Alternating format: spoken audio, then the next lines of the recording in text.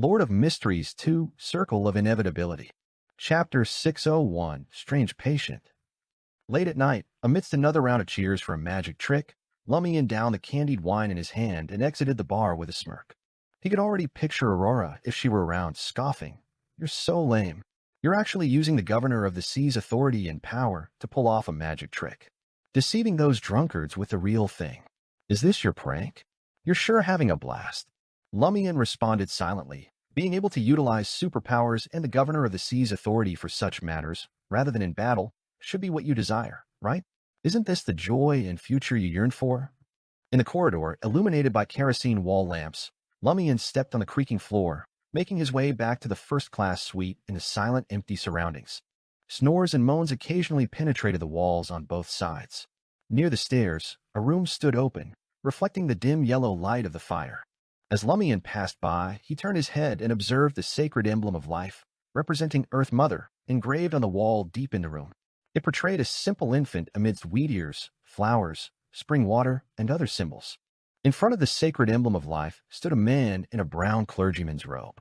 He was less than 30 years old, with clean eyebrows and a light brown beard.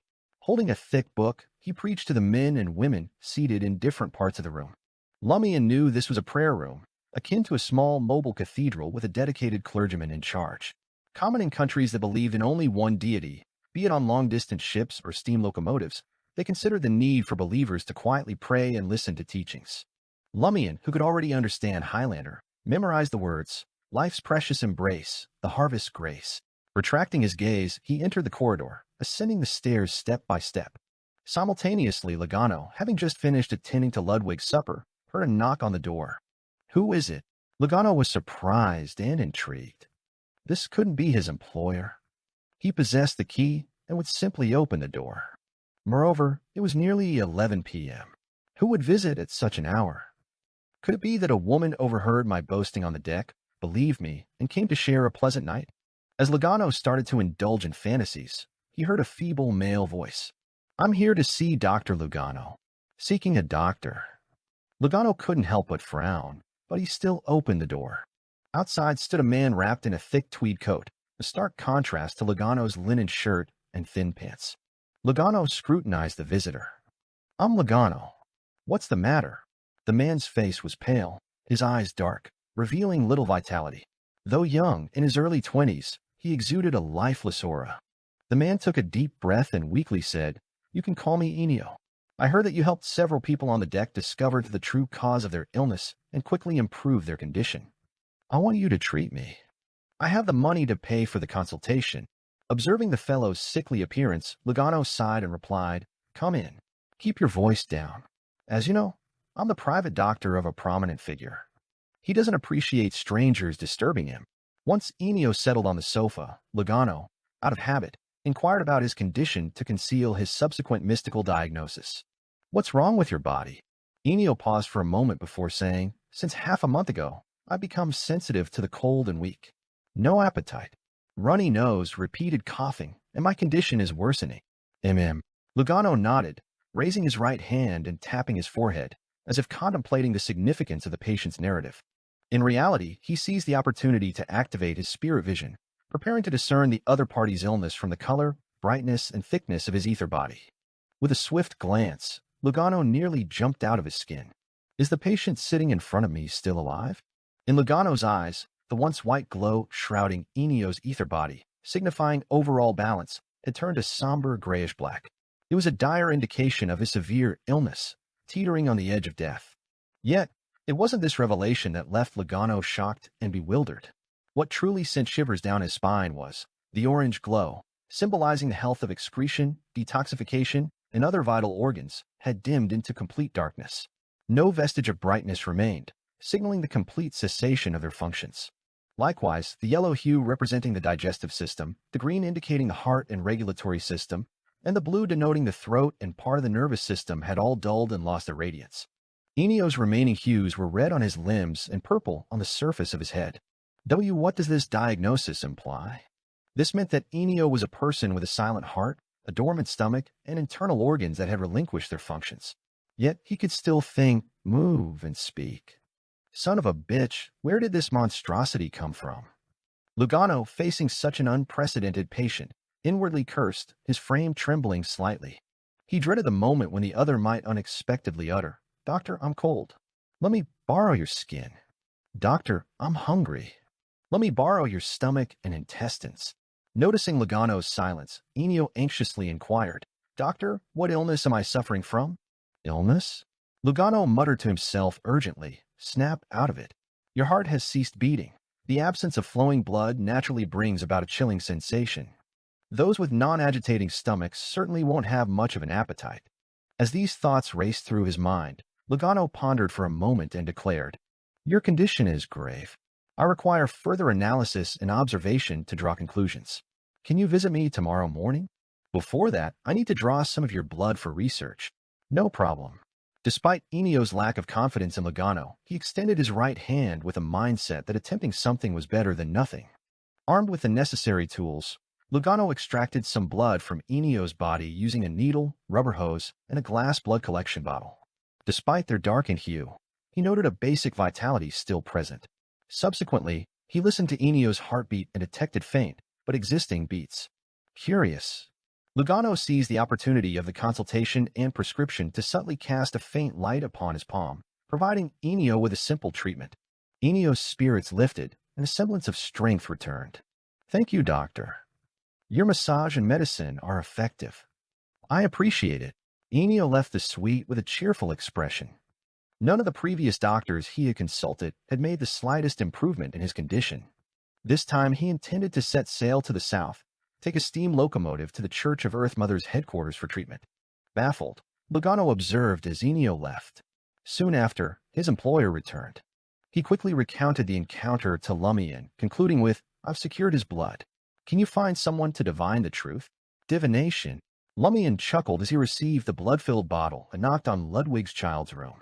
"Take a sip and see what knowledge you can glean." Lumian handed the bottle to Ludwig, ensuring no avenue of exploitation slipped by. Ludwig's expression remained stoic, as if sipping bedtime milk. He drank down the liquid in the bottle without flinching. Lugano was bewildered, his eyes reflecting surprise and confusion. After tasting the blood, Ludwig spoke at an adequate pace. "Absent stomach, absent small and large intestine, absent lungs, absent liver, and pancreas. It's akin to a deceased person relying on mystic forces to persist. He won't last a week. W.H." Lugano was taken aback that Ludwig not only imbibed human blood, but also made somber judgments with a straight face. He was also shocked to learn that Enio truly lacked those organs. Initially, he believed it was just a loss of corresponding function. According to Ludwig, wasn't Enio essentially a dead man? What had he stumbled upon? "What should we do?" Lugano turned to Lumian. Lumian couldn't help but chuckle softly.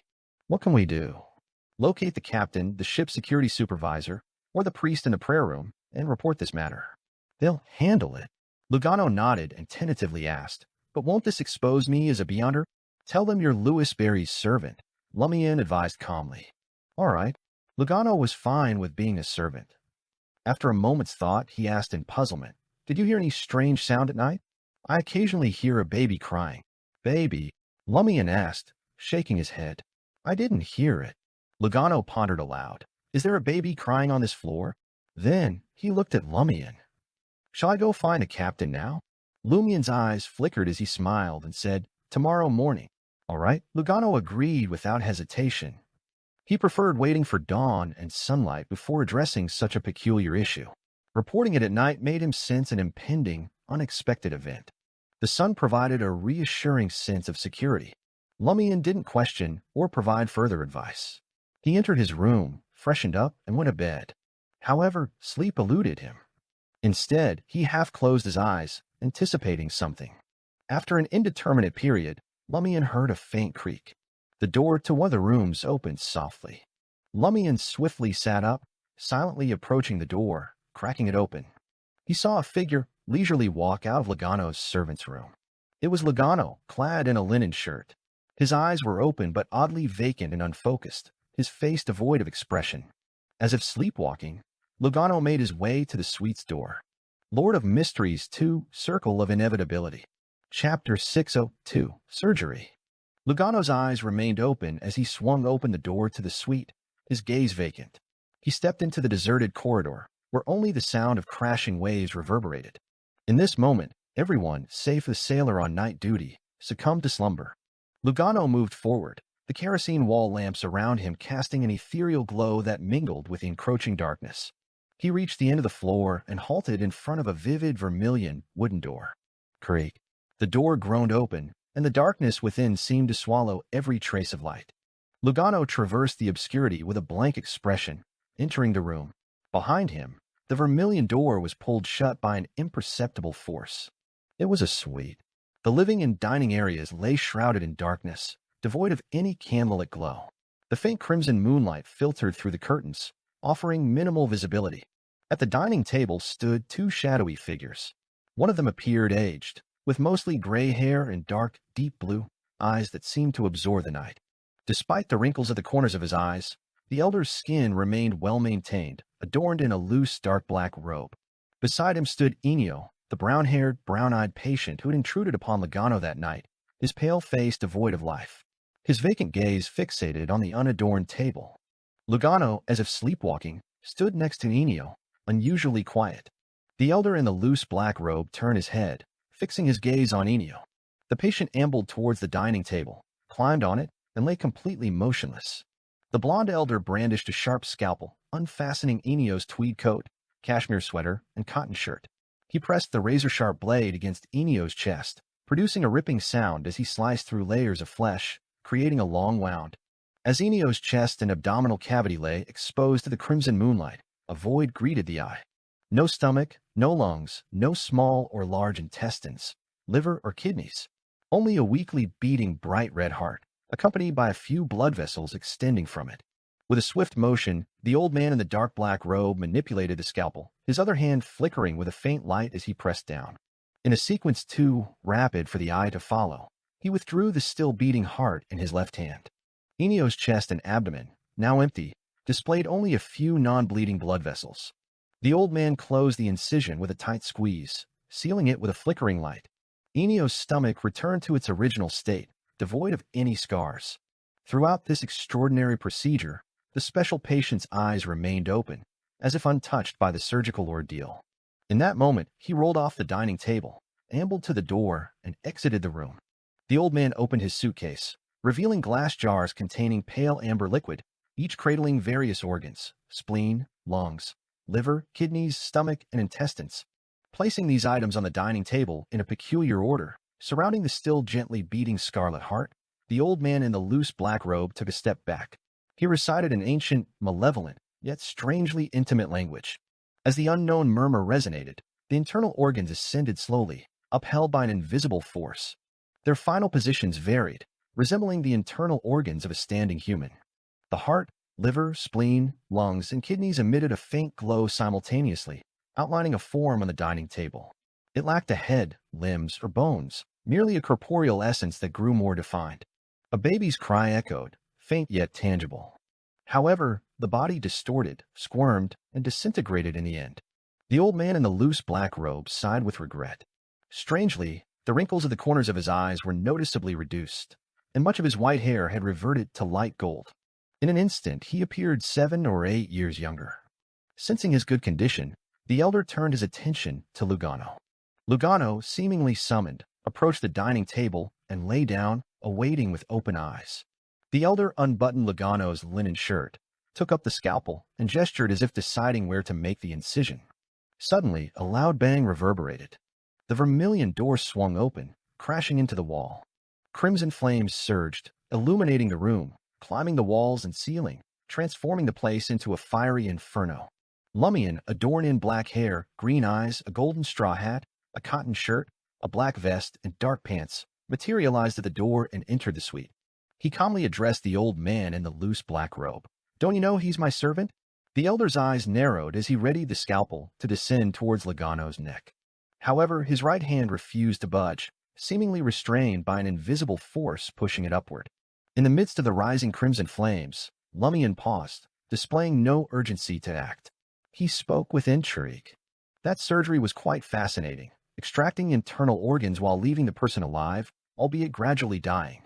And you use those organs for a ritual rejuvenating yourself. Meanwhile, you nearly brought forth a peculiar life form. Surprise flickered in the elder's dark blue eyes. How do you know? Haven't you just arrived in pursuit of your servant? And no one entered before you. Lumian emitted a soft chuckle. You don't need to know. I still have a few hours of governor of the sea authority. Isn't it easy to see something in these waters? Sensing Lumian's confidence, certainty, ease, and absence of hostility, the elder fell silent briefly before expressing, life is the most precious, so life becomes the finest sacrifice and ingredient. He refrained from divulging details about the surgery or ritual, choosing instead to expound on his philosophy and the truth he sought. Praising and blaspheming life simultaneously, Lumian arched his eyebrows, finding it vaguely reminiscent of Lady Moon, Madam Night, and the bestowed of the Great Mother. Carefully assessing the black-robed elder behind the dining table, Lumian, upon confirming his gender, temporarily set aside his sudden anxiety. Gazing down at the motionless Lugano on the dining table, Lumian casually inquired, "How did you control my servant?" The elder fixed Lumian with a penetrating gaze, as if probing the depths of his intentions. He pondered, weighing the decision to preach the truth or engage in a confrontation to eradicate the issue. After a brief silence, he spoke in a resonant voice. He's a blessed of the Great Mother. He heard the cries of the child of God. Great Mother. Lumian's scalp tingled at the term. Had it not been for the sea governor's authority, Lumian would have launched a full-scale attack without allowing the elder a moment to react or explain. Regardless, even if he eliminated the elder, spirit channeling remained a viable option. Moreover, the elder could be fed to Ludwig. Though taken aback by the elder's possible reference to Lugano as a blessed of Earth Mother, Lumian swiftly dismissed the apparent meaning. He was certain that Lugano was human and harbored no unusual bloodlines. Following Lugano's injury at Salo Motel, Jenna collected his splattered blood and conducted magic mirror divination according to Lumian's subsequent instructions. In an instant, Lumian deciphered the elder's true meaning. The Beyonders of the plantar pathway are all blessed of the Great Mother? Where does Earth Mother stand? Plantar is the main pathway of the Church of Earth Mother. Could it be the Great Mother reigns over multiple pathways, akin to the celestial Worthy and Mr. Fool? Plantar and Sower? The names bear a striking connection.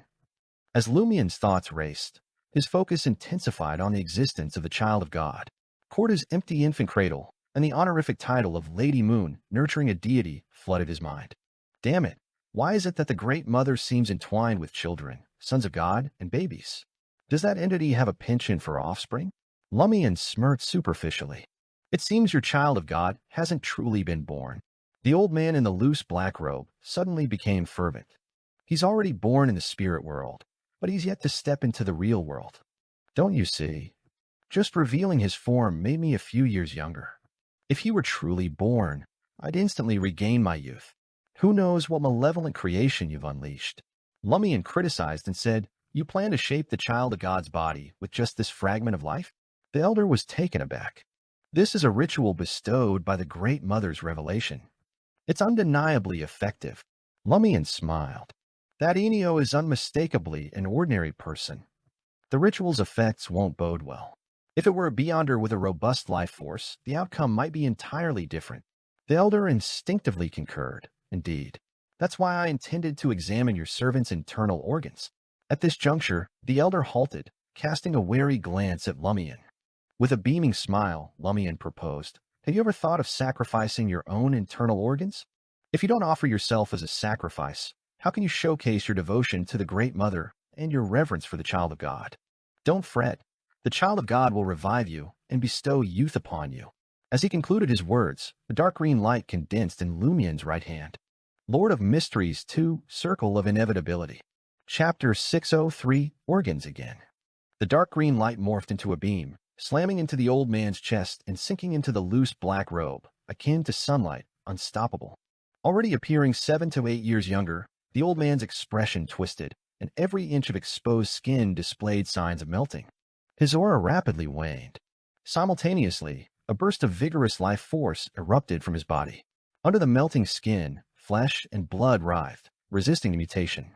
The black-robed old man's eyes darkened, and he abruptly faded away. In an instant, a hazy face emerged from the armchair at the dining table, blending with the brown wood, about to gain clarity. At that moment, a cascade of flames descended from the crimson flame-covered ceiling, soaking the armchair and swiftly setting it ablaze. Before the brown face could fully materialize, it succumbed to the raging flames, forced to retreat. Lumian lost sight and sense of the black-robed elders subsequently. While surveying the surroundings, Logano, lying on the dining table, suddenly sat up and jumped down. He stared at Lumian with vacant eyes, like a wandering zombie. Lumian chuckled, raising his right hand and pointing at Logano. With this gesture, specks of brilliance shimmered in his eyes, as if the cosmos had descended. Logano found himself in an empty night sky, surrounded by twinkling stars. He stood rooted to the ground in a daze. Without any subsequent actions, he resembled a machine that had lost its energy and controller. Having settled his servant, Lumian surveyed his surroundings once more. Yet his eyes brimmed with flowing and burning crimson flames, and the black-robed elder's figure remained elusive. Lumian's expression remained stoic as he splayed the 5 fingers on his right hand, clenching them into a fist. His body suddenly grew heavy, and the flames surrounding him surged towards him like a river converging into the sea, drawn by an invisible force. Bottles, organs from various body parts, and lightweight items in the room soared towards Lumian. On the wooden coat rack near the door, the transparent figure of the black-robed elder protruded, pulled away by an unseen force. He fought with all his might, but he couldn't resist the pull towards Lumian. It was akin to a piece of wood caught in a flood or a thin leaf fluttering in a fierce wind. Lumian's left hand was already raised, and the crimson, nearly white flame in his palm rapidly turned white under the intense suction force, forming a minuscule ball. Layers of compressed white-hot fireballs were unleashed, and the weighty and fearsome suction force dissipated. The black-robed elder finally landed on the floor, his vision completely engulfed by the blazing white fireball. Rumble! The blazing white fireball collided with the Beyonder, conducting the sinister surgery and strange ritual. The explosion sound echoed into the distance, but was muffled by the darkness shrouding the room, preventing it from permeating. In the midst of such a violent explosion, no one on the ship heard or sensed anything awry.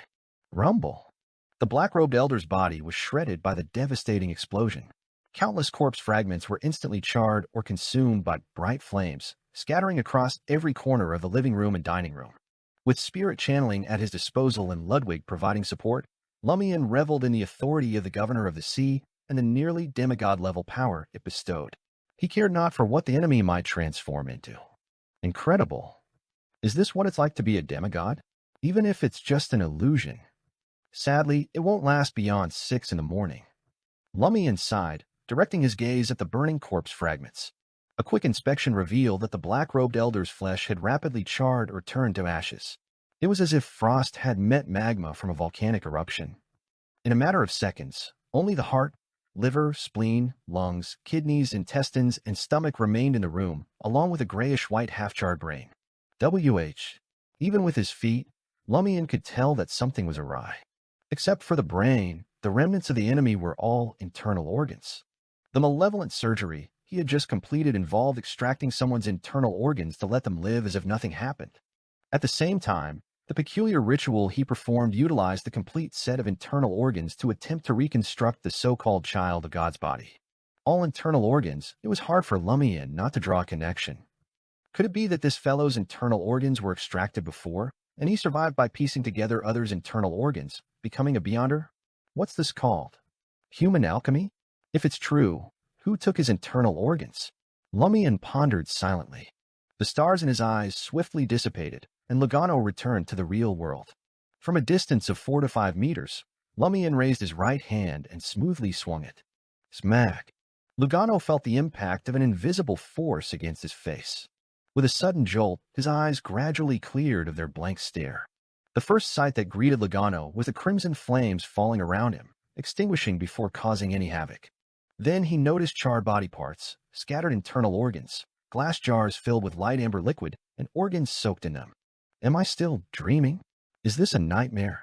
Just as this thought crossed Logano's mind, the image of his employer, Louis Berry, with black hair and green eyes, appeared before him. Son of a bitch, this dream took an unexpected turn. Logano shuddered and involuntarily inquired, "What happened?" Lumian pondered for a moment and asked, "What dream did you just experience?" "What dream?"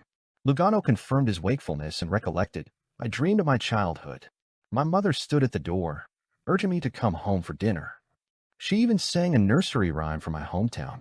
She's been gone for almost 10 years. I miss her dearly." I kept walking towards the door, but I couldn't reach her. At that moment, Lugano realized that this wasn't their suite. He exclaimed in shock. What happened? With a smile, Lumian responded, You slept until midnight and suddenly sleepwalked all the way here. An old man had plans to operate on you, remove your kidneys, and slowly turn you into a patient like Enio. The more Lugano listened, the more fear gripped him. Earlier, he had wondered how someone like Enio, who had lost most of his internal organs, could still be alive, albeit turning weak, only to realize that he was so close to turning into a similar figure. Hiss. Lugano gasped and asked with trepidation, Where's that old man? That's all that remains. Lumian gestured at the internal organs and the grayish-white, half-charred brain on the ground. Without giving Lugano a chance to sigh, Lumian instructed, Bring Ludwig here. It was also almost time for his midnight snack. Lugano hastily left the suite, grateful for choosing to follow Lumian to the southern continent. Otherwise, he would be at the mercy of such situations elsewhere. Lugano believed this matter had nothing to do with Lumian. He had brought it upon himself. If it were Trier, he might have encountered a similar patient who had lost internal organs. Lumian watched him leave, raised his right hand, and stroked his chin. Simply hearing the infant's cries from the failed ritual can influence beyonders of the plantar pathway to sleep and act in a sleepwalking state, receiving corresponding orders? Isn't this too exaggerated? It's an absolute suppression on the plantar pathway. I could understand a similar phenomenon if that ritual had succeeded and the child of God was truly born. Yet, it's already this powerful despite being a failed product. Even with the limitation of its range, it's still terrifying. Is there a key reason? I don't know. Moreover, can only beyonders of the plantar or sower pathways hear the child of God's cries? Can the apothecary pathway, which can interchange with the plantar pathway, also hear it? Amidst Lumian's thoughts, Lugano led Ludwig into the suite. Faced with this gruesome scene, Ludwig pressed his hand to his mouth and yawned. Where's the food? Lumian didn't make any immediate requests. Instead, he turned to Lugano. Guard the door. With the prior experience of the blood-drinking incident, Lugano could vaguely guess what was about to happen. He didn't dare face it directly. Upon hearing Lumian's instructions, he heaved a sigh of relief and jogged to the corridor, closing the vermilion door behind him. Only then did Lumian gesture towards the scattered internal organs on the ground. Do you need me to roast it for you? Ludwig shot a quick glance at Lumian. Don't you find it irksome? These are all human organs. Lumian emitted a soft chuckle. In my eyes, this is already on par with a monster's insides. He then wore a self-deprecating expression. Moreover, isn't directly consuming Beyonder characteristics to advance a Beyonder equivalent to eating someone? Ludwig remained silent, taking a few steps to the side. He squatted down, picked up the old man's heart, stuffed it into his mouth, and began to chew. Crimson blood slowly trickled from the corner of his mouth. Lumian pulled up a chair and sat down, patiently waiting for Ludwig to finish his meal and digest. After 7 to 8 minutes, Ludwig retrieved a white handkerchief from his coat pocket and wiped his mouth. These internal organs belong to different people. Some are beyonders, some are ordinary folks, some old, some teenagers. There are traces of human refinement. The aura of life is rather mixed and impure. They will be controlled and influenced by the refiner. Having been refined, the person doesn't know that he's been through this. He has complete memories of the past. This is something that can't be achieved by refining an ordinary body. He followed Enio on board, hoping to extract the remaining organs and complete the ritual before Enio reached his destination. Ludwig recounted the knowledge and memories he had absorbed in a straightforward tone. Lord of Mysteries 2, Circle of Inevitability. Chapter 604, School of God's Descent. Under the glow of the crimson moon, Ludwig, clad in a two-piece pajama set and a small coat, recounted the memories and knowledge he had absorbed from the black-robed elder's half-charred brain and internal organs. He did so methodically, like an emotionless time-reporting machine. Only the brain belongs to him. His name is Prinpino. Due to his advanced age and weakened body, he delved into mysticism. Unwittingly, he drew the attention of the Great Mother and acquired a wealth of secret knowledge, evolving into a Beyonder. Upon hearing this, Lumian muttered with a mix of mockery and fear. Despite gaining the Great Mother's attention, did he not turn pregnant? Are you truly a follower of the Great Mother? Ludwig continued. I'm uncertain when Prinpino started losing his internal organs. I failed to absorb the pertinent knowledge and memories. Similarly, the time he became a human refinement product remains unknown. His philosophy is, humanity, once the favored and proudest children of the Great Mother, fell into folly, aging, and weakness due to their detachment from her. Only by allowing the divine Son of the Great Mother to descend into the world can humanity be saved. They can enter Paramitha and regain their original form. When the time arrives, the Great Mother will return to the real world she governs, using the gender-oriented pronoun she to refer to the Great Mother instead of she. This implies that, in the eyes of individuals like Prinpino, pregnancy and childbirth are still feminine matters. A mother must be a she. This differs from the Night Stalkers. Lumian glanced at Ludwig and nodded approvingly. Ludwig calmly detailed Prinpino's attempts and some of his abilities. The birth of the child of God requires a specific body composed of various people's internal organs. This isn't the entire descent ritual. It lacks a crucial component. Prinpino possesses potent self-healing abilities. As a product of human refinement, he's immune to the influence of many Beyonder powers. He can indirectly control humans corrupted by the child of God or specific pathway Beyonders who have had direct contact with special patients. The range is 100 meters, and they must be unconscious. Upon hearing this, Lumian suddenly recalled a Sequence 7 vampire of the apothecary pathway. Such Beyonders wielded formidable self-healing abilities and could craft blood slaves resembling their own marionettes. Lumian refrained from interrupting Ludwig, patiently awaiting further details. He's adept in surgery and can directly heal others. He knows a ritual enabling a human to survive for a period, even without internal organs. He can merge with trees and wooden articles for concealment, acquire a sturdy shell, and evade detection. He can stimulate the growth and reproduction of creatures, including but not limited to rats, fleas, bedbugs, fungi, and various plants. However, it drains his vitality. His vitality can be replenished through an unsuccessful child of God descent ritual. Every 9 rituals necessitate a batch of internal organs to be replaced. He can also inflict curses upon others, summon malevolent creatures, consume his life for the casting of a few nefarious arts. As Ludwig concluded, Lumian realized Prinpino's Beyonder powers were diverse. He possessed partial vampire abilities and embodied certain traits of the Earth Pathway's Planner, Doctor, and other sequences. Simultaneously, he wielded a limited grasp of dark arts, expending vitality for their execution. It's akin to the amalgamation of the Apothecary, Planter, and Heretic Spellmaster pathways, yet it's not exhaustive. Such a boon exists. The Great Mother truly reigns at the apex of these 3 pathways. Lumian reflected momentarily before taking Ludwig's hand and departing the suite.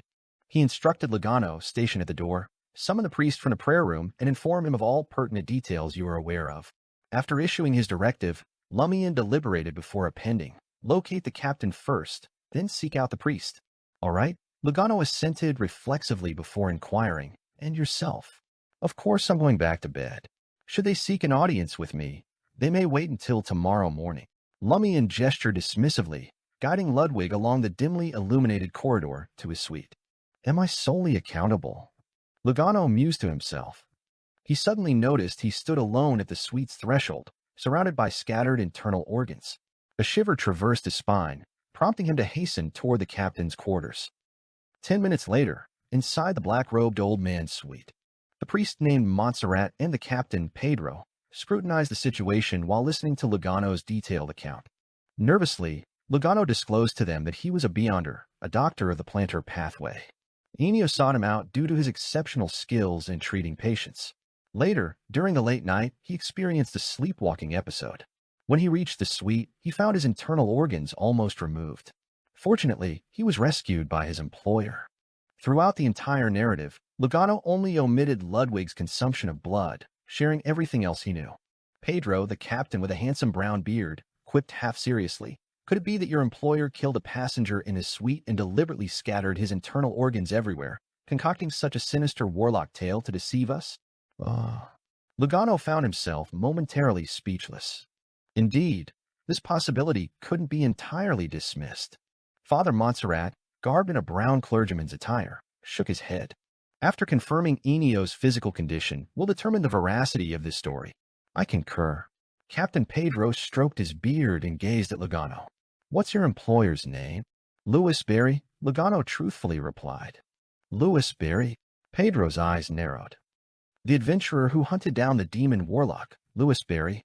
Montserrat's eyes widened slightly. The one collaborating with the church in Port Santa to covertly thwart malevolent forces, disrupting the sea prayer ritual. Adventurer Lewis Berry? W.H. My boss reputation is so renowned? Did the Church of Earth Mother inform all the clergy that Lewis Berry is a friend and collaborator? Yes, this ship departed from Port Santa. The priest on board must have been the first to be informed. Lugano had considered it, but he hadn't expected his employer's name to be so impactful. Without hesitation, he affirmed, "It's him, Adventurer Lewis Berry." Just as Lugano concluded his account, the entire ship was abruptly sent airborne, landing atop a wave dozens of meters tall. No dark clouds or torrential rain accompanied the phenomenon, and there were no violent winds or lightning. After vaulting between the pitch-black waves several times, the steamship gently descended onto the sea's surface, restoring calm to its surroundings. Captain Pedro surveyed the wrecked suite and the sliding windows, then turned to Lugano with a deep inquiry. "Is this the power of your employer? I heard stories of someone practicing sea wave magic at the bar tonight." Was that a genuine wave? Yes. Although Lugano was uncertain about the events unfolding, he attributed the display of nature's power to his employer. He added, "He's extending his greeting." Captain Pedro and Father Montserrat fell into contemplative silence. After more than 10 seconds, Pedro addressed Father Montserrat, who seemed to be in his 30s. "Does the church possess knowledge of such surgeries and rituals?" Montserrat glanced at Lugano, indicating that the conversation need not be private. The priest reflected for a moment before responding in a solemn tone. "There exists a faction of misguided mother believers who contend that the decline of the modern world and the debasement of humanity result from their estrangement from the mother. They are determined to employ any means to usher in the so-called child of God into the real world and invoke the mother's descent through the return of the child of God. We refer to them as the School of God's Descent." Unconvinced, Lugano inquired, "You can summon a child of God simply by using the internal organs of ordinary people?" While he lacked knowledge about the specific surgery and ritual, he could deduce that internal organs were a crucial component. Montserrat contemplated the remaining human organs in the suite and responded gravely. "The child of God is the mother's child, and humans are also Mother Goddess's children. Does this imply that, fundamentally, no one is superior or inferior, and they can serve as ingredients with quantity compensating for any shortcomings?" Lugano grasped the essence of the priest's statement, realizing how many rituals involving blood sacrifices could be explained by this theory. Father Montserrat offered no further explanation and turned to Lugano. "Convey to your employer that we will take charge from here. Assure him not to worry." "Very well." Lugano sighed with relief. The next morning, Lumian woke up promptly and realized he no longer possessed the power of the sea, preventing him from tapping into the governor of the sea's authority. He took a regretful sip of his light beer and commenced writing to Madam Magician, detailing the issues with the School of God's Descent and the purported birth of the child of God in the spirit world. Swiftly, the messenger returned, carrying Madam Magician's response. "Encountering the School of God's Descent, I can't ascertain whether the issue lies with you or Lugano. The so-called child of God has already been born in the spirit world. It's merely propaganda, you understand? Similar to the Church of the Fool's Holy Bible. Just listen, but don't take it seriously." Nevertheless, comparable incidents are unfolding, and they are brewing and evolving. This actually ties back to you. It originated from Cordu's empty cradle, the child Madame Poilie's lost. Additionally, based on various sources, Madame Knight didn't perish in Fourth Epic Trier. She encountered or acquired something that advanced the matter of the child of God. Besides her, the sinner's Voisin Sanson managed to escape Fourth Epic Trier for unknown reasons. What he encountered remains unknown. Voisin Sanson is still alive? Lumian was initially taken aback by the revelation in the middle of the letter, but a smile soon crept across his face. At that moment, a knock echoed on his bedroom door. "Who is it?" Lumian, aware that it was Lugano outside, asked casually. Lugano replied fearfully through the wooden door. "I heard a baby crying again." Lord of Mysteries 2, Circle of Inevitability. Chapter 605, Lingering Effects. Hearing the cries of a baby again. Is he pestered by the so-called child of God? Lumian held Madame Magician's reply, unfinished, and adjusted his sitting posture with amusement. He gazed at the door and said, "Come in." Lugano turned the handle and cautiously pushed open the door, uncomfortably stopping in front of Lumian. His actions and demeanor, combined with his thick eyebrows, large eyes, and square face, made him appear rather comical. "Isn't that evil warlock, the old man named Primpino, already dead? Why can I still hear the cries of a baby?" Lugano inquired with concern, his tone reflecting it. Having consulted the just-awakened Ludwig, he had received an answer that he hadn't heard the baby's cries. Lumian playfully shook the letter in his hand and chuckled. There are two possibilities. One is that Prinpino's accomplices on the ship also possess the ritual to summon the child of God. The other possibility is... Lugano pressed impatiently. What is it? Lumian glanced at the doctor and grinned. Perhaps the unborn child of God has taken a liking to you and wants to choose you as his surrogate mother. Thus, even though Prinpino is already dead, he's unwilling to leave you and continues to linger by your side. Normally, he can't be seen or sensed. Lugano's scalp tingled as he listened. Ignoring the question of why he was a mother and not a father, he stammered, What should I do? No rush. Lumian smiled. There's no need to hurry in such circumstances. Lugano felt like his internal organs might be devoured by the so-called child of God at any moment, leaving only an empty cavity. Of course, Lumian said in a relaxed state, Aren't you still alive? Since you're not dead, it means the situation isn't very serious. You can take it slow. There's no hurry. That seems to be the case. Lugano, caught up in the conversation, nodded and asked in confusion, Must I die before the problem becomes serious enough for it to become urgent? Lumian chuckled and said, No, it means there's zero need to rush. If you're already dead, what's the hurry? Can I revive you? In short, there's no need to rush. Lugano was taken aback. Though he harbored doubts, his employer's ability to crack jokes and play pranks reassured him. Evidently, his employer didn't view the baby's cries as a grave concern. Only then did Lumian unveil his true speculation. There's a third possibility. The corruption you suffered upon contact with Enio won't dissipate so quickly, and it's highly likely that it won't vanish naturally. Consequently, you'll still form a connection with the unborn child of God. Then, how do I eliminate the corruption? Lugano accepted this explanation and believed that a solution existed. Lumian didn't immediately respond to his question. He let Lugano stand in front of him as he perused the rest of Madam Magician's reply. Considering your link to the child of God and the evil God's angel sealed within you, encountering a member of the school of God's descent isn't a mere coincidence. However, your interpreter and guide are the planter pathway. That raises other issues. It's only natural for you to encounter matters connected to the Great Mother. As for the problem, ponder it and inquire within yourself. I won't spoon-feed you the answer. Conspirers need to employ their brains more. Observing this, Lumian looked up at Lugano without uttering a word. The doctor's body tensed, and a thin layer of sweat trickled down his back. Is there any other problem? Lugano stammered. Lumian reclined in his chair and said contemplatively, Clearing corruption is an entirely separate course in mysticism. I need to grasp the specifics before providing an answer.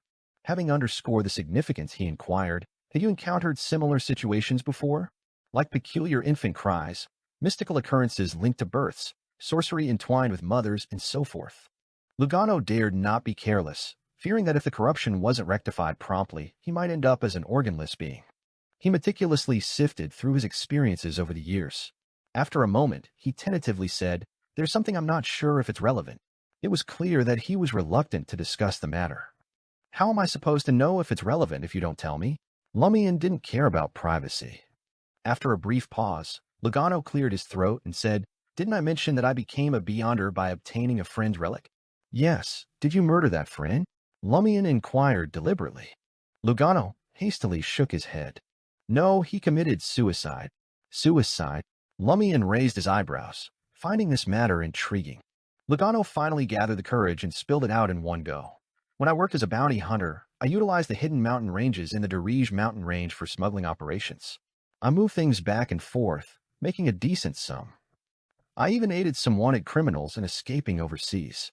Tanko was one of them, but his escape wasn't from Intis to Phaenopotter.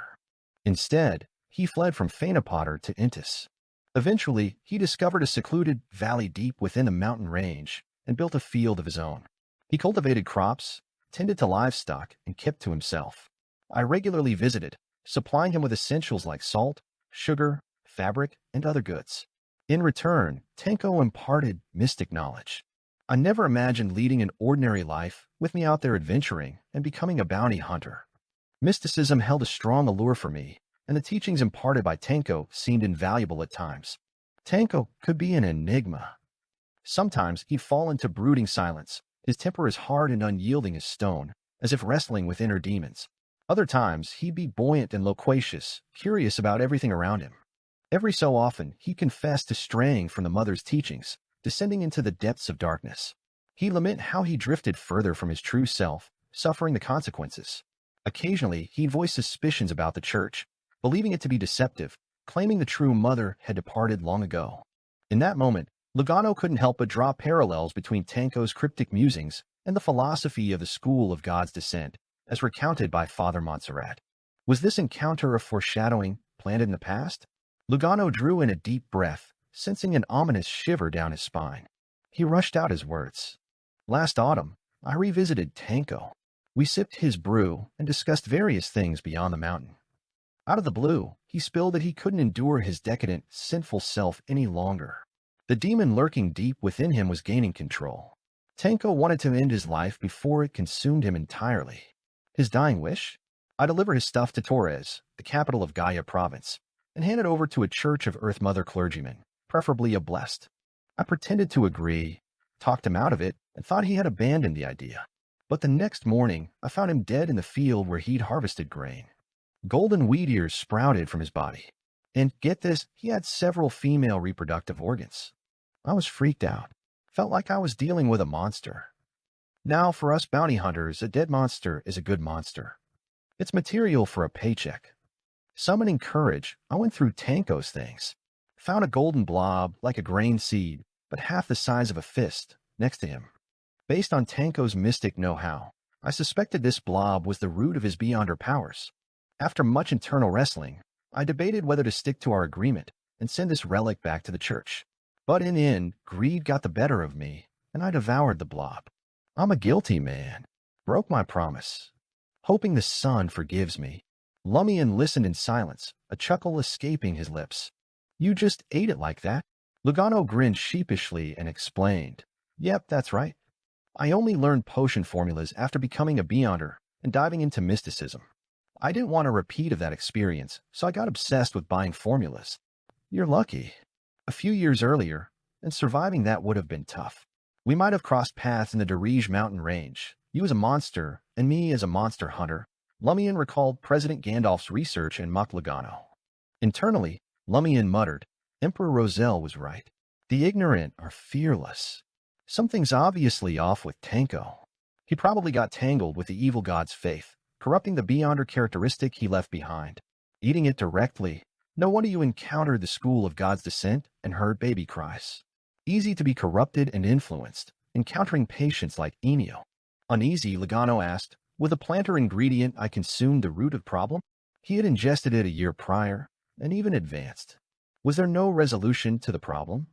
Lumian, seemingly avoiding Lugano's beseeching gaze, feigned deep consideration as he perused the concluding segment of Madam Magician's response.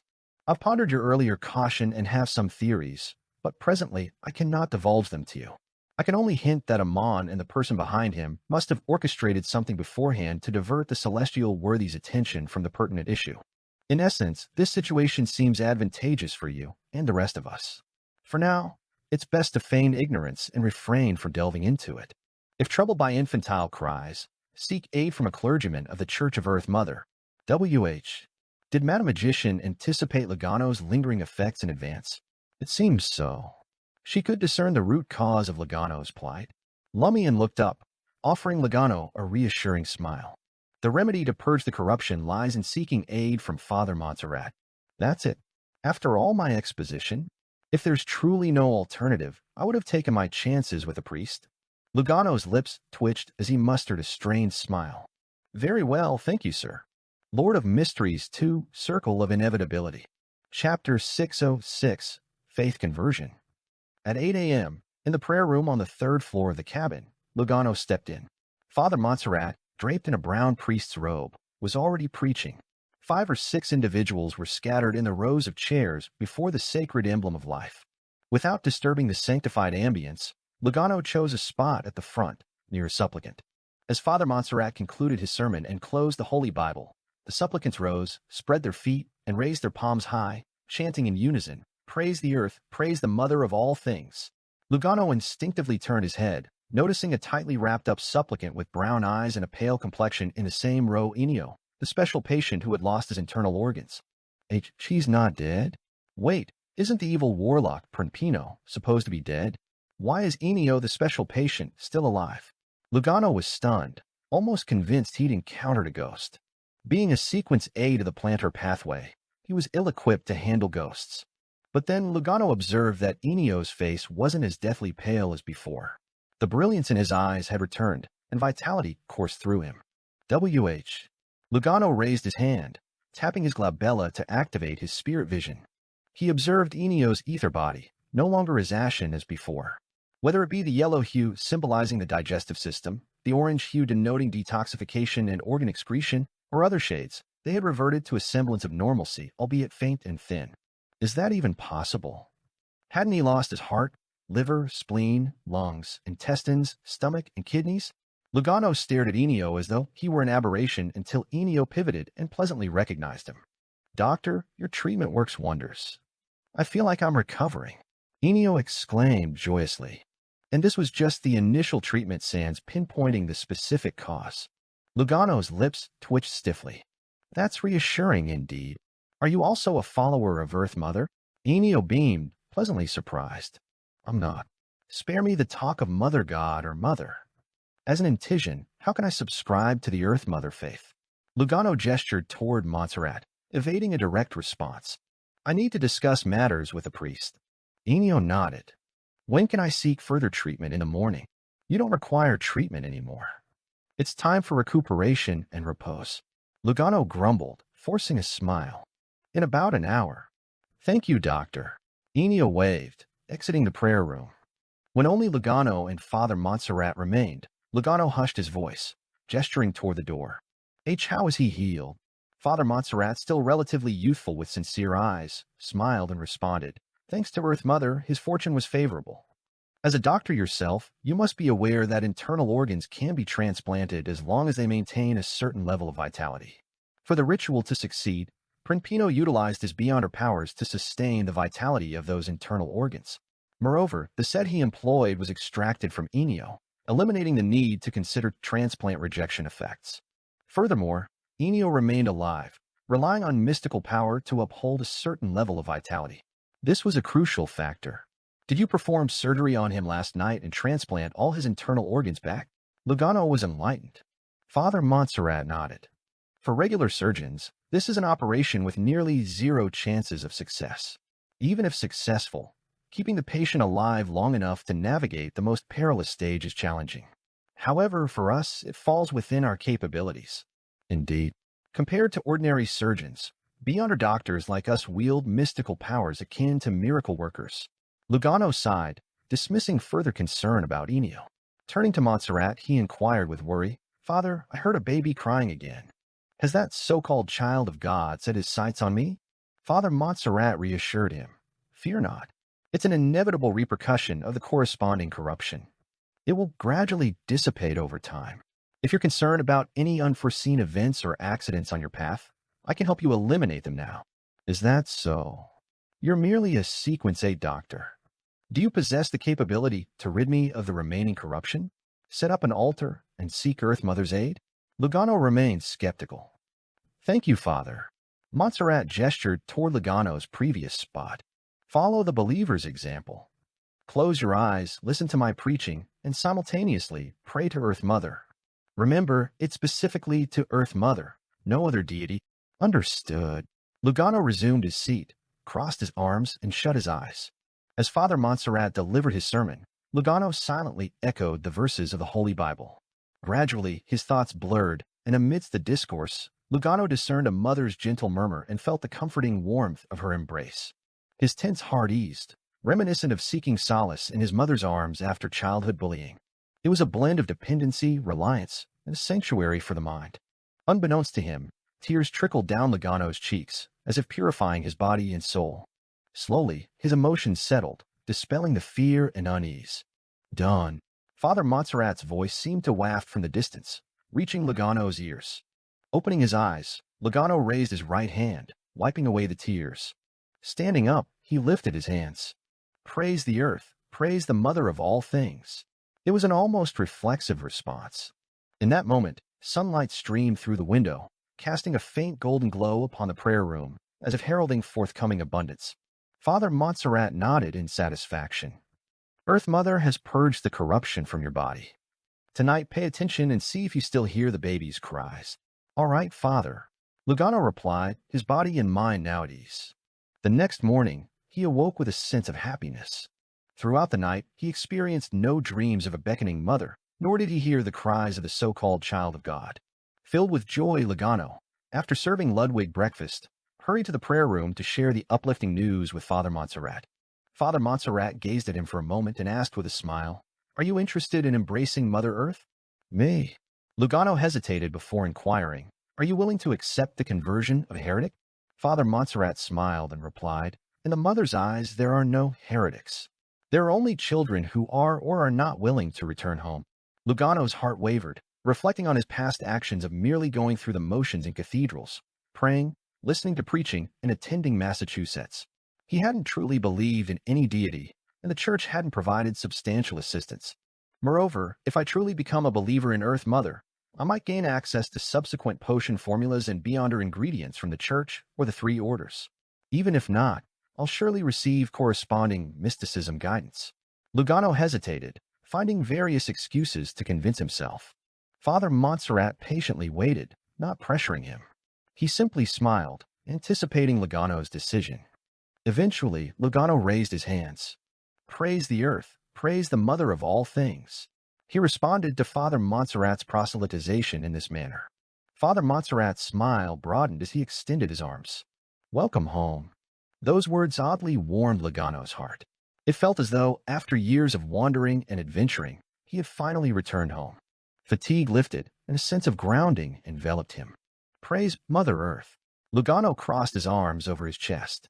Father Montserrat nodded and commenced his true preaching. "You believe in the source of life, the mother of all things, the propagation of the fertile land, the symbol of the crimson moon and reproduction, as well as the destination and the starting point of everything." Lugano listened attentively, committing the information to memory. Though not devout yet, this might become his future sanctuary. He recognized the importance of presenting his good side at all times. Upon returning to the first-class suite, Lugano glanced nervously at Lumian, who was engrossed in studying the southern continent's Dittonese, and stammered, "I changed my faith to Earth Mother. As a fellow in Tijan, would he despise and scorn me?"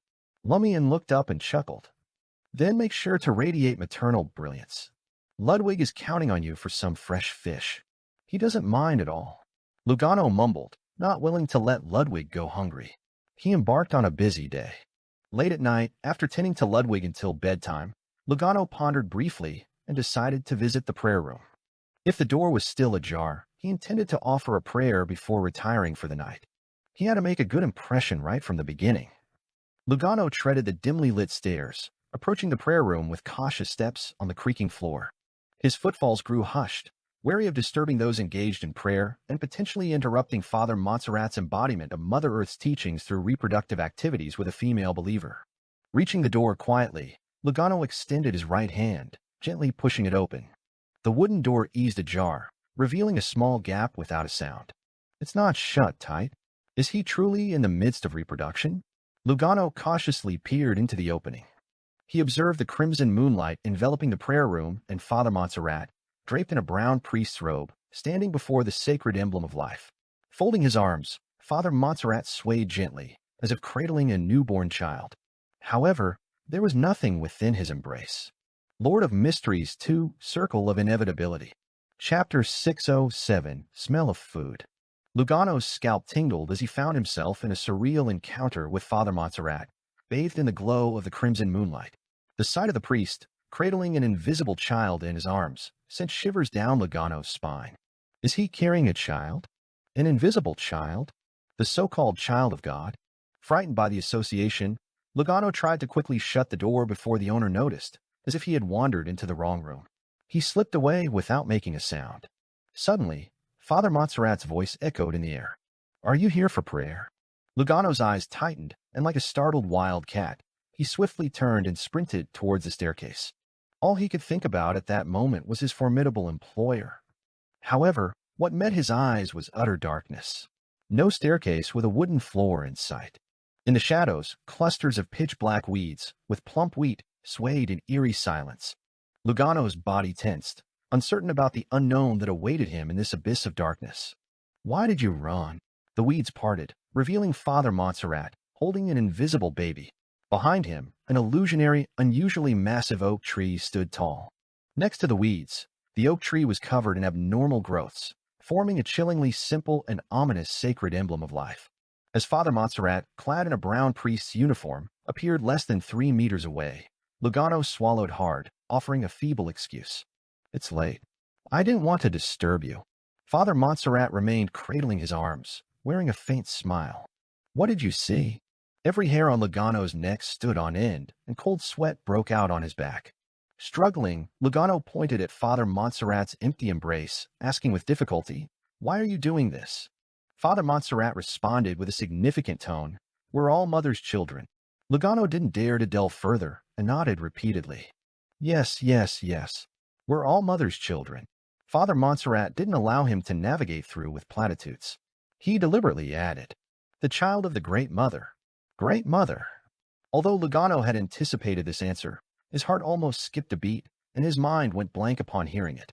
Seeing that Father Montserrat had made it explicit, Lugano had no choice but to inquire, Aren't you a follower of Earth Mother?" Father Montserrat felt no remorse about betraying the Church of Earth Mother. He maintained a warm smile and explained, "Earth Mother is a facet of the Great Mother, projection. In this role, she watches over the lands of betrayal and the children who have strayed from the mother's embrace." Go. Lugano instinctively swallowed, uncertain about how to counter Father Montserrat. Having joined the Church of Earth Mother just a day ago and attended only 2 sermons, he lacked the profound theological knowledge to challenge such heretics. He could, of course, outright deny it.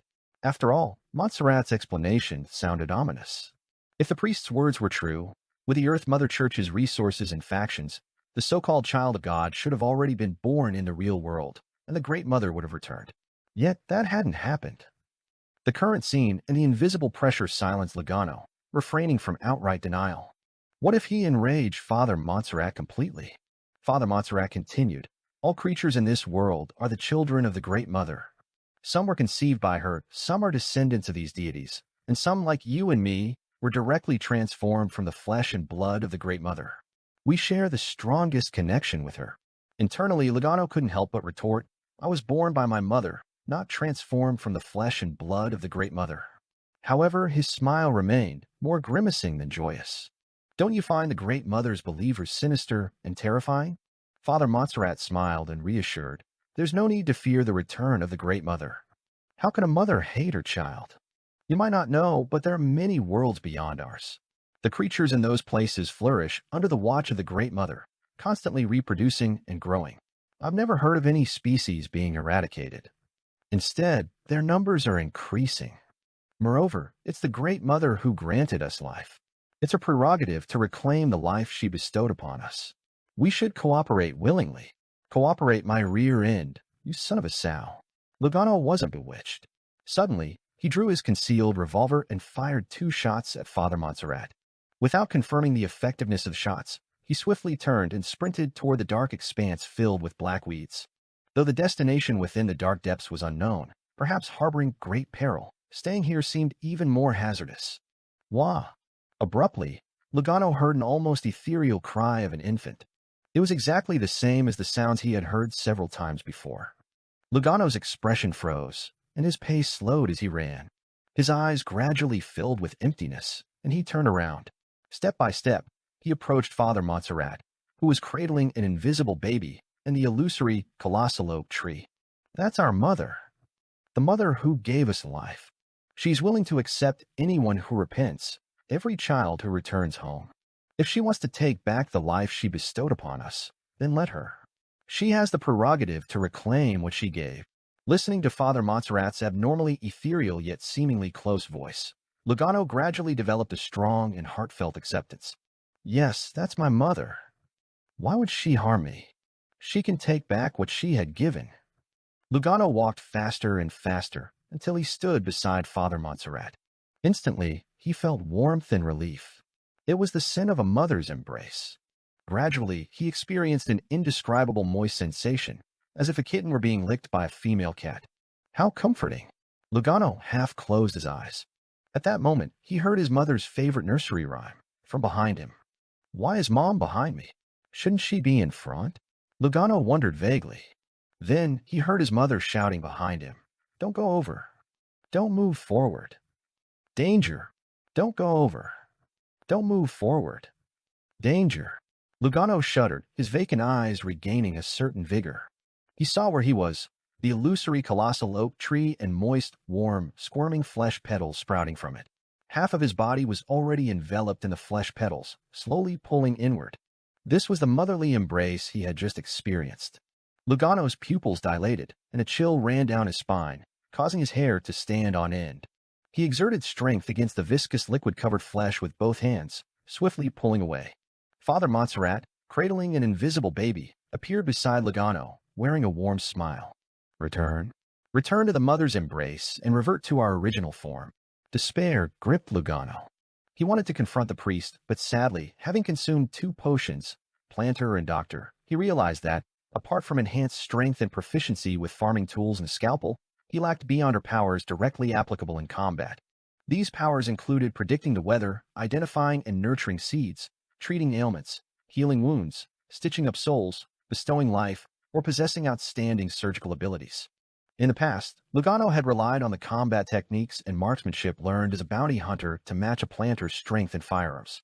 Nevertheless, not resisting at a moment like this meant certain death. Lugano, an adventurer with a history of killing, faced immense fear as he fired at Father Montserrat and drew a sharp scalpel. In Lumian's first-class cabin suite, Lumian, still engrossed in the Dutanese textbook under the kerosene wall lamp, heard a knock on the door. Perplexed, he stood up, opened the door, and found Ludwig. Ludwig, clad in grayish-white checkered pajamas, top and pants, spoke gravely. Lugano has encountered an accident. Hurry up and save him. An accident? Lumian arched his eyebrows. Knowing that Lugano could still hear the baby's cries, Lumian had discreetly heightened his surveillance and attention on the servant, including just now. But how could an accident occur when Lugano had entered the Earth Mother Church's prayer room? Ludwig continued, I couldn't sense his scent after he entered the prayer room. What scent? Lumian inquired casually, already forming a vague suspicion. Ludwig responded nonchalantly, the smell of food. Lumian stretched his neck and wrists, regarding Ludwig thoughtfully. You deliberately sniffed his scent. Ludwig's chubby cheeks displayed an expression that said, What's so odd about that? If he perishes and you're busy elsewhere, who will assist me in gathering food? That's a valid point. Lumian grinned. In the darkness, enveloped by black weeds, Lugano's scalpel sliced through the air as he attempted to strike Father Montserrat. Wah! The baby's cries echoed once more, leaving Lugano in a momentary daze, teetering on the edge of losing control. With the invisible baby cradled in his arms, Montserrat manifested on the colossal illusory oak tree and smiled down at Lugano. Don't resist. We originated from the mother, and we shall return to her. Just as the priest, with clear eyes and a warm smile, finished speaking, a knock on the door reverberated in the seemingly endless darkness, echoing among the weeds with abundant wheat. Upon hearing the polite knock on the door, Lugano had an inexplicable thought. How polite to knock at the door in such a situation. Lord of Mysteries 2, Circle of Inevitability. Chapter 608, The Way to Find Prey. The rhythmic thumping echoed only 3 times before escalating into a resounding bang. As the sturdy wooden door flung open, the corridor bathed in the glow of kerosene wall lamps revealed a darkness entwined with overgrown weeds. Crimson flames surged forth, casting an eerie illumination. In Lugano's gaze, the illusion of the oak tree abruptly dissipated, along with Father Montserrat, cradling an unseen infant in his arms. Amidst the fiery chaos, the weeds withered and the shadows dispersed. Lugano found himself returned to the humble prayer room, now aglow with the crimson moonlight. Lumian, sporting a golden straw hat, emerged at the entrance. His eyes scanned every nook, yet Father Montserrat remained elusive. Powers akin to the Permethought world merged with other traits, albeit incapable of creating a sufficiently independent world separate from reality. It resembles demon warlock Berman gaining unique abilities through a forceful transition of pathways. Where is he hiding now? Drawing from Ludwig's knowledge from his food, Beyonders of the school of God's descent can conceal themselves in woodwork. Although I can't confirm Father Montserrat's corrupted affiliation with the school, the influence of the Great Mother is evident. Lumian swiftly assessed the unfolding scenario. The lack of resistance from Father Montserrat, who refrained from fleeing or hiding, didn't surprise Lumian. Performing the wave magic in the ship's bar had been a casual display, not wanting to waste the temporary governor of the sea authority. However, the subsequent use of the colossal wave to greet Captain Pedro and Father Montserrat wasn't mere showmanship. Unaware if the School of God's Descent incident had concluded or if hidden Great Mother devotees lingered on the ship, Lumian deliberately showcased the might of a demigod governor of the sea to instill fear. If there were no other Great Mother adherents or lurking threats, his greeting actions could be seen as showmanship. But if danger lurked, it would make the elusive elements cautious, forcing them to retreat deeper into hiding. Lumian planned to let the ship reach the next port, leaving the Church of Earth Mother authorities to deal with them. Father Montserrat, seemingly unwilling to face the adventurer Lewis Berry head-on and his demigod prowess, opted for concealment, biding his time until the ship docked. Had Logano not luckily or unluckily stumbled upon the priest cradling the unseen infant, Father Montserrat might have continued portraying himself as a competent clergyman of the Church of Earth Mother, avoiding any confrontation with Lewis Berry. If Father Montserrat is a believer in the Great Mother, he was cradling an invisible baby. Logano hastily reported to Lewis Berry, now realizing the gravity of the situation. Cradling an invisible baby. He could be hiding within the ship's woodwork. Lumian scanned the surroundings, inspecting chairs, the floor, and the sacred emblem of life adorning the wooden wall. In an abrupt realization, he felt a stir in his heart as he approached the sacred emblem embodying Earth Mother. Adorned with symbols of wheat, flowers, and spring water at the periphery, at its core lay a simple depiction of a baby. Baby. Advancing further, crimson flames radiated, setting the wooden floorboards and chairs ablaze. Coming to a halt before the sacred emblem of life, Lumian extended his right hand, gently caressing the baby's face. The wood instantly deteriorated, exuding a yellowish pus. It seemed that the depiction of a baby surrounded by wheat and flowers had long decayed, shedding tears of blood. There's a huge problem with the Church of Earth Mother. Lumian narrowed his eyes. While unable to pinpoint the elusive Father Montserrat, he unearthed decay and darkness lurking beneath the veneer of the Church of Earth Mother. Observing the charred remains of the woodwork and finding no trace of Father Montserrat, with more wooden hiding spots on the steel steamship, Lumian turned and addressed Logano. "Take me to the captain's cabin." "All right." Logano visibly relaxed. Exiting the prayer room, the crimson flames within swiftly extinguished, ceasing their advance. Inside the captain's cabin, Pedro, spotting a handsome brown beard, grimaced as adventurer Lewis Berry approached. Experienced as he was, he knew that there might be trouble on the ship. During the School of God's Descent incident, adventurer Lewis Berry had only dispatched a servant to explain matters. Now, here he was personally visiting. What did this signify? It pointed to a more severe complication. Without awaiting the captain's inquiry, Lumian calmly asserted, "Father Montserrat has succumbed, aligning himself with an evil deity. He likely colluded with the School of God's Descent's evil warlock." Captain Pedro's mind jolted as if struck by a rod, momentarily buzzing and going blank. After a brief pause, he cautiously inquired, "Had you already killed him?" "Not yet," Lumian truthfully responded. "He escaped the prayer room and is now in hiding." Dispatch a telegram promptly, reporting this to the Church of Earth Mother and the Faina Potter government.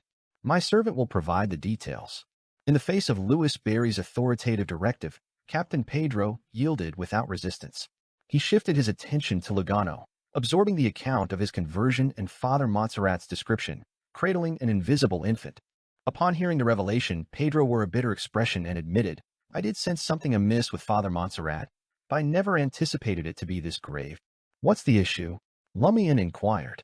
Pedro sighed, explaining, "He's a favored, a beyonder of the earth pathway, the most orthodox clergyman. Typically, he needs a blessed help to conduct Mass, preach to believers, and guide others into the church. However, he's the only favored on this ship without a blessed. I initially thought the shortage of staff in Port Santa was due to the sea prayer ritual, so I didn't pay much heed. But now, with Father Montserrat's fall, only with the assistance of a blessed can one conduct Mass and preach to believers. There's no blessed following him." Lumian had previously learned that favored of the Church of Earth Mother needs at least one second-in-command blessed for their decisions to be considered valid. Otherwise, it risks being perceived as an influence of an evil god or a demon. An evil god? That Great Mother? W.H. Combined with recent events and his prior knowledge, Lumian suddenly grasped why the Church of Earth Mother maintained two distinct systems, blessed and favored, rather than merging them. Madam Magician of the Apprentice Pathway had mentioned occasional influence from the celestial worthy, unsure if it was a revelation from Mr. Fool. Similar to the celestial worthy of heaven and earth for blessings overseeing the apprentice, seer, and marauder pathways, the Great Mother likely stood atop the planter, apothecary, and villain pathways. As a result, favored beyonders of the planter and apothecary pathways would also be under the influence of the Great Mother. The origin of the revelation, whether from Earth Mother or the Great Mother, remained unclear. Confirmation required the input of Blessed from pathways outside these two. Simultaneously, Blessed monitored the status of the favored. That explains it. Indeed, there's a profound and serious reason behind this seemingly absurd, wasteful, and unreasonable system design, Lumian concluded. Without further words, he instructed Captain Pedro, send a telegram. After the captain relayed Father Montserrat's situation to the Phaenopotter government and the Church of Earth Mother, Lumian contemplated how to locate Father Montserrat. Considering the vast sea surrounding them, unless Father Montserrat possessed teleportation or exceptional underwater travel abilities, he could only be hiding somewhere on the ship. Lumian dismissed the idea of involving his major arcana card holder for such a trivial issue and resolved to devise a solution himself. Could I use the ship's megaphone to insult the Great Mother, provoking Father Montserrat to reveal himself? The challenge lies in the inability to lock onto a target, potentially yielding less than optimal results. Burning all the ship's woodwork seems like a last resort due to the presence of valuable goods in wooden crates. Borrowing a bottle of prophetic concoction from Franca? It requires a fresh corpse. Additionally, if Franca is involved, I could get her to directly employ magic mirror divination, playing the symphony of hatred bone flute and informing passengers to cover their ears prior to that. But it only reduces damage without averting the effects. Right? Ask Ludwig if he recalls Father Montserrat Small. Also, yes, I can give it a try. Lumian quickly came up with several solutions and decided to systematically test each one, reserving seeking help as a final option. He bid farewell to the captain and, under the cover of night, led Logano back to the first-class cabin suite. Do you recall Father Montserrat's sin? Lumian inquired of Ludwig. Ludwig shook his head. No direct contact. Fair enough. Lumian turned around, offering a reassuring smile to Logano. I have an experiment in mind. Work with me. What kind of experiment? Logano asked, a tremor of fear evident. Lumian gestured towards the window. Go to the deck. It's more open there. Uneasily, Logano descended to the deck, bathed in the crimson moonlight. His employer pulled out a full-body silver armor from his traveler's bag, revealing an inscrutable smile. Lumian recalled the Pride armor's particular disdain for items from the Earth and Evernight pathways. What if it wasn't an item, but a beyonder? How would it react? Could this hatred be harnessed to pinpoint Father Montserrat's location, given he was at least a doctor at a certain distance? Lumian wasn't entirely sure, but he intended to experiment with Logano, a fellow beyonder of the Earth pathway, to explore the possibilities. Lord of Mysteries 2, Circle of Inevitability. Chapter 609, Useful Armor. Lumian shot a quick smile at Logano and fixed his gaze on the Pride armor, carefully observing its reaction. What experiment? To test the effects of this armor, Logano questioned, a mix of apprehension and confusion in his voice. As soon as he finished speaking, the air on the dark deck, bathed in the crimson moonlight, suddenly solidified. In the next instant, the empty armor produced a radiant broadsword, and an unseen force locked onto Logano. Before Logano could react, the silver-white full-body armor surged forward, the gleaming broadsword poised to strike. In a split second, Lumian positioned himself in front of Logano. His body expanded abruptly, almost tearing his linen shirt and black pants. Bang! Lumian's massive fist collided with the Sword of Dawn, creating a metallic clang that resonated through the air. Only then did Logano shake off his bewilderment. Though unsure why the empty armor attacked him, he instinctively turned and sprinted away. After covering some ground, the Pride armor halted and stood silently. The Sword of Dawn, fashioned from light, dissipated, turning into beams of light that dispersed the crimson moonlight, casting a dawn-like ambience upon the dark deck. This sensation vanished in the blink of an eye. Lumian, not daring to turn his back on the Pride armor, repositioned himself and gauged the distance between the armor and Logano. About 20 meters, factoring in Logano's running speed. The sensing range is approximately 15 meters. Lumian swiftly concluded.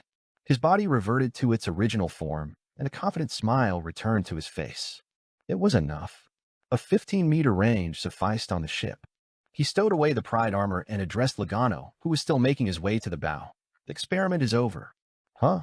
Logano came to a sudden halt, realizing that Lumian had already stashed the peculiar silver-white full-body armor back into the mystical item cleverly disguised as a coin bag. Relieved, he jogged back, curiosity etched on his face as he inquired, "Did the experiment succeed?" "Very successful," Lumian replied, sporting a radiant smile. Though Logano didn't grasp the experiment's significance, he had a hunch that Lumian might be exploring a way to locate Father Montserrat. Upon reaching the first-class suite, Lumian promptly instructed Logano, "Go to the captain and ask him to gather all the Beyonders of the Earth pathway on the ship." "Oh, and the Beyonders of the Apothecary pathway. I'll be back after capturing Father Montserrat. It doesn't matter if they don't show up. They'll bear the risk themselves." Unsure if Captain Pedro was aware of every unstable element on the ship and every Beyonder, Lumian planned to monitor the Pride armor later to prevent it from targeting hidden wild Beyonders. Allowing Pedro to handle this process first would lighten his load. As Logano left the suite, Lumian turned to Ludwig, who had resumed his meal. "Keep an eye out later and see if there's any food secretly lurking here." Ludwig, mouth full of cake, signaled his agreement. Waiting for the captain's arrival, Lumian patrolled the cabin's top floor with the Pride armor in his arms, but Father Montserrat remained elusive. Before long, Pedro entered the suite with a suspected security supervisor and a passenger in a low hat. Lumian didn't delve into details and gestured toward the sofa. "Wait for me here." Without waiting for a response, he pressed down on his golden straw hat and exited the room. Upon reaching the staircase, Lumian pulled out his silver-white full-body armor. Gripping the sealed artifact's armpits firmly with both hands, he methodically patrolled each level of the cabin. Whenever he approached a distance less than 15 meters from his suite, Lumian exercised extra caution, yet the Pride armor refrained from attacking anyone. Could it be that, beyond 5 meters and with several layers of obstruction, the armor wouldn't exhibit any additional reactions? Lumian speculated as he descended floor by floor. After nearly half an hour, he descended to the cargo cabin at the bottom. Before maneuvering past stacks of wooden crates, the Pride armor in Lumian's grasp suddenly quivered, breaking free from his control. The silver-white full-body armor morphed a radiant broadsword. Advancing in 2 strides, it swung at a wooden box tucked in a corner. With a resounding clang, the wooden box splintered, and a handful of steel ingots spilled out. At the same moment, Montserrat's clean, youthful visage emerged from the broken box, materializing his entire body. Confronted by the gleaming broadsword of light once more, the priest's initially sturdy frame bulked up, as if transforming into a formidable brown bear. Bang! With a powerful palm strike, he sent the sword of dawn hurtling, landing atop a wooden crate of goods behind him. This strength rivaled that of a true, giant bear. As Father Montserrat skillfully parried the Pride armor's onslaught, Lumian, donned in a linen shirt, black vest, and a golden straw hat, materialized swiftly beside a stack of wooden crates behind him. Humph! 2 beams of white light shot from Lumian's nostrils, hitting Father Montserrat before he could even react. Instantly, the priest's gaze lost focus, and he crumpled to the ground, unconscious. With this turn of events, vitality surged through his body like a steam engine operating at full throttle. The robust vitality manifested as an incredibly potent self-healing ability, swiftly restoring Father Montserrat's spirit.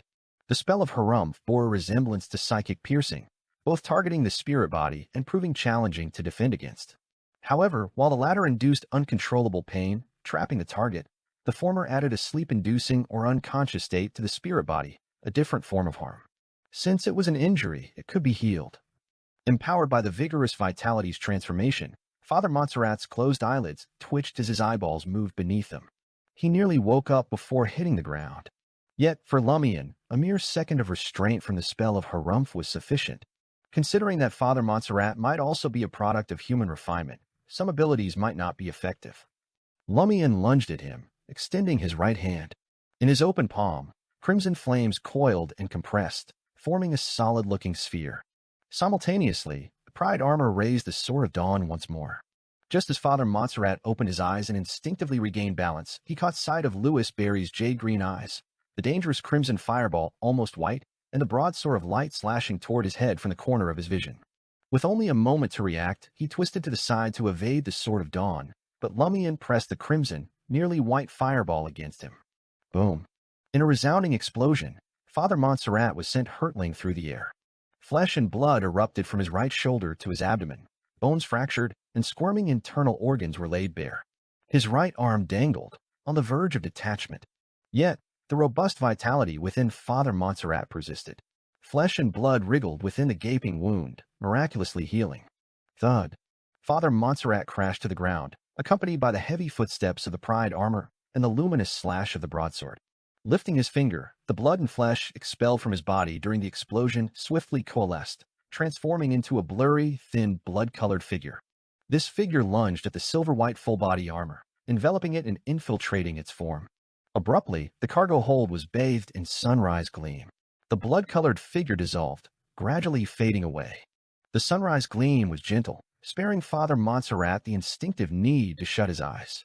Consequently, his gaze reflected crimson, nearly white flaming ravens. A dozen or so fire ravens circled Lumian, who casually kept one hand in his pocket. Their eyes fixed on Montserrat, tracing distinct trajectories as they soared. Their aim was clear, to shred the target's body and set each piece of flesh ablaze, preventing recovery even with his potent self-healing abilities. When each fragment was spaced 20 to 30 centimeters apart, their self-healing powers struggled to reunite them. This wasn't flesh and blood magic. Father Montserrat's pupils dilated, and his mouth instinctively opened, emitting a sinister yet intimate voice. With the accompanying voice, a dense darkness descended, and wheat-filled weeds sprouted, devouring the sunrise gleam that bathed the warehouse. In the darkness, some of the crimson, nearly white fire ravens lost their way, unable to traverse the distant space. Gradually they dissipated, only a fraction successfully reaching Father Montserrat. Amidst thunderous explosions, Father Montserrat's form turned translucent, giving rise to a colossal illusory oak tree in its place. The oak tree stood unscathed amid the explosion and flames, and amidst the aftermath, the mangled form of Father Montserrat materialized on a branch adorned with mistletoe. He cradled his arms, as if holding an invisible infant. Gazing at Lumian, he wore a genuine smile. "So you're not a demigod." Wah! For the first time, Lumian heard the ethereal, hollow cry of the baby. Wah wah wah. Amidst the relentless cries, Lumian felt his vitality draining away. Gradually weakening, even his consciousness began to waver. The depleted vitality seemed to flow towards the invisible baby in Father Montserrat's embrace, transforming into its nourishment. Lord of Mysteries 2, Circle of Inevitability. Chapter 6:10, New Life. In the face of the infant's cries, which gradually weakened him, Lumian teleported immediately to Father Montserrat's side, launching a powerful attack to disrupt the impending impact. Yet, in that very moment, he observed the pride armor freezing in place upon hearing the infant's cry. Suddenly, it crouched down and plunged the Sword of Dawn into the ground covered in dark weeds. Damn it! Directly employing Hurricane of Light? Lumian's scalp tingled. Without bothering to confirm, he shifted the teleportation destination, vanishing into the darkness of the illusory oak tree, and reappeared on the ship's deck. He had long recognized that Father Montserrat's weed wilderness was inferior to the Madam's Prometha. It failed to sever the deep connection between the inside and outside, nor could it prevent teleportation. Its sole capability was restraining various sounds in the aftermath of battle, akin to the bottle of fiction, if not less. Nonetheless, this wilderness had unique abilities. As Lumian's figure faded into the dark wilderness, the Sword of Dawn embedded in the ground by the pride armor shattered, transforming into countless light fragments, creating a formidable storm that engulfed the area. The plump wheat-filled weeds were sliced into pieces, leaving the ground barren. Father Montserrat, perched on the oak branch, couldn't dodge in time. He only managed to manifest his body into something resembling wood before being consumed by the hurricane of light. The illusory, hollow cry of a baby abruptly ceased. When the hurricane of light subsided, Father Montserrat stood frozen in place. In the next moment, his wood-like body, covered in brown bark, split open, revealing deep crevices. Father Montserrat's body fell to the bottom of the oak tree, piece by piece. The incisions were smooth, and blood seeped out. Flesh and blood were instantly absorbed by the illusory oak tree's roots, leaving nothing behind. In the middle section of the oak tree, the bark split open. Squirming, moist flesh grew out, expanding into a hole. A human head appeared, squeezed and ejected. In the blink of an eye, the naked human was born by the illusory oak tree. It was Father Montserrat. He retained his adult form, his body wet and partially covered in a dirty, translucent white membrane. New life. With the aid of the weed-covered darkness, the illusionary oak tree, and the invisible baby, Father Montserrat found a new lease of life. His brow smoothed, and his eyes regained a youthful gleam. Enormous bat-like wings, shrouded in dark skin, erupted from his back, propelling him from the heart of the colossal oak to his silver-white full-body armor. The pride armor rose, summoning light into its hand, forging a sharp spear. Launching the elongated lance with relentless force, it sliced through the air, embedding into Father Montserrat's chest. Father Montserrat's bat-like wings enveloped him, and his form shattered into palm-sized black bats. In a mesmerizing dance, the bats circled behind the pride armor, reforming into Father Montserrat, adorned with a grimy membrane.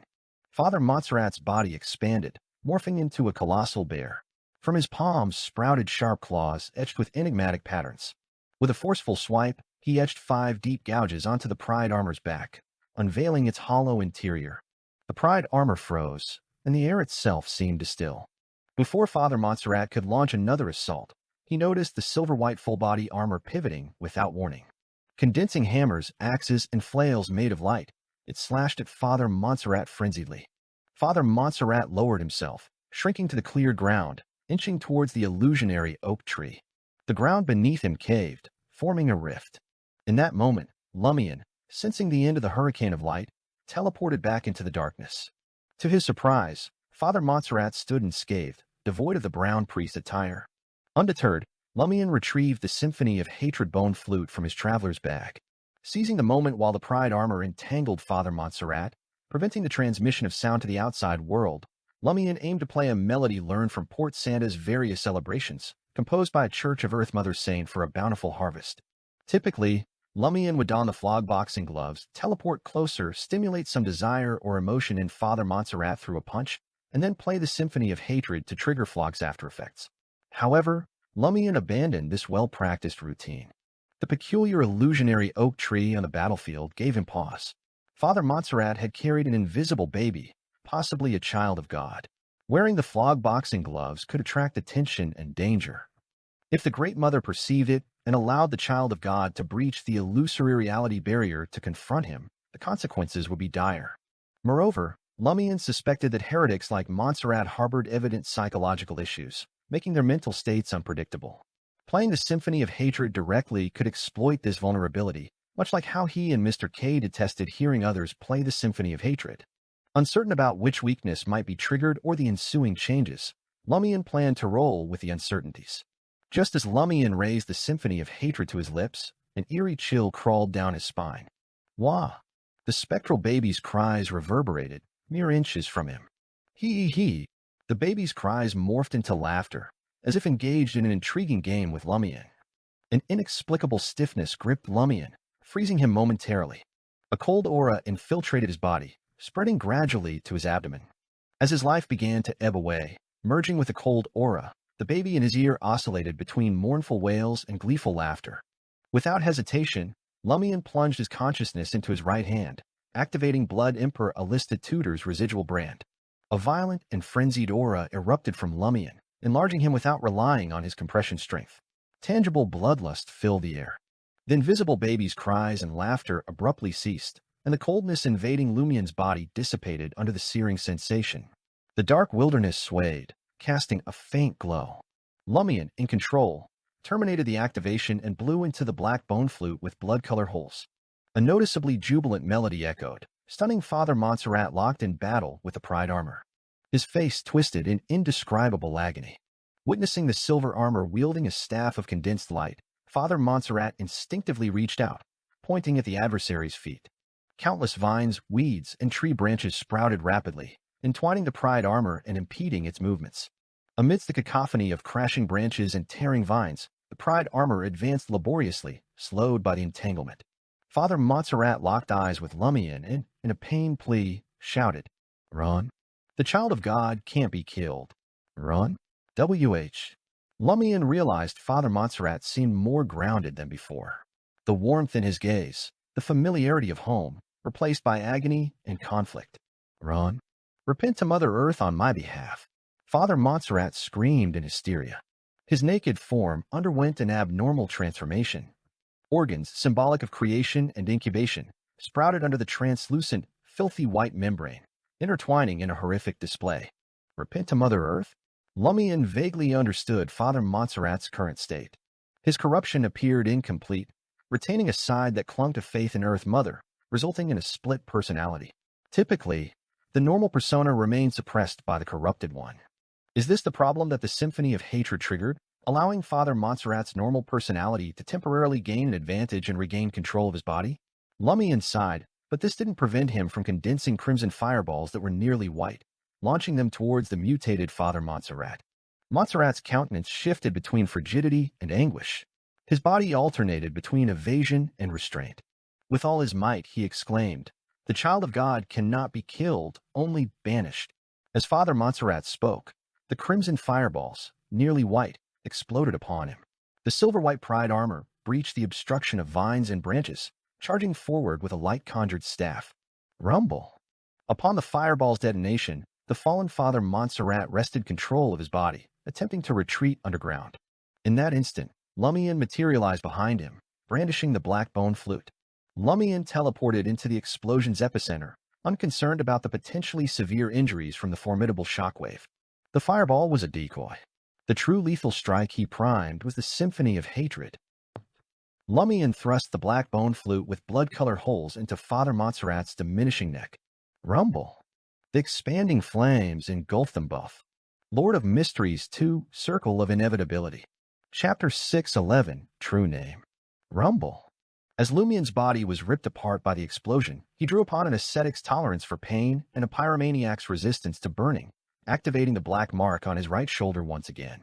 Alongside Father Montserrat, whose neck had been pierced by the Symphony of Hatred, he vanished into the swirling flames, reappearing at the edge of the dark wilderness. His linen shirt, black vest, and dark pants lay in tatters. The exposed parts were mangled and charred, revealing white bones in some places. Father Montserrat, close to death, had the filthy, translucent white membrane on his body torn and burned away by the explosion. The mutated naked body with various organs below was dented and charred, with flesh and blood constantly peeling off. Snap. As the first piece of flesh landed on the edge of the weed-covered darkness, it suddenly seeped in, as if absorbed by the soil. Witnessing this, Lumian's heart stirred.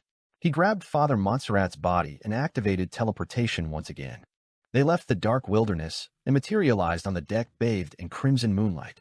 Simultaneously, the illusory oak tree in the depths of the cargo hold shed its bark, revealing moist, slippery flesh. The blood-filled flesh began to squirm, but only a palm-sized figure emerged. The figure, nearly the same size as the blob of flesh that had dropped from Father Montserrat and been absorbed by the wilderness, had clear eyes and a youthful appearance, resembling Father Montserrat, who had shrunk countless times. Father Montserrat's eyes were glazed, and his expression was rigid, showing no signs of intelligence. The silver-white pride armor rushed over and swung the recondensed light hammer down, flattening the pixie-like Father Montserrat and turning him into a bloody pulp. Dawn lit up, melting the meat paste quickly. The illusory colossal oak tree instantly became more transparent, and the black wilderness with weeds rapidly disintegrated. In the blink of an eye, the abnormal scene vanished. The cargo hold returned to its original state, but many wooden boxes had shattered, and the steel walls and floor bore obvious depressions and deep marks. Elsewhere, Lumian drew the Symphony of Hatred's black bone flute and observed as Father Montserrat's blood dripped onto the steel deck without soaking in. Just as he breathed a sigh of relief, he heard Father Montserrat, who had fallen to the ground and entered a dying state, weakly but persistently shout, to banish the child of God. You must grasp his true name. His true name is... Suddenly, Father Montserrat's voice vanished, but his mouth continued opening and closing. The illusory, hollow cry of a baby echoed in Lumian's ears once more. Unlike before, the cries were distant, as if in another world. Lumian's body didn't stiffen or turn cold, rendering him immobile. Is the invisible child of God still wary of the Blood Emperor's aura? Is this instinctive fear? Lumian quickly surveyed the surroundings and realized that the crimson moonlight on the deck, or rather, around him, had vanished. The area became abnormally dark, preventing even the sound of seawater splashing. Wah, wah, wah. The baby's cries persisted, growing louder and clearer. Lumian abruptly lowered his head, fixing his gaze on the breathless Father Montserrat and the stomach of the corpse before him. At some indeterminate moment, the stomach bulged, as if something writhed within. Despite the already gaping wounds, a demonic blood-red glow emanated from the belly. Lumian's eyes narrowed slightly as he knelt on one knee. extending his right hand, which grasped the symphony of hatred, towards Father Montserrat's distended stomach. Slash. A gentle stroke of the black bone flute cleaved open the blood-red stomach, revealing blood-stained intestines and internal organs. There was no sign of the so-called child of God or a moist, filthy baby. Poof. A substantial amount of transparent, pale yellow liquid spewed out from the ruptured blood-colored stomach, splattering the surrounding deck. Wah? Wah? Wah? The baby's cries intensified, piercing and shrill, drawing closer to Lumian. He seemed to be gradually overcoming his fear of the Blood Emperor's aura out of anger and hatred. I need to find a professional to banish this invisible child of God.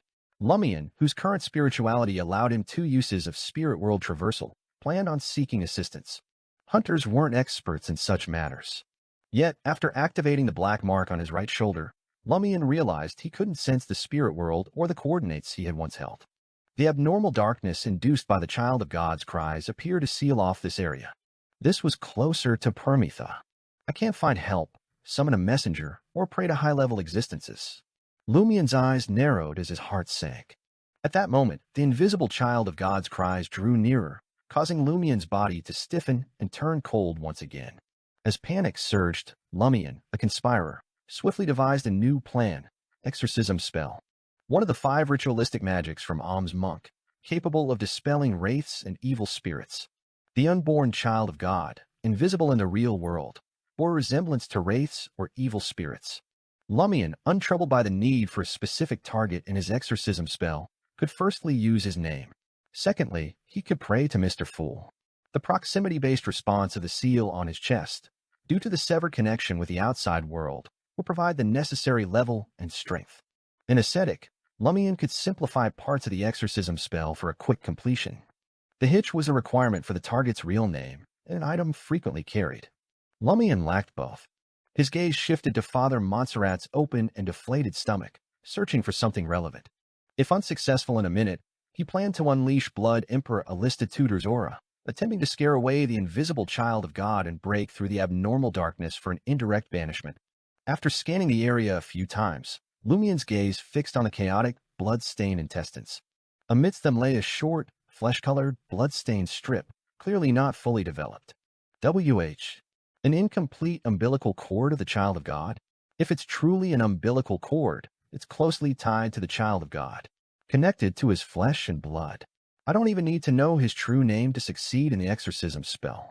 Lumian retracted the symphony of hatred and tore off the suspected incomplete umbilical cord. The illusory baby's cries intensified. Lumian shuddered and chuckled.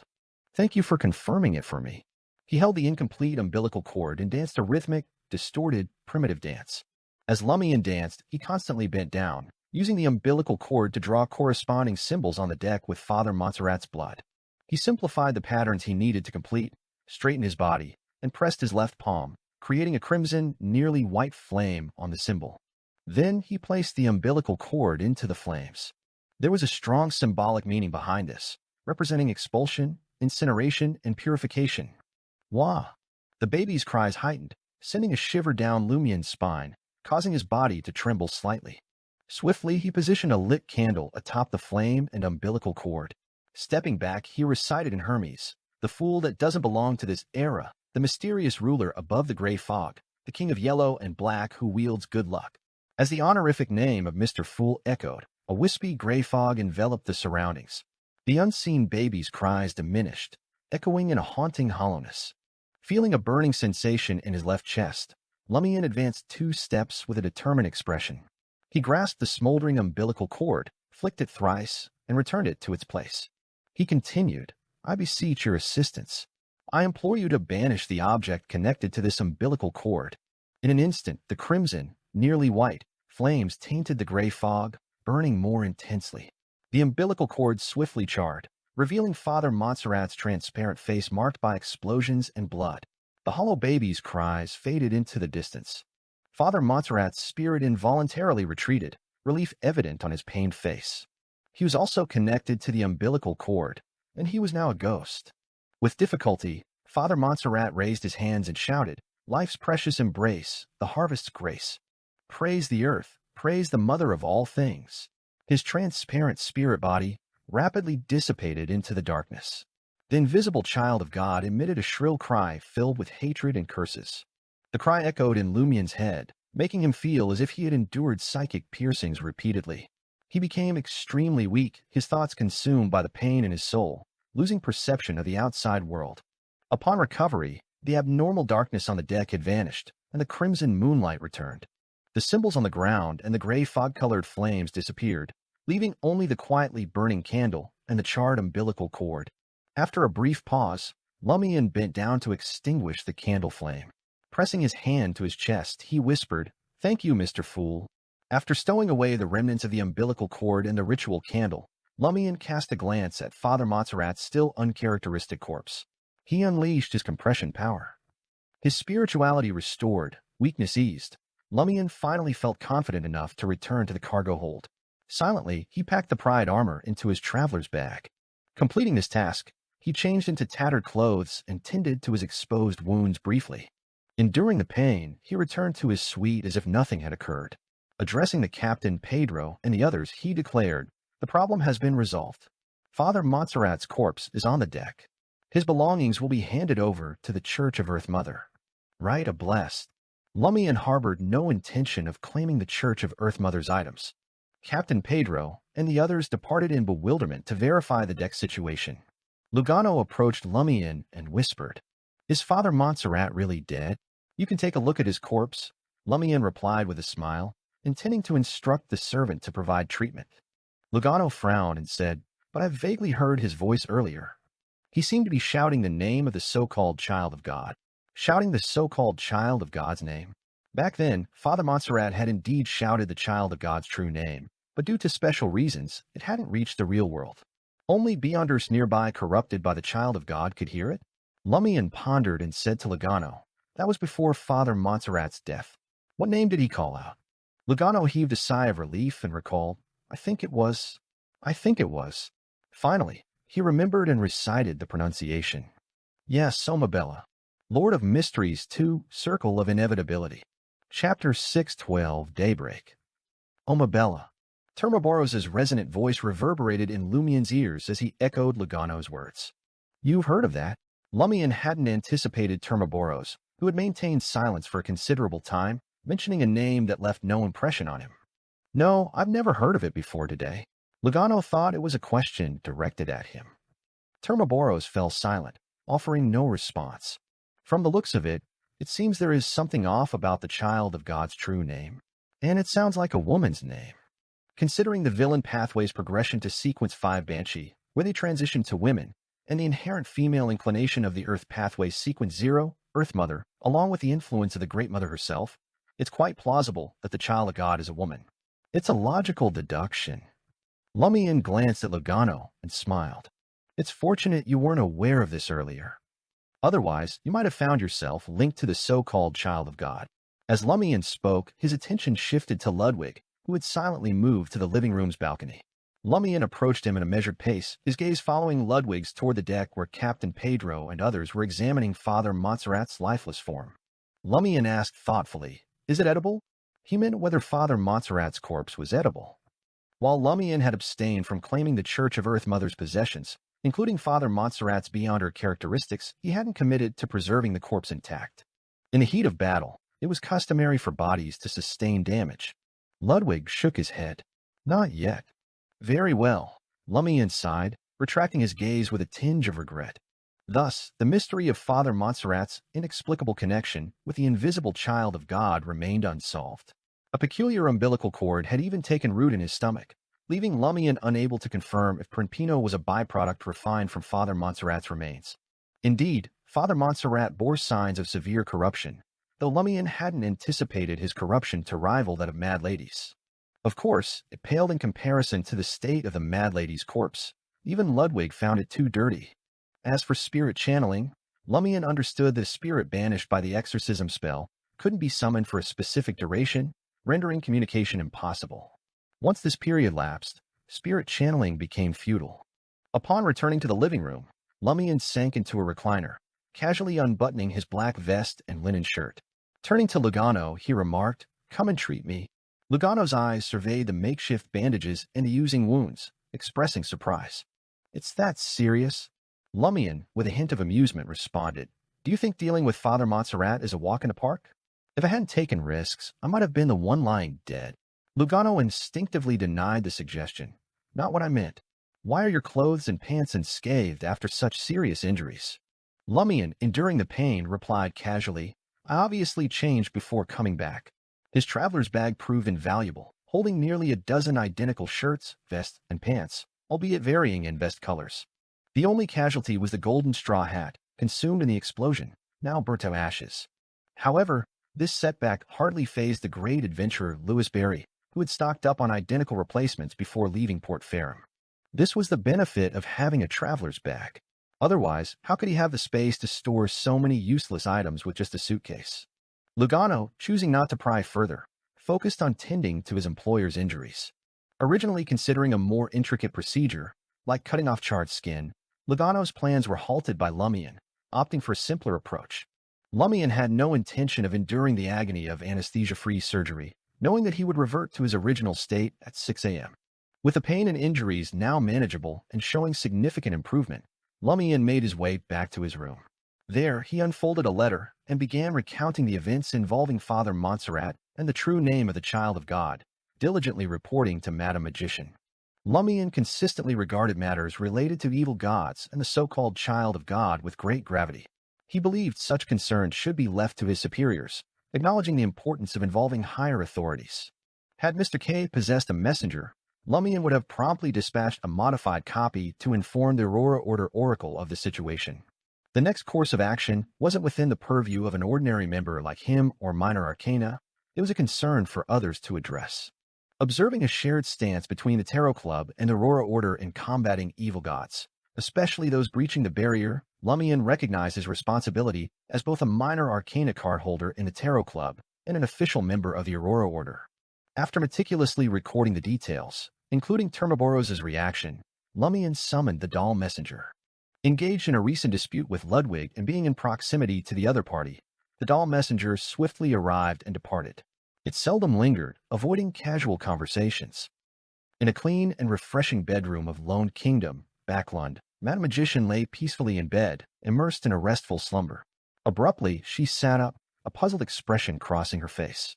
Spirituality warning? Is something significant about to unfold? Madame Magician, having just poured a glass of Sonia blood wine and not yet delved into her astromancy, was surprised to see the doll messenger materialize on her desk. It placed a folded letter next to a dark red fountain pen. Lumian's letter. Has he unearthed the issue with the Earth Mother Church's priest? I didn't guide him in vain. Madame Magician mused, letting the glass float in midair. She picked up the letter and unfolded it. As she read, her expression underwent a sudden change, and she softly repeated the name. Omabella. The true name of the invisible child of God is this? Was my spiritual warning connected to it? This is something worth discussing at the Tarot Club's regular gathering. After a moment, Madame Magician used astromancy to indirectly verify the information. She then seated herself and observed as the dark red fountain pen levitated. Removing the cap, she began to inscribe her thoughts on the faux goat skin. Omabella is a name shrouded in the fog of history. It carries a potent symbolic meaning in mysticism. Using Omabella as the child of God's true name. I don't know if it's tied to the mysteries of the Second Epoch when the ancient gods, predating the ancient sun god, ruled the land, or if the Great Mother is employing intense mystical symbolism to gradually erode Earth Mother's authority and even Earth Mother herself. If we can unravel the secrets of the ancient era, we might find an answer. The one the Aurora Order believes and might know something. As Lumian read the response inked on faux goat skin, he sensed a subtle suggestion from Madame Magician, hinting at him to inquire with the Aurora Order through Mr. K. He continued reading. Simply put, Omabella belongs to the ancient giant race, once known as the goddess of harvest during the era when ancient gods held sway. I can't divulge more at this time. No need to delve into this matter specifically. If you come across the Earth Mother Church's favored, Night Stalkers, or members of the School of God's Descent, keep a vigilant eye. We'll handle the follow-up. Of course, when the time comes, we might assign you one or two minor missions. The goddess of harvest, indeed linked to the Earth pathway. Lumian pondered as he burned the letter with crimson flames. Returning to bed, he feigned sleep, attuned to the ship's movements. With the sunrise, his body swiftly healed, and the day unfolded without unexpected incidents. Lumian returned to the living room and addressed Logano, who had been awake for an hour, showing signs of a restless night. Still hearing the baby cry? No, Logano replied, a mix of joy and uncertainty evident in his response. Logano believed he needed more time to observe before drawing a final conclusion. Lumian chuckled. As expected, seeking Father Montserrat's help is the only way to completely resolve your aftereffects.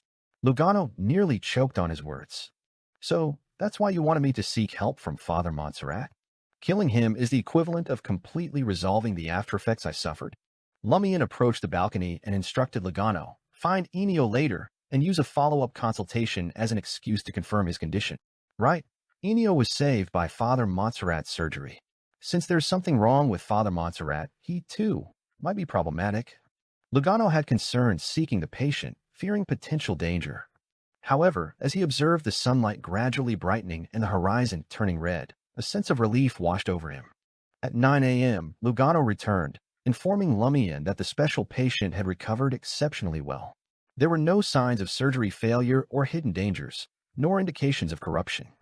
Around the same time, Captain Pedro approached Lumian, sharing news that the ship would temporarily dock to allow the Church of Earth Mother's personnel to collect Father Montserrat's corpse and relics and remove relevant individuals. Notably, the adventurer and his servant were explicitly excluded from this directive by the Church of Earth Mother. Lumian smiled, offering no response to the captain's words. His demeanor radiated confidence and certainty. Around noon, several combat nuns and a priest in a brown robe boarded the ship, escorting Enio and others away. On the balcony, Logano observed Enio being invited off the ship, his expression a mix of daze and fear, powerless to resist. Logano sighed. If he's fine, why capture him? Lumian emitted a soft chuckle. Do you think it's non-existent just because you say so? Be optimistic. After the Church of Earth Mother confirms there's no issue, he might secure a clerical position within the church, interacting with combat nuns daily. Logano fell silent, then after a few seconds he remarked, but that also means losing his freedom. He's a victim. Freedom. Lumian scoffed. The prerequisite for freedom is not endangering others. Despite his stance, as he witnessed the terrified and nervous Enio and recalled the deceased Father Montserrat in his normal persona, Lumian couldn't help but recall a peculiar phrase his sister would occasionally utter, all living beings suffer. Oh. With a whistle, the ship prepared to set sail once again. Lord of Mysteries 2, Circle of Inevitability. Chapter 613, New Commission. A few days later, Lumian lounged on a recliner on the suite's balcony, soaking in the sea breeze, reveling in the sunlight, and sipping an undiluted Manzan. From his traveler's bag, he retrieved the incomplete umbilical cord from Father Montserrat. The cord was completely charred, stripped of its spirituality. After Lumian's repeated confirmations, backed by Franca and Jenna's divination, a conclusion was reached.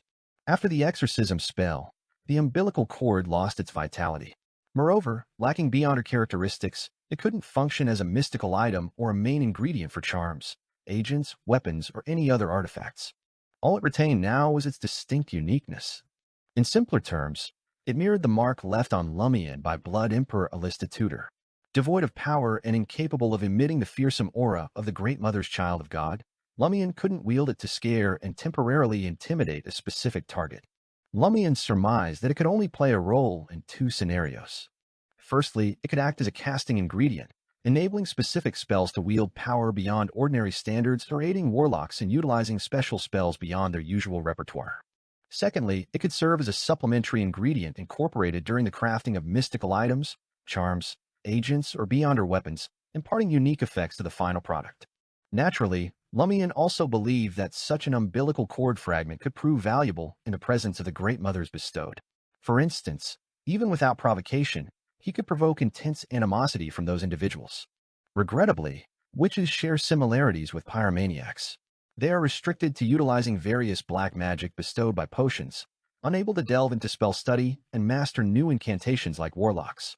Among these black magics, only one, the bloodline curse, can be paired with an umbilical cord as a casting ingredient. However, the invisible child of God has yet to manifest in the real world, rendering the curse ineffective against him. Cursing the Great Mother is also off the table, as Franca and Jenna might find themselves with giving birth right there and then. Yes, at the next meeting at the Curly-Haired Baboons Research Society or any other mysticism gathering, I could aim to acquire a mystical item tied to a warlock sequence, then amass potent spells that employ umbilical cords or high-level items as casting ingredients. Isn't this creating several complications? In Aurora's terms, it's akin to raising a sheep for a plate of coarse salt, nurturing it only to be eventually slaughtered and roasted. I've not needed to seek out an artisan for crafting mystical items lately, and the absence of primary ingredients complicates matters. Alternatively, should I transform it into a beyonder weapon with limited use? This isn't ideal. There's a contamination risk if an insufficiently skilled artisan incorporates it as a supplementary ingredient.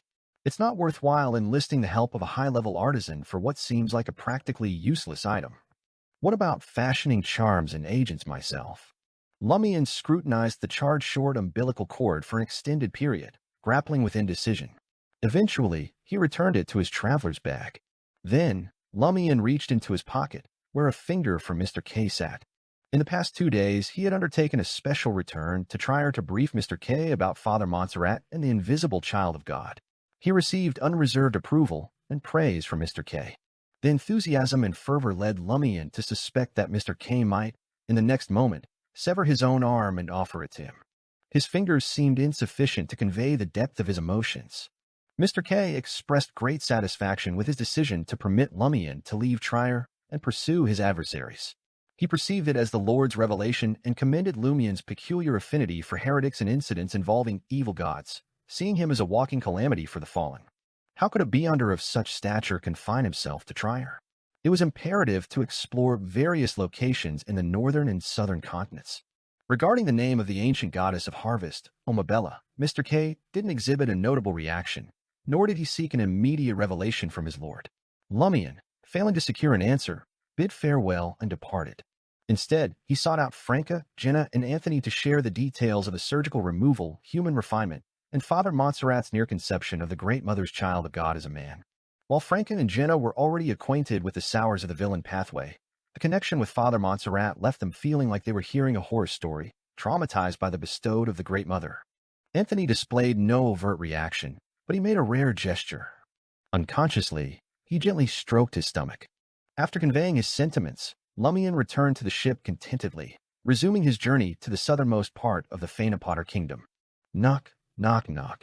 Lumian had just flipped through the Dutanese textbook for a few minutes when a series of knocks echoed on the suite's wooden door.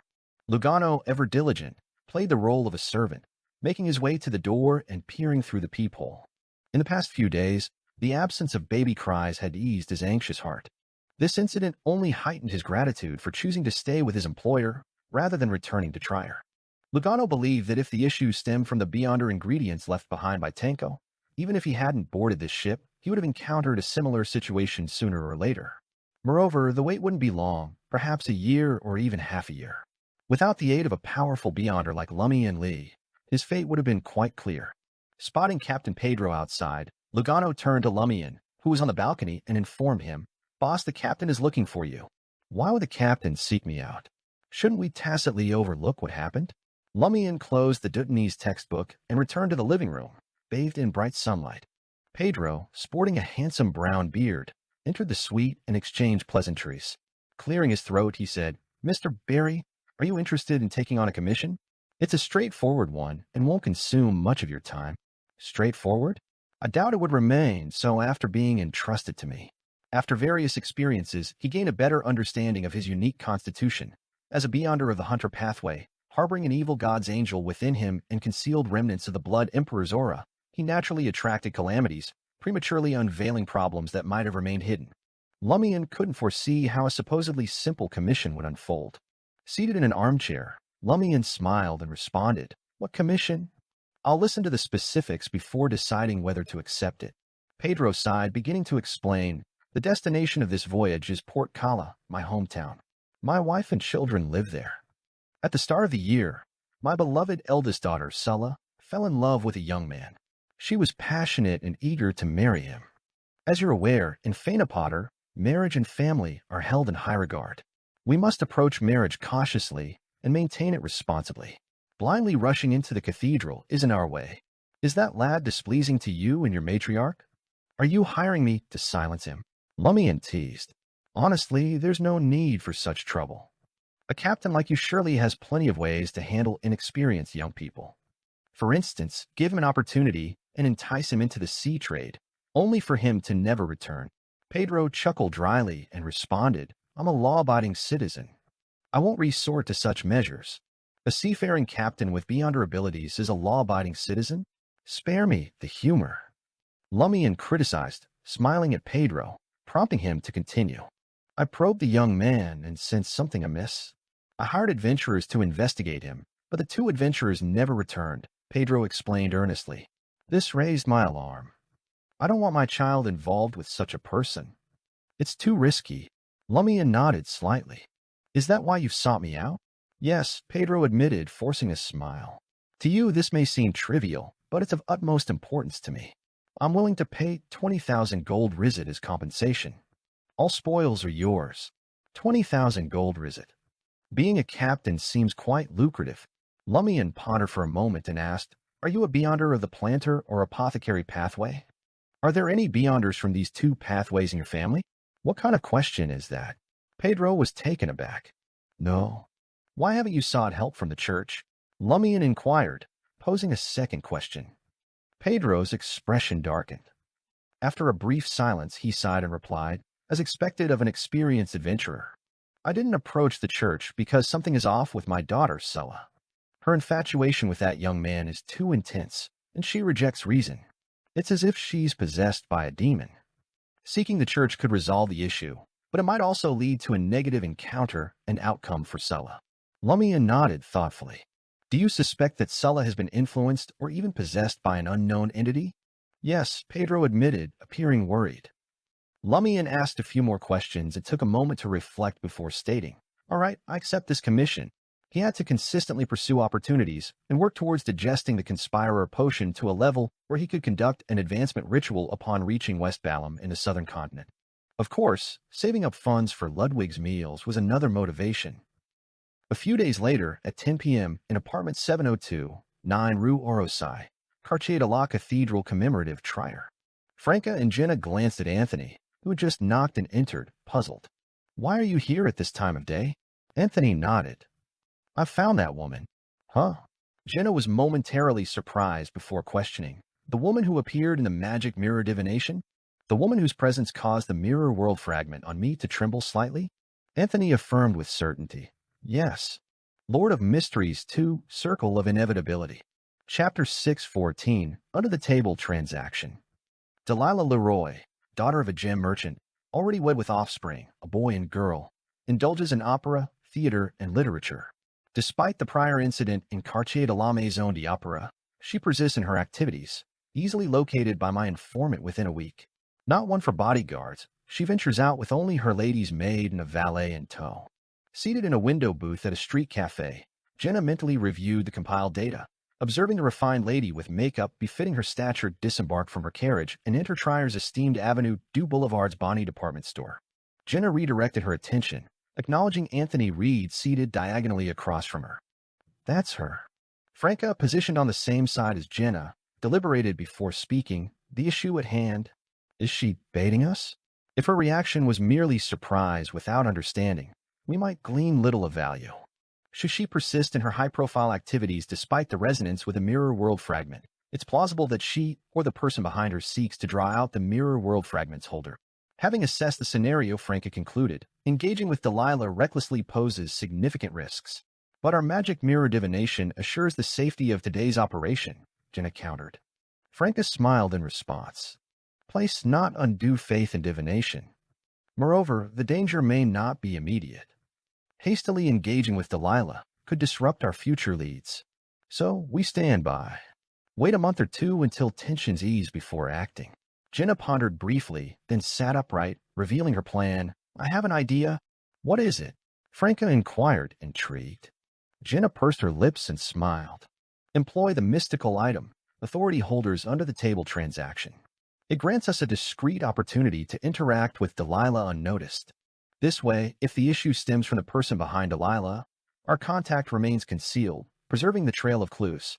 And if Delilah herself is the concern, we can swiftly transition from contact to control." Franca contemplated the proposal with gravity for a brief moment. "It's not implausible. I'm actually interested in testing the authority holders under the table transaction myself. No need to contest it. I'm a sequence higher than you, and my self-preservation capabilities surpass yours. Even if evil entities like demons seek a trade, I can invoke Madam Judgment, a formidable arbiter, as my witness. The demoness of pleasure appeared eager to put the mystical item to the test. Jenna remained silent for a few seconds before consenting. All right, Anthony continued. I'll handle the brief encounter. Using a hypnotist ensures no lingering clues or traces for the person behind Delilah to discover. No issue. Franca dispensed with formalities, directing her gaze at Jenna, awaiting the retrieval of the authority holders under the table transaction. Dressed in grayish-white attire with brown leather armor, Jenna, like many female mercenaries, carried a leather brown backpack. From the backpack, she retrieved a small, dark-painted wooden box, adorned with a membrane curtain on each side, placing it on the table in the cafe's private room. Franca weighed the terms of her request against the price of the authority holder's bribe powers. Rolling up the sleeve of her lady's shirt, she reached through the membrane curtain on one side of the wooden box with a small cloth bag containing 100 Louis d'Or in her right hand. Although the usage instructions didn't explicitly exclude banknotes, Franca, drawing on her extensive mystic experience, opted for gold coins, a more universally accepted form of currency. In the next instant, she felt contact with wrinkled and moist skin, 5 fingers enclosing around the cloth bag containing the gold coins. Suppressing a momentary surge of disgust, Franca articulated her request in Hermes. I desire an uninterrupted, unobserved, and highly discreet face-to-face encounter lasting over 3 minutes between my friend Anthony Reed, seated across from me, and Delilah, a member of the Leroy gem merchant family in a nearby Bonnie department store. Franca had included meticulous qualifiers, ensuring precision in the parties' meeting and the manner of their encounter to avoid any distortion. The object with a wrinkled and wet palm-like texture lifted the cloth bag containing the gold coins and withdrew. This signified the agreement of the authority holders under the table transaction. Franca withdrew her right hand, using a white handkerchief to meticulously cleanse the touched area while expressing her discomfort with continuous spitting. Where should we position ourselves while waiting for the opportunity to meet? Anthony inquired. Franca stowed away her handkerchief, offering a smile. The request specified only 2 individuals, yourself and Delilah Leroy. Consequently, your best chance is to shadow her until the opportunity arises. Fair enough. At this juncture, Franca retrieved the resplendent 7-stone bracelet from her traveler's bag, extending it towards Anthony. In case of any complications, teleport away immediately. Observing the seriousness and the demoness of pleasure's demeanor, Anthony swallowed his inclination to politely refuse and accepted the 7-stone bracelet. After a moment of contemplation, Franca suggested, if you place trust in me, I can craft a paper figurine substitute using your blood and hair. Anthony remained silent for a few seconds before agreeing, okay? Within the confines of the Bonnie department store, Anthony swiftly pinpointed Delilah Leroy, exercising his keen observation skills as a hypnotist. Delilah stood amidst the first floor, accompanied by her lady's maid and the valet, engrossed in a magician's performance held by the department store to elevate the ambience. In the midst of the spectacle, the magician's assistant wheeled in a substantial wooden box, capable of accommodating 3 to 4 individuals. The magician, with a theatrical flourish, removed his top hat and made an announcement. For my next act, I require the assistance of 2 fortunate members of the audience. Madam, would you do me the honor of joining me on stage? The magician's invitation was directed at Delilah Leroy. Though hesitant, Delilah couldn't muster a refusal and reluctantly ascended the wooden stage prepared for the magical performance. A weak personality and a difficulty in declining others, perhaps influenced by the authority holders under the table transaction. Anthony vaguely anticipated the nature of the intended meeting as he observed Delilah's demeanor. With a calculated step forward, he drew the attention of the magician. This gentleman, please join us on stage as well. Feigning reluctance, Anthony awkwardly made his way up onto the stage. The magician gestured toward the wooden box, instructing, please take a seat inside. Pursing her lips, Delilah sighed and, urged by the crowd, entered the wooden box. Choosing a seat the furthest from her, Anthony, while there was still illumination, offered a smile and remarked, truth be told, I feel a bit embarrassed too. His words were delivered with a calm and genial tone, causing Delilah's tense demeanor to ease. Anthony continued, don't believe me? Look me in the eye. He pointed to his eyes, inviting her gaze. Delilah instinctively turned her gaze toward a pair of dark brown eyes reflecting her figure. My figure? Delilah was caught off guard as her gaze seemed to descend into a spiraling depth. In that moment, the magician closed the wooden box, enveloping it in darkness. Seizing the opportune moment, Anthony posed a question. Did you experience anything unusual in Quartier de la Maison d'Opera a week ago? Yes, Delilah responded truthfully, sensing a trustworthy demeanor. What was that sensation? Anthony inquired as the magician recited his rehearsed lines. My heart started racing, and my blood felt like it was boiling. Delilah recounted her experience. Do you know what that means? Anthony probed further. In the darkness, Delilah shook her head. I'm not sure, but my real father instructed me to inform him immediately if I had similar sensations. Real father. Anthony had a hunch. Delilah chuckled self-deprecatingly, explaining, my real father, my mother's lover, and the current government's Minister of Industry, Moran of Igny. Moran of Igny. Sensing the magician's maneuvers with the wooden box, Anthony swiftly posed a final question. What did he say upon learning about your reaction? He told me not to worry and to continue living as usual, Delilah admitted, still harboring some concerns. Anthony acknowledged her words succinctly. Lovely lady, I'm thrilled to share this magic moment with you. Can you provide me with something memorable? Perhaps a few strands of your hair. His voice, deep and captivating, made Delilah feel that the request was entirely normal. Consequently, she plucked a few strands of hair and handed them to Anthony. Upon touching the hair, Anthony sighed in relief and continued in a resonant voice. I don't want this to jeopardize your family. Once you step out of this wooden box and hear my snap, you'll forget our interaction here. As his compelling voice echoed, Delilah's thoughts blurred. Smack. The wooden box opened, revealing only Anthony. Delilah, on the other hand, had been gracefully pulled from behind the stage by the magician. The audience erupted in excited applause. Once the ovation died down, the magician, hand pressed to his chest, bowed in gratitude. Without casting a glance at Delilah, Anthony snapped his fingers. Intent on engaging in conversation with a man who had established a connection with her, Delilah was jolted when she heard the snap. Her body shuddered slightly, her eyes momentarily glazed over before regaining awareness. Turning on her heel, she descended the wooden platform, returning to her place between the lady's maid and valet. Meanwhile, Anthony departed at a measured pace, seamlessly blending into the crowd. In Quartier de la Cathedral Commemorative, apartment 702, 9 Rue Orosai, Franca applied the ashes of Delilah's hair onto the surface of the makeup mirror using black flames, reciting the familiar incantation for the magic mirror divination. Amidst the splashing water and the dark luster, Franca posed the question, is the owner of this hair a mirror person? The aged voice responded, no. Lord of Mysteries 2, Circle of Inevitability. Chapter 6:15, Descendants. Based on Anthony's feedback, Franca had long suspected that Delilah wasn't a mirror person but had some connection to them. Otherwise, she wouldn't have reacted abnormally without knowing anything. She raised the question during magic mirror divination to ensure Delilah hadn't made preparations in advance or been hypnotized. After a moment of contemplation, Franca posed her second question. Is the owner of this hair a descendant of the Tamara family? Amidst the splashing water in the dim mirror, an aged voice replied, no. Not a descendant of the Tamara family. Franca used the elimination method and chose a pre-prepared question. Is the owner of this hair a descendant of mirror people? The aged voice replied in a calm and hoarse tone, yes, yes. Franca and Jenna were both shocked and delighted. Though they had similar suspicions, confirming it stunned and terrified them. How long had the mirror people infiltrated Trier? Why do they have descendants in their 30s? Moreover, they could marry, have children, and have descendants like ordinary people.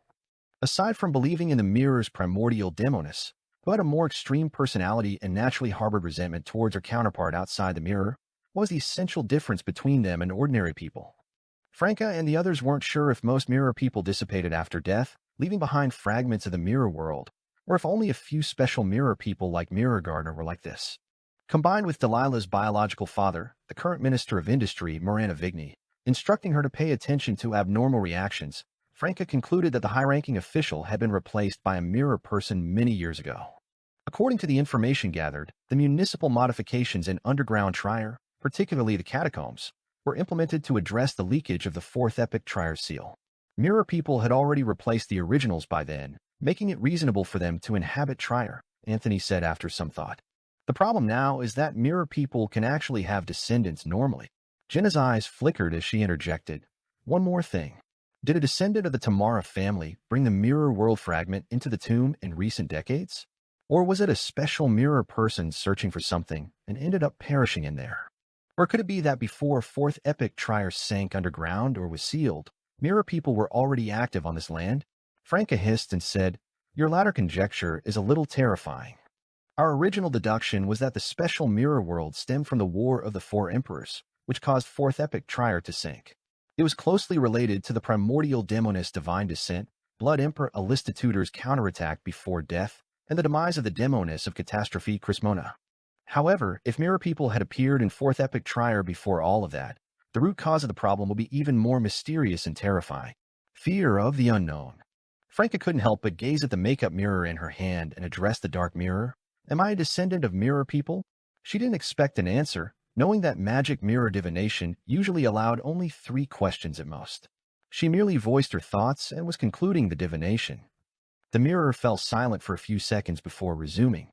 "Your ancestor had nothing to do with Trier." "Oh, does that mean I can't be related to the mirror people?"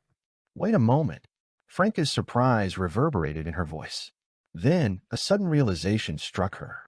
"So, you're not an emotionless answering machine. You don't have to strictly adhere to the corresponding rules." The darkness on the mirror's surface swiftly dissipated, and the aged voice ceased. Franco was left speechless. Jenna drew closer to Anthony, her words a hushed murmur. "Did you catch the helplessness in that answer?" Anthony cast a subtle glance at Franca and nodded imperceptibly. Don't whisper in front of me. I can hear you." Franca complained, her assassin's keen senses picking up their conversation. She swiftly shifted the topic. Fortunately, it said no. If it was a yes, it would be terrifying. Your grandfather or great-grandfather shouldn't be Trierians, right?" "I'm not even a Trierian myself," Anthony replied. Jenna tersely acknowledged. "The generation of my father's and mother's grandfathers came to Trier." Franca breathed a sigh of relief, stating, "Now the direction of the investigation is clear. The current Minister of Industry, Morana Vigny."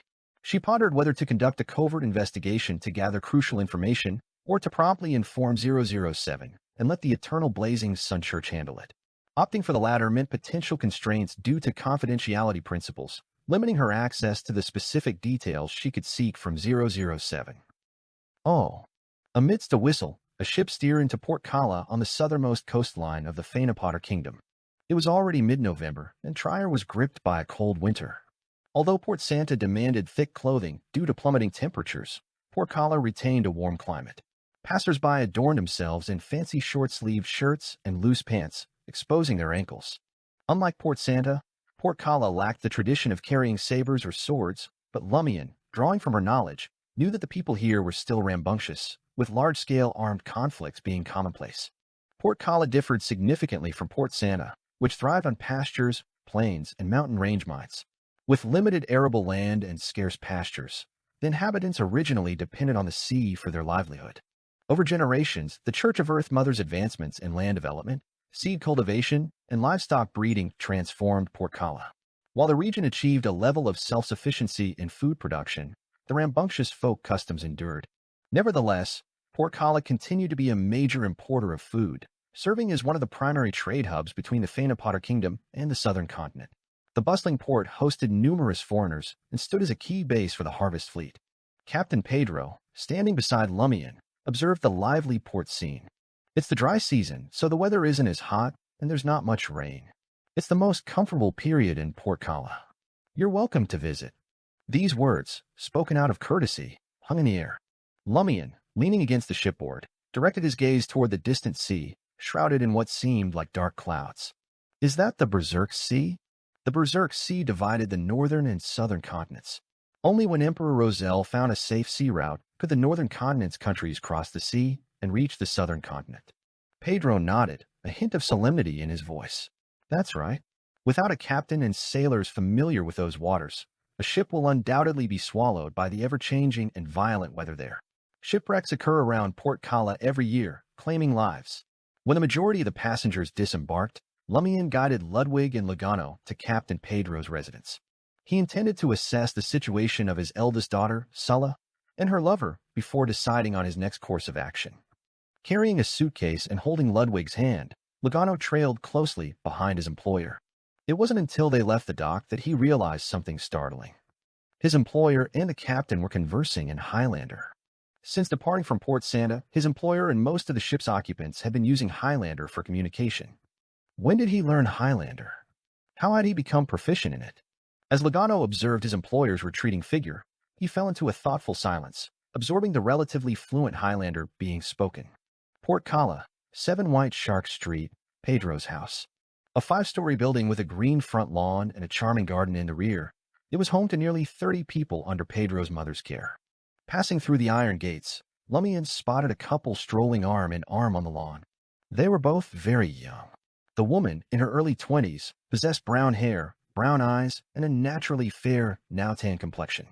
Although her appearance was remarkable, Lumian, accustomed to interacting with demonesses and having a beautiful sister, deemed her merely decent. The man, in his mid-20s, had ordinary features, single eyelids, and curly brown hair. Clad in a white shirt and dark gray pants, he had very average looks and demeanors that would be lost in a crowd. Sulla, let me introduce you. This is the great adventurer, Louis Berry. His legendary experiences will soon reach Cala. Pedro joyfully introduced Lumian without a trace of gloominess. Sulla, sporting a fishnet hat to shield herself from the sun, approached with curiosity. What kind of legendary experiences? Does earning 300,000 gold risit from a commission count? Pedro replied, representing Lumian with a smile. 300,000 gold risit? Sulla exclaimed. This was a huge fortune for most people in Phaenopotter. Lumian observed the father-daughter interaction with a smile. In his peripheral vision, he detected a darkening expression on Sulla's lover, a clear sign of displeasure. Jealousy, vigilance, and worry? If there's truly something amiss with him, he should be more confident. Lumian mused, unfazed. Pedro then introduced Sulla's lover. Floris, Sulla's fiancé. They met in Phaenopotter City. Phaenopotter City, nestled in the highlands, stood as the capital of the Phaenopotter kingdom. Sulla had encountered Floris there during her university studies, though Floris hailed from an ordinary family with modest educational qualifications. Having completed only elementary grammar school, he later established a grocery store near Highlander University. Greetings, Lumian nodded slightly, exuding the self-assured air of a great adventurer. Following the welcoming banquet, Floris departed from Pedro's house. He ventured into his favorite romantic bar, settling at the counter with a discontented expression. While casually surveying the surroundings, he couldn't help but notice a woman seated 2 or 3 spots away. Her flaxen-colored hair was elegantly tied up, and her lake-colored eyes held a crystalline glimmer. With a high-nosed bridge and rosy lips, even her side profile was breathtakingly beautiful. Lord of Mysteries 2, Circle of Inevitability. Chapter 6:16, Love. For a moment, Floris found himself captivated by her presence. He couldn't resist leaning in to compliment her straightforwardly, a habit common among male Phaenopotterians. Today is my lucky day to encounter such a beautiful lady. Could I be luckier to buy you a drink? The woman's eyes flickered, and a smile graced her lips. She gently shook her head, indicating that his offer wasn't accepted. Undeterred, Floris wanted to say more, but he noticed the woman's expression cooling off, prompting him to retreat to his seat. In the following moments, he alternated between stealing glances at the woman's figure, clad in a simple shirt and slender black pants, and observing the rim of her glass, watching it touched by her moist red lips. Floris's body heated up, and his mouth grew dry. The more beer he drank, the harder it became to quench his thirst. Eventually, the woman finished her light gold manzan, placed the tall glass on the bar counter, and gracefully left amid the soothing and elegant music. Floris hurriedly approached, pulling out a soft tissue that had gained popularity in recent years. He wiped the edge of the wine glass, where the woman's lips had just touched. Then he folded the tissue, meticulously scanning the surroundings of the bar stool. He collected a few flaxen-colored long hairs, securing them in the tissue. Completing this task, Floris became aware of the bartender and the nearly 20 male customers around him, all staring with a shared judgmental gaze. Pervert. Floris wasn't the sole victim of the woman's enchantment. It extended to all the men and a few women in the bar. All of them had witnessed his perverted actions. Despite the accusatory stares, Floris kept his composure and left as if nothing had transpired. He vowed never to return to this bar again. Yet, he harbored no regret for his actions. On the way back to the apartment, Floris's heart pulsed with anticipation, fueled by the promise of gains. His pace quickened, though practicality dictated a more measured speed. Upon reaching his residence, he drew the curtains and retrieved an old notebook with a yellowed cover from his suitcase compartment. Inside, a mottled note held a complex vocabulary that didn't belong to any language from the northern continent, accompanied by numerous instructions in Highlander. Flores eagerly placed the tissue containing the woman's hair and saliva on the notebook. He then took up the mottled note, reciting the intricate and peculiar words with marked pronunciation. Neighboritously. This was the love incantation Flores had chanced upon. With the true name, date of birth, closely related items, or bodily fluids like flesh and blood, he could insert the medium in his notebook and recite the incantation as 7 times, compelling the target to fall irrevocably in love. Flores had patiently waited for the opportune moment to orchestrate Pedro's daughter, Sulla, to fall and be injured. His timely aid had not only garnered gratitude but also facilitated the collection of her blood, fulfilling the conditions for the love incantation. Reality had validated the enchanting power of the love incantation. Flores refrained from using it again, uncertain of how to dispel its effects. If pursued by multiple women before his marriage to Sulla, provoking a conflict among them could jeopardize his standing within the large family and hinder access to resources and support. However, today was different. She was the most captivating woman he had ever encountered. He was ready to pay any price to make her his own. Uncertainty lingered in Flores's mind about whether the saliva-stained tissue and the naturally fallen hair could truly serve as a medium for the love incantation, but the desire to find out overwhelmed any reservations. Excitement and anticipation surged within him as he envisioned the possibility of witnessing such a beautiful scene, an uncontrollable smile gracing his face. Neighboritously, Flores continued reciting the love incantation with abnormal devotion and enthusiasm, his heart pulsating with desire and joy. Neighboritously. After repeating it 7 times, Flores watched in amazement as the tissue and hair burst into flames, reflecting a rainbow before swiftly turning to ashes. Success. Success. Flores couldn't initially believe it, but immense joy struck his heart. Surprise lingered, but Flores cared little. What mattered was that it worked. That captivating woman is now in love with me. Thoughts of what would unfold next raced through Flores's mind. He hastily closed the notebook, clipped the note, and dashed to the door without bothering to put them away. He yearned to walk the streets, confident that the lovely person must be seeking him. As Flores swung the door open, there she was, the woman from the bar, standing outside. Flores's entire being went slack under the lake-colored crystalline gaze, his balance teetering on the edge of surrender. Every fiber of his being yearned to yield. As the woman willingly stepped into Flores's embrace, he eagerly enveloped her in his arms, leaning in for a kiss. Yet, the sensation he encountered was far from the warmth and softness he had imagined. Instead, it was cold and unyielding. Flores's surprise turned to shock as he realized he was embracing a waist-high mirror. The mirror brushed against his chest, swaying back and forth, resisting his attempts to disengage. Flores recoiled in unnatural fear. The lingering sensations from his earlier fantasies refused to dissipate. His heart froze while his body burned. With mounting dread, he struck the mirror with increasing force. Finally, retreating to his suitcase, Flores delivered a decisive blow, shattering the mirror with a resounding crack. It shattered into countless fragments, piercing Flores's clothes, chest, stomach, and arms. Agony surged through Flores's body, searing his senses, snapping the fraying nerve that was already on the brink. In that moment, he tasted a euphoria unlike any other. Collapsing to the ground, Flores lay motionless, caught between fear, longing, anguish, and ecstasy. It can truly assist in digesting the pleasure potion.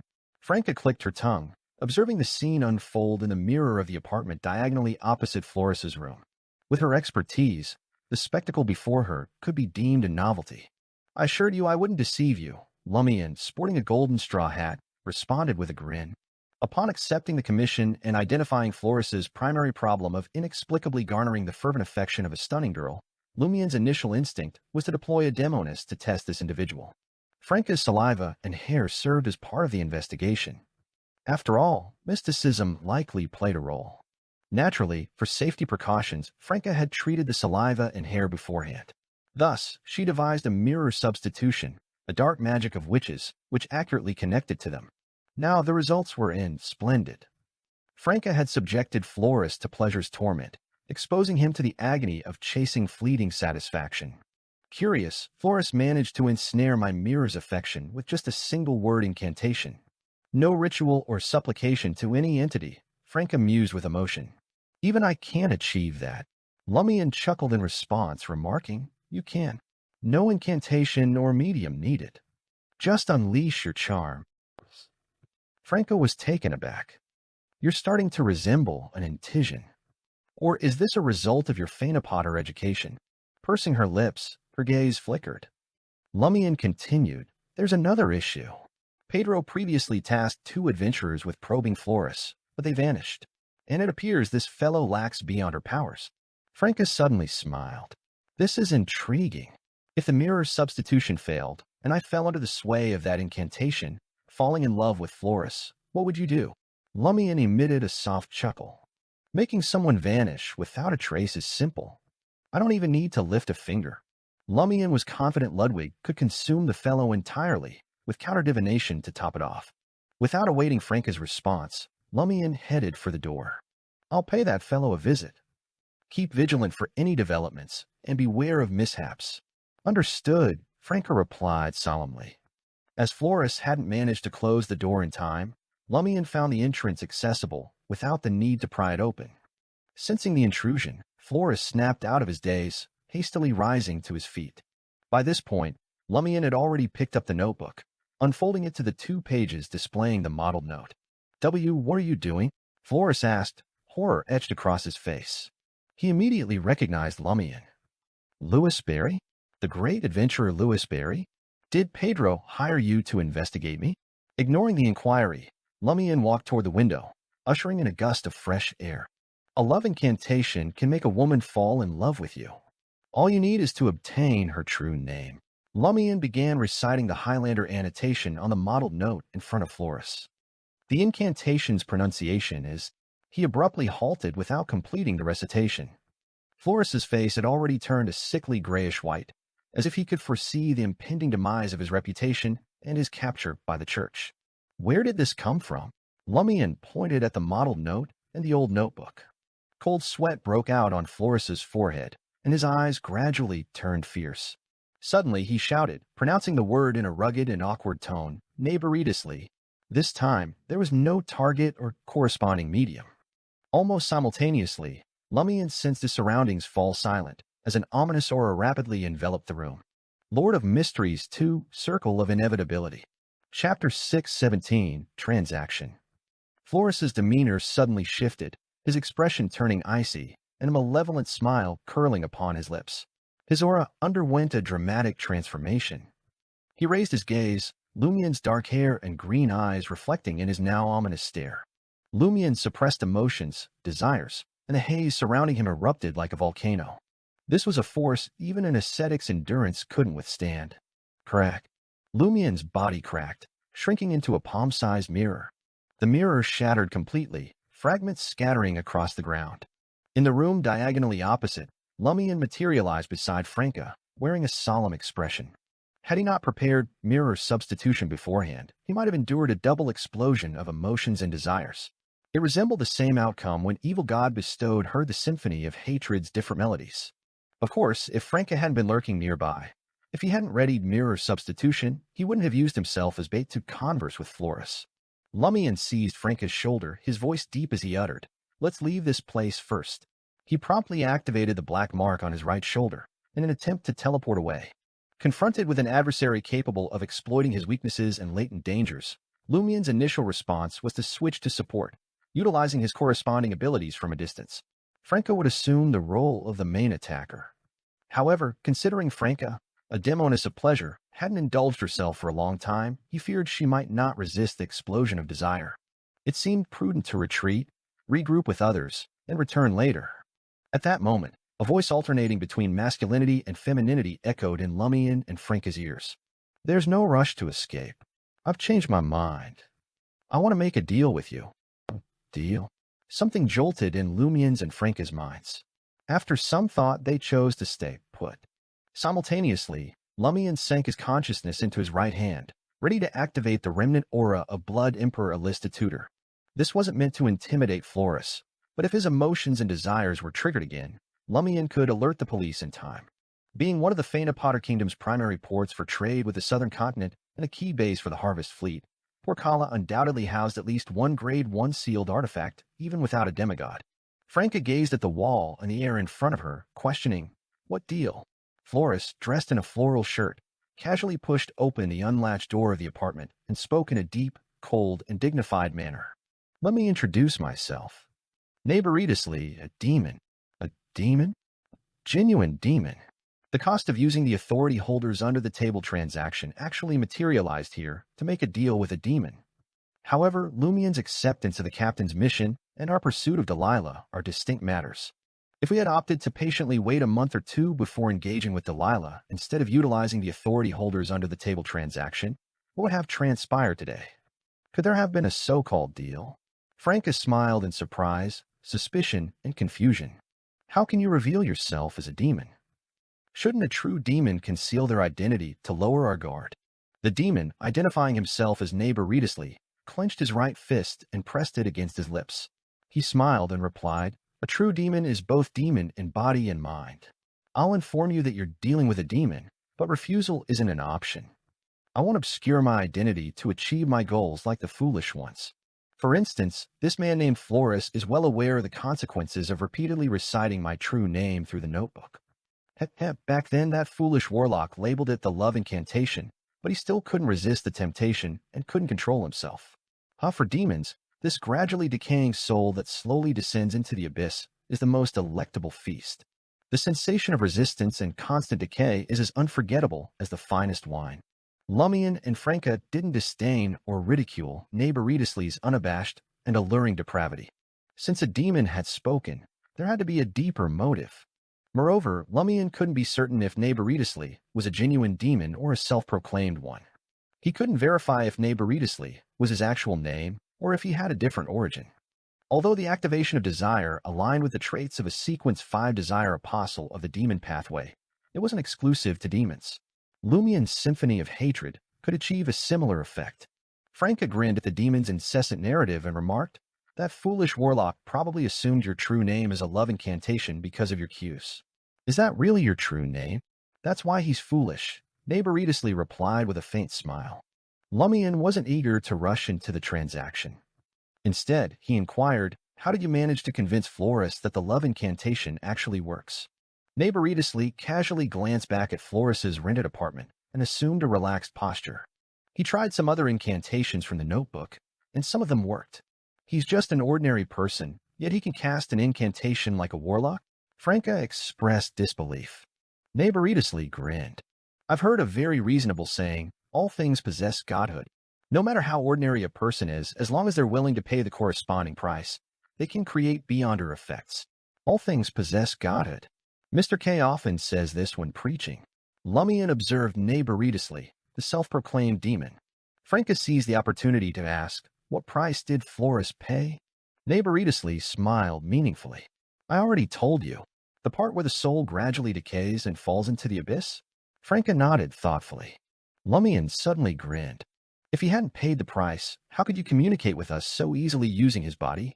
Neighboritis Lee smiled back but remained silent. Lumian shifted the topic. "Did you have a hand in the deaths of those 2 adventurers who were investigating Flores?" "Consider it a bit of interest," Neighboritis Lee replied, glancing around. He smiled and pulled a chair over, casually remarking, "You lack the necessary courtesy." "Because we never considered making a deal with you," Franca deliberately stated. "I won't make a deal with a demon." Neighboritis Lee chuckled and said, "Although it's amusing for a demoness to claim she won't trade with a demon, I can assure you that I won't force you into a deal. I won't even hinder you from informing the Church of Earth Mother about Flores later. I differ from my inept peers. I prefer transparent trade, avoiding the convoluted legalese of contracts where terms and conditions are twisted. I'll make you choose to trade with me, even knowing the content and price." "I decline," Franca replied with a smile. "I refuse to entertain your deal." Neighboritis Lee narrowed his eyes dangerously, but maintained his usual amiable demeanor. "You can listen first before deciding if you want to accept this deal. I won't boast that I can fulfill any of your wishes, but I can help you fulfill most of them. This is a promise from an ancient demon." "Ancient?" Lumian looked curious. "Have you heard of the ancient sun god?" Neighboritis Lee's expression darkened subtly. "I'm aware. Can you tell me about him?" "The deity I believe in now seems to be the resurrected him."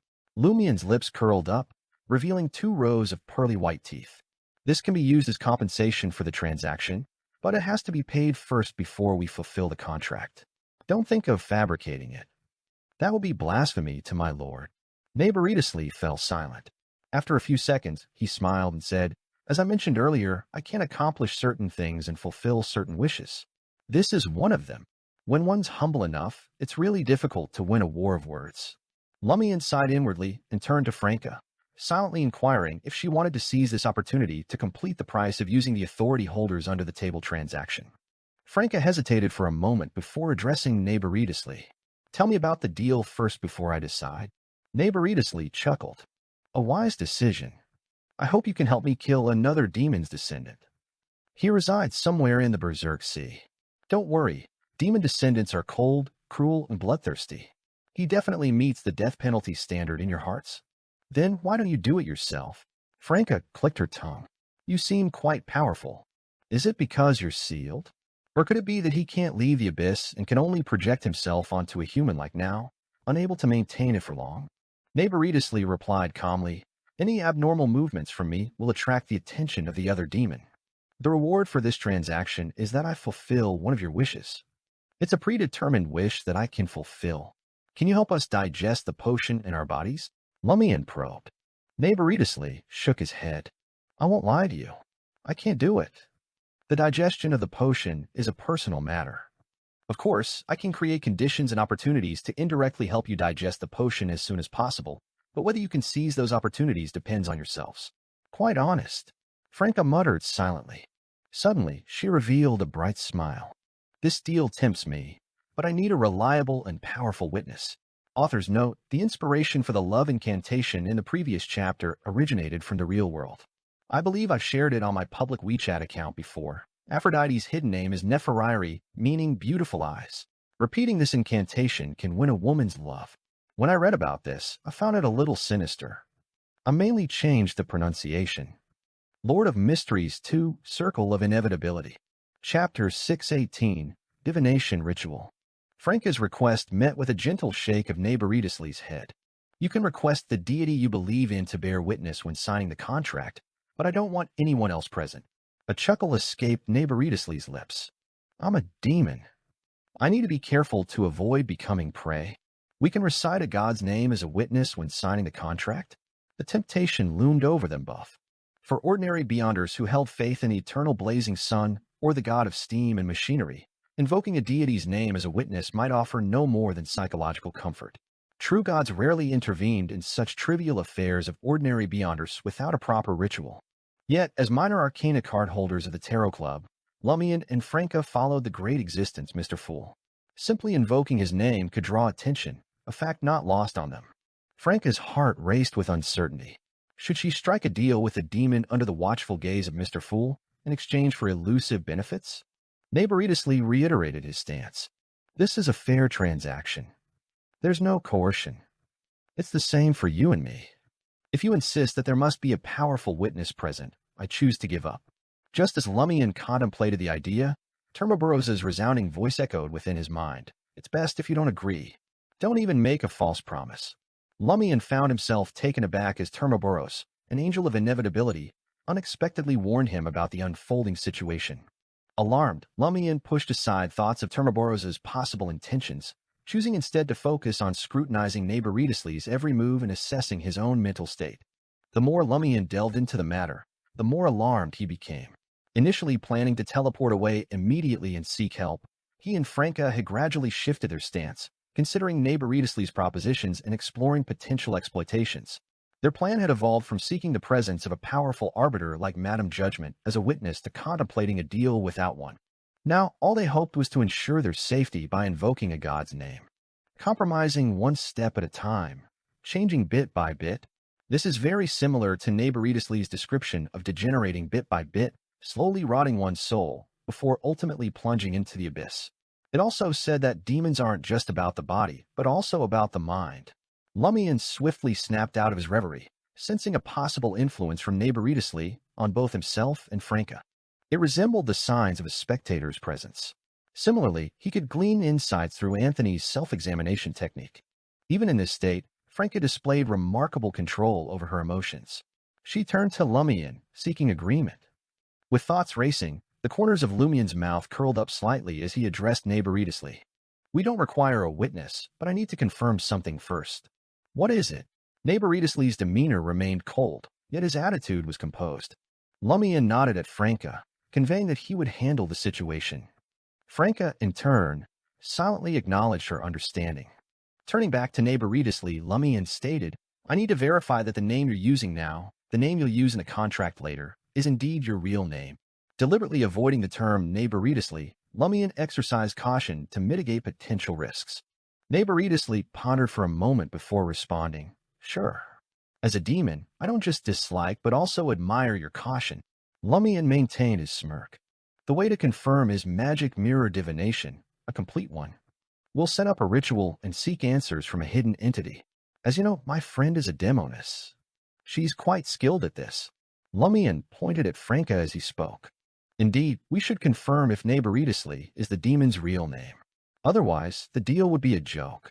Franca suddenly became alert, realizing she had been too eager to conclude the deal and had overlooked many potentially problematic details. Neighboritisly pondered for a moment before agreeing, All right, but I have to observe from within the wall of spirituality where the ritual takes place. This is a demon's caution. We're worried that you'll use magic mirror divination to inform certain demons' natural enemies. No problem, Lumian said with a bright smile. To complete magic mirror divination, I want you to write your real name on this note and bring over the ancient notebook from the opposite room. Together, they can act as a medium for divination. Neighboritisly, well-versed in the intricacies of complete magic mirror divination, responded with a smile. No problem. He stood up, taking the note from Lumian's hand. Using Floris's fountain pen, he inscribed a complex word with a pronunciation Neighboritisly, its language unknown. The self-proclaimed demon then left for Floris's rented apartment, retrieving the ancient notebook and the note. Lumian had already arranged a simple ritual, placing 3 candles and a mirror on an empty table. Before Neighboritisly returned, Franca approached him and whispered, The usual magic mirror divination target? Lumian shook his head, indicating they weren't. Softly uttering a single word, he said, Him. Pure male pronoun. Franca's pupils dilated as she tacitly understood whom Lumian was referring to.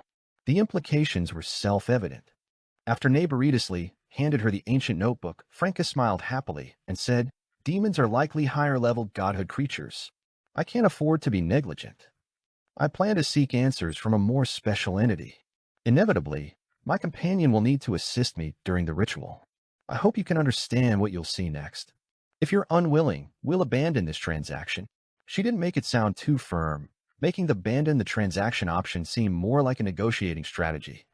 Neighboritisly smiled and replied, No problem. I've seen too many special rituals. His implication was clear. If there was a problem with your ritual, I would be able to tell immediately. Franca sanctified the ritual's silver dagger and created a wall of spirituality. Lumian placed the ancient notebook and the note with the real name in front of the lit candle and mirror, using a small amount of Gardner Martin's spiritual blood to draw a few complicated and strange symbols. Observing from a distance, Neighboritisly muttered, seeking guidance from fate, questioning an entity in this domain. Lumian seized the opportunity to turn around and ask, What can I do to dispel Sulla's infatuation with Floris? Neighboritisly smiled meaningfully and said, Either they both perish or they seek my approval. With the preparations complete, Franca stepped back, gazing at the 3 burning candles and the palm-sized makeup mirror. She recited an honorific name in ancient Hermes. The fool that doesn't belong to this era. Upon hearing this, Neighboritisly's expression changed. His face turned icy, and his eyes revealed a chilling cruelty. Just as he was about to project Lumian and Franca's figures in his eyes and ignite their desires and emotions, he realized that a thin gray fog emanated, making the 2 targets indistinct and challenging to lock onto. Lumian gripped Franca's forearm. In mysticism, this signified that the 2 people in the ritual were one. Of course, the prerequisite was that the original ritual host didn't resist. Lumian took over the ritual host's position and recited the last 2 paragraphs. The mysterious ruler above the gray fog, the king of yellow and black who wields good luck. The thick gray fog surged even more visibly, and Neighboritisly, manipulating Floris's body, grew increasingly malevolent. He tried to break free from the altar, attempting to shatter the wall of spirituality, but the gray fog stood as an impenetrable obstacle. Lumian advanced 2 steps, presenting the note with the real name to the candle, symbolizing the ritual's host. He ignited it and flicked it 3 times, dispersing ashes onto the ancient notebook. After these preparations, Lumian spoke in a deep voice. I beseech your assistance. I implore you to banish the creature named Neighboridously. Neighboridously, in control of Floris's body, opened his mouth, emitting a sharp cry. Simultaneously, filth, depravity, and evil ravings echoed in Lumian and Franca's ears. Each word seemed to assault their minds, causing their bodies to contort and their souls to decay. Yet, under the ritual's shield and the layers of gray fog, the words appeared distant, as if emanating from the horizon. Even if Lumian and Franca strained to listen, the specifics eluded them. Amidst a faint shriek, pitch-black gas emanated from Floris's body, swiftly dissipating. Faces emerged from the pitch-black gas, mouths opening and closing, cursing Lumian and Franca vehemently, only to dissolve into the gray fog. In a matter of seconds, the pitch-black gas completely vanished, and Floris's demeanor and aura returned to normal. Exorcism spell. In just a few days, Lumian had employed the exorcism spell once more. From his perspective, Neighboridously, hiding his true form somewhere, had stealthily infiltrated Floris's breath for control. He was akin to a wraith evil spirit possessing another. Most surprising was the effectiveness of the name Neighboridously. Of course, if this wasn't the true name, if the exorcism spell proved futile, Lumian could resort to Mr. Fool's complete honorific name to intimidate the demon and drive it away with the gray fog and the gaze of a great existence. This time, it wasn't Mr. Fool's seal on his chest that answered, but the great existence himself. Lumian forced a smile and said to Franca, "This fellow is less formidable than the invisible child of God of the Great Mother." Despite Neighboridously's frenzied curse affecting his desires and emotions, requiring him to endure with his ascetic powers, it still paled in comparison to the invisible child of God's ability to partially breach the gray fog's protection of the ritual host, repeatedly creating a psychic piercing effect. Franca remained silent, her gaze fixed on the makeup mirror serving as decoration. In the mirror, a faint fog permeated the air, and a vague figure approached from a distance. Lord of Mysteries 2, Circle of Inevitability. Chapter 619, Chronicles. Franca strained her eyes, attempting to discern the figure amidst the dimly lit surroundings. The tall buildings loomed mysteriously, their outlines blending with the fog, reminiscent of stars reflecting on a foggy night. In the distance, lights flickered, accompanied by indistinct honking sounds. W.H. Franca's pupils dilated, and her eyes widened in astonishment. Her heart, previously gripped by the effects of Neighboridously's frenzied curse, now surged with shock. Instinctively, she focused all her might on the figure, trying to pierce through the layers of gray fog and unravel its face and clothing. However, the thin fog grew hazier, dissipating along with the fleeting images it carried. In just 3 to 4 seconds, the mirror on the altar reverted to its normal state. What's wrong? Lumian turned to Floris, who lingered in the residual gray fog, seeking an update on Franca's condition. Franca, still captivated by the mirror, fell silent for a moment before speaking. Did you see the scene reflected in the mirror? I did. Lumian reflected briefly and suggested, perhaps it signifies Mr. Fool's divine kingdom. Their prayers for the exorcism spell had been directed towards Mr. Fool.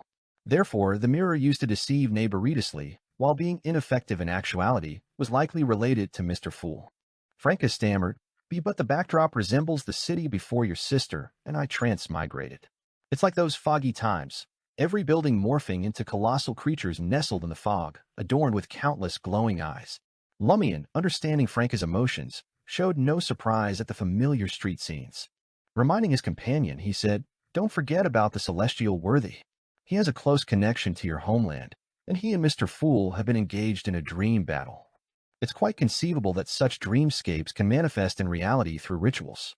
Franca fell into a momentary silence before releasing a sigh. "You're right," she followed with a self-deprecating laugh. "I got worked up for nothing."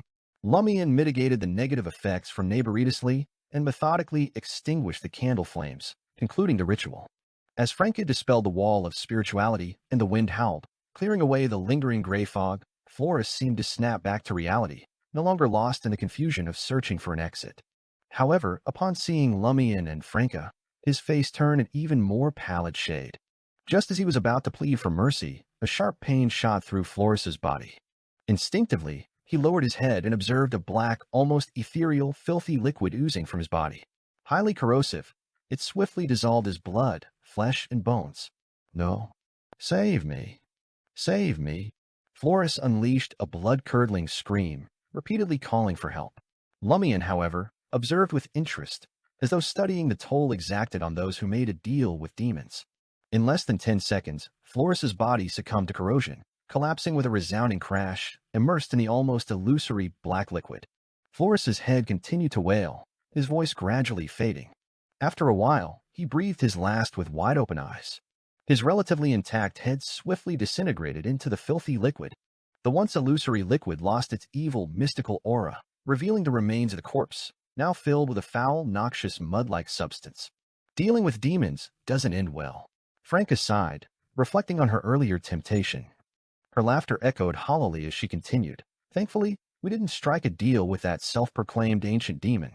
Still, I missed an opportunity to eliminate the latent threat of using the authority holders under the table transaction. Lumian chuckled and remarked, "Consider this carefully. I remember Madam Magician's usage instructions, emphasizing the possibility of encountering transactions with evil entities like demons.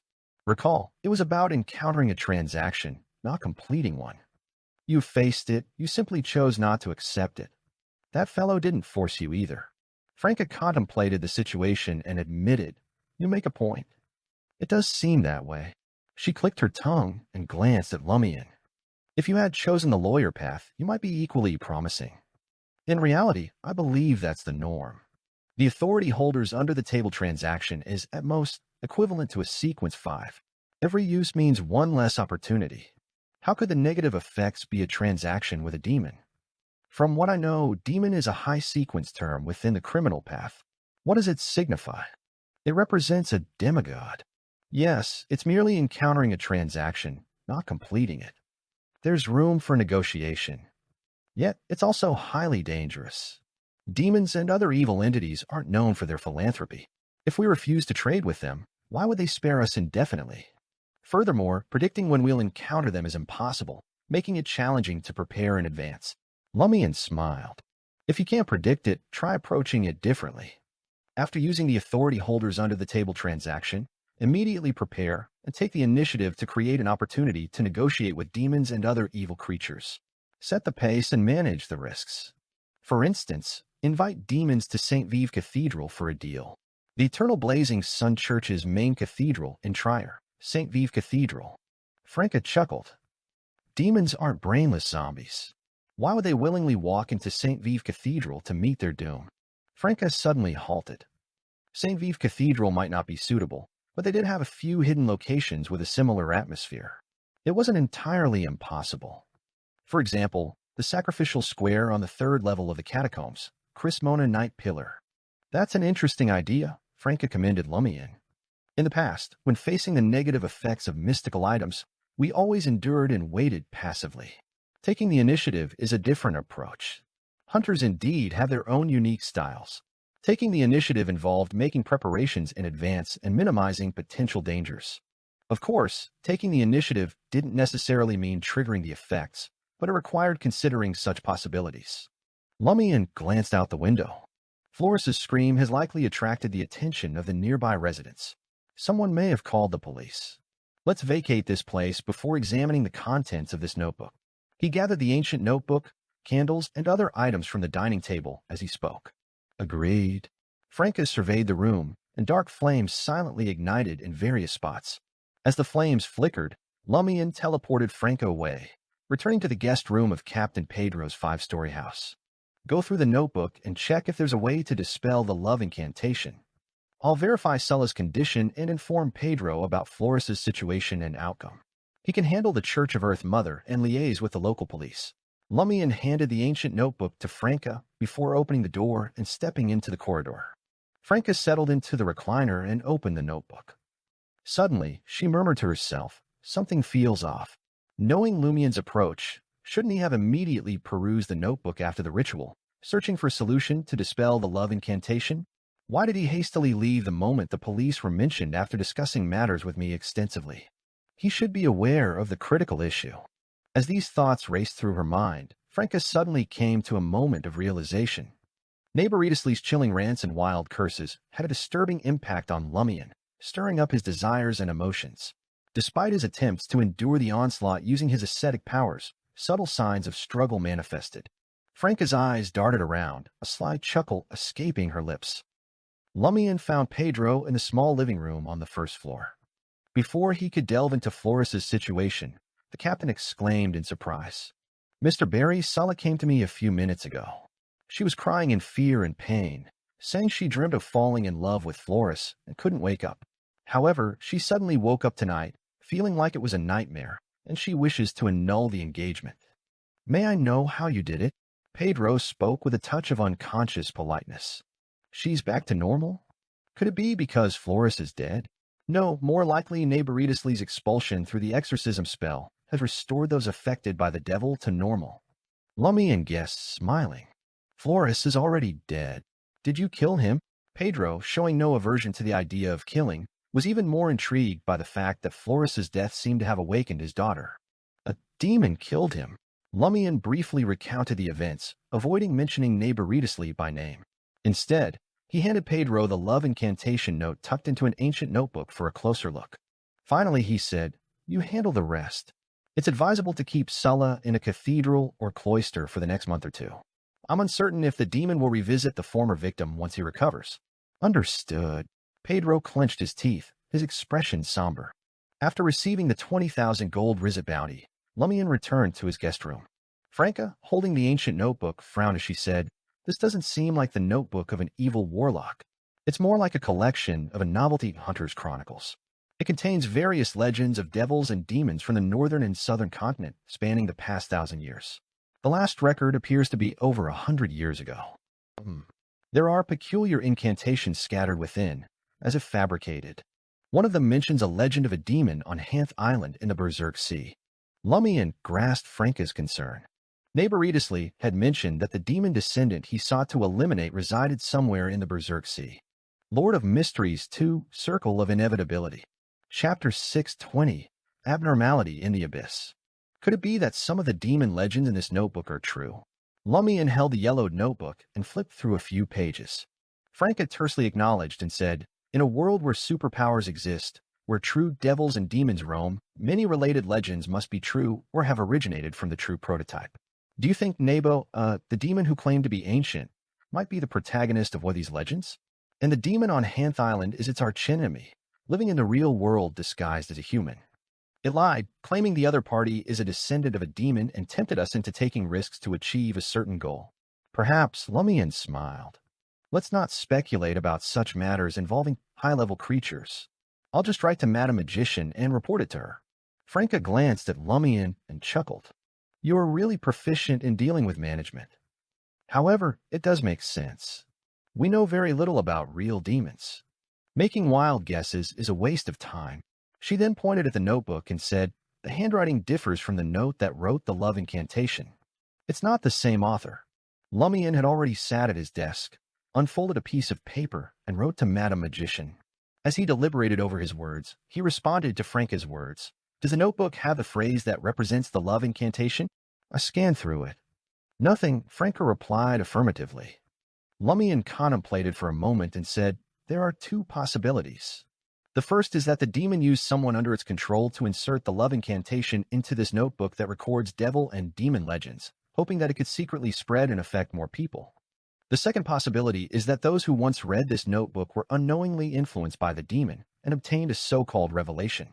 They wrote this love incantation and provided commentary. Mysticism sure is dangerous." Franca sighed with emotion. Lumian swiftly composed the letter and dispatched the ancient notebook and the note with the love incantation to Madam Magician. While awaiting a response, Franca and Lumian briefly delved into the demon legend of Hanth Island in the Berserk Sea. 30 years after Emperor Roselle discovered a safe sea route to the southern continent, numerous mysterious deaths of colonists and natives plagued the newly colonized Hanth Island. Witnesses claimed to have seen a valley ablaze with sulfur flames in the island's forest. At night, pitch-black demons with goat horns were suspected of circling the area.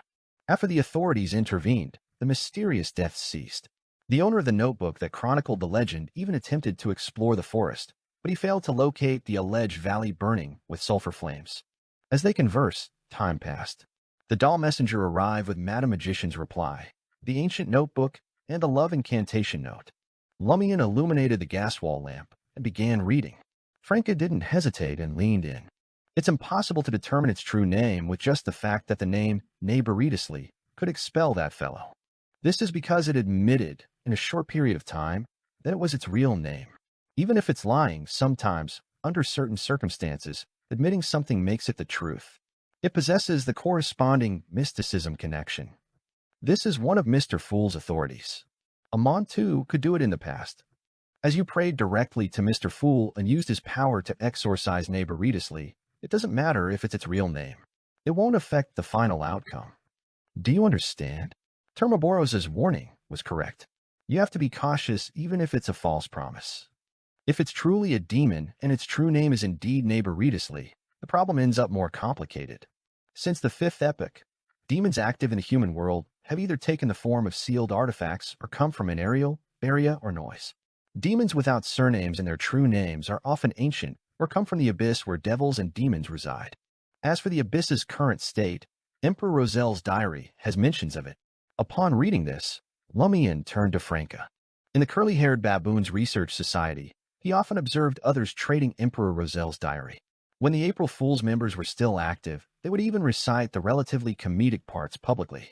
However, having joined the Transmigrator organization only recently, he had no interaction with translations from the past.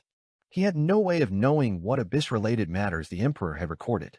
Franca said with a solemn expression, Emperor Rozel once found the entrance to the abyss and conducted a thorough exploration. As expected of Emperor Rozel, Lumian praised instinctively and sincerely. There weren't many people he admired, in fact, very few, but Emperor Rozel was one of them. Knowing that this emperor was a transmigrator like his sister made him feel an affinity with him. Franca continued, in the abyss that Emperor Rozel explored, devils and demons had long perished. Not a single one remained. All he saw before him were either corpses or silence. This state made him feel fear. He left in a hurry without completing his exploration. All dead. Lumian frowned slightly. Is the love incantation fellow either not a demon or an ancient demon from the abyss's core? Pausing momentarily, he added, if it's really an ancient demon, it might know why the abyss underwent such an abnormality. Franca nodded solemnly. The duo cast their gazes at the back of Madam Magician's reply. I reckon you've already grasped the gist of the abyss from the Two of Cups, so I won't dive deeper. Simply put, Neighboritis Lee could be a potent demon who slipped out of the abyss's anomaly, or it might have roamed the northern continent before the 3 major devil clans, Noise, Beria, and Anariel, held sway. It didn't pledge allegiance to any ancient gods, whichever way you slice it. But dealing with an ancient devil king who's fled back to the abyss isn't something the two of you are capable of, let alone striking a bargain with it. You can explore the demon legends on Hanth Island if it's on your route, but stay cautious. Remember, the abyss's corruption is potent. It can corrupt people without their awareness. During this time, be vigilant for changes in your thoughts, concepts, emotions, and desires. If you notice anything unusual, consult a psychiatrist for confirmation. If you're genuinely affected by the abyss aura from Neighboritis Lee, contact me or Judgment. Experts skilled in purifying such influences will assist you.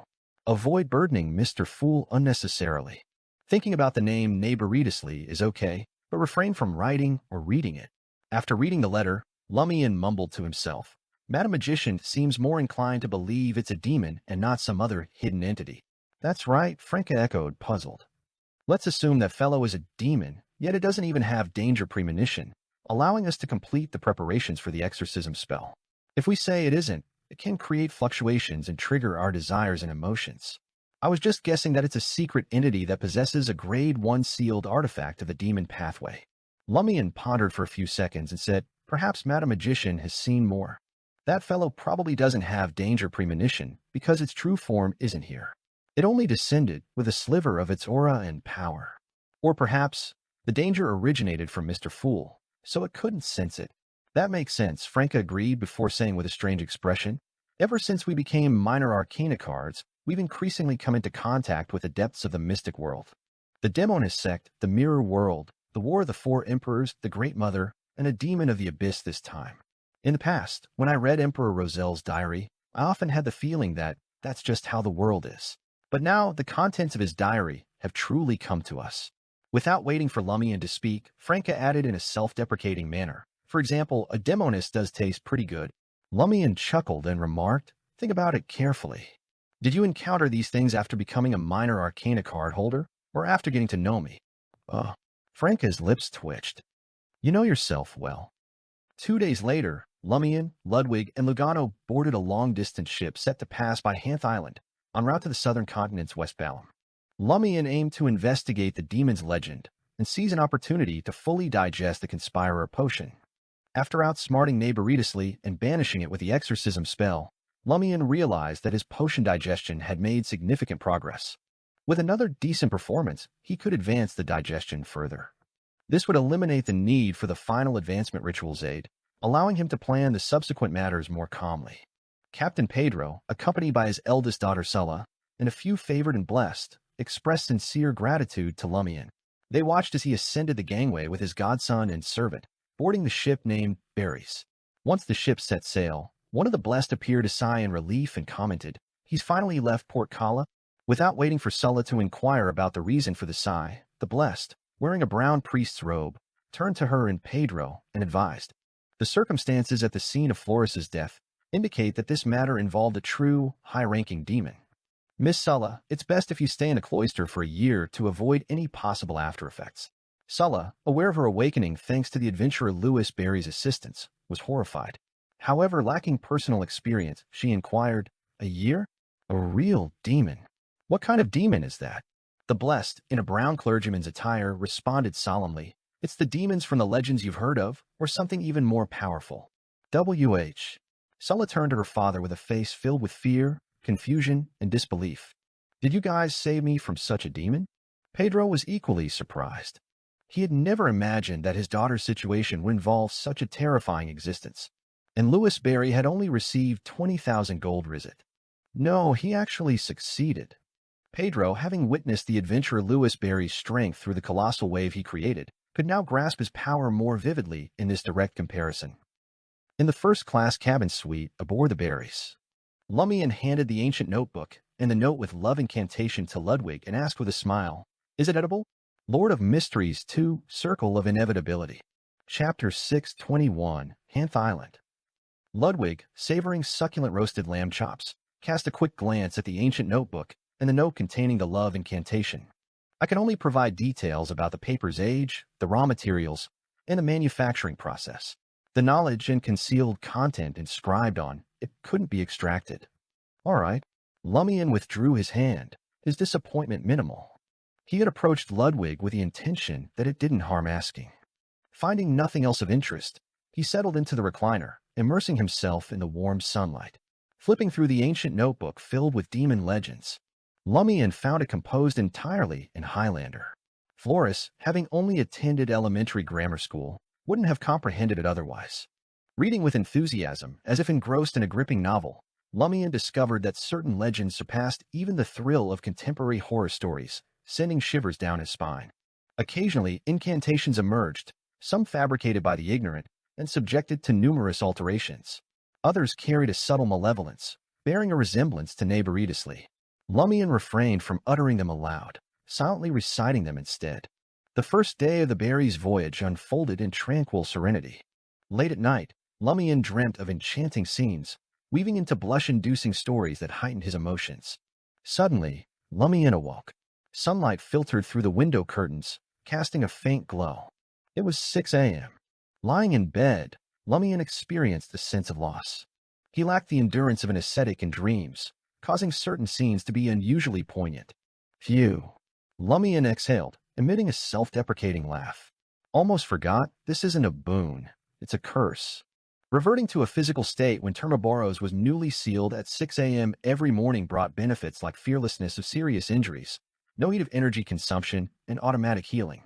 Though thoughts of Cordu's catastrophe and his sister Aurora haunted him with each reset, the initial pain gradually dulled, becoming a bearable numbness after his psychiatric treatment.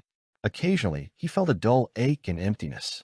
Lumian rose from bed and drew open the curtains, revealing two contrasting scenes of the Azure Sea. To the right, a crimson sun had just surfaced on the horizon.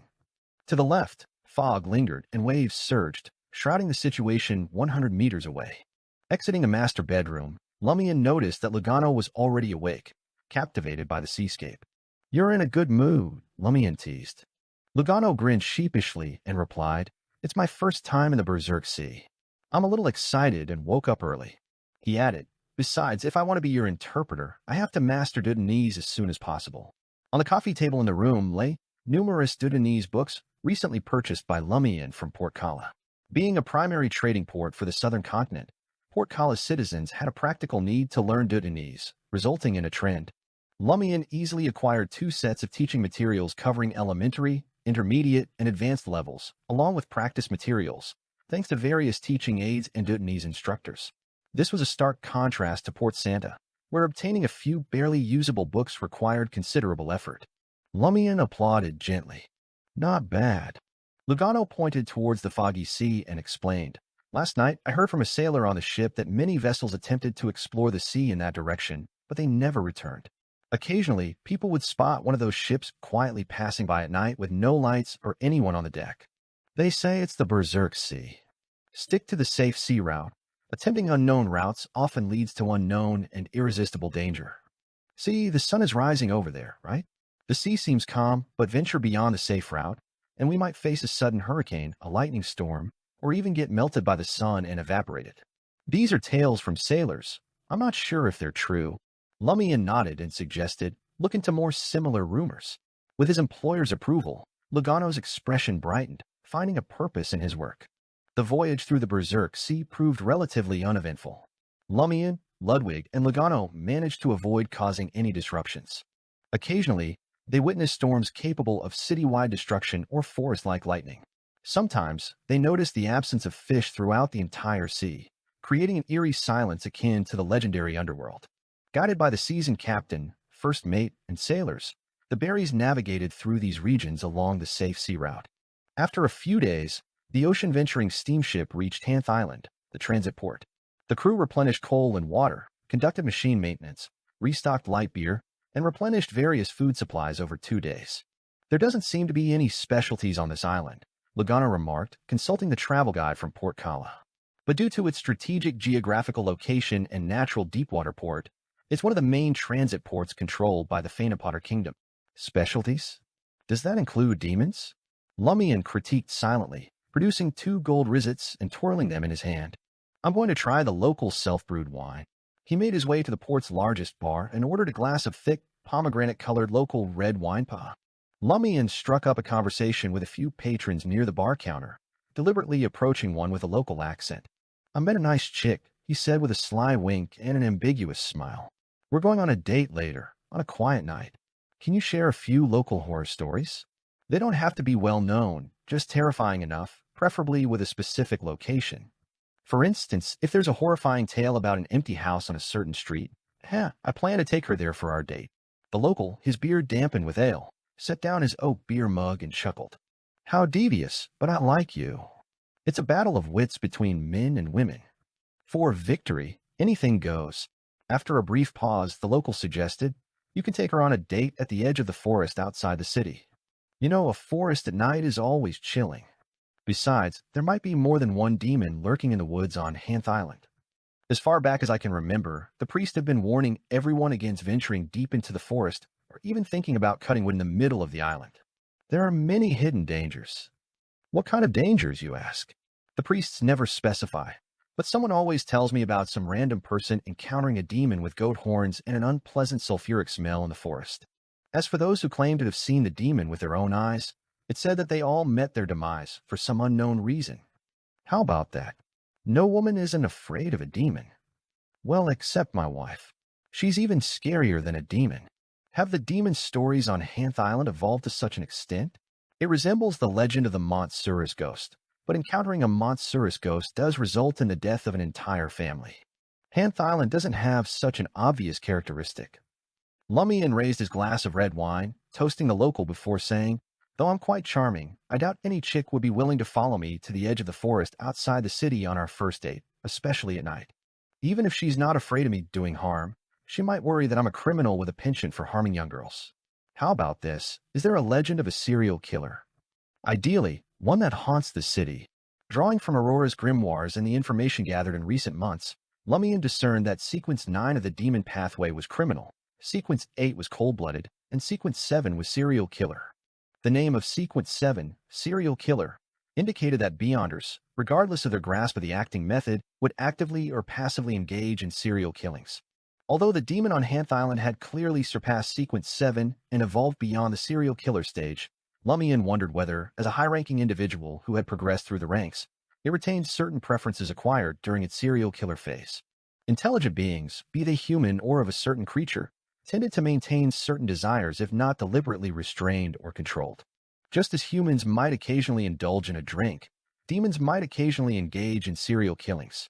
Moreover, if Neighboritisly's commission wasn't concocted merely for a verbal agreement, the demon of Hanth Island or its descendants should be concealed among humans. The bearded local pondered for a moment before responding. There haven't been any serial killers. In a small place like ours, if serial murders were happening, everyone in the city would know. He paused, then added, but what if someone goes missing in the forest outside the city every year? Would that count? In Trier, Franca, Jenna, and Anthony managed to gather sufficient information about Morana Vigny, the current Minister of Industry. This information included a color photograph. In the picture, Morana Vigny displayed a striking resemblance to an Intijan.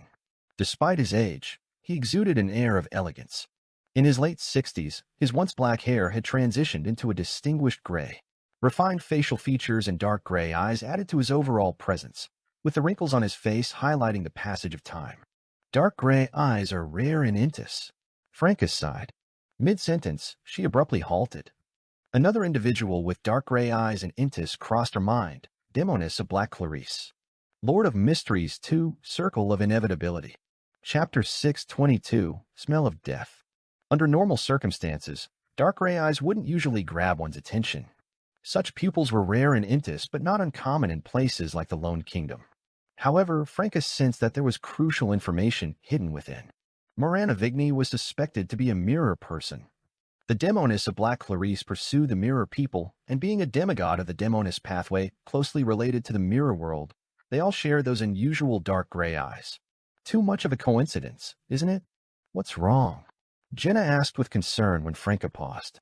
Franca deliberated for a few seconds before revealing that the Demonis of Black shared the same eye color as Morana Vigny. Finally, she said, none of the mirror people we encountered previously had such characteristics. Only relatively special mirror people have them. Is the Demonis of Black also a mirror person? Jenna guessed, her thoughts wandering. Impossible, Franca subconsciously denied. She even tasked me with investigating the mirror people. Right? It's not impossible. Haven't we read enough stories of burglars calling police to catch thieves? Anthony thought for a moment and said, could it be a symbol of being corrupted by the mirror's primordial Demonis? Could special mirror people at a certain level have such eye color? Could it be the same for a Demonis who has become a demigod and has been corrupted? No, Morana Vigny should have had dark gray eyes to begin with. It's impossible for the mirror people who replaced him to change the color of his eyes without attracting suspicion, Franca pondered and deduced. In other words, does the Demonis of Black come from the same family as the original Morana Vigny? I previously thought she belonged to the Sauron family and was Brown Sauron's elder. Otherwise, she wouldn't have nurtured such a simple-minded Demonis. Now, it doesn't seem so. Not necessarily, Franca and Jenna said in unison. Everyone had a paternal and maternal side of the family. Just because they were from the Sauron family didn't mean they weren't from a dark gray-eyed family. Franca hesitated for a few seconds before saying, it's been a while since I updated the Demonis of Black on the Mirror People investigation. I plan to visit her this week and discuss Morana Vigny. Be careful, Jenna cautioned. A gleaming smile played on Franca's lips as she replied, don't worry. She tasked me with the Mirror People inquiry, so she should anticipate some updates. If she has ties with Morana Vigny, we might see something unfolding for the Minister of Industry shortly. If not, we can seek her assistance. On Hanth Island, Lumian strolled through the dimly lit streets, relishing the cool sea breeze that replaced the earlier heat as he casually headed back to the berries. Hands tucked into his pockets, his mind raced with unusual activity. He sifted through the legends and stories he had recently gathered, attempting to uncover any hints about the elusive demon. Had Madam Magician not issued a cautious warning, and had Neighboritisly not disclosed the demon descendant's name and identity, Lumian might have considered using himself as bait. In such circumstances, he could have showcased his malice, devised a plan with a chance of success, triggering the demon's danger premonition, luring it out to eliminate the perceived threat. A concealed trap would await it. It's been a century or two. Numerous adventurers have ventured to unravel the demon legend.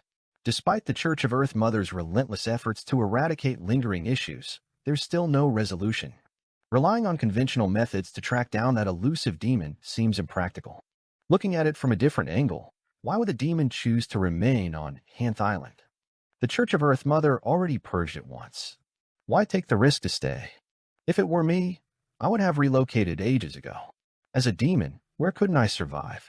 If I truly believed I was a highly intelligent criminal, a genuine criminal, why use such a method to taunt the clergy of the Church of Earth Mother? It will become dull after all these years.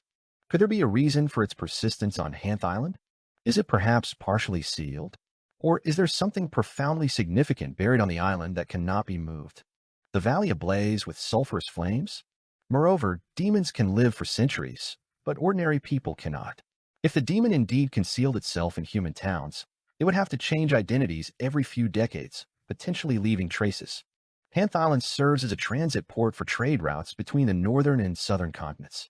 With numerous foreign settlers, the demon can effortlessly forge a new identity. However, how can it smoothly exit the stage with its original identity? The residents here all devoutly follow Earth Mother. Upon their demise, they are invariably sent to the cathedral for a wake. Would a demon have the audacity to feign death and undergo Earth Mother's scrutiny and the purifying touch of holy water? Yes, vanishing is the optimal solution.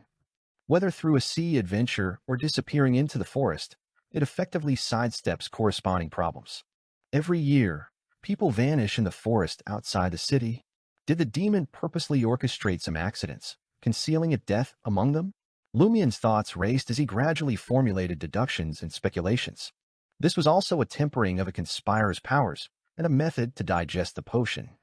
He had a vague understanding of the entire situation. If I want to locate the demon concealed among humans, I must find the mysterious valley ablaze with sulfur flames deep in the forest. To unravel the valley's secret, I must rely on that demon. These two matters are likely intertwined and inseparable. Lumian had a tentative plan for tomorrow's investigation. I'll begin by exploring the forest, utilizing my hunter powers to search for the remains of missing. If I discover one or two, and they still retain some edible structure, I'll bring them back to Ludwig and determine who the deceased last encountered.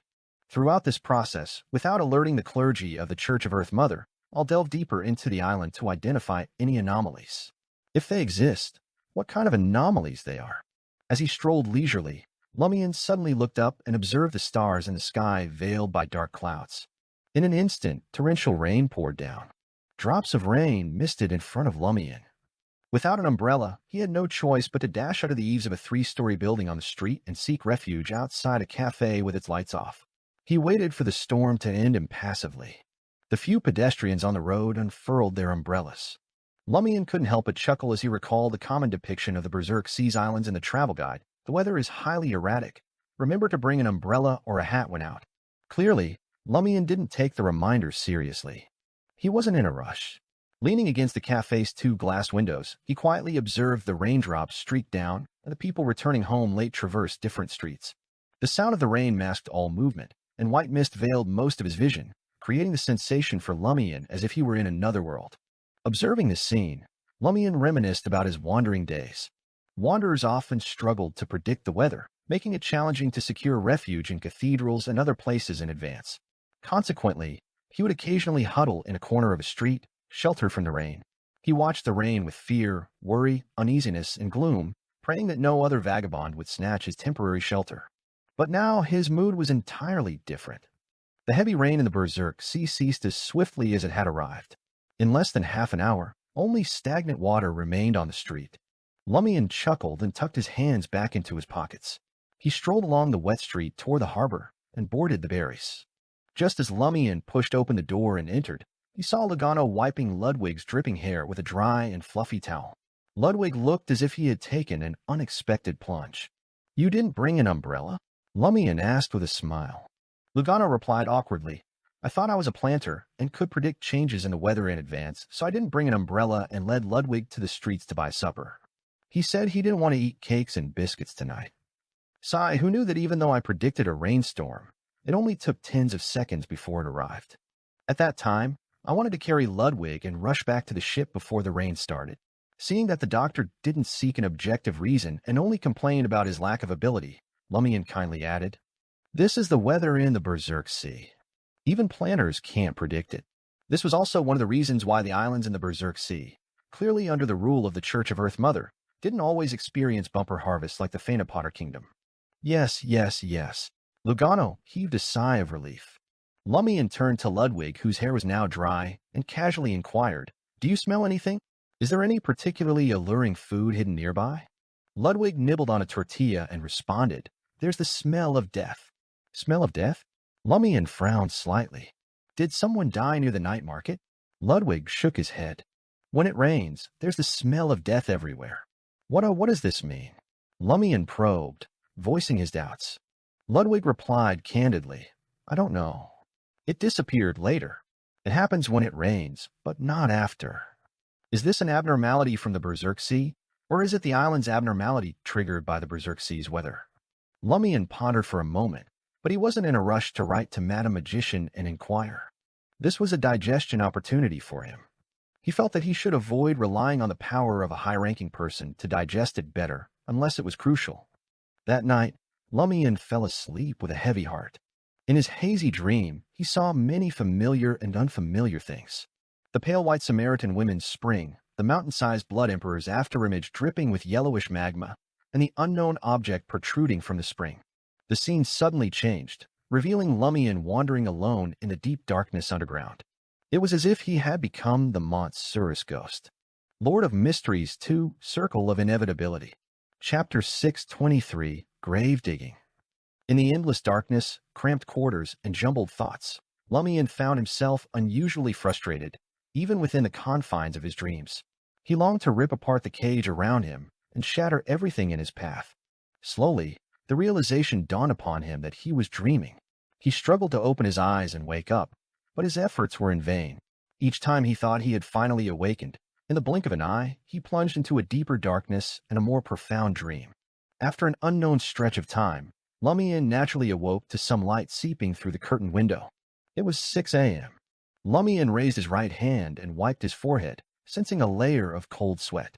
Is this a spiritual warning, or had memories of the Samaritan women's spring and the afterimage of the Blood Emperor haunted me after I contemplated the smell of death on Hanth Island yesterday? Previously, I had drawn connections between the mysterious deaths of those who witnessed the demon and the Montsurus ghost, possibly leading to a shallow corruption. Lumian couldn't accurately decipher the complete meaning of the dream. All he could do was remind himself to be cautious and stay focused on his original goal for coming to Hanth Island. To investigate the demon legends, not to eliminate the demon. Setting aside whether he possessed the strength to face the demon or if he needed assistance, the fact that the Church of Earth Mother had operated on the island for over a century without completely eradicating the target suggested even the Tarot Club's major arcana card holders might not resolve this matter entirely. Lumian got out of bed and retrieved the golden pocket watch from Sal de Balbris. Opening and glancing at it, 6:01 a.m. Though early, Lumian felt a sense of urgency. The berries would depart from Hanth Island the morning after tomorrow. He had only 2 days to delve into the demon legends, unravel the truth, and identify potential suspects. If he succeeded, his conspirer potion might very well be digested. Gathering, screening, and utilizing information were crucial aspects of a conspiracy. And if Lumian were a Sequence 7 detective of the Reader Pathway, successfully solving a century-old unsolved case involving high-level powers in just 2 days would be a remarkable leap from initial digestion to complete digestion. At 9 a.m., in the suburbs of Port Hanth, Return Cemetery. Holding a bunch of yellow flowers, Lumian navigated through the tree-lined cemetery. Armed with Ludwig's intel and the insights from the previous night's dream, he adjusted his plan. Instead of hastily venturing into the forest to search for the missing people's remains, he decided to dig up graves here. His objective, to investigate the circumstances surrounding the mysterious death of someone who had glimpsed the demon's figure in the forest depths. He aimed to discover if they would meet the same fate as those killed by the Montsurus ghost, exhibiting self-mutilation. According to the gathered information, the last person to report the demon's presence to the Church of Earth Mother rested in a quiet corner of Return Cemetery. His name was Antonio Elias. Before long, Lumian, clutching the bouquet of yellow flowers, reached the grave. Apart from the deceased's name, birth, and death dates, a concise epitaph adorned the stone tombstone. This wretched man's life was taken by a demon. Lumian stooped down, placing the bouquet before the tombstone. Then he straightened up, silently studying the stone tomb. Details about Antonio Elias flashed through his mind. A local, not a foreigner, with parents, a wife, and children. 9 months ago, during a hunting trip in the forest, he encountered a wandering demon. Fearing his imminent demise, he sought refuge in the cathedral and cloister of the Church of Earth Mother for a full 5 months. Afterwards, intending to serve as a crew member for 3 years, steering clear of Hanth Island and its hidden dangers, he was discovered dead at the bottom of the cabin on his second voyage. Lumian scanned the surroundings, gathering 10 to 20 withered branches from beneath nearby trees. He planted them around Antonio Elias's tomb, forming a short, makeshift, and somewhat futile barrier. Lastly, he laid a withered branch flat on 2 adjacent branches, constructing a shaky door impassable to anyone. With that completed, Lumian stepped over the wall and entered the grave. He then bent down, extending his right hand to touch the makeshift door constructed of withered branches. Simultaneously, a black mark activated on his body. In the blink of an eye, Lumian's figure vanished. Antonio's tomb remained undisturbed, except for the added circle of withered branches. In reality, Lumian had retrieved an iron pick, shovel, and other items from his just-purchased traveler's bag. He began prying open the stone slabs and digging into the soil. Bottle of fiction. Lumian utilized the wall and door he had fashioned to employ the bottle of fiction contractability. In less than 2 minutes, relying on his understanding of the cemetery's layout and 2 precise explosions, Lumian cleared the soil from the coffin and pried open the black-painted wooden plank. A pungent odor of decay wafted out, and Lumian casually ignited it. After a brief wait, he squatted down, donned gloves, and examined the white bones, now devoid of flesh and blood. The first item he picked up was Antonio Elias's skull. With a cursory glance, he noted cracks on the inside of the skull, while the exterior remained intact. A brain explosion as the cause of death? Lumian pondered the force required to induce such damage. Regardless of the ability responsible, Antonio's cerebellum, and brainstem should have exploded into mush at the time of his demise. It seemed illogical for the hard intracranium to crack while the soft brain remained unharmed. Examining Antonio Elias's other bones yielded no additional injuries. The stains in the coffin offered no further clues. Lumian concluded that Antonio's death resulted from an internal explosion in his head. The explosive force, while not physically strong enough to shatter his skull entirely, was sufficient to destroy his brain. With fire and fusion, I can't precisely control the quantity and quality of the flames.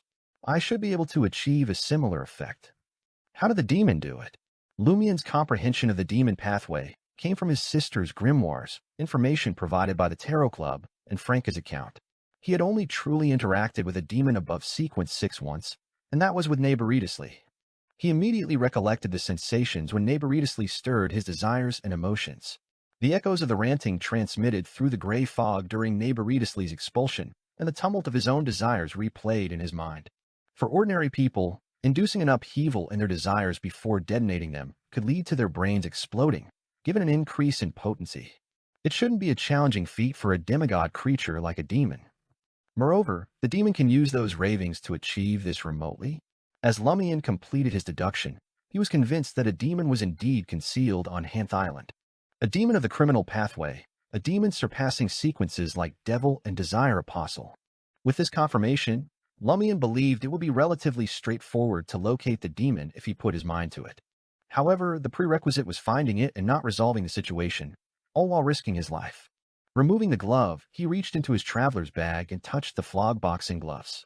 Following the incident with a celestial worthy of heaven and earth for blessings and the Great Mother, Lumian had already speculated that the Mother Tree of Desire stood at the peak of the prisoner, criminal, and Scrooge pathways. Therefore, the Rose School of Thought's Indulgence faction and some members of the Devil family believed in her and followed her. In that case, the flog-boxing gloves made from the branches of the Tree of Shadow, closely related to the Mother Tree of Desire, had a high chance of attracting the demon's attention within a certain range, just as its negative effects meant being observed by some hidden entities, influenced and attacked by dangerous creatures. Phew, there are no useless items. Only beyonders who don't know how to use them. Lumian chuckled self-deprecatingly and withdrew his right hand from the flog-boxing gloves. He abandoned the plan to directly lure out the demon. This decision stemmed from the realization that the demon was still active on the island, claiming lives, yet the Church of Earth Mother hadn't eradicated it completely. Having encountered various challenges, Lumian possessed a reasonable understanding of an Orthodox Church's strength. He knew that if the Church of Earth Mother genuinely committed, it could eliminate all residents suspected to be demons and obliterate the island, similar to what the Church of Storms had done to Banshee Harbor. It wasn't that the Church of Earth Mother lacked the will, but there was a reason holding them back. This brought Lumian's thoughts back to the valley burning with sulfurous flames deep in the forest. He believed that the demon couldn't be slain under regular circumstances. It could only be sealed and constrained. As the Church of Earth Mother couldn't achieve this, and Lumian doubted his ability to do so, enticing the demon directly would be futile and perilous.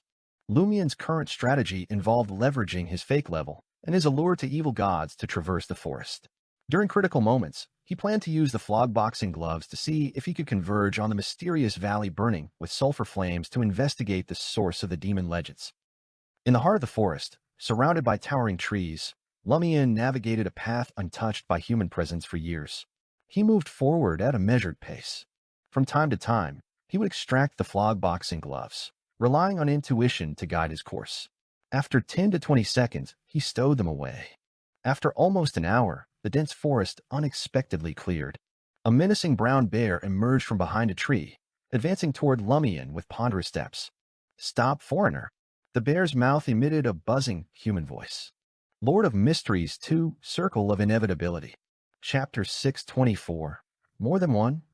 Lumian remained unfazed as the brown bear uttered words in precise Highlander. Instead of fear, delight filled him, a clear sign that he had stumbled upon the correct location. This was the planter pathway, the main pathway of the Church of Earth Mother, known as a druid at Sequence 5, capable of transforming into a formidable 3-meter-tall bear. Encountering a human-speaking brown bear in the desolate forest of Hanth Island hinted at his proximity to the heavily guarded area, possibly the mysterious valley of sulfur flames from demon legends. Without the signature golden straw hat, Lumian studied the brown bear's furry visage openly, making no effort to conceal his extraordinary nature. "All right," he sighed with regret, turning on his heels and retracing his steps. 20 to 30 meters away, Lumian vanished from the brown bear's view, concealed by towering trees that had stood for over a century. He halted, leaning against a tree trunk, and casually retrieved an item from his traveler's bag. It was a pair of brown gold-rimmed glasses, the mystery prying glasses. Lumian had no intention of recklessly breaching the Church of Earth Mother's protective circle and venturing into the sealed-off region. Perhaps it was no safer than confronting the hidden demon on Hanth Island. Without sufficient and effective information, Lumian wasn't inclined to take such risks. What if it resembled Fourth Epic Trier? Lumian's strategy involved skirting the edges of the problem zone, wielding the mystery-prying glasses to shift his perspective and uncover hidden truths. From Lumian's past familiarity with the mystery-prying glasses, the item's lower level hindered his ability to directly perceive various seals. In Trier, he had utilized them multiple times but couldn't catch a direct glimpse of Fourth Epic Trier. Instead, he witnessed concealed elements beneath the ground, lurking in darkness, or disguised through distorted, overlooking, or prying angles. This inherent flaw safeguarded Lumian from directly encountering the Church of Earth Mother's sealed artifact, thus averting potential catastrophe. Nonetheless, it allowed him to discern abnormal traces. And that was sufficient. More traces equaled more information, bringing Lumian closer to the elusive truth. Ready to teleport at a moment's notice, Lumian positioned the brown gold-rimmed glasses on the bridge of his nose. An unsettling dizziness gripped him, akin to being buried underground. Despite looking up at the soil, trees, and sky, he sensed an elevated vantage point, overseeing everything. Withering tree bark, decaying leaves, crawling insects, and animals circling a water source. All these details and buried bones spun in Lumian's vision, inducing nausea from the depths of his soul. Amidst the nausea creeping from the depths of his soul, Lumian's gaze fixated on a startling sight. Silent blue flames devoured the entire landscape. Whether above, below, or around the flames, the trees swiftly transformed into an inky black, dissolving into sewage. From the decaying remnants, new trees sprouted, rapidly expanding and flourishing. In the midst of the blue inferno, Lumian vaguely discerned a crimson, colossal figure sprawled at the core. Submerged in pitch-black viscous sewage, it sank gradually, only to be yanked upward by an invisible force. This unseen power emanated from beyond the withering and burgeoning forest. Abruptly, a pair of eyes materialized within Lumian's line of sight. They were bloodshot, icy blue eyes tinged with pain. Without hesitation, Lumian removed the mystery-prying glasses and activated the black mark representing spirit world traversal. Swiftly fading, he disappeared into the forest and reappeared outside the Church of Earth Mother Cathedral in Port Hanth, behind the familiar stone pillar observed earlier that morning. After stashing the mystery-prying glasses back into his traveler's bag, Lumian departed the secluded spot. Blending in with believers, he entered the cathedral exuding scents of wheat and milk, occupying a pew closest to the sacred emblem of life. With crossed arms, he mimicked the old man in a black formal suit, feigning prayer. Only then did he exhale a sigh of relief, assured that those icy blue eyes wouldn't target or lock onto him. These mystery-prying glasses could pass through countless hands if not in my possession. Its negative effects are indeed unique and beneficial, but they're also very dangerous. Lumian couldn't help but sigh inwardly. Then he analyzed the scenes witnessed through the mystery-prying glasses. There's a region engulfed in sulfur flames, but the Church of Earth Mother's trees seal it off, cycling between death and rebirth. It's nearly impossible to spot from the outside. Even with the mystery-prying glasses, I can only vaguely discern its outline. It's akin to lurking outside a cage and surveying the interior through the gaps in a railing. Despite the mystery-prying glasses' capabilities, they shouldn't breach the seal. That colossal, blood-colored figure resembles a small mountain, yet I can't discern any details. Could it be the true form of the demon of Hanth Island? How can others see it when it's sealed inside, causing those who witness it to mysteriously vanish? Could there be more than one demon on Hanth Island? The ice blue eyes staring at me may belong to another demon. Is it utilizing the invisible connection between itself and the blood-colored demon to prevent its descent into the pitch-black viscous sewage? If so, the Church of Earth Mother should eliminate the demon active both outside and on the island. By doing so, the blood-colored demon would lose its assistance. Or does the Church of Earth Mother not want the blood-colored demon to completely sink into the pitch-black sewage, letting the ice blue-eyed demon exist only to restrict its range and frequency?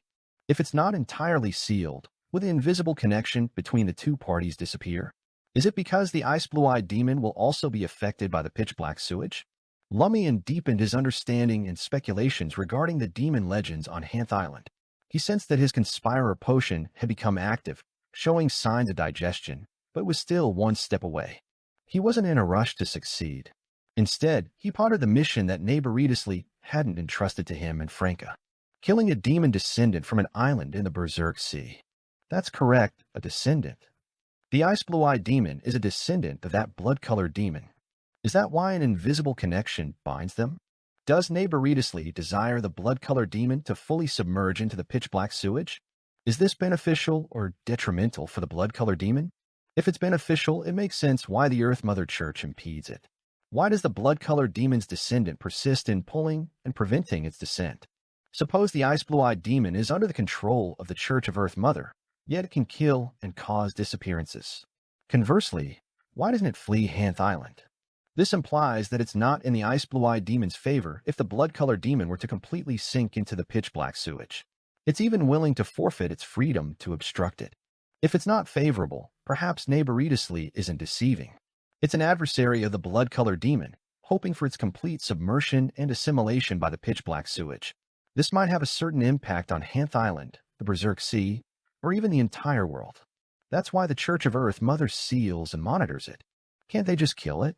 Without the blood-colored demon, the issue of its sinking completely into the pitch-black sewage would cease. Can't be killed. What Neighbor Lee feared wasn't that the blood-colored demon might sense danger, but that the Church of Earth Mother might be alerted. Lumian gradually understood the mentality and stance of the Church of Earth Mother, the local demon, and Neighbor Lee, but he lacked sufficient evidence. What he was most certain of now was the pitch-black viscous sewage wasn't simple. Perhaps it was something akin to the Samaritan women's spring. Furthermore, it bore a striking resemblance to the pitch-black form of the Mont Surus ghost. Trier's Catacombs is a labyrinth of complexity, filled with corruption and unique monsters that defy easy elimination. It's the aftermath of Blood Emperor Alistituder's significant accomplishment, an act that nearly brought the gods down with him. Ultimately, he perished. What could be the reason for Hanth Island? Could it be a divine battle and the demise of a deity? That's not beyond the realm of possibility. While my knowledge of the Fourth Epic's history is limited, I do know that the Berserk Sea was not as tumultuous back then. There were still interactions between the northern and southern continents. Could it be that another emperor from the War of the Four Emperors or two emperors met their end here, permanently reshaping the terrain and whether to give rise to the Berserk Sea? Is this the manifestation of a deity's power? The Blood Emperor sank a colossal city underground, forcing over 1 million people to live above it to contain the subsequent effects. And the deity who perished here has been influencing the Berserk Sea for more than 1,000 years. This surpasses the waters near Port Sanda. As Lumian sighed, he prepared to stand up and return to the berries to strategize his next move for gathering more information. Sensing the quietude around him, his movements softened, cautious not to disturb the prayers of the Earth Mother believers. Subconsciously scanning his surroundings, Lumian noticed that the believer beside him had also finished praying and retracted his arms. A gray-haired old man in a black formal suit with a bow tie caught Lumian's eye. His face bore well-defined features, and his beard was meticulously shaved. In the next moment, Lumian observed the elder turning his head, revealing bloodshot ice-blue eyes. Lord of Mysteries 2, Circle of Inevitability. Chapter 625, Repentance. Ice-blue eyes. That demon. It's lurking right there in the cathedral. Lumian tensed. Without a second thought, he tried to teleport away. This time, he chose Trier, the entrance to St. Vive Cathedral. In that moment, his reflection stared back at him in those chilling, ice-blue eyes. His face twisted, expression sinister, ice cold. Soon, Lumians manifested, encircling him. There was one Lumian, eyes intoxicated, breathing heavy, face flushed red. Another, trembling in fear. Another, expressionless and resolute. One, lost and sorrowful. Another, with no will to live. And one more, eyes filled with anger and hatred, red with intensity. In an instant, Lumian seemed to multiply into countless versions, each appearing tangible. This severely impacted his thoughts and actions, hindering him from activating the contract mark representing spirit world traversal. Instinctively, he focused his remaining will on his right hand and the mark left by Blood Emperor Alista Tutor. To escape this state and gain the strength to teleport away, he needed to terrify the ice-blue-eyed demon. Suddenly, Lumian heard ravings filled with intense madness and depravity. His mind turned to mush, swelling dangerously. The Blood Emperor's aura didn't activate in time. Fragmented, emotional, and painful thoughts burst in Lumian's mind like fireworks before gradually descending. An intense burning sensation in his chest anchored him, preventing complete loss of self. After an unknown span of time, Lumian finally regained command of his thoughts. His first thought was, "I'm still alive?" It must have been a considerable duration since the onslaught of ravings and his subsequent awakening. The demon's power could have easily ended him multiple times. As Lumian concentrated on his right hand, he scrutinized the demon with ice-blue eyes. The white-haired demon, adorned in a black formal suit and bow tie, sat upright once more, facing the sacred emblem of life. Inclined slightly, crossing its arms over its chest. Shutting its eyes, it whispered with a pained expression, "O merciful Mother, I implore your mercy for my transgressions. Merciful Mother, I implore your mercy for my transgressions." Lumian's resolve wavered as he abandoned activating the Blood Emperor's aura. He settled beside the demon. Observing the sacred emblem of life on the altar, he waited silently, refraining from disrupting the demon's repentance. Contemplating his encounter, he mused quietly. The various selves I witnessed must be genuine illusions, not existing in the physical world but within my heart and mind. Could this be a sophisticated manifestation of emotional and desire fluctuations, triggering individual emotions and desires to vie for control of the body without reaching the point of dissociation? The subsequent ravings resembled Naboritusly's frenzied curse upon expulsion. Yet, this time, there was no shield from Mr. Fool's gray fog. Well, not entirely absent.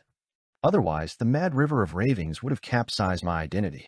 Even if I hadn't lost control, I would have succumbed completely before the demon found its conscience and started repenting. I believe the safest haven on Hanth Island was the Cathedral of the Church of Earth Mother. I specifically chose it to evade the demon. Surprisingly, it's praying here. Judging by this, blind trust in the Orthodox Church's cathedrals might not be foolproof in the future. Without adequate information, nothing is absolute. Yet, it was only within the cathedral that I survived. Anywhere else, it would be Termaboros grappling with the ice-blue-eyed demon. Then, the angels of the Orthodox churches and the Tarot Club would descend. Lumian had formed some hypotheses and waited with assurance.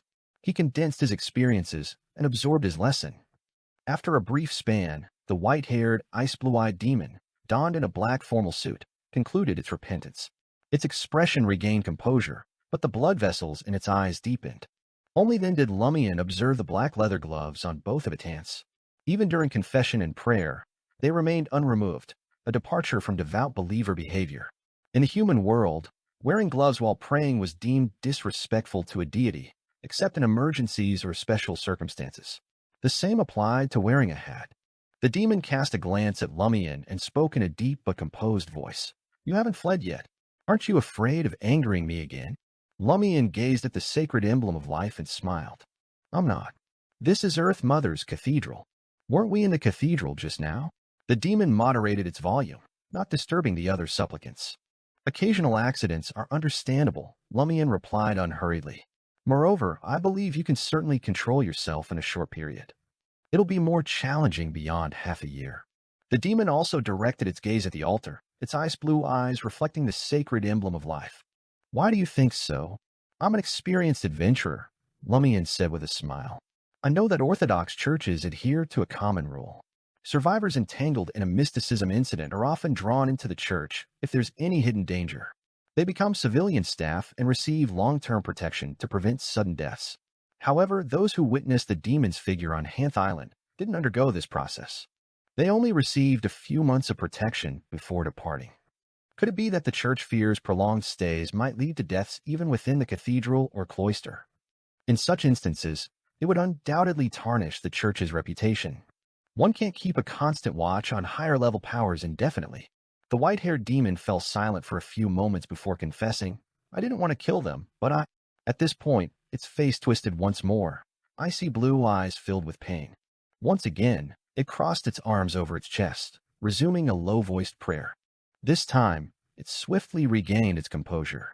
Lumian resumed the conversation with a smile. "Don't tell me you penned all those epitaphs for those people." "That's correct." The demon in the black suit maintained its slightly forward-leaning posture. "It seems this demon has a rather amicable relationship with the Church of Earth Mother. Not strictly devout, but a believer nonetheless."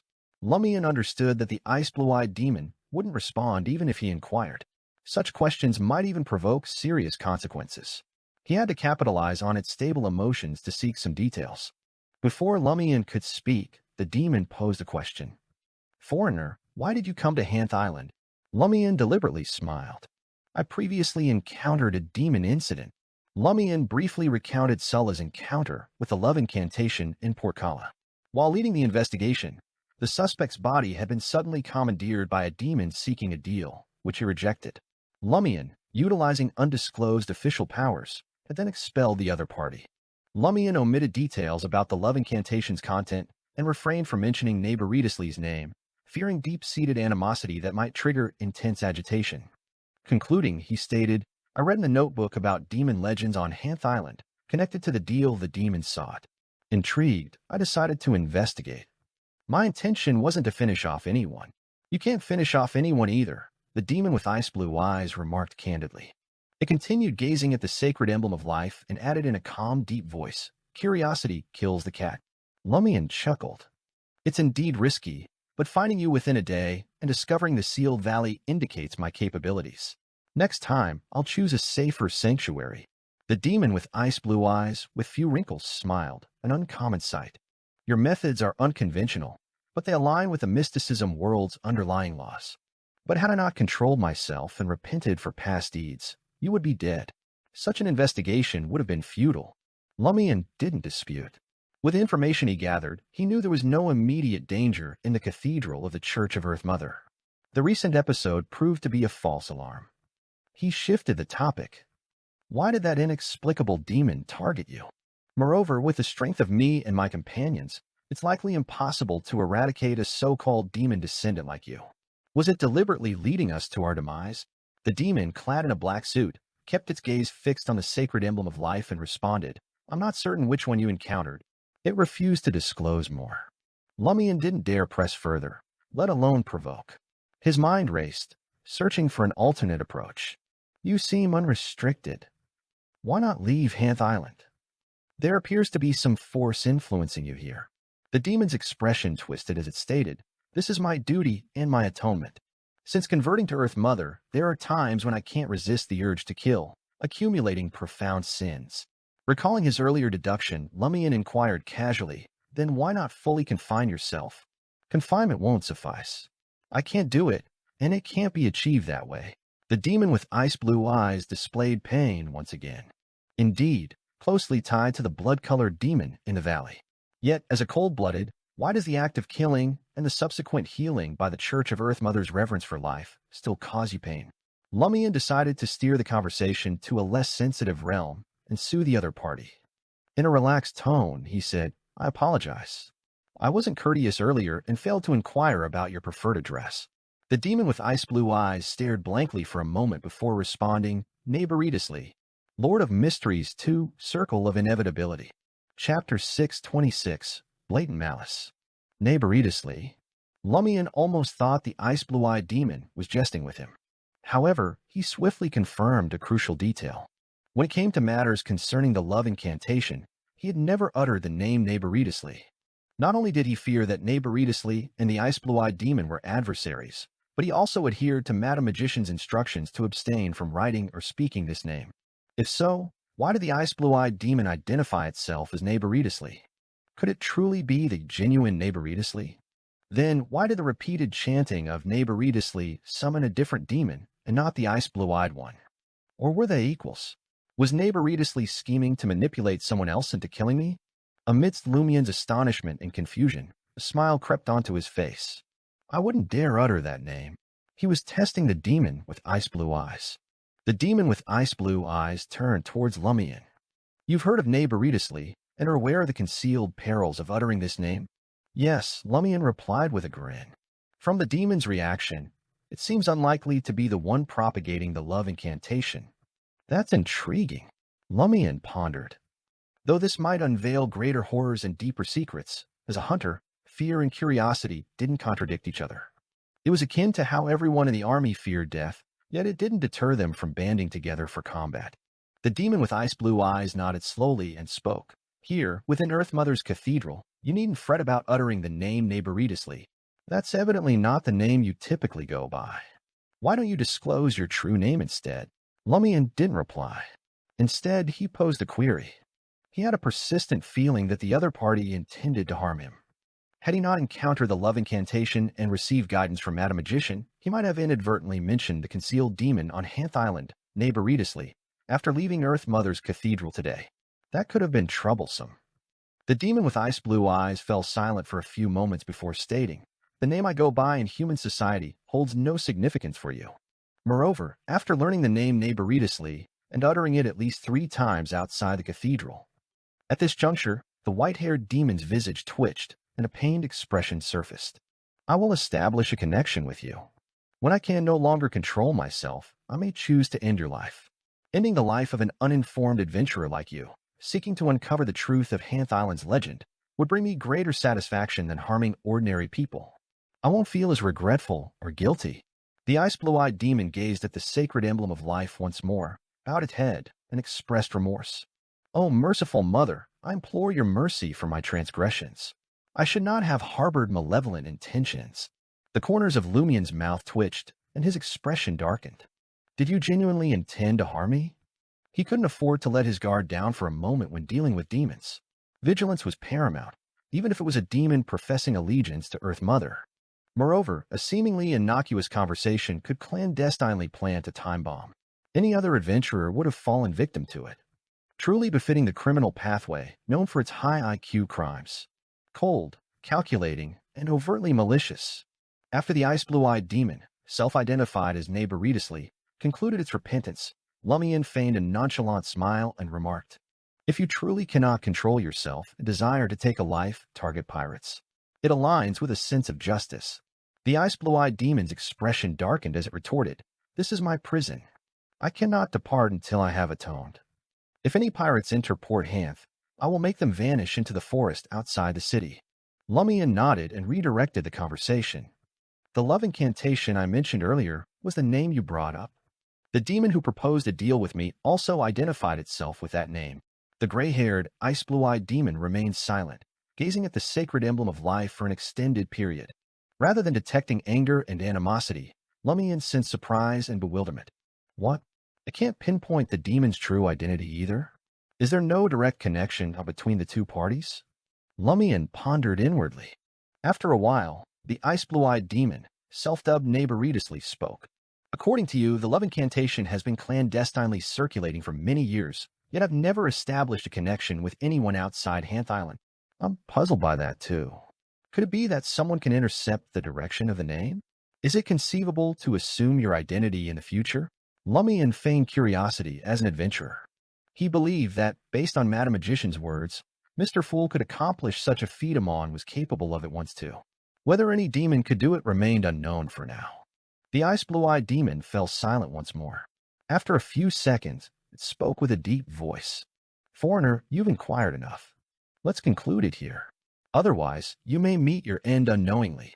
Clad in a formal black suit, the demon self-dubbed neighboritously slowly rose.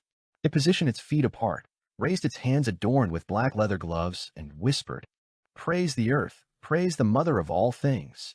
Then it turned around, picked up its cane, and shuffled towards the cathedral's door, bathed in the midday sun. Lumian scrutinized the ice-blue-eyed demon, realizing it wasn't tall and appeared rather thin. It emitted a withered and feeble aura, resembling that of an elderly, ordinary human. It hardly resembled a terrifying and mighty demon. Observing closely, Lumian sensed a dark, blatant malice expanding and contracting beneath the thin human skin and aged flesh. The demon struggled to maintain composure, refraining from tearing through its fragile facade. The frightening inner core sharply contrasted with its frail appearance, yet the overall aura seemed feeble and commonplace. This is reminiscent of Ludwig. One is a child concealing an unknown monster beneath the skin, while the other is a pitch-black demon concealed within an old man's body. Lumian exerted great effort to refrain from fixating on scrutinizing the ice-blue-eyed demon's luck. The gray-haired elder in black leather gloves, wielding a cane, slowly departed from the cathedral. Lumian wasn't in a rush to return to the berries. He remained seated in the first row, contemplating the local demon legends, which had recently become clearer yet were shrouded in numerous mysteries. Suddenly, from the corner of his eye, he spotted a brown clergyman's uniform. This was the attire of a clergyman from the Church of Earth Mother. Lumian looked up and saw a middle-aged man with well-defined facial features and thick eyebrows. He noticed a pair of bloodshot, ice-blue eyes filled with pain. Ice-blue eyes? Damn it. Lumian's hair stood on end as he cursed inwardly. The ice-blue-eyed clergyman sat beside Lumian, where the demon had been. He smiled warmly and said, "Don't provoke Boselli or attempt his suggestions. His self-control diminishes with age." Boselli? Are you referring to the old gentleman with ice-blue eyes? Lumian feigned ignorance. Yes. The ice-blue-eyed clergyman nodded slightly. Lumian pondered for a moment and grinned. What about you? How's your self-control? I'm much better than him. I lose control only once every few years, the ice-blue-eyed clergyman replied candidly. Is he admitting that he's also a demon? I'm not in Earth Mother's cathedral, but a devil family's dining room. Lumian felt a chill and couldn't help but criticize. Maintaining a composed smile, he said, "Are you acquainted with him? Are you from the same family?" The ice-blue-eyed clergyman reflected for a moment and replied, "We're all born in the Port Hant cloister. Children born in a cloister." The description made Lumian uneasy. In other churches, having a child in a cloister was a grave matter, deviating from the teachings of the deity, a symptom of succumbing to carnal desires and blaspheming faith. Lumian pondered for a moment before reaching a realization. This was the Church of Earth Mother. The more nuns and monks had children in the cloister, the more aligned with the doctrine. He immediately understood why the ice-blue-eyed clergyman and Boselli were born in the cloister. It would conceal their origins and identities well, preventing them from implicating ordinary families. This shattered Lumian's previous deductions about the local demons. Demons didn't need to vanish to conceal their corpses. The Church of Earth Mother would assist in concealing them. For instance, replacing genuine holy water with distilled water during a wake and later providing new identities and legal origins. My earlier deduction was based on the assumption that the Church of Earth Mother and the local demons weren't allies. No wonder there are so many errors. This is a factor I need to be mindful of when crafting conspiracies in the future. If I'm mistaken, any subsequent clever arrangements will lose their significance. It seems the Church of Earth Mother is directly offering protection to these ice-blue-eyed demons, both resisting restrictions and cooperating to shield them. Lumian reflected on his investigations over the past 2 days. This introspection couldn't enable him to digest the potion completely, but he felt it was more beneficial than a complete digestion. Lumian gazed at the clergyman with ice-blue eyes and inquired with a smile, "Could it be that you're also using the name Boselli mentioned just now?" The ice-blue-eyed clergyman responded with a warm smile. "Yes, my name is also Neighboritis Lee." Without waiting for Lumian to probe further, continued, "I don't know your background, but you can report Hanth Island to the other Orthodox churches. I believe they will advise you against delving into the truth of the demon legends. Just as Boselli mentioned, foreigner, let's conclude this here. Leave Hanth Island." Lumian nodded, stood up, and departed from the cathedral. Under the bright sunlight, he strolled along the street, his mind filled with pairs of icy blue eyes and the name Neighboritis Lee. He felt a little disoriented. Lord of Mysteries 2, Circle of Inevitability. Chapter 627. Treatment Plan? Lumian had initially theorized the presence of multiple demons on Hanth Island, specifically the sealed blood-colored demon and the ice-blue-eyed demon. However, to his astonishment, he discovered various ice-blue-eyed demons in the cathedral. How many demons inhabit this island? Are they all part of the same family with ice-blue eyes? As expected of the mother of all things, even a demon can be her child. A whole nest of them. As thoughts swirled in Lumian's mind, accompanied by those piercing ice-blue eyes and the name Neighboritis Lee, he felt that his previous investigations and speculations were completely off course. The complexity and mystery surrounding the legend of the demons on Hanth Island surpassed his initial imagination. No, there are still gains and benefits.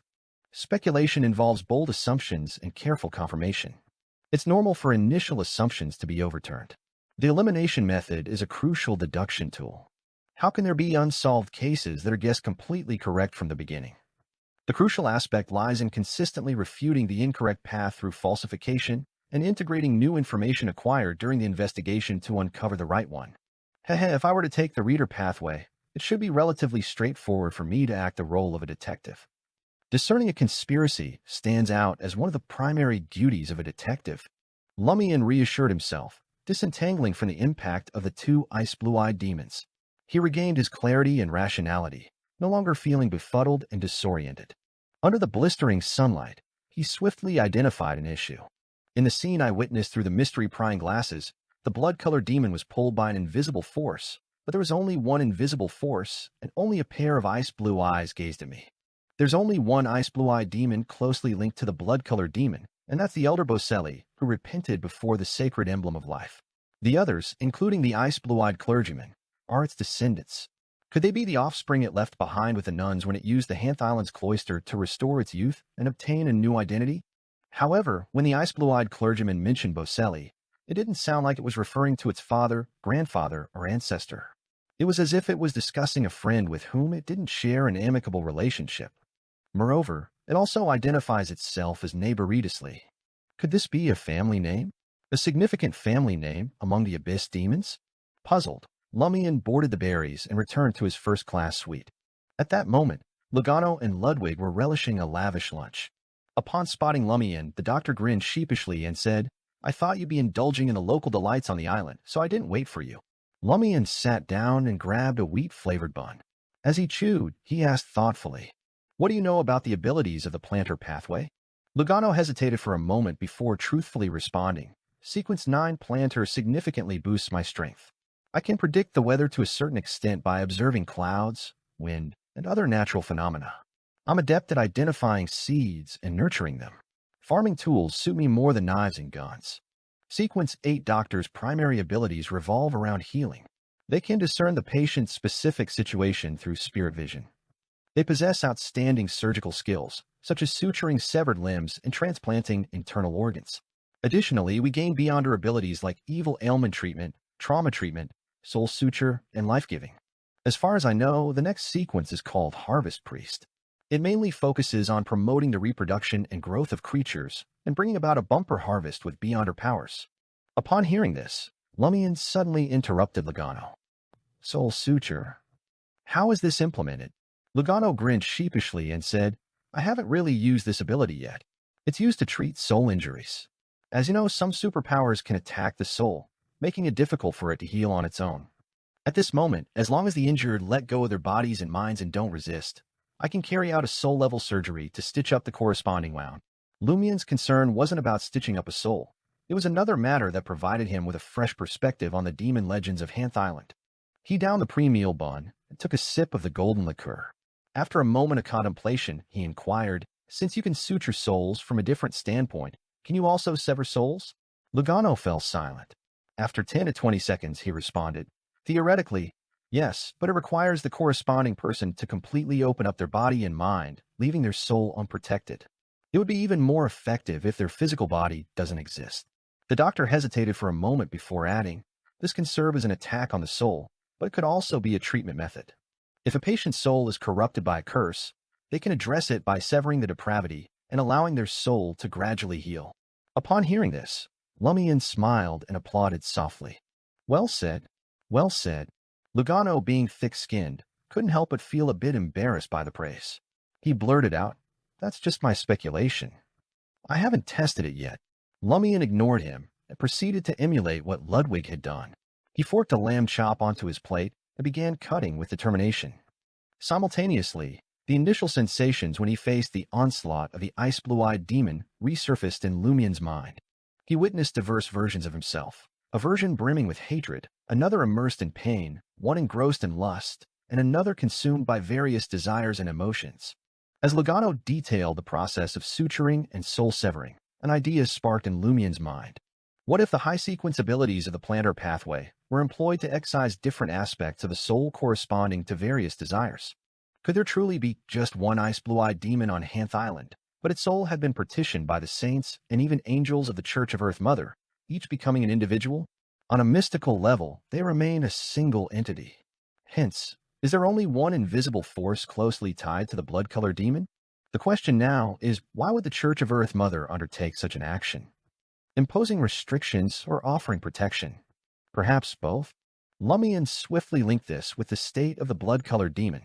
It consistently descended into the pitch-black sewage before being hoisted up by an unseen force. Splitting the soul acted as a shield for the ice-blue demon, preventing corruption from the power of the pitch-black sewage. Wait, could the ice-blue-eyed demon be the untainted segment of the blood-colored demon's soul? Is the Church of Earth Mother's approach based on deeming the entire body beyond salvation, but parts are still considered healthy? Is that why a healthy soul needs to be severed into different desires? The forest sealing off the mysterious valley, pitch-black sewage, and the blood-colored demon displayed characteristics of rebirth, growth, depravity, death, and rebirth again. The soul fragments of the blood-colored demon were given new life, enabling them to utilize the cycle of rebirth, growth, aging, death, and rebirth again to resist the corruption spreading from their true bodies. Simultaneously, relying on the existence of the healthy parts prevented the blood-colored demon from sinking entirely. Aging soul fragments are inherently more vulnerable to corruption from the main body, and newborns are the healthiest. This explains why the old Boselli and the ice-blue-eyed clergyman are in different states. Such a newborn possesses a demon's potent soul, but its human body is exceedingly frail. Yes, it aligns with my observations of Boselli. Its feeble and aged body encases a potent soul teeming with malevolence. This method of sealing and rescuing aligns with the Church of Earth Mother's unique abilities. With these revelations, Lumian felt enlightened. Only then did he realize that he had been continuously cutting the lamb chop's bones, producing a grinding sound. Lugano pretended not to notice or hear anything, focusing on enjoying his meal. Ludwig paid no attention to such trivial matters, wholly absorbed in the delicacies. Lumian withdrew his gaze and happily poured himself a glass of Paha red wine. The confusion, disorder, loss, and disappointment he had previously experienced dissipated significantly. As he drank, he leisurely pondered. This hypothesis aligns most with the current details. Unfortunately, it can't be verified, nor do I dare to. And without verification and results, there's no feedback for the potion's digestion. Forget it. The experience and lessons I gained this time are much more important than the digestion I can still attempt in the future. Why does the Church of Earth Mother want to protect the blood-colored demon? Moreover, since a healthy soul has been separated and given new life, why not completely destroy and purify the corrupted true form to eliminate any hidden dangers? There's a high chance that this involves the world's deep secrets. Is that blood-colored demon the true and largest Neighboritas Lee? Was the one seeking a deal to slay Hanth Island's demon descendant? Can it, in turn, affect a few soul fragments, allowing me and a mid-sequence beyonder like Franca to slay a true demon? The more Lumian contemplated, the more curious he became about the truth. However, he eventually restrained himself. For beyonders at his level, this matter was concluded. After leaving Hanth Island, he would report his gains and speculations to Madam Magician and consult the Tarot Club's major arcana card holders. Lumian, putting aside his investigative thoughts, felt a sense of relief. He spent the rest of his time leisurely strolling through Port Hanth. To his surprise, he realized that the Berserk Sea Island city, far from the Phaenopotter Kingdom, didn't have a genuine casino. There were no criminal industries like human trafficking. It was as clean as if it had been purified by the eternal blazing Sun Church. After engaging in fighting evil and other card games throughout the afternoon, Lumian, with wins and losses not exceeding 1 gold rizit, finally grasped the reason. Unable to control themselves, the ice-blue-eyed demons prioritized the malevolent wrongdoers, making them vanish into the forest outside the city. As time a century or two elapsed, Port Hanth could be deemed a city bathed in sunlight. Certainly, there were innocents among them, like Antonio Elias. Late at night, in the first-class cabin suite of the Berries. In his slumber, Lumian vaguely witnessed the land shrouded in sulphurous flames, and the blood-colored demons sprawled within the pitch-black liquid. Lord of Mysteries 2, Circle of Inevitability. Chapter 628. Terrifying Dream. Lumian vaguely noticed bubbles emerging from the pitch-black liquid enveloping most of the blood-colored demon's body. The brownish-green hue of the bubbles resembled tree warts. In an instant, the bubbles burst, reflecting brilliant colors as they merged with the pitch-black liquid. For some reason, Lumian sensed that something was wrong. He wished to shut his eyes and avoid these details, but trapped in a dream, he had no control. In the depths of the pitch-black liquid, a figure lurked. It raised its head slightly, gazing at the blood-colored demon. Moist brownish-green or light brown tree warts protruded from the figure's body, reminding Lumian of Susanna Mattis in her fallen tree spirit state. The distinction lay in Susanna Mattis' tree warts, branches, and flower buds growing from her body, melding with her original form. The figure's tree warts, however, seemed to pierce out flamboyantly from the flesh and internal organs, tainted with blood. In his dream, Lumian instinctively raised his right hand, wiping the corners of his eyes. The back of his hand was stained red. At some point, blood had flowed from his eyes, turning his vision a blurry red. The figure's overall outline appeared in a blur, as if grown on a brownish-green tree, pierced by branches, overrun by tree warts and covered in flower buds, dripping with a viscous liquid. A burning sensation engulfed Lumian's chest, prompting him to instinctively close his eyes in a dream. Yet he was a step too slow. Bang! Lumian's eyes exploded, flooding his mind with searing pain. He jolted awake, curling up in agony. His hands instinctively reached for his eyes, encountering a flat, sticky, and moist substance. The scent of blood hung heavily in the air. As an ascetic accustomed to severe injuries, Lumian took several minutes to overcome the pain that threatened to render him unconscious. Struggling to sit up, he opened his eyes, only to be met with absolute darkness. No crimson moonlight, no outlines of furniture in the bedroom. He couldn't see a thing. Lumian raised his hand once more, gently touching his eye sockets. Both eyeballs had deflated, shattered beyond repair. Is it because I glimpsed something I shouldn't have? Lumian chuckled in self-deprecation. It was a vision from a dream, something he never wished to witness. Upon reflection, he realized that if Mr. Fool's seal hadn't triggered or Termoboros hadn't activated it, his eyes might not have been the only casualties. Wiping the tip of his nose, Lumian felt moistness and caught the unmistakable scent of rust. In a surprisingly good mood, he quipped. Luckily, it seems what's flowing down is blood, not brain matter. He rejoiced in surviving the ordeal. Despite the tragic state of his head, Lumian's body remained relatively unharmed, albeit a bit drained. Gripping the edge of the bed, Lumian pulled himself up. In a state of blindness and impaired smell, he relied on the hunter's instinct, navigating through his turf with a mental map. Bypassing furniture, he reached the living room and knocked on the servant's door. Yes, what's the matter? Startled, Lugano hastily opened the door, dressed in a cotton shirt and underpants that served as makeshift pajamas, fearing a repeat of the terrifying encounter with Father Montserrat. Under the crimson moonlight, he saw Lumian's blood-streaked face and empty blood-red eyes filled with shattered fragments. What happened? Lugano stammered, bewildered. Who had beaten his employer to such a state? Who could inflict such harm upon his employer? Why not teleport away from this perilous situation? Lumian calmly pointed at his eyes. Treat them. All right, Lugano responded subconsciously, then added awkwardly. With eyeballs in such a state, there's no way of treatment. We can only find a suitable transplant. Lumian, enduring the pain, calmly stated, "No need. Just stop the bleeding and ease the pain." "All right."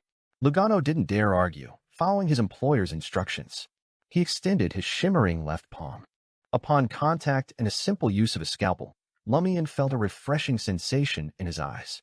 The pain became more bearable, though his vision remained absent. "You can go back to sleep," Lumian waved dismissively, as if his loss of vision was inconsequential. With one hand in his pocket, he strolled past the Dutanese textbook on the carpet, settled into a recliner, and rocked it gently. Lugano watched in confusion and anxiety for a while before attempting to return to bed, unable to fall asleep. When the morning sun bathed the sea's edge, the doctor abruptly rose from his bed, deciding to grab a cup of coffee for a pick-me-up. Upon leaving the room, he witnessed his employer in motion. Lumian's green eyes sparkled, showing no signs of injury. "Why, you're all right." Lugano was bewildered. Lumian responded with a radiant smile. "That's right." Lugano was momentarily speechless. How did my employer regenerate his eyeballs? What kind of monster is this? Is my role as his doctor merely to stop the bleeding and relieve the pain? Lumian paid no heed to the servant's psychological turmoil. He returned to the master bedroom, drew back the curtains, laid out the paper, and picked up a dark black fountain pen. "I'm still not cautious enough." He sighed suddenly. After heeding the ice blue-eyed demon's warning and preparing to depart Hanth Island with the berries, Lumian refrained from promptly writing to Madam Magician. He intended to observe the aftermath and wait until they were safely away from the port. Unexpectedly, he experienced such a terrifying and dangerous dream last night. Initially suspecting that a demon with ice-blue eyes had lost control and covertly influenced him, Lumian later speculated that he might have been subtly corrupted when he observed the blood-colored demon in the pitch-black liquid through the mystery-prying glasses. The corruption lay dormant until he slept, manifesting fully in his dream. Focusing his thoughts, he detailed everything witnessed and heard on Hanth Island. He replaced the name neighboritously with the term love incantation. Concluding the letter, Lumian wrote sincerely, "Perhaps I've encountered too many demons recently. I feel like I've accumulated too much corruption and want to undergo treatment." Following that, Lumian conducted a ritual, summoning the doll messenger, and handed over the folded letter. Accepting the letter with its right hand, the doll messenger covered its nose with its left palm and exclaimed, "You stepped on the world's stinkiest thing. It stinks. It stinks. So dirty, so dirty." Swiftly grasping the letter between two fingers, the doll messenger vanished from the room. Lumian waited briefly, but with no immediate response from Madam Magician, he decided to seek treatment elsewhere. His destination was the Cathedral of the Church of Earth Mother in Port Hanth, where he had visited the day before. In the early morning, before the commencement of work, numerous believers gathered to listen to the preaching. The preacher, the ice-blue-eyed clergyman from yesterday, expounded on a specific doctrine from the Holy Scripture. The concept that good and evil emanated from the same source, making them inseparable, was discussed. The sermon emphasized promoting good and suppressing evil. "Isn't it a little ironic to have this coming from a demon like you?" Lumian criticized and sat in the first row, listening casually. He soon sensed the cathedral's vibrant vitality. Vegetation flourished, and mushrooms quietly sprouted. The scent of wheat and milk provided a calming atmosphere. Unconsciously, Lumian realized that his life had gained intensity. Each of the Orthodox churches has its own merits. He sighed silently. After 5 to 6 minutes, the ice-blue-eyed clergyman concluded his preaching and approached Lumian with a warm smile. "Young people who are willing to listen to advice always have a bright future. Praise the earth, praise the mother of all things." Lumian observed the ice-blue-eyed clergyman retracting his raised hands. "Is he hinting that it's satisfied that I stopped inquiring, exploring the forest, and searching for someone with ice-blue eyes since noon yesterday?" Lumian considered, then looked at the clergyman before speaking. "However, I had a terrifying dream last night and nearly died from it." "What dream?" the ice-blue-eyed clergyman inquired warmly. "Bishop, how should I address you?" Lumian asked, deferring from providing an immediate answer. Newman, the ice-blue-eyed clergyman, announced its name in human society. Lumian briefly recounted the blood-colored demon in his dream, the pitch-black liquid, the blurry figure, and the branches and tree warts. He didn't delve into the final injuries he had suffered. Bishop Newman listened quietly, gazing at Lumian for a few seconds. "Are you willing to listen to my preaching?" "Sure," Lumian agreed, curious about what the ice-blue-eyed demon had to say. Newman flipped open the Holy Bible in his arms and spoke in a magnetic voice. There are two abysses. One is material, and the entrance is somewhere in the real world. The other is spiritual, and the entrance is deep in everyone's hearts. Sometimes these two abysses are separated, but most of the time they're one.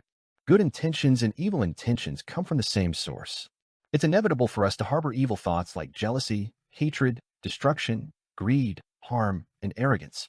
This is normal, not sinful. However, if we act on jealousy, hatred, greed, and arrogance, killing someone, our souls will gradually sink into the abyss.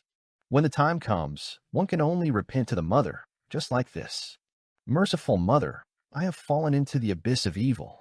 Lumian listened quietly, grasping the essence of Bishop Newman's words. He acknowledged his mistake rooted in arrogance. His earlier ventures, marked by a proactive approach and a lack of major problems, had led him to underestimate the concealed perils of high-level matters. Standing up, Lumian raised his hands. Understand. Praise the earth. Praise the mother of all things. Newman nodded in satisfaction. Returning to the berries, Lumian read the reply, neatly folded into a square. The letter contained spirit world coordinates and a concise directive, put an end to the matter on Hanth Island. Find time to seek treatment here. Lord of Mysteries 2, Circle of Inevitability. Chapter 629, Corruption Removal. Madam Magician had not confirmed Lumian's speculation or delved into the deeper truth of Hanth Island's demon legends.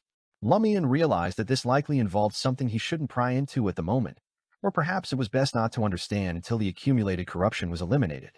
Does find time imply that I can go whenever I want, disregarding the healer's schedule? Has Madam Magician foreseen that there won't be any issues? Lumian clutched the paper with the spirit world's coordinates and activated the black mark on his right shoulder. His figure vanished from the berries, navigating through the swirling chaos of colors. Occasionally, he felt inexplicable gazes and caught glimpses of indescribable forms. After an unknown period, Lumian arrived at the location corresponding to the spirit world's coordinates and stepped out. Before him stood a towering dome, illuminated by bright glass windows, with a mural depicting an epic scene. In the midst of the hall, Lumian noticed a ball of sunlight. Realization struck, prompting him to approach. As he walked, the sunlight seemed to spread over, banishing shadows and darkness wherever it touched. Soon, Lumian found himself enveloped in the sunlight. Suddenly, it felt as if pure sunlight pierced through his skin, flesh, bones, and internal organs, exposing his soul. Bits of illusory black gas were expelled from his soul by the sunlight, portraying various of Lumian's expressions, ferocious, pained, pleading, or intimidating. Within seconds, the black gas dissipated under the purifying sunlight. Simultaneously, Lumian felt his heart throb and his left chest burned. The blazing sunlight appeared to expel and purify everything in its path. Amidst the agonizing heartache, Lumian sensed a change in the seal on his left chest, as if it was concealing itself, synchronizing with the sunlight. However, before the attempt could fully succeed, the sunlight took the initiative to stop, receding like a tide into the depths of the hall. Lumian swiftly returned to his usual state. Aside from the lingering discomfort in his heart, he felt significantly more at ease, as if he had suddenly caught the morning breeze and glimpsed the sunrise after an extended period of oppressive darkness. His attention was drawn to a tall man in a simple white robe standing in the depths of the hall. Observing the man, Lumian estimated him to be around 22 or 23 years old, towering at over 2 meters with an imposing aura. Despite his height, he exuded a calm temperament, and his brownish-yellow hair was neatly styled. The residual corruption on you has been cleared, the tall man spoke in ancient Fasak. Lumian had a suspicion and inquired, Are you Mr. Sun?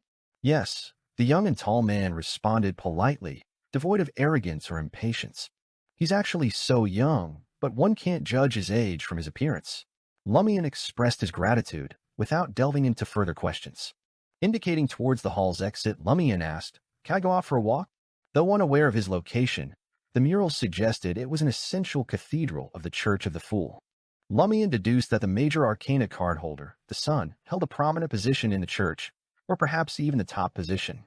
Sure. Major arcana, the Sun nodded. Observing the Church of the Fool's etiquette, Lumian pressed his hand to his chest and bowed before turning to exit the hall. Once outside, the world teemed with life. Voices and figures surrounded him.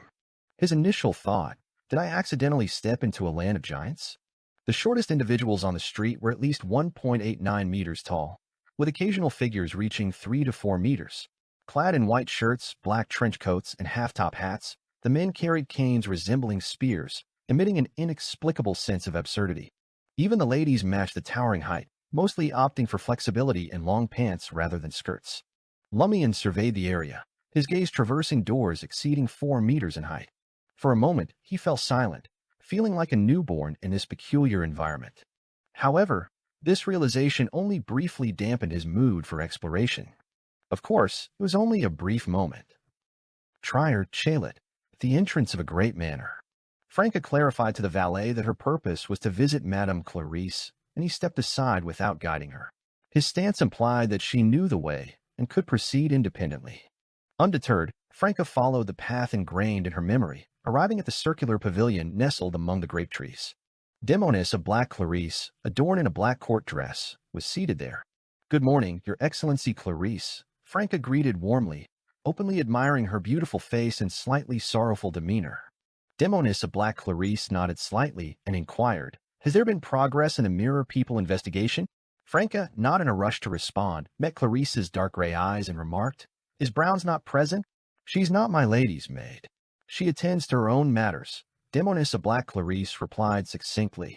"Not at the Red House Cafe, or the hunting ground beside the forest either." Franca observed the air's fragrance and chose to engage in conversation with the Demoness of Black. "She has other matters to attend to," Clarice evaded, delving into Brown's affairs. Reluctantly, Franca recounted the details of the Minister of Industry, Moran of Igny's situation, from the initial sensing of the mirror world fragments tremors after the play, substituting herself as the person involved. Clarice remained silent, her eyes lowered in contemplation. Franca didn't rush the Demoness of Black. Her gaze flickered between the deep gray of her eyes, the fairness of her delicate skin, the curves that stirred the soul, and the unnaturally alluring red lips.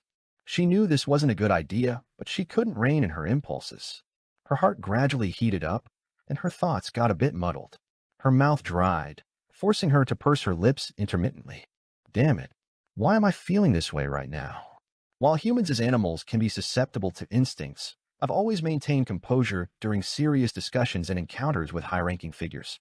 At most, I've held admiration. Could it be that the Demoness of Black is intentionally radiating her charm to draw me in? Or is there another explanation? Yes, the lingering corruption from the demon incident must be affecting me. Though it's subtle and doesn't manifest in my daily life, it's making it difficult for me to control my desires in the presence of a high-ranking demoness known for her feminine allure. As a result, I find myself slipping into an aroused state. Franca gritted her teeth, refusing to succumb to the temptations of desire. Clarice looked up at her. "Has it been too long since you've experienced pleasure?" "Not since my last lover passed away," Franca replied truthfully, aware that the Demoness of Black referred to a specific kind of pleasure. She explained, "As I mentioned earlier, to get close to Moran of Igny's illegitimate daughter, I used a mystical item. Unfortunately, it had a side effect, leading to encounters with demons and other evil entities for a transaction. I was somewhat affected." Clarice's voice turned icy. "Endurance is not a sustainable solution. Indulge yourself. Otherwise, the demon pathway will become your nemesis." The Demoness of Black's aura instantly shifted to a holy and dignified state, becoming inviolable. Franca also sensed that she couldn't entertain lascivious thoughts about such a captivating beauty. Her desires gradually subsided, and her mind cleared, breaking free from her aroused state. Clarice redirected the conversation. "You aim to deal with Moran of Igny? He should be a crucial mirror person. If we can capture him or channel his spirit, we should uncover most of the mirror people hidden in Trier." "Madam, I seek your assistance," Franca stated, laying out her thoughts. She avoided mentioning that Moran of Igny shared Clarice's dark gray eyes and instead presented a color photo. Clarice nodded slightly and said, "You can now strategize your operation. I'll assist during crucial moments, but for most scenarios, you must rely on yourself and the factions under your control." "No problem." Franca didn't conceal her excitement. As she exited the vine-surrounded circular pavilion, Demoness of Black Clarice's dark gray eyes turned cold as she rose slowly.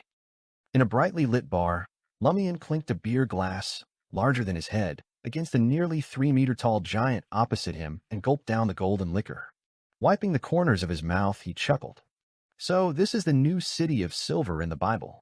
From the sermons he had heard, Lumian knew that the new city of silver served as the headquarters of the Church of the Fool, situated in the Sonia Sea. It had been established by the surviving humans rescued by Gehrman Sparrow from the cursed continent of the forsaken land of the gods.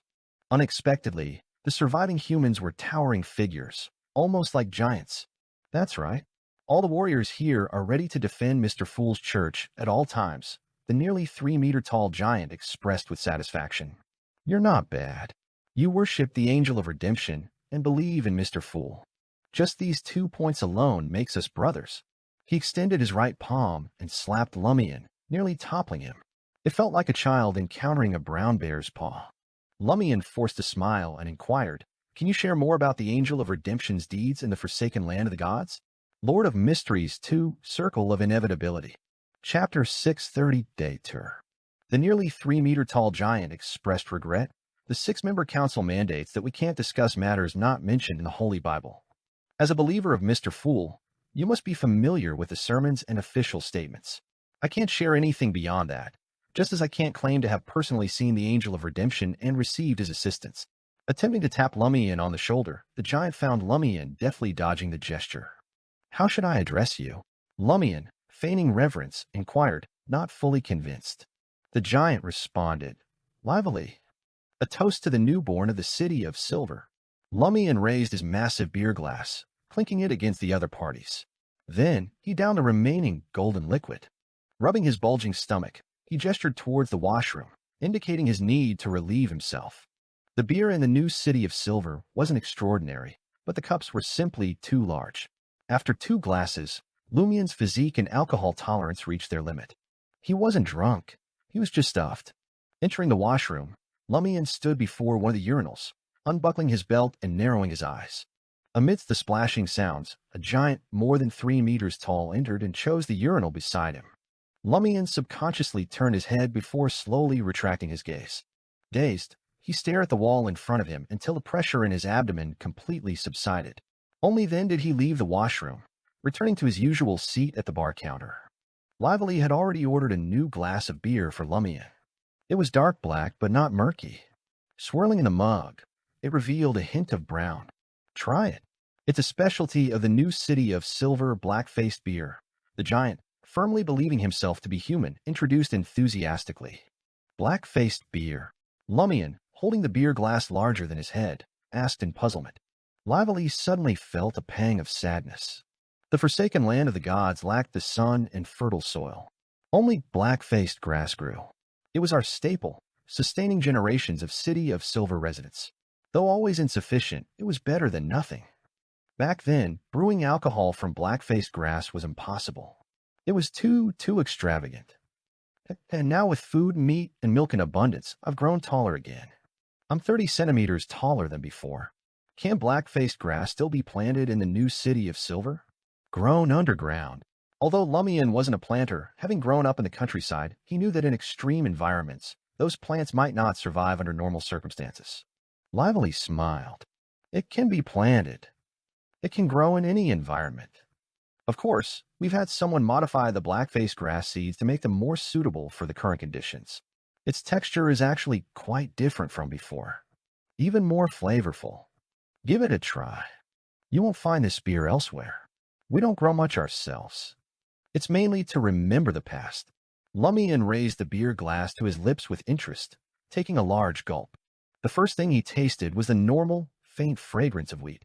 Then, he experienced a refreshing grass-like stimulation in the sweet alcohol. Finally, a subtle milky taste filled his mouth. Not bad. It's a special and wonderful experience. Lumian was generous with his praise. Curious, he inquired, "Do you have any liquor brewed from black-faced grass?" Lively's expression darkened as he shook his head. "We in the new city of silver consider alcoholism debased, indulgent, and a waste of food. That's why we reject liquor." At this point, he paused.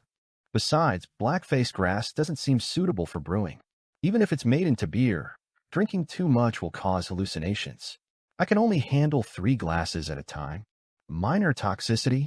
In the forsaken land of the gods, people from the new city of silver relied on eating this plant to survive generation after generation. It wasn't easy.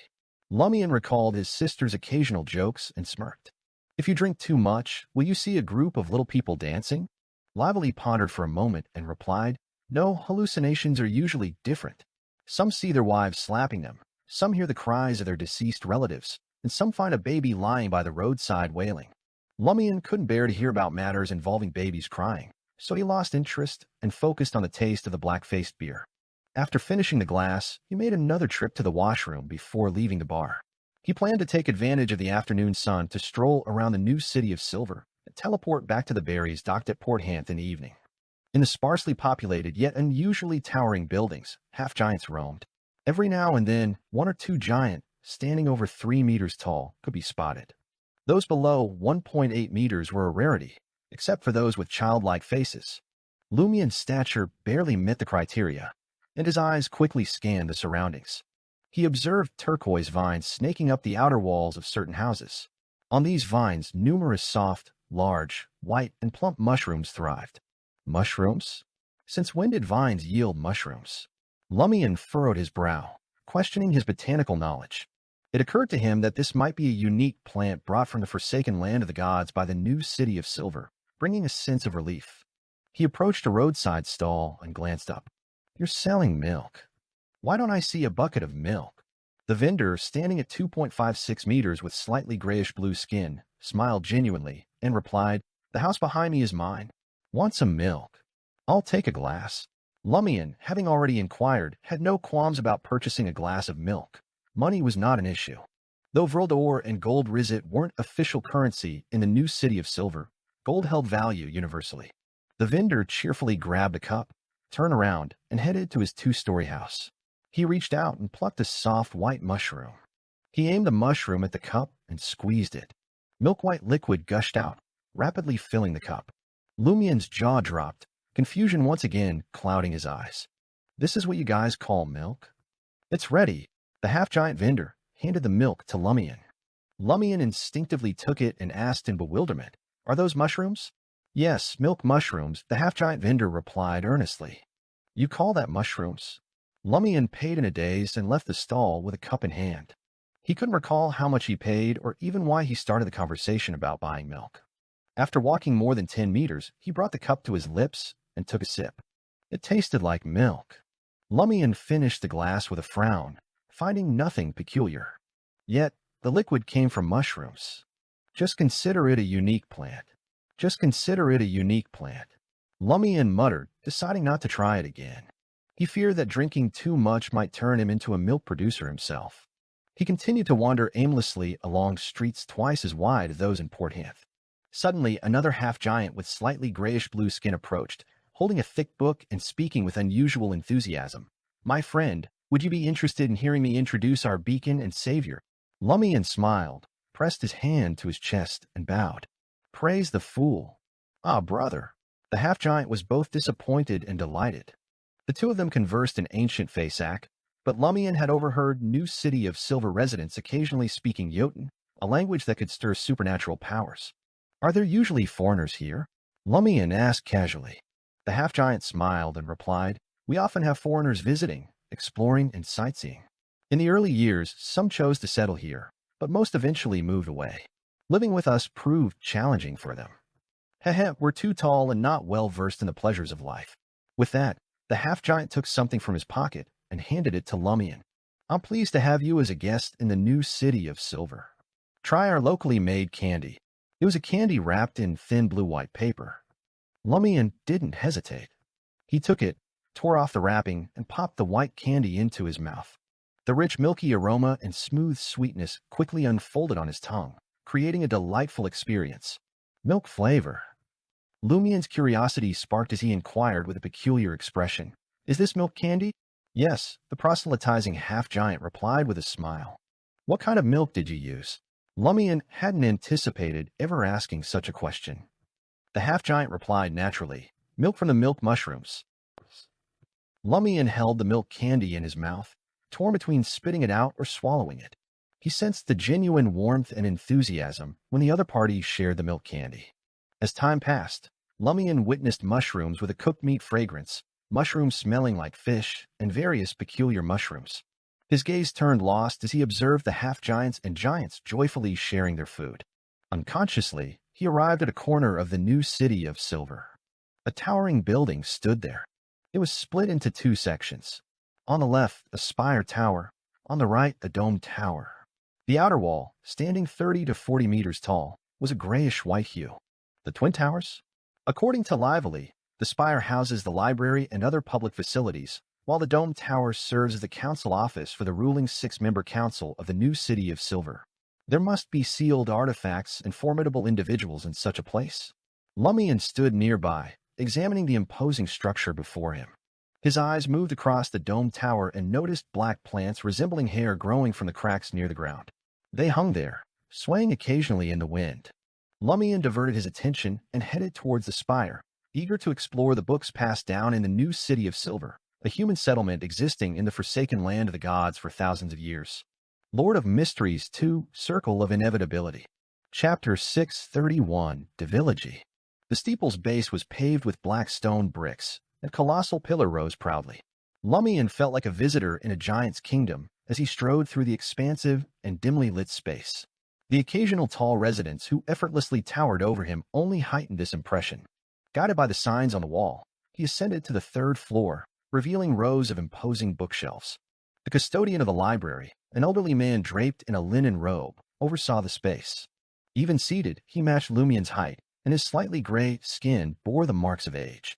Engrossed in a goatskin-bound book, the library administrator paid no heed to Lumian's entrance, his gaze firmly fixed on the text. Lumian, not rushing to seek permission for his exploration, entered the library and followed the guidelines posted on each row of bookshelves leading to the section housing mythical books. He ran his finger over the weathered leather-bound book and another with freshly copied pages, choosing a tome that chronicled creation myths. Before the bookshelf, Lumian casually flipped through its pages, only to stuff the book back. He couldn't comprehend it. The words were in Jotun. This ancient language, associated with a beyonder race of giants, possessed the ability to manipulate the forces of nature. Ranked alongside Dragonese, Elvish, and ancient Hermes, Jotun held significant importance in mysticism. Although Lumian had mastered ancient Hermes and Hermes, Jotun remained a language he recognized but hadn't fully mastered. He could barely decipher the title of the ancient book but couldn't comprehend its contents. A sweep of his gaze revealed a corresponding copy of the ancient book, this time written in ancient Fasak, a human language devoid of supernatural influence. Joy surged within Lumian as he retrieved the soft-covered book and settled into the reading area near the window. Throughout the entire process, no one intervened or issued a warning. This library is entirely open to everyone. Even those not residing in the new City of Silver can peruse its contents, but borrowing seems to be off the table. Or perhaps the knowledge on this level isn't deemed confidential, Lumian mused, maintaining a steady pace. He strolled past the section dedicated to beyonder creatures, and his keen eyes snagged a book titled Devilology. Devilology? Recalling recent encounters, Lumian snagged the corresponding copy. In the reading area, he chose a spot shielded from direct sunlight yet bathed in ample illumination. Seated, he delved into the pages of Devilology. As he read, Lumian's eyes widened, and his mouth hung slightly ajar. He murmured to himself, "Is it really acceptable to have this kind of knowledge available to the public?" Each piece of information was invaluable. The Devilology book meticulously outlined the traits and behaviors of creatures from various species after transforming into devils. It also provided detailed analyses of devils with distinct personalities within the same species. For those potentially facing beyonders of the devil pathway in combat, the value of this book rivaled that of a potent Grade 2 sealed artifact or its corresponding mystical item. Moreover, how did the new City of Silver come by such knowledge? It's improbable they could compile creature illustrations without dispatching hundreds of devils. Could it be that the half-giants and giants here are devil hunters? Perhaps, in ancient times, when devils were more active, they shared information with other factions? Lumian grew more alarmed as he read on. Midway through, he massaged his throbbing temples, sensing a rapid depletion of his spirituality. Lumian temporarily closed Devilology, intending to explore the creation myths of the new City of Silver and take a well-deserved break. From the very outset, the creation myth read, "The omnipotent and omniscient God created everything before slipping into a profound slumber. Among the mythical races he brought into being, Giant King Ormur, Dragon of Imagination Ankwelt, Elf King Sinaithrim, Vampire Ancestor Lilith, Devil King Farbadi, Phoenix Ancestor Gregrace, Mutant King Kvaster, and King of Demonic Wolves Flegria emerged as potent and crazy beings. They petitioned the authority left by the Lord, transforming into ancient deities governing the sky, land, sea, reality, the spirit world, and the astral realm. Abruptly, a dull-skinned, slightly gray finger tapped a specific spot on the page. An aged, raspy voice echoed, "Do not utter this name in any Beyonder language." Lumian looked up, surprised to find the library administrator, previously immersed in his books, standing beside him seemingly out of nowhere. As a hunter, Lumian remained oblivious. Partly due to the lingering dizziness from reading Devilology, it showcased the library administrator's proficiency in concealing both breath and movement, given his towering stature of more than 3 meters. Lumian redirected his attention to the name indicated by the library administrator. Devil Monarch Farbody. Without awaiting Lumian's inquiry, the library administrator, bearing giant-like traits, shifted his finger a few centimeters and remarked, "It's advisable to avoid pronouncing this name in any Beyonder language as well." Lumian followed the motion of the finger, silently noting the corresponding name in his mind. Vampire Ancestor Lilith. Why am I not allowed to read about it? Lumian expressed his ignorance without reservation. The library administrator spoke in a deep voice. The Devil Monarch is still alive. This formidable ancient deity remains among the living, and the vampire ancestor is suspected to be alive as well. In recent times, an individual in the city experienced disturbances after uttering the name Lilith and Jotun. Although their life wasn't at risk, they endured prolonged suffering. Ancient deities? Entities that once governed the world before the ancient sun god's era? Lumian recalled fragments of his limited knowledge and inquired thoughtfully, did the ancient sun god rescue humanity from the dominion of these ancient deities? The library administrator, towering at more than 3 meters, turned to the last page and pointed. Lumian read the description. The omnipotent and omniscient god stirred from slumber, rising from the earth to vanquish the ancient deities and reclaim his authorities. Note, in the present era, the omnipotent and omniscient god is also known as the ancient sun god. Indeed, among the 8 ancient deities, Devil Monarch Farbody is still alive, Vampire Ancestor Lilith is suspected to be alive, and the rest have perished? Giant King Ormer. Why does that name sound familiar? The provincial capital renowned for its red wine and champagne. What ties does it share with the Giant King? Lumian cautiously inquired, can these 2 names be pronounced in ordinary human language? The Vampire Ancestors is acceptable, but it's advisable to refrain from attempting the Devil Monarchs. You must exercise caution even in writing it, responded the colossal library administrator. We are uncertain if the Devil Monarch possesses any special abilities. Exercise caution even in writing. Are all demons like this? Yes, the deity of the Devil Pathway remains alive, an ancient being since the Second Epoch. Lumian murmured, his heart stirred. He retrieved a note with the love incantation from his traveler's bag. Have you encountered this name before? I came across a demon who identified itself as this. Much like the others, it cannot be spoken or written, only thought. The library administrator accepted the note with a hand capable of engulfing Lumian's head. His gaze swept over the name, laboriously. He lapsed into deep contemplation. After a minute or two, he silently retrieved a copy from a concealed location within the bookshelf. The book's title read, A Summary of Rumors and Hearsay Before the Cataclysm One. What a simple name. Lumian observed as the library administrator opened the newly acquired book, pointing at a particular line of text. As anticipated, it's right here. Lumian fixed his gaze and read silently. After the Devil Monarch Farbody led the devils back to the abyss, occasional rumors persisted of demons enticing humans. The demons operated under the following names: Beelbubbly, Almas, Samel, Lilatan, and Neighboritisly. A high-ranking demon hunter speculated that these names conceal the aliases of Devil Monarch Farbody. The Devil Monarch Farbody's alias? Lumian felt a jolt as a thin layer of sweat coated his back. Could Neighboritisly be the Devil Monarch? The sealed blood-colored demon was the Devil Monarch? No, it doesn't seem likely. If it were a genuine ancient deity, catching just a glimpse of his form wouldn't have resulted in my eyes exploding in a dream. I would have lost control immediately. Yes, perhaps Farbody's pseudonym is among these names, but it doesn't necessarily mean Neighboritisly is him. Lumian wiped his forehead with his right hand, forcing a smile as he addressed the library administrator. As a foreigner, am I truly allowed to read these books? The knowledge they contain is exceedingly precious. The library administrator responded calmly. The chief has already informed us that you are Mr. Fool's blessed. Very well. Lumian found it amusing. Apparently, not every foreigner could access this library. The library administrator offered no further warnings. He took the book chronicling pre-cataclysm rumors and departed from Lumian's vicinity. Lumian continued to alternate between reading devilology and creation tales, taking breaks as needed. As evening approached, he barely concluded both books and departed from the Twin Towers. Releasing his compressed spirituality, Lumian teleported back to the Berries in Port Hanth.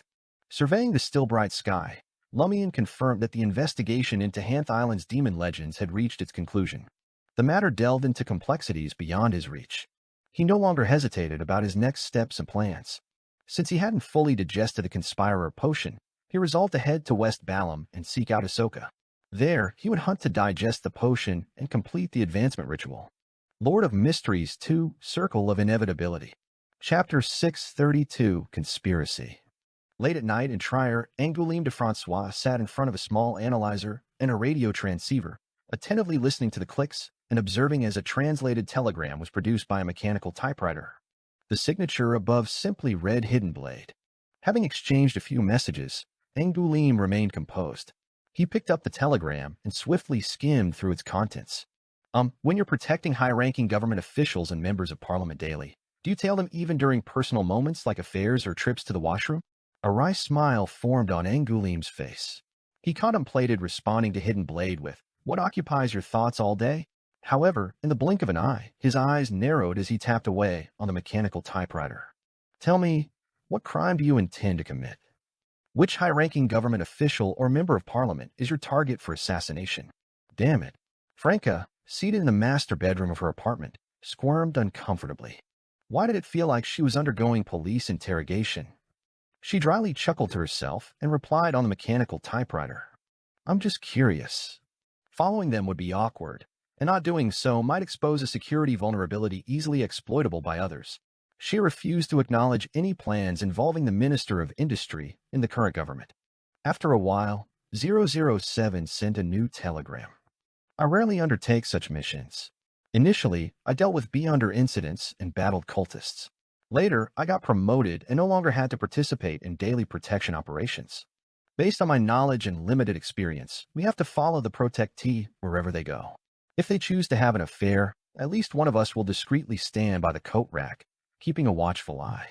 If time allows, we'll investigate and confirm the identity and background of the target in advance. If the protectee enters the washroom, one of us waits by their side, guarding against potential threats from sewers, ventilation pipes, and shadows. However, there's an exception. If the protectee strongly requests and writes an exemption, we can respect their privacy. After all, we're not their parents obligated to protect their every move. If they perish, someone else will take their place. It's not easy to find a three-legged toad, but those aspiring to be high-ranking government officials and members of parliament can fill Avenue du Boulevard. Moreover, such officials and MPs don't often possess exceptional foresight and wisdom. What matters is the position they hold, not the individual. Very few high-ranking officials and MPs choose to write exemptions for privacy, but they tend to do so when discussing confidential matters with their team. 007. Did you work overtime so much that you harbor resentment? Franca chuckled inwardly. She felt that 007 wasn't as laid back as she would have liked. If it were the two members from Lone, they would likely say, "It's fine if most high-ranking officials who don't deal with real matters or MPs who only give speeches are dead. Even curly-haired baboons in their positions would perform better. At least the baboons wouldn't smack their heads to formulate policies or work for personal gain. They wouldn't boast about their wisdom and desire to show off. They'd simply enjoy bananas and play happily. That's the least harmful thing for the entire country."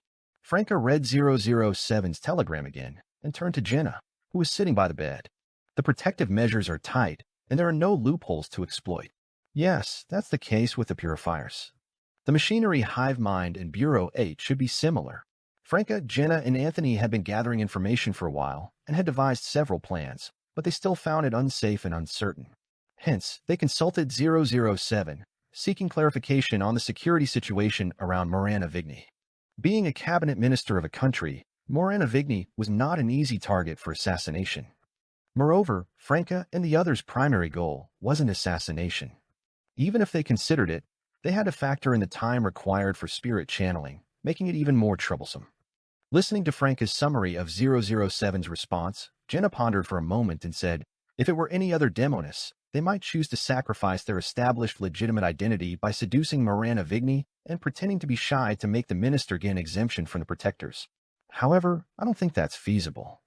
Miranda Vigny is likely a mirror person, and mirror people have a close relationship with a demoness pathway. They might be especially wary of a demoness approaching them. Franca had initially hesitated to involve Jenna in the operation against Miranda Vigny because the demoness of Black Clarice would secretly monitor and provide assistance at critical moments.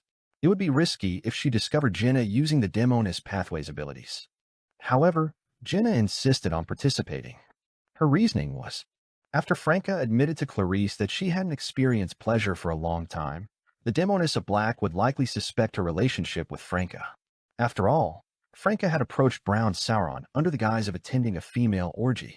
Therefore, Jenna wanted to showcase a vampire's abilities and combat style in front of the demoness of Black. The mystical item she currently possessed would allow her to disguise herself effectively and maintain sufficient combat strength. The prerequisite was that she had to conceal the arrow of the bloodthirsty well and hide it under her clothes. As for mirror substitution, she could explain it away with Franca since Anthony had one too. Franca had muttered, "Demonesses can also have pure love," but as she finished speaking, she awkwardly changed the topic and tacitly allowed Jenna to participate. Franca, sitting cross-legged, nodded slightly and said, "Miranda Vigny's strength is unknown. He might be very formidable. If we attempt to seduce him, we risk becoming his prey if he's vigilant, possibly even losing our lives. Sigh, I better write to Lumian and see what he thinks." Franca chuckled self-deprecatingly. "Ever since he left Trier, my brain seems to have gone on vacation." She was mocking her past laziness, acknowledging that she often delegated the primary responsibility of thinking to Lumian while playing a supporting role. Jenna chuckled and said, "You're really good at self-deprecating. That's what I admire most about you. You're open-minded and cheerful." Franca chuckled.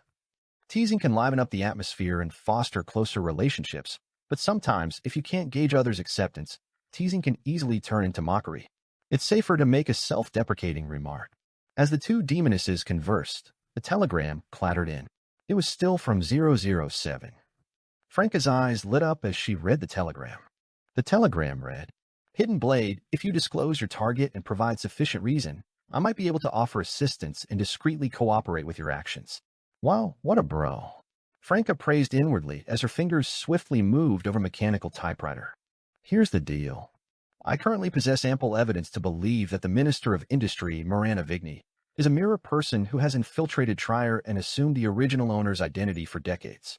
I didn't reveal this earlier because I needed to acquire crucial information from Miranda Vigny. If he's captured by you, I can't guarantee that you'll gain access to pertinent information, so I plan to take action myself." Phew. There's hope. Franca turned around and joyfully raised her right index and middle fingers to Jenna. Before long, 007 responded. "Gather the results of your previous investigations and Miranda Vigny's information promptly and place it at the designated contact point. I'll verify it first and find an opportune moment. Await my further instructions." Franca's face lit up with joy. She pursed her lips and sent a brief telegram.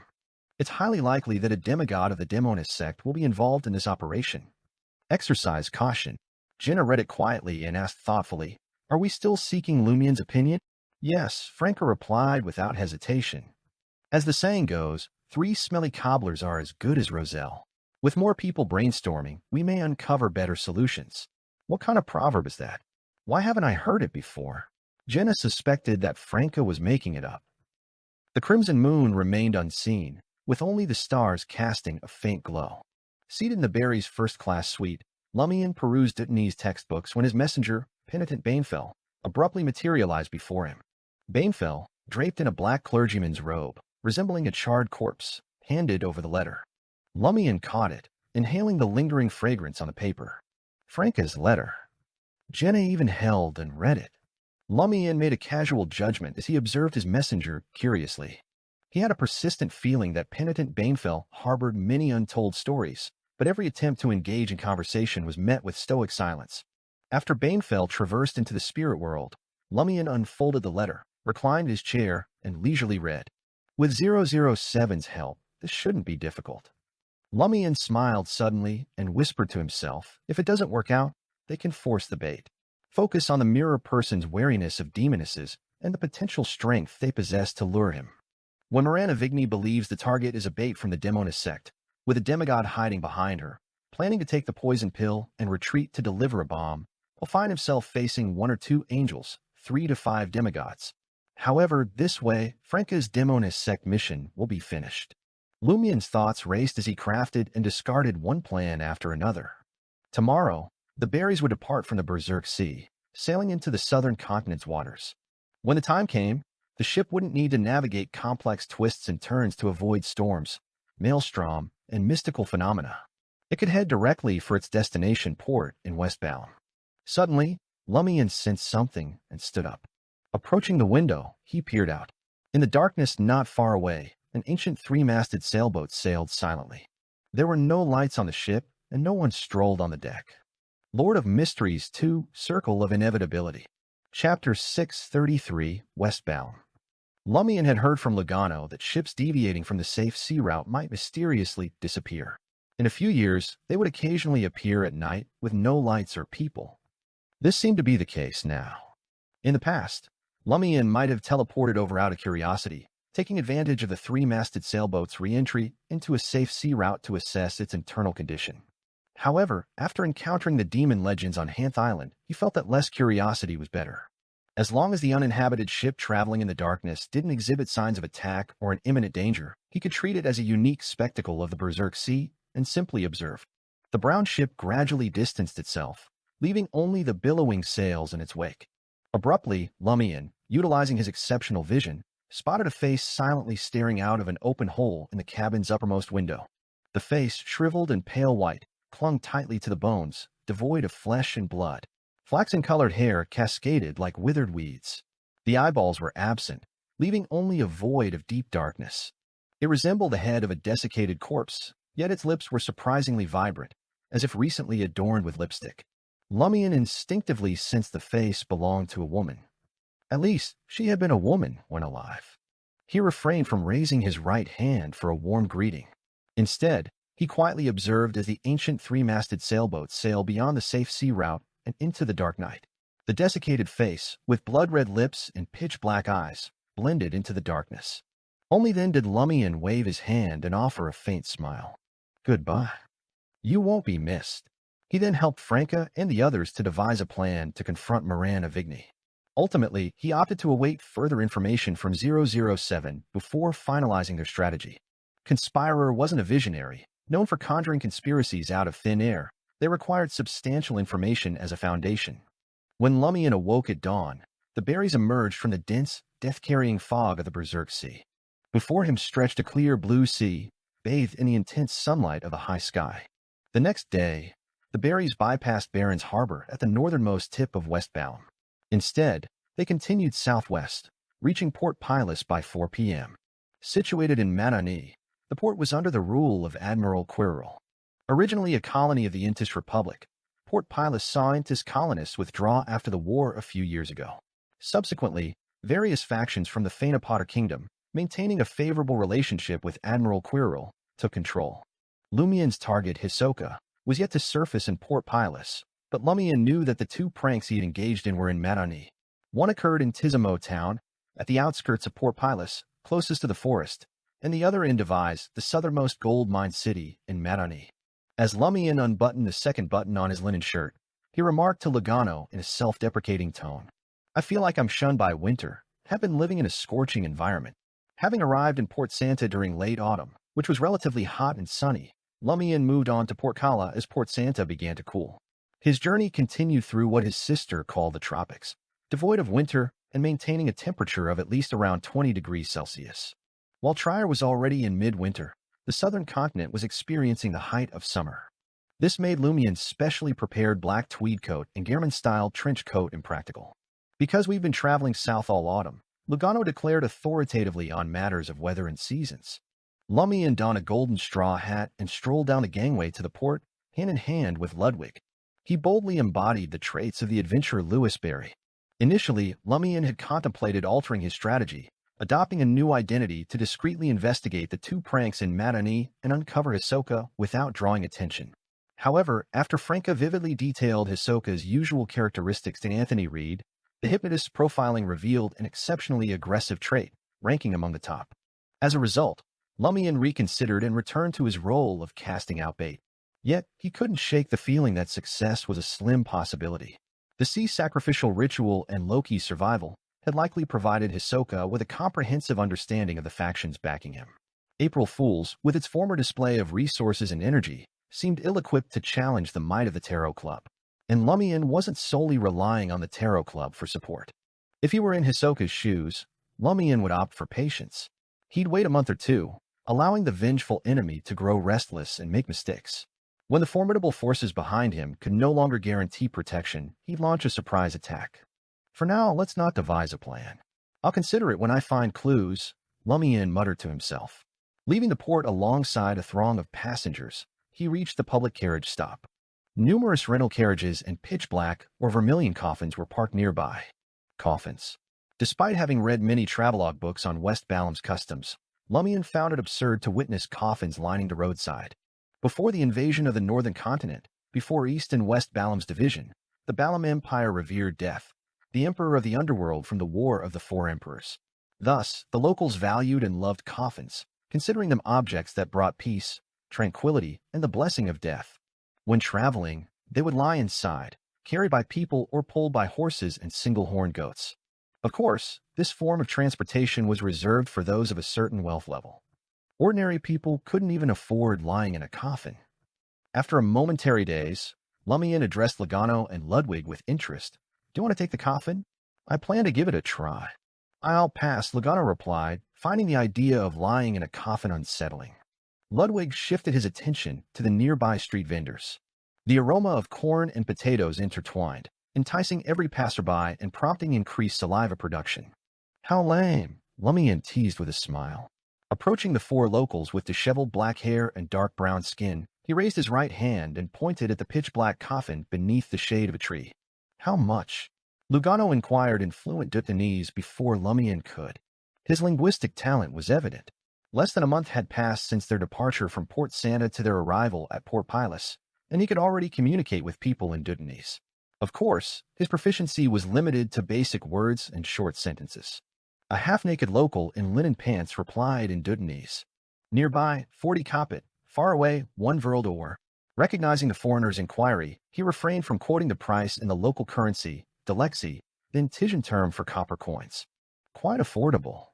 This coffin, carried by 4 people, should be considerably cheaper than the one carried by 8. Lumian mused, appreciating the direct use of vril d'or and kopit. It showcased the recent Intijan influence in the former colony, lost only a few years ago. Lumian's grasp of Dutanese surpassed Logano's, thanks to the mid-level language comprehension charm he had used on the ship. Learning Dutanese in this manner proved more efficient. Regarding charm consumption, Lumian harbored no concerns. In his view, items serve a purpose, and there was no concept of waste as long as they proved useful. He couldn't align with those miserly individuals who hoarded their wealth throughout life, only for it to benefit others after their demise. If he urgently needed language comprehension charms, he could acquire them from the curly-haired baboons research society. If their gathering didn't align with his schedule, teleporting to various cities in Lindbergh would allow him to purchase them from the Church of Knowledge. Sure, Lumian nodded at Logano and said, "Let's go to Hotel Orella."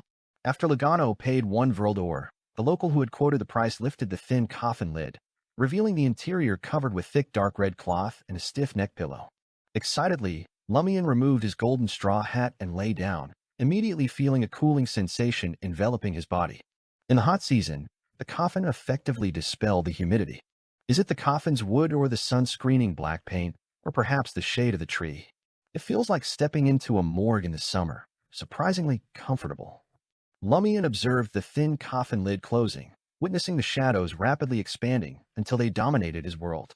Outside, the voices became muffled in his ears. The coffin was lifted, swaying slightly as it moved forward. Within Lumian's view, everything was dark, and his surroundings exuded a sinister, cold ambience. For some reason, it felt like he was walking toward death, touching it. Setting aside the psychological discomfort, it isn't bad. The only downside is the tendency to easily fall asleep. Lumian evaluated the mode of transportation in a good mood. It's unsuitable for mixed-gender rides, which could be more awkward. Heh, I wonder if the romantic Intijans have ever engaged in an affair under such circumstances? Nearly half an hour later, The coffin halted in front of Hotel Orella. Lumian stepped out, finding himself in front of a small, man-made valley. Rows of grayish-black stone rooms encircled the inner wall of the deep valley until reaching the bottom. This was Port Pilus's most renowned Hotel Orella. Originally belonging to a Balam royal family descendant, Orella Eggers, it had been constructed with the intent of approaching death. Later, it fell into the hands of Ventus colonists. Upon the Phaenopaterians' arrival, they perceived it as a symbol of entering the earth and returning to the land, prompting its transformation into a sizable hotel. Lord of Mysteries 2, Circle of Inevitability. Chapter 634, Fresh Off the Boat. In the well-lit lobby of Hotel Orella, above ground, Lugano effortlessly balanced Ludwig, munching on a burrito in one hand and clutched his suitcase in the other. His eyes darted around uneasily. From his adventurous beginnings to trailing Lumian south, he'd never lodged in a place proudly declaring itself a hotel instead of a motel. He'd only encountered Trier's renowned Grand Champs-Élysées in newspapers and magazines, learning that its construction cost a whopping 21 million Vrildor. With 800 rooms and 65 functional halls, even the most basic accommodations demanded 12 Vrildor per day in the off-season. A stark contrast to Lugano's usual frugal 3.5 Vrildor weekly motel stays. The bustling metropolis of Trier had left an indelible mark on Lugano, urging him to rise above and recommend himself to Lumian. Accumulating wealth, obtaining potion ingredients, and advancing to doctor became his priorities. He aspired to join the ranks of high society. Only when he became a doctor did he grasp the vastness of the beyonder world. He had barely scratched its surface. The male receptionist, sporting curly black hair, dark brown skin, and a keen countenance, addressed Lugano in fluent Intisian. Would you prefer a suite or a standard room? Are you inclined towards a coffin bed or a conventional one? Lugano glanced at his employer. Lumian toyed with a caramel-colored East Balam cigarette wrapped in roasted tobacco leaves, bringing it to his nose for a gentle sniff. He savored the blend of tobacco leaves, internal spices, and assorted herbs. The aroma was mildly invigorating and redolent, tempting one to inhale deeply. A suite, standard, and closer to ground level. Lumian had sampled rental coffins for transportation and had no plans to continue sleeping in them. It wasn't a traumatic experience, but it did alter his perception of his surroundings. In case of an attack, it could impede his initial response. Lugano sighed in relief upon hearing Lumian's decision and conveyed the employer's request to the male receptionist. A Vrildor a day. 3 days' payment in advance, the native male receptionist stated the price. After Lugano completed the payment, the receptionist, with a nod to his colleagues, said obsequiously, "I'll escort you down." 3 mechanical elevators stood at the back of the hall. Lumian and his group entered the middle door, pulling the brass handle to B3. Chains tightened, gears clamped, and various metal parts started to operate with resonating sounds. In the distance, it resembled the roar of a boiler, and white steam billowed out. As the mechanical elevator descended, the native receptionist glanced at Ludwig and smiled at Lumian. "Settling down in Port Pilus, are you? If you need info on local grammar schools and rentals in different communities, feel free to approach me." In his view, anyone bringing a 7 or 8-year-old child to the southern continent was likely moving, not merely traveling. After all, the child was too young for perilous long-distance journeys. Moving meant finding a house, renting or buying, and choosing a good school. These were all opportunities to make money. At the mention of school, Ludwig, munching on a roasted corn cob, suddenly stopped chewing, as if the food had lost its fragrance. Lumian wasn't oblivious to the native receptionist's thoughts, but didn't mind. Instead, he admired the man's shrewdness. He grinned and remarked, "I'll take a look first. We haven't confirmed if we would stay in Port Pilus." At that moment, the mechanical elevator halted at B3. Entering the room on the right, with a stone fence on one side and the Cold Valley Isle on the other, Lumian addressed the native receptionist. "Do you know Tizimo Town?" The native receptionist, aiding Lugano with the suitcase, slightly bent and led the way. "I do. Many gentlemen head to Tizimo on weekends for forest hunting. There are secret temples and mausoleums left behind by former nobles in the forest. If you want to have fun, don't venture too deep. The primitive tribes there are barbaric and savage." Lumian nodded, not probing further. Upon reaching Suite 7 and entering the living room, he casually tossed a Vrildor silver coin to the native receptionist. "What's your name?" The receptionist, pleasantly surprised, responded, "You can call me Ron." Lumian chuckled. "I might have to trouble you often in the future. For example, what's the name of the nearest and better bars?" Where is it? Ron touched the silver coin and smiled. It's my honor to assist you. Head to the man-eating flower bar. Intision is used for communication there. It's on the street behind our hotel. Lumian instructed Logano and left the room with Ron, waiting for one of the mechanical elevators. Inside, a man with a deathly pale face and vacant eyes stood. The man's face was deathly pale, and his eyes were vacant. He wore a wrinkled shirt and pants. Lumian glanced at him without a word. Amidst the tightening of the chain and the relatively stable elevation, the mechanical lift returned to the ground. Once the vacant-eyed man exited the lift and distanced himself from them, Ron leaned closer to Lumian and whispered, I wanted to remind you to pretend not to see that customer. Who is he? Lumian asked casually. Ron glanced around and lowered his voice. He resides in a suite at B18, a servant of Mr. Ivelgsta. That gentleman's servants don't seem normal. Of course, it's not normal. They are walking corpses. Lumian criticized. He had already observed the servant and realized his fate was dark and that of a deceased. Lumian wasn't surprised to encounter such a situation in a country that once worshipped death. Having already seen the Blood Emperor's afterimage, encountering a zombie was hardly shocking. In the sweltering evening, Lumian bypassed the artificial deep valley where Hotel Arella stood and entered a street with an unpronounceable name. He spotted a bar adorned with an exaggerated man-eating flower. Donning a golden straw hat, he lit the East Balham cigarette purchased from the hotel lobby and placed it between his lips. Cough, cough, cough. Lumian quickly coughed, emitting white smoke from his nose. His intention was to showcase his experience as an experienced adventurer by smoking East Balham cigarettes, but he hadn't anticipated their potency. As someone who rarely smoked, he found it unbearable. In Cordu, various cheap alcohols abounded, but cigarettes were scarce. Lumian had only witnessed Pons Benet, Louis Lund, and a few others indulging in smoking. After extinguishing the East Balham cigarette and tossing it into the trash can, Lumian entered the bar and skillfully approached the counter. He pulled up a bar stool and settled in. Sensing the lingering smoke in his mouth, he opted for something milder. He tapped the counter and spoke in Intision, a glass of Kilju, the regular kind. 10 licks, replied the bartender, a local man in a white shirt and black vest, his Intision tinged with a distinct accent. Lumian settled the bill and awaited the bartender's pour. He discreetly surveyed the area, noticing nobody paying him any heed except for a dozen wanted posters adorning the bar's wall. Thoughtfully accepting the amber-colored Kilju, he adjusted his golden straw hat and addressed the bartender with a smile. Do you know who I am? The bartender glanced at him and smiled back. Every now and then, self-proclaimed renowned adventurer poses that question, but I'm sorry, I don't know you. From the looks of it, the adventurer Louis Barry's exploits in hunting the demon warlock are primarily known in the Fog Sea. My rising fame was tied to activities within the Church of Earth Mother's sphere of influence. Louis Barry's reputation waned upon entering the Berserk Sea, and few in West Balham are familiar with him. If Ahsoka isn't stationed at the docks every day, he likely doesn't know about my arrival in Port Pilas. Lumian refrained from erupting in rage at the bartender's words. He sipped his Kilju, contemplating the situation. Noticing Lumian's silence, the bartender casually smiled and remarked, You just arrived in the southern continent, right? Yes, I left the Berserk Sea this morning. Lumian seamlessly assumed the role of a regular at Old Tavern, recounting his story with a smile. Encountered a ghost ship in the Berserk Sea, danced with dried corpses under the moon, and repelled a demon's attack. Praise the mother of all things.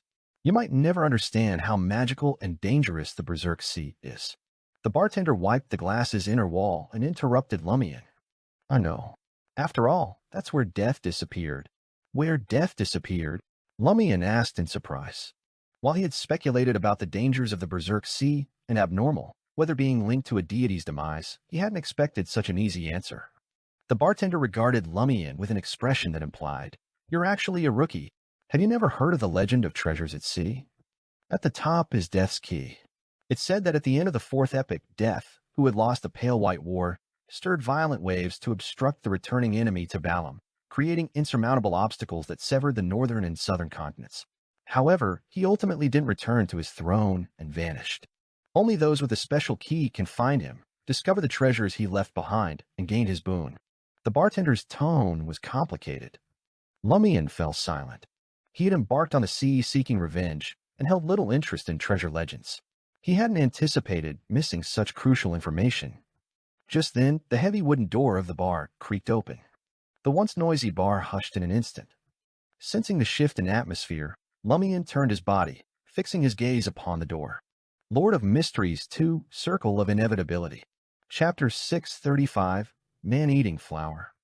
At the entrance of the Man-Eating Flower bar, a figure strode in. A woman, neither towering nor petite, clad in a conservative, deep black dress, caught everyone's attention. Her eyebrows were meticulously drawn, her skin thickly powdered, and her cheeks adorned with noticeable blush. Her lips shone gorgeously, and the area around her eyes sparkled with gem-like hues. Despite the woman's excessive makeup and unconventional style, her captivating brown eyes, high-nosed bridge, luscious lips, and curvaceous figure emitted a potent charm. Male patrons in the bar shifted their gazes to the door, momentarily silent. Only when the woman acknowledged a few customers with an aloof nod did the atmosphere spring to life. Some attempted conversation, while others raised their voices at their companions, trying to make an impression on her. Without lingering, the woman navigated through the crowd and settled on the opposite side of the bar counter. Unique. If Franca were here, she'd surely strike up a conversation. Lumian felt a twinge of regret for his companion and averted his gaze. He smiled at the bartender and commented, "That lady seems quite popular." The bartender wiped away the expression reserved for new adventurers and replied sternly, "She's my boss." Boss? Lumian suddenly recalled the bar's name and asked thoughtfully, "Man-Eating Flower? It's her." The bartender lowered his voice and approached the beautifully made-up woman of indeterminate age. He poured her a glass of some unknown brand of black rand. After the bartender returned, Lumian asked curiously, "Why does she have the nickname Man-Eating Flower? She seems very popular." The bartender instinctively turned his head, observing his boss as she focused on her drink and surveyed the patrons nearby. Leaning in, he whispered, "In Port Pilus, women of her caliber often relish the pursuit and adulation of men but keep them at arm's length. Our boss, however, is different. If she takes a liking to you, she'll extend an invitation for a memorable night. Sometimes, we can hear her passion echoing through the halls upstairs." The bartender paused, a mix of nostalgia and desire evident on his face. "Pleasure?" Lumian subtly frowned and inquired with a smile, "Have you ever been the object of her affections?" The bartender fell silent. For a moment, Lumian wondered if the other would smash his head with the cup in hand. Changing the subject, Lumian asked, "Aren't there brash men who try to force themselves on your boss?" The bartender sighed and replied, "Remember the name of our bar? Man-Eating Flower. Is that what it means?" Lumian grasped the meaning. The bartender elaborated, "Those who tried to force themselves on our boss ended up badly. Some were severely injured or thrown down the stairs. Others simply vanished. Even those who caught her, I would be pale the next day, legs unsteady. They couldn't walk properly. That's why she's called Man-Eating Flower. She embraces it. Eventually, she named a bar after it. This is a departure from the demonesses of pleasure style. But each demoness has her own unique approach. Franca, a demoness of pleasure, stands out from the rest." Lumian's curiosity sated, he didn't delve further into the bar owner. Instead, he retrieved an ordinary deck of poker cards from his traveler's bag and asked, "Have you come across anyone using poker cards as a weapon recently?" According to Anthony Reid's analysis of Hisoka, a key member of April Fools, Hisoka had a strong inclination towards self-expression. After successfully creating the poker card with the ability to change its face, possessing frost and cut characteristics, it was clear he wouldn't limit its use to mere April Fool's pranks. When engaged in combat or carrying out acts of violence, he wouldn't hesitate to employ the mystical item to end his target's life. This information presented a promising lead for investigation. Regarding the two pranks orchestrated by Hisoka, they revolved around Madani and were linked to relatively confidential or significant local affairs. Individuals who weren't locals or lacked prolonged residence wouldn't spontaneously choose this area, unless they also possessed ample information to support their actions. Lumian reasonably suspected that Hisoka's original sphere of activity centered on Madani and its neighboring regions. This rationale prompted his journey to Madani, despite believing that Hisoka had likely heeded Loki's warning and evaded capture, concealing himself. Understanding Hisoka's past was crucial to deciphering his present and ending his future. The native bartender scoffed at Lumian's inquiry. "Do you think I'd have that information? Consult the patrol team. Whether they choose to answer is another matter." Patrol team? Lumian didn't mind and nodded slightly. Established by Admiral Quirrell, the ruler of Madani, The patrol team primarily handled mystical matters and conflicts among Beyonders. In this state, following the withdrawal of most Intis colonial forces, the Church of the Eternal Blazing Sun, the Church of God of Steam and Machinery, and the new Cathedral of the Church of Earth Mother lacked official authority to enforce the law. While these churches maintained Beyonder teams in their cathedrals across different cities, their jurisdiction was limited to self-defense and safeguarding believers within the cathedral. They couldn't address matters akin to their usual spheres of influence or eliminate potential hidden dangers. Admiral Quirrell entrusted the corresponding authority to the newly formed patrol team. Some of the patrol team's Beyonders were veterans from Admiral Quirrell's army, while others were remnants of the former Balam Empire or former adventurers and bounty hunters. What a simple name. Lumian pondered for a moment as he glanced at the few wanted posters on the wall. Admiral Quirrell doesn't want adventurers turning Matani into a hunting paradise. He doesn't want them brawling on the streets under the guise of pursuing targets on wanted posters. The bartender shot Lumian a surprised look. You're quite sharp for an adventurer. In Matani, the wanted status is earned through crimes committed here. No one cares about your actions elsewhere. As expected of one of the adventure paradises. Lumian lifted the killdew and finished it. Just as he was about to switch to a glass of West Balam-specific liquor to savor its distinct flavors, he felt a gaze upon him. It was the owner of the man-eating flower bar, the woman in the black dress with exquisite makeup. Lumian nodded calmly and shifted his focus back to the bartender. While this man-eating flower was undoubtedly attractive, she couldn't match a demoness in terms of feminine allure. Additionally, Lumian wasn't fond of heavy makeup. At that moment, the woman rose from her seat and sauntered over to Lumian. She curled her lips and remarked, I can sense that you're like me, a living volcano, but it hasn't erupted yet. You're still enduring and waiting in pain. Tonight, are you willing to feel my passion? Lumian raised his right hand and stroked his face. You're taken with me just like that? Come to think of it, I've been a hit with the ladies since my youth.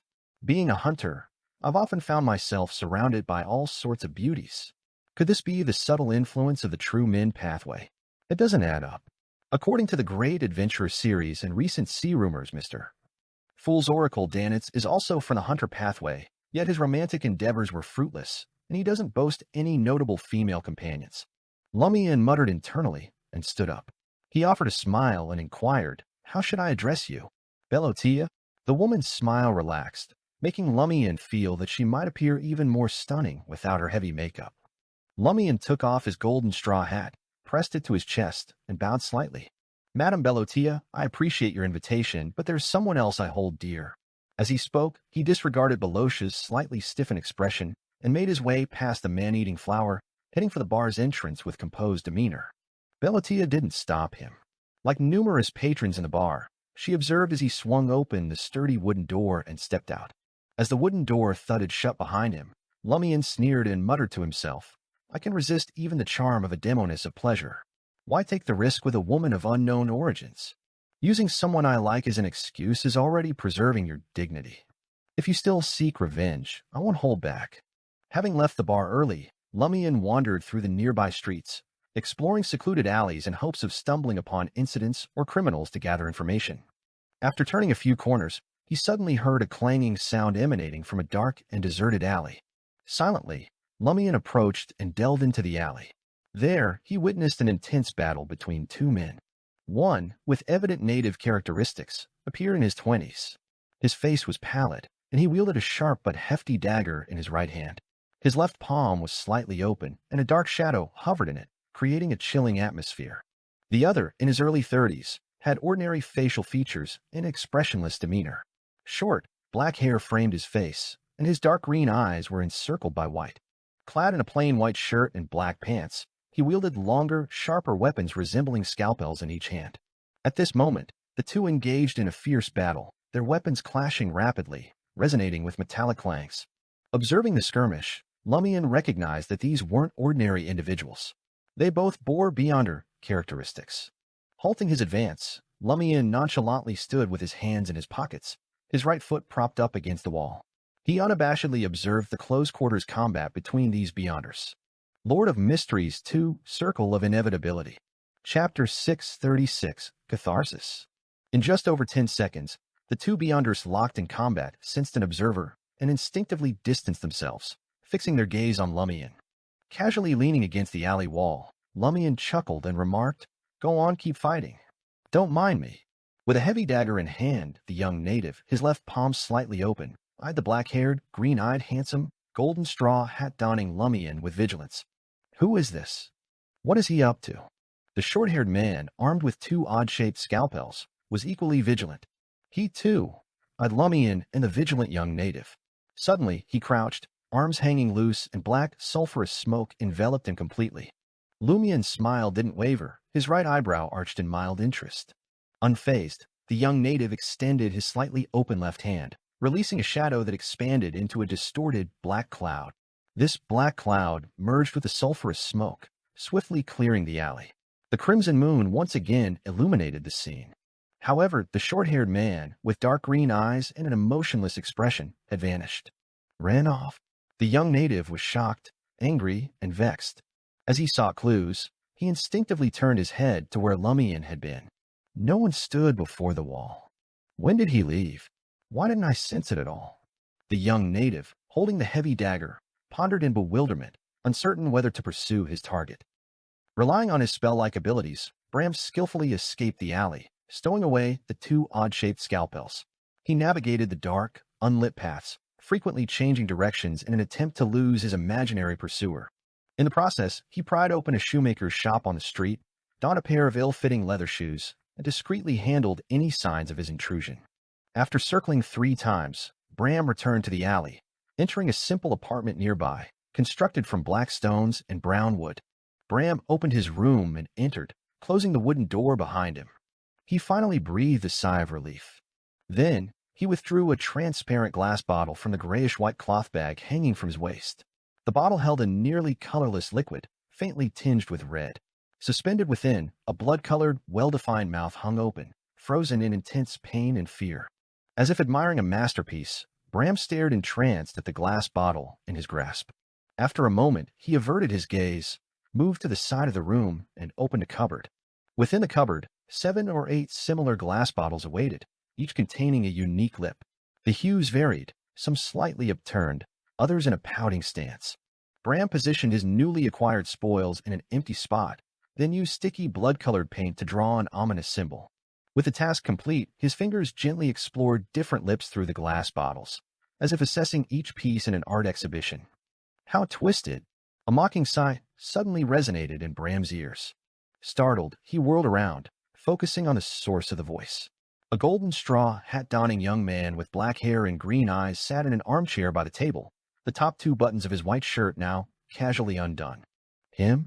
Bram's pupils dilated as he recognized the man who had suddenly appeared in his room, the person who had witnessed his battle with a numinous episcopate member.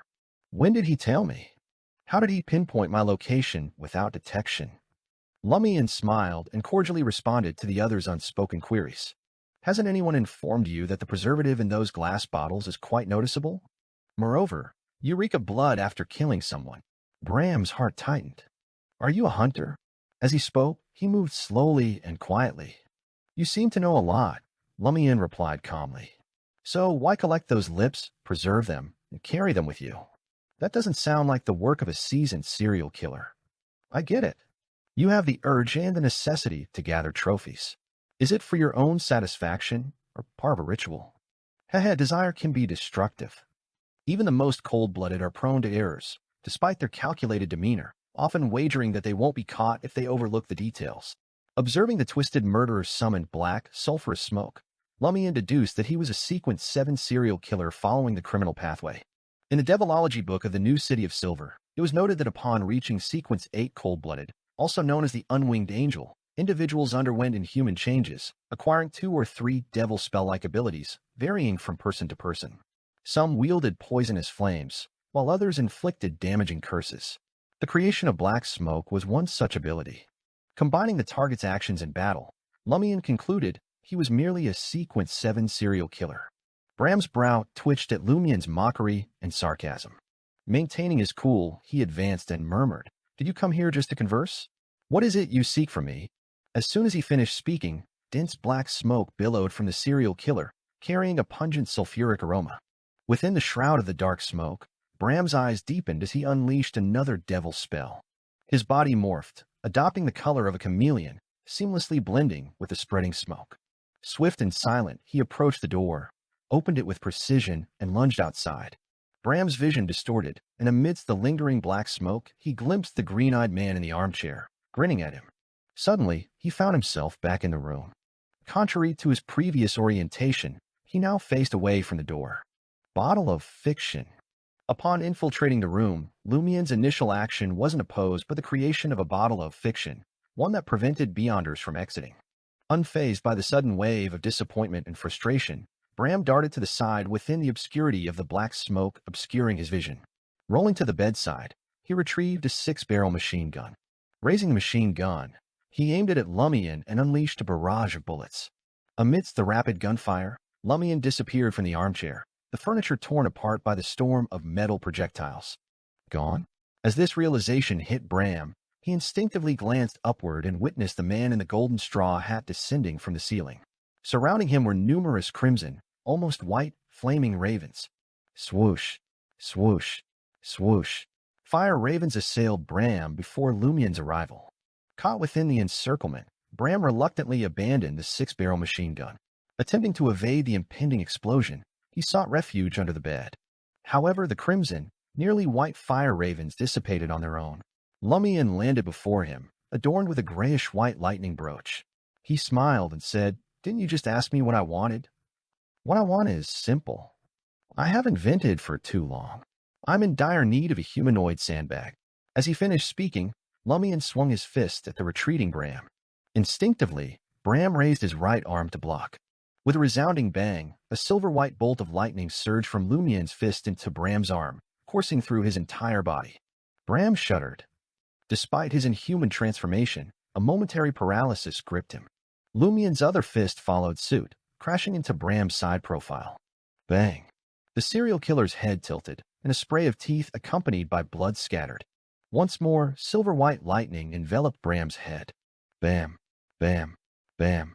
Lumian unleashed a barrage of punches, turning the encounter into a tempest, making Bram feel like he was caught in a thunderstorm. The electric shocks made any form of retaliation or defense nearly impossible. Bang! Bang! Bang! Lumian's expression remained icy as he relentlessly struck Bram's face, chest, arms, and head. The criminal pathway Beyonder's chest caved. Ribs cracked, face swelled, and skull fractured. Charred marks covered his upper body after the brutal assault.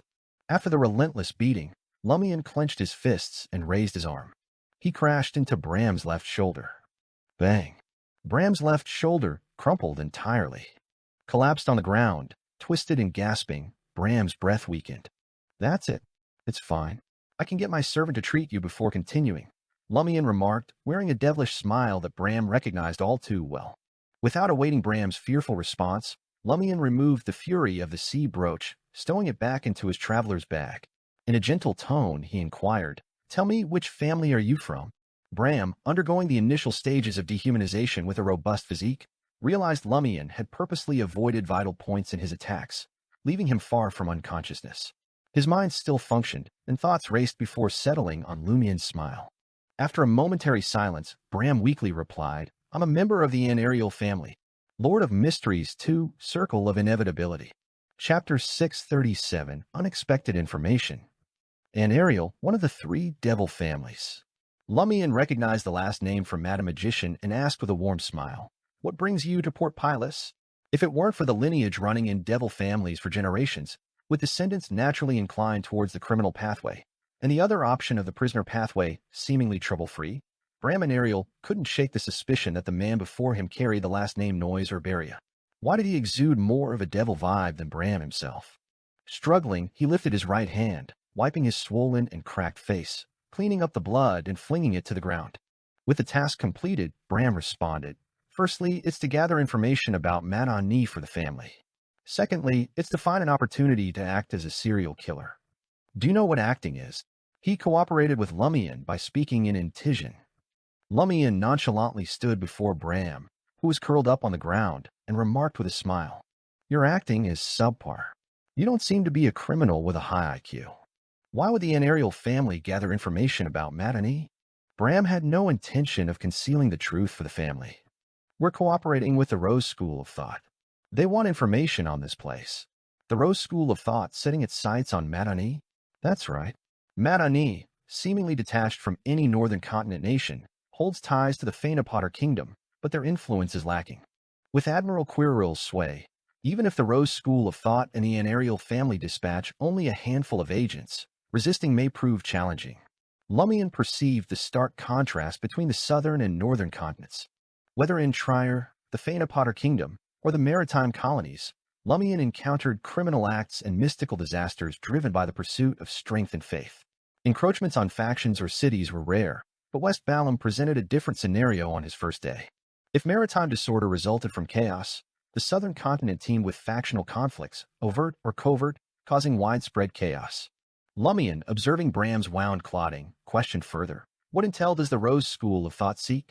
Bram, reflecting, responded, "They want all kinds of information: cathedral locations, military camp details, patrol team compositions, port throughput, daily prices, and the locals' lives." "Are they preparing to rule this place in the future?" Lumian inquired, puzzled. "To whom will you hand over the information you gathered?" "Where?" "It will be written and placed in the study of an empty house at 17 Oleg Street. My uncle, Devaho and Ariel, will be responsible for retrieving it. We don't usually contact each other, and I don't know where he lives or under what identity," Bram explained in detail. After becoming a devil, his special ability is to completely skin humans and perform complicated processes to create Beyonder items with usage or time limitations. No matter who it is, as long as he wears the human skin as clothes, he can transform into the other person and complete the corresponding disguise. As Bram spoke, he wiped the blood off his body and flung it to the ground, as if obsessed with cleanliness. "This was mentioned in Devilology." Lumian nodded thoughtfully. He pondered for a moment and asked, "Are there any traces of other devils in Madani?" Perhaps Bram and his uncle weren't the only ones sent by the Rose School of Thought to gather information. Bram shook his head. "Not recently. However, during my investigation, I stumbled upon a string of serial murders around Port Pilus about 4 years back. The victims lay dissected, the scenes steeped in blood and marked by the aftermath of a fierce battle. Moreover, the 7 casualties were no ordinary individuals. They were Beyonders, ranging from Sequence 7 to Sequence 8. Listening intently, Lumian felt a surge of intrigue. As per Franca's explanation, the name Hisoka stemmed from a literary work hailing from the original world of transmigrators like themselves. One of the character's defining traits was an insatiable appetite for combat and the thrill of extinguishing formidable adversaries, reveling in the ecstasy and carnage of claiming lives. If the target was sufficiently potent, he'd patiently await their growth, perhaps even offer a nudge. Hisoka, a key member in April Fools, adopted this moniker as his code name, driven by an unmistakable urge for self-expression, mirroring this characteristic. Hisoka is a Beyonder of the Devil pathway. Moreover, his targets are Beyonders while he was at the serial killer stage. Unlike other serial killers, he doesn't prey on the weak or ordinary people. If he had been a serial killer 4 years ago, he would likely be at least a Sequence 6 by now. There's a strong chance he's a Sequence 5. Yes, he's concealed his identity very effectively. No one in the Curly-Haired Baboons Research Society knows his true pathway. Lumian listened attentively to Bram's account without interruption. He eagerly pondered the possibility that Hisoka was a devil or even a desire apostle in his mind. The curled-up Bram glanced up at him, propping his bloody palm on the ground and straightening his body slightly. "This seems like the work of a serial killer. Moreover, he's exceedingly confident in his strength and intellect, daring to target Beyonders. However, I noticed some discrepancies." "What discrepancies?" Lumian concealed his joy behind a gentle smile. Bram shifted his palm to support himself. Serial killers' victims often exhibit degraded behaviors. For instance, those I've selected typically share a common trait. They enjoy inflicting verbal harm and curses upon others for extended periods. Thus, I'd remove their lips and preserve them. However, the 7 slain Beyonders had varying identities, backgrounds, and behaviors, lacking the typical degeneracy. Perhaps he's merely a Beyonder with a fascination for serial killing, not necessarily acting out the devil pathway. Lumian mused, masking his interest with a teasing tone. He added playfully, "Were you subjected to constant verbal violence as a child?" And the cold-blooded and serial killer potions amplified corresponding resentments and psychological traumas? Bram fell silent, his body gradually stretching out, no longer curled up. Only then did Lumian steer the conversation back to the serial murder case from 4 years ago. "Do you have detailed information about the 7 Beyonders who were killed?" Did you identify any suspects during the initial investigation? Bram shook his head slowly. I only had read the summary provided by the patrol team, not the full investigation files. Most of the patrol team members were seasoned beyonders who encountered mutants and devils before. Their judgment should be reliable. Patrol team? Lumian grinned at Bram and remarked, "Is there any other information you deem crucial to share with me? If not, let's proceed." "Yes, of course." Bram straightened his back abruptly. In the next moment, he spat out foul words in a language Lumian had never heard before. Devil language. As the devil words reverberated, the bloodstains, and bloody handprints that Bram had left on the ground were enveloped in a faint light.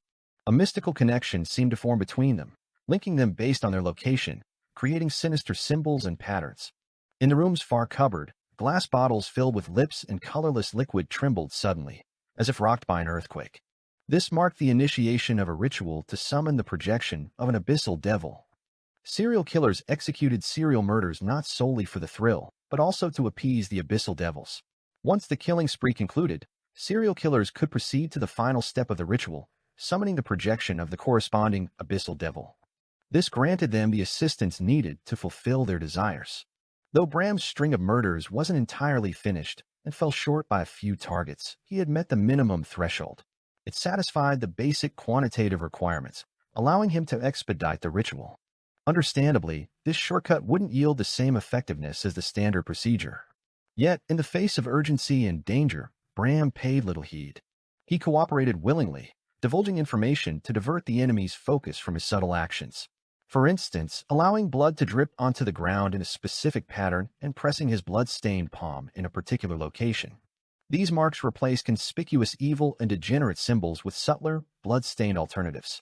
With the preparations complete, Bram could utilize the devil languages activate to trigger the ritual, pleasing a high-level devil and summoning its projection to confront the enemy. Lumian silently observed Bram and Dariel's handiwork, feeling the room steeped in malevolence and tainted by corruption. He raised his right hand, snapping his fingers.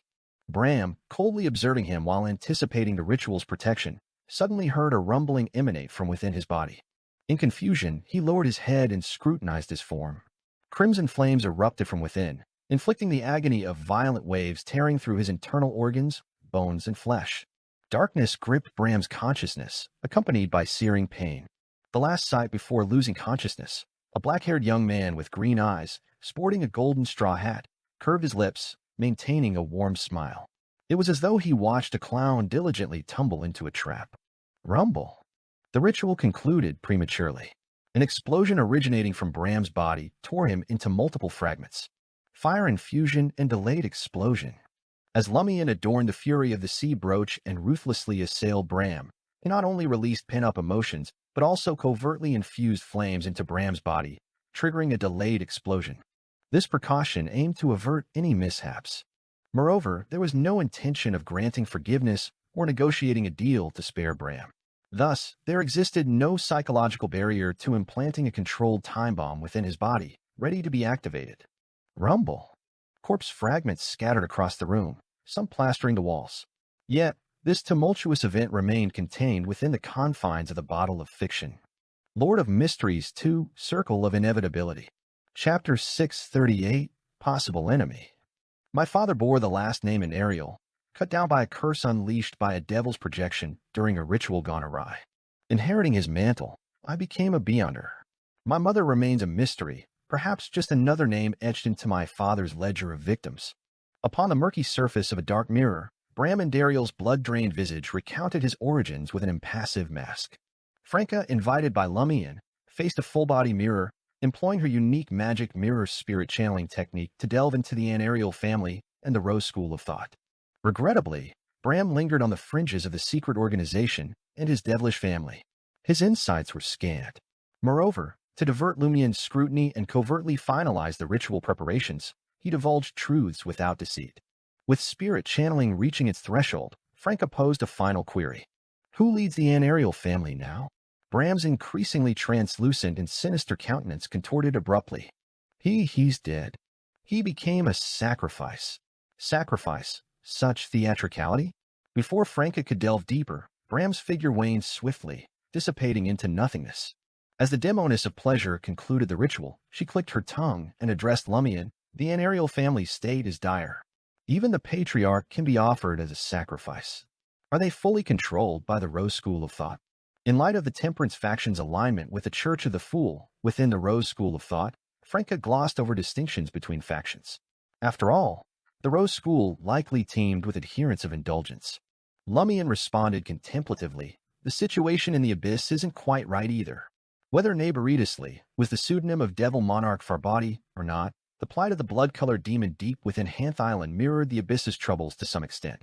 With a scoff, Lumian remarked, "We're accustomed to damning others to hell and the Abyss. We believe it to be the worst place. Who knew the Abyss itself could decay? It's falling into its own abyss." A hellish jest indeed. Franca glanced at the pristine night sky, less tainted by industrial pollution. The crimson moon of the southern continent appeared clearer and brighter.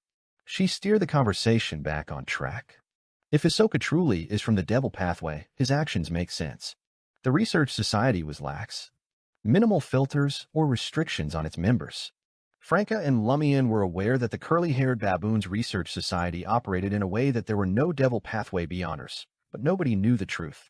Membership didn't entail self-declaration of pathways or proof. Sequences were discerned through interactions at gatherings. Hisoka remained an enigma, his pathways and sequence elusive even to key April Fool's members. Hisoka has always been a loner. He rarely participates in other April Fool's pranks. Is he afraid of being discovered as a devil? Lumian contemplated, adding, he was most inclined to collaborate with Mad Lady, an unabashed lunatic who couldn't care less. She might even relish the prospect of testing if a devil's blood runs cold. I sense a subtle mockery, insinuating my penchant for experimentation.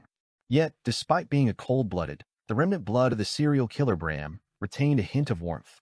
Does cold-blooded mainly denote emotional detachment rather than literal coldness? Or could it be the southern continent's summer, heating up the blood of cold-blooded creatures? Franca's musings drifted. Franca then cautioned Lumian, if Hisoka is truly a devil, he'll sense your malice the moment you uncover a key clue. He can decide whether to strike or flee, shifting to another country to hide. Damn it.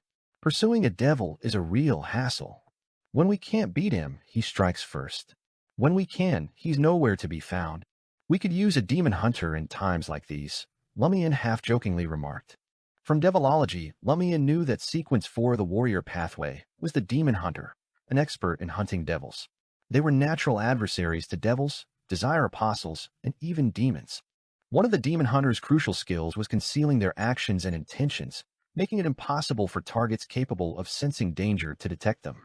Franca concurred succinctly, "Now I see why Mad Magician sent you the Spirit World's coordinates, instructing you to visit the new City of Silver and find Mr. Sun to eliminate the remaining corruption.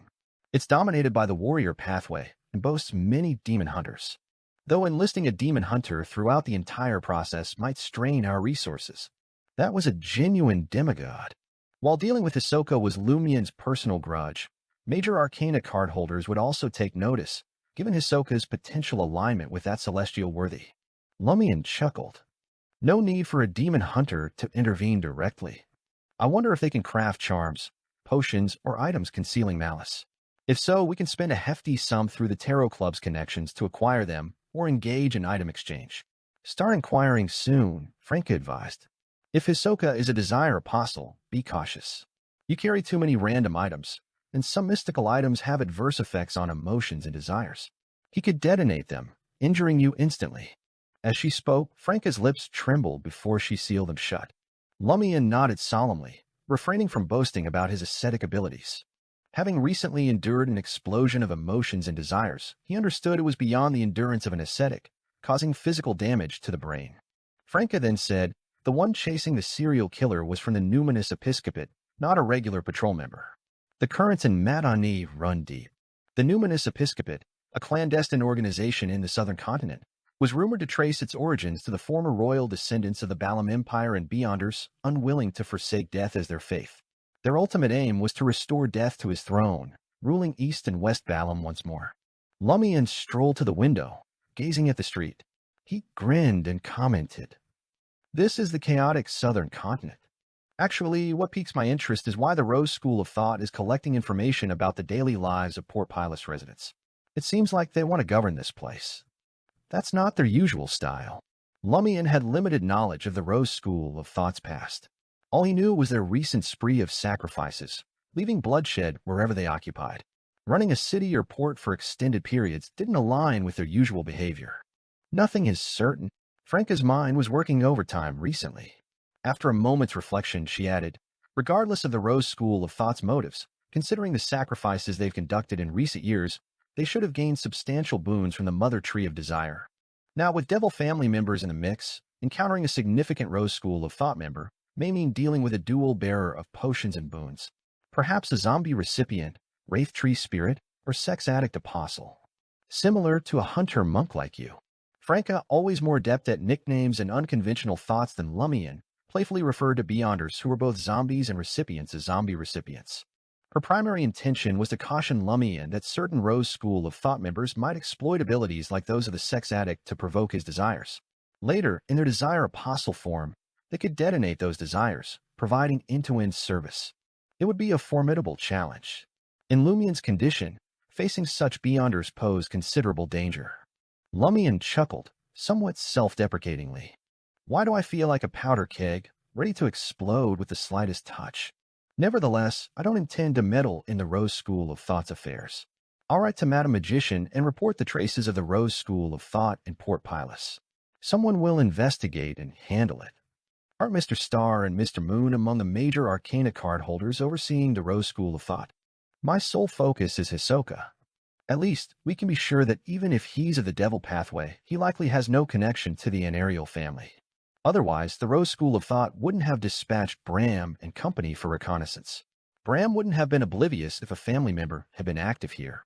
Franca hesitated for a moment before adding, just be careful.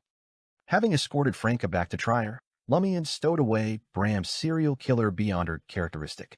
It took the form of a sharp-edged prismatic ice cube, enveloping faint wisps of thin black gas.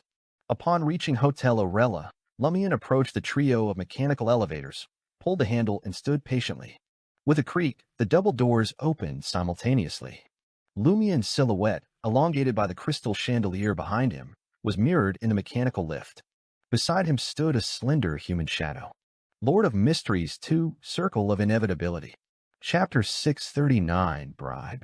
Lumian stood before the open mechanical elevator door, casting a glance at the slender shadow beside him. With raised eyebrows, he calmly turned his head, noting the sudden presence diagonally behind him. The figure appeared as a tall, thin man draped in a complex, layered black robe. His face bore a pale white complexion, as though untouched by sunlight for an extended period. Atop his black hair sat a fluffy black hat, its edge adorned with a gently swaying white feather. Lumian retracted his gaze and entered the mechanical elevator. The tall, thin man with dark brown eyes following suit in silence. Gripping the brass handle within with his right hand, Lumian selected the desired floor, pressing it down to B3, a definitive click echoing in response. After Lumian selected his intended floor, the lanky man mimicked his action, opting for B18. As they awaited descent, the distant sound of steam hissing reached their ears. Gears whirred to life, chains tightened, and the luxurious mechanical elevator began its gradual descent. Throughout the journey, both remained eerily silent, the atmosphere thick with unspoken tension. Upon arrival at B3, Lumian departed without a backward glance, heading towards Suite 7 with purpose. As the metal chains continued their retreat behind him, Lumian muttered thoughtfully to himself, Monsieur Ivelsta? Ivelsta, residing in B18, harbored lifeless servants. The peculiar appearance of Ivelsta and the condition of his servants led Lumian to suspect his association with a wraith, the Sequence 5 wraith of the Prisoner Pathway. The Prisoner Pathway, controlled by the Rose School of Thought, held sway over temperance and indulgence factions, both intertwined with a secret organization. It seemed unlikely for a wraith not to be affiliated with the Rose School of Thought.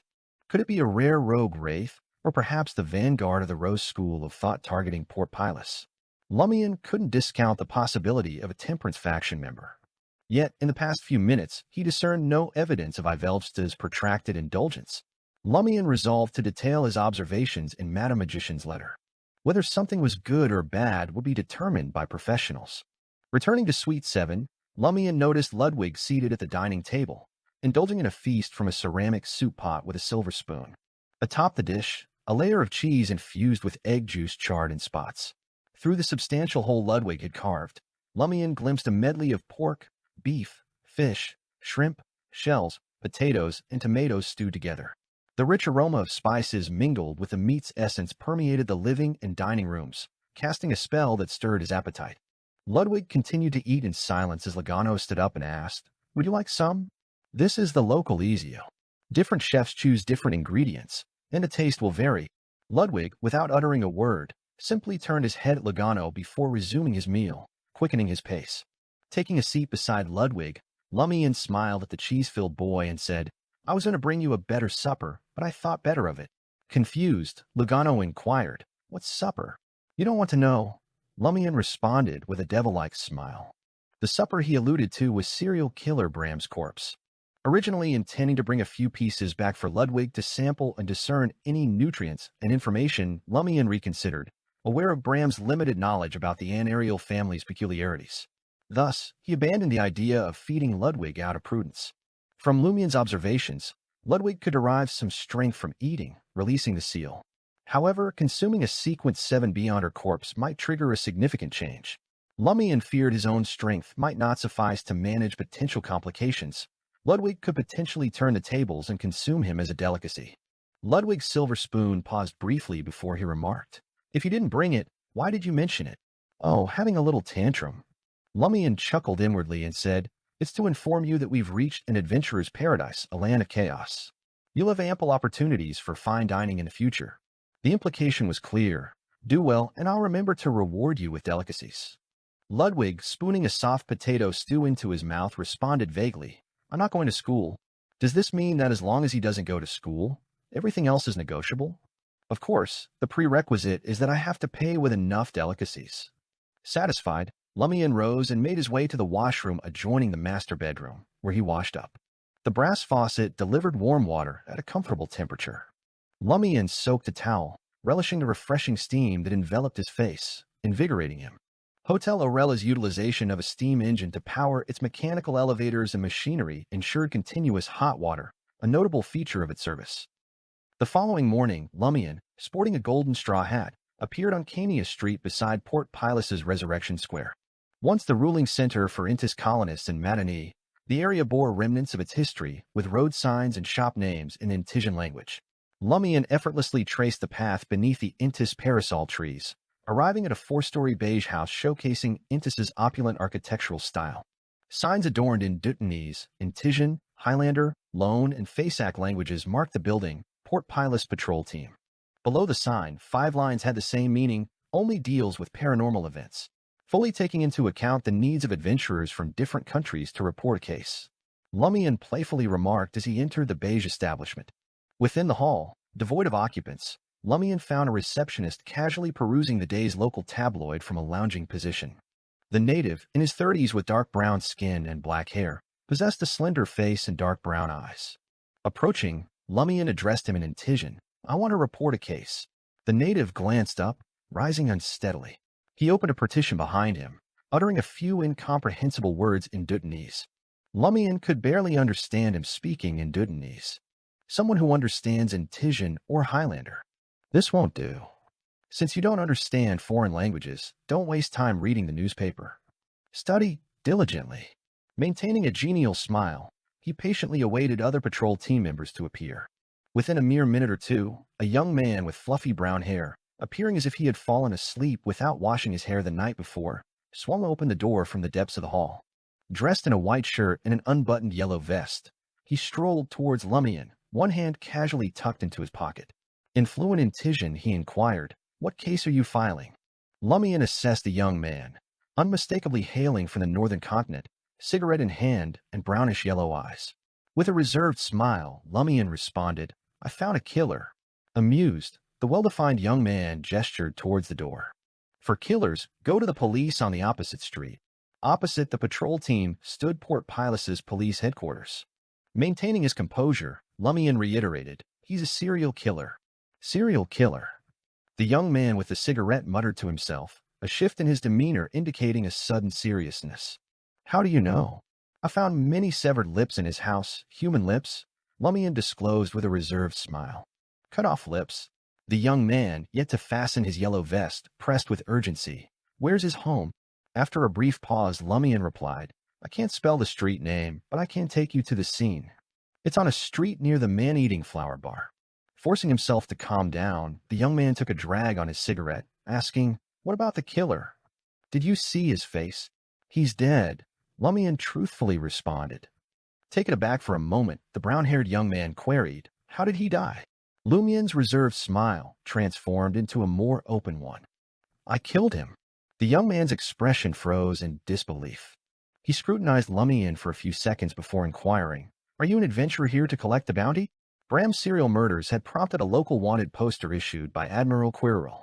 However, the poster lacked a corresponding name or appearance, featuring only a case description due to the suspect's unidentified status. Smiling, Lumian replied, "Sort of, but you can also claim it." The young man furrowed his brow. "What do you mean?" "The bounty can be yours," Lumian stated, making his intention to bribe clear. The young man cast a glance at Lumian. "What would you like in exchange?" "I want the dossier on a serial murder case from 4 years ago, and the relevant items you gathered," Lumian disclosed openly. "There might be something among them that Ludwig could consume." The young man fell into contemplative silence, assessing the pros and cons. Eventually, he scratched his brown hair and said, "I can show you the case dossier and related items, but you can't take them away. You can only copy them. Also, I need to confirm if it's a serial killer at the scene." "All right," Lumian agreed, extending his right hand with a smile. "Happy working with you." The young man shook Lumian's hand. "Nice working with you. You can call me Camus. What about you?" Lumian smiled once more. "Louis Barry." As Camus entered the door deep in the hall, preparing to gather 2 teammates, he pondered, "Louis Barry? Why does this name sound familiar?" Lord of Mysteries 2, Circle of Inevitability. Chapter 640, Commonality.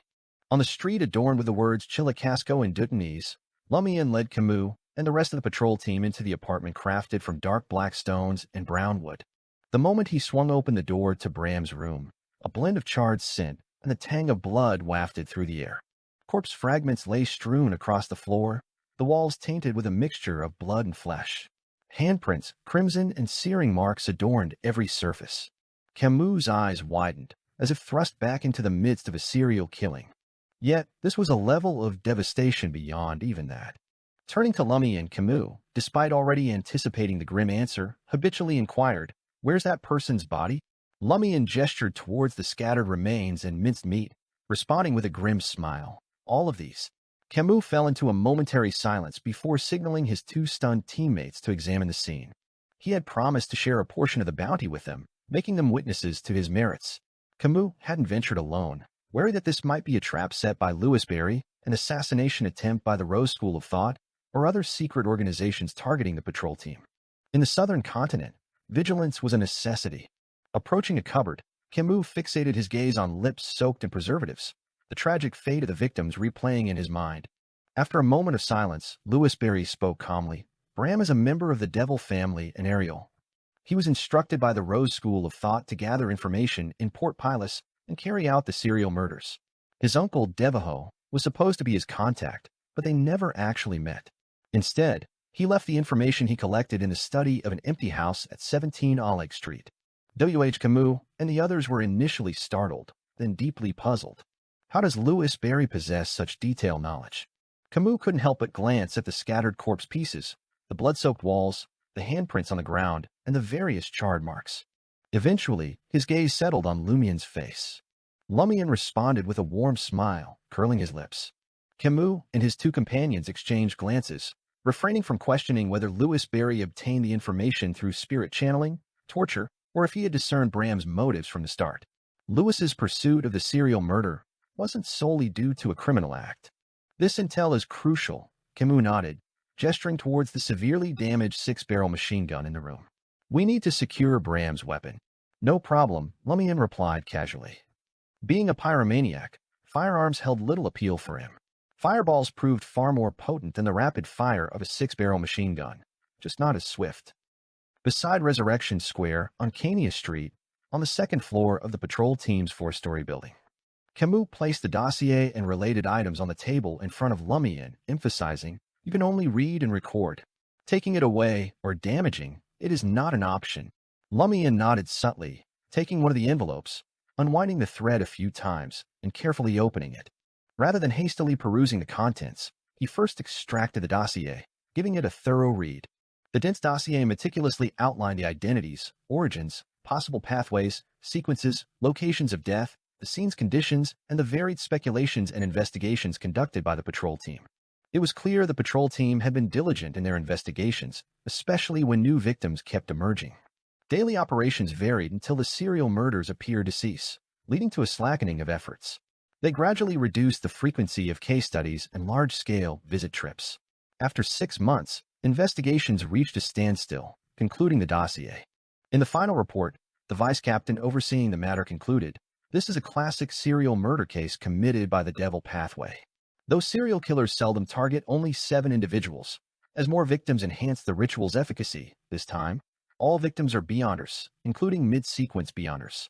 Even with just 7 deaths, they are more favored by devils, pleasing them more than 14 or even 20 ordinary people. The main question in this mystic case is that, aside from being beyonders, there's no common thread among the 7 victims. This sets it apart from previous serial murders. We hypothesize that the 7 victims were active beyonders in West Balam, likely having committed some form of killing in the past. It can be seen as a manifestation of depravity. Lumian read it meticulously, concurring with the theory that 7 beyonders surpassed 14 ordinary individuals in devil-pleasing rituals. This wasn't new information to him. After all, ordinary people were only the 3rd best sacrifice, while creatures with beyonder characteristics ranked 2nd. Similar situations arose in specific acts, particularly those requiring feedback. It was akin to deciphering an angel's conspiracy, allowing Lumian to assimilate a potion more effectively than an ordinary person's intrigue. Having grasped a general understanding of the entire serial murder case, Lumian delved into gathering information about the 7 beyonders. Synthesizing Anthony's psychological profile of Ahsoka, Franca's archetype summary, and her speculations about the actor, he scoured for potential commonalities. Among the beyonders were both men and women, one under Admiral Quirrell, while another was a death believer residing in Port Pilas. Foreign adventurers and Intis Republic spies stationed in Madani, a peripheral member of the Rose School of Thought, and a local clergyman of the God of Steam and Machinery Church were also among the list. Judging by their identities and backgrounds, they seemingly had nothing in common. Yet, for Lumian, who read with subjective conjectures, subtle details held significance. All 7 victims were young, with the oldest in his early 30s, widely praised for combat talent and outstanding intelligence. Lumian mused to himself, "Are the targets beyonders who are young, filled with potential, and have already reached a certain level of maturity? Even the 2 who weren't particularly young bore the label of being famous, powerful, with limitless potential." Lumian gained a rough understanding of Hisoka's selection criteria. If Franca were present, she might have noted that it matched the characteristics of the original archetype. However, Lumian believed Hisoka would adhere to the archetype when it suited him, not letting it dictate his true motives. Mad Lady's evaluation of Hisoka as not being pure enough further supported Lumian's perspective. Considering the selection criteria, Lumian thought, Louis Berry fits Hisoka's homicidal fetish. He clicked his tongue and retrieved items related to the case from the official envelopes. Most were the victim's belongings, but there were also 7 thin aluminum foils stained with blackish-brown substances that didn't belong to this group. Described in the case file, they were wrappings for the local chocolate, left at each crime scene. It was suspected that the murderer would peel off the thin foil after success, indulging in a piece of chocolate before dissecting the corpse. As the murderer used a gloved hand to extract and consume the chocolate, no corresponding traces were left on the thin foil. Such chocolates were common in Madani, making tracking difficult. Lumian studied the thin aluminum foil before smiling at Camus, who supervised him. "Can I take 2 or 3? Camus, with his brown hair, furrowed his brow. "If you want to use divination or other beyonder methods, you can do it here. Just 2. It won't hinder your future investigations," Lumian said enticingly. "If you agree to help, I'll give you an additional reward. For example, a very useful summoning incantation for a spirit world creature." Camus fell silent briefly before agreeing, "Deal." More than 15 minutes later, Camus, having brought Lumian out to purchase chocolate-like items, observed with a bewildered expression as a rabbit-shaped spirit world creature adeptly copied the dossiers with a fountain pen. After nearly a minute, Camus shifted his gaze to Lumian, leisurely sitting on the side, peeling off the thin aluminum foil and savoring a piece of dark brown chocolate. He inquired in a deep voice, "Is this the very useful spirit world creature you mentioned?" Lumian, chewing on the fragrant chocolate, responded with a smile. Yes, it's one of the rabbits of knowledge. It can help you evade the labor of copying. What do I need such a copying tool for? Camus bellowed inwardly, but he restrained himself as he recalled the bounty for the serial murders and the grisly scene of Bram's demise. Lumian added with a smile, when you prefer to keep the origin of your words hidden, summon the rabbit of knowledge for assistance. Moreover, this is a growth-oriented spirit world creature. It evolves based on the knowledge it receives. Of course, it's ideal if you can secure a contract with a spirit world creature. Otherwise, each summoned rabbit of knowledge might differ, making nurturing impossible. Growth-oriented. Camus echoed the term, his expression gradually softening. Back at Hotel Orella, Lumian retrieved the 2 old aluminum foils from his pocket and handed one to Ludwig. Try eating these, he suggested with a smile. Lord of Mysteries 2, Circle of Inevitability. Chapter 641. Information from Eating. Lugano, who had been observing from the sidelines, was taken aback when Lumian handed the thin aluminum foil to Ludwig and inquired if he wanted to eat it. Despite Ludwig's previous display of abnormal eating habits, including drinking a tube of human blood in front of Lugano, revealing all the corresponding information, Lugano still harbored reservations about feeding Ludwig just anything, especially something as unconventional as aluminum foil. After all, Ludwig was still a child. In the blink of an eye, Lugano witnessed Ludwig silently accepting the old, thin aluminum foil, stuffing it into his mouth, chewing and swallowing. Lugano found himself in a daze. Once Ludwig finished consuming the aluminum foil, he calmly turned to Lumian and inquired, which details do you need? Information on the cocoa beans used, the precise quantity, additional ingredients, the origin of the aluminum foil ingredients, the production factories, or the individuals most in contact with it. Lumian shook his head slowly. No need. This information wouldn't help track down Hisoka. Hisoka had touched the thin aluminum foil while wearing gloves, leaving behind no corresponding personal details. The patrol team had already confirmed that the chocolate packaging was common in Port Pilus, and there was nothing distinctive about the taste. As Lumian responded, a mix of amusement and surprise washed over him. He can even extract such information from eating, as expected of a monster capable of recovering just by eating and gradually breaking free from the seal's constraints. Ludwig seemed to relish the delicacy. After a few moments, he remarked, the residual chocolate had a hint of depravity. Depravity? Could it be that Hisoka had carried it for an extended period, corrupting it? That doesn't make sense. Unless one was a demigod, Beyonder auras couldn't reach such a level. The only possibility was that they were on the brink of losing control, deep in a state of depravity. However, such a Beyonder's body would undoubtedly display various abnormal details. They wouldn't be able to leave the house. Stepping out would lead to discovery and pursuit by law enforcers. Could he rely on the human skin Bram mentioned for disguise? Lumian was initially puzzled, but then he asked with anticipation, a decadent aura from the devil pathway? Ludwig licked his lips, savoring the taste of the chocolate residue. Yes, at least a demon's. Demons. Lumian was taken aback and couldn't help but frown. Having extensively studied devilology, he knew that sequence 4 of the devil pathway was known as demon, representing a demigod. If the chocolate slightly tainted with a decadent aura came from a demon, it clearly didn't belong to Hisoka. Lumian wasn't arrogantly dismissing Hisoka's potential to have advanced to sequence 4. Instead, the aluminum foil and chocolate marks represented the state 4 years ago. Hisoka couldn't have been a demon back then, unless he had become a desire apostle upon transmigration. If that were the case, his targets for the serial murders should have been sequence 6 or 5 Beyonders. Although Beyonders at this level were rare in Matinee, devilology didn't specify that serial murders could only occur in one location. Are you certain? Lumian looked at Ludwig for confirmation. Ludwig replied earnestly, a demon's decadent aura has a completely different texture from low to mid-sequence devils. Upon hearing his godson's response, an image suddenly surfaced in Lumian's mind. Hisoka, standing within the wall of spirituality, engaged in a special ritual to establish a connection with a demon. Throughout this process, a few pieces of chocolate wrapped in thin aluminum foil remained in his pocket. They were slightly tainted by the decadent aura permeating the altar, subtly and silently transforming. Yes, when I perform a ritual, I don't remove all my belongings in advance and leave them outside the altar unless there's a specific mention in the ritual requirements that I should avoid. As a conspirer, Lumian quickly made a guess and asked Ludwig, can you tell which demon's decadent aura it belongs to? Lumian's current idea was that if Hisoka couldn't be found in the future, he would exhaust his resources and seek the help of the new city of Silver's demon hunter experts. He would set up a ritual and summon the demon who had established a connection with Hisoka. He would have it beaten up before interrogating it for information about Hisoka. Ludwig shook his head.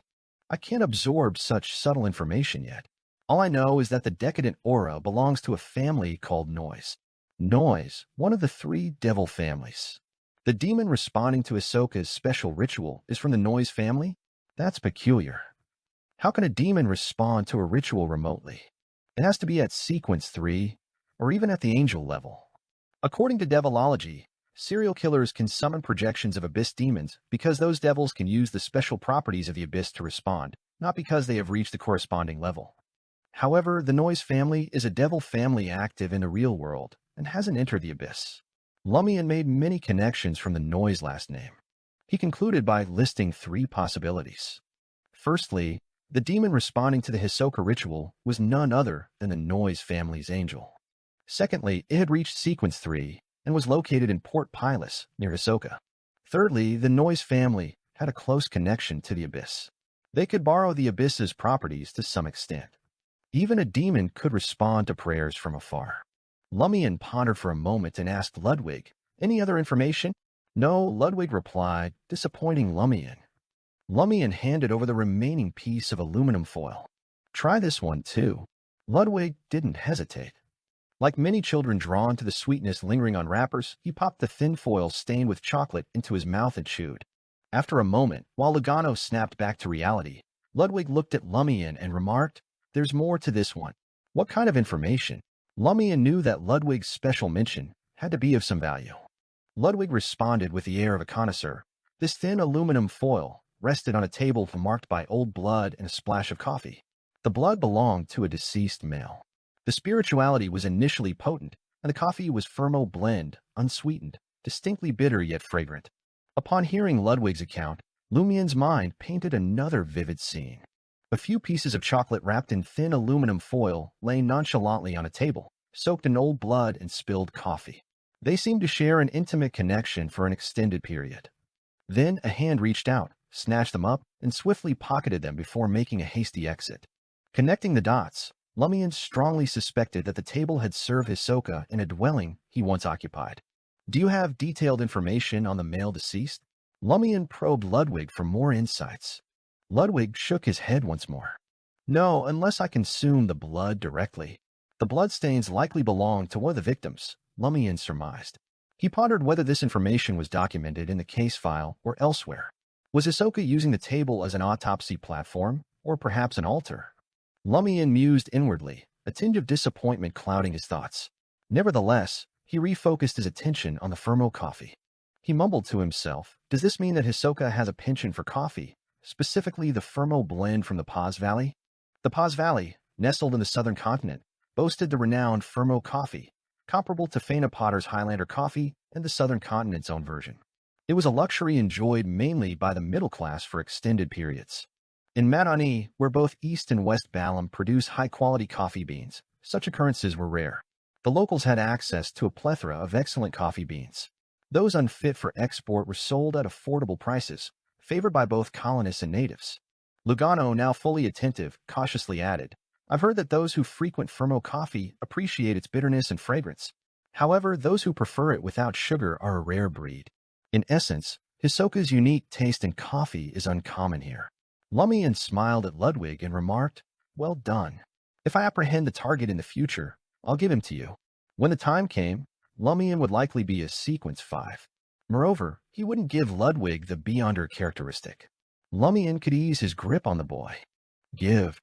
The notion sent a chill down Lugano's spine, a hint that his imagination might have run too wild. To others, gifting a Beyonder of the Devil's Pathway might relegate the recipient to a life of servitude or worse, becoming an ingredient.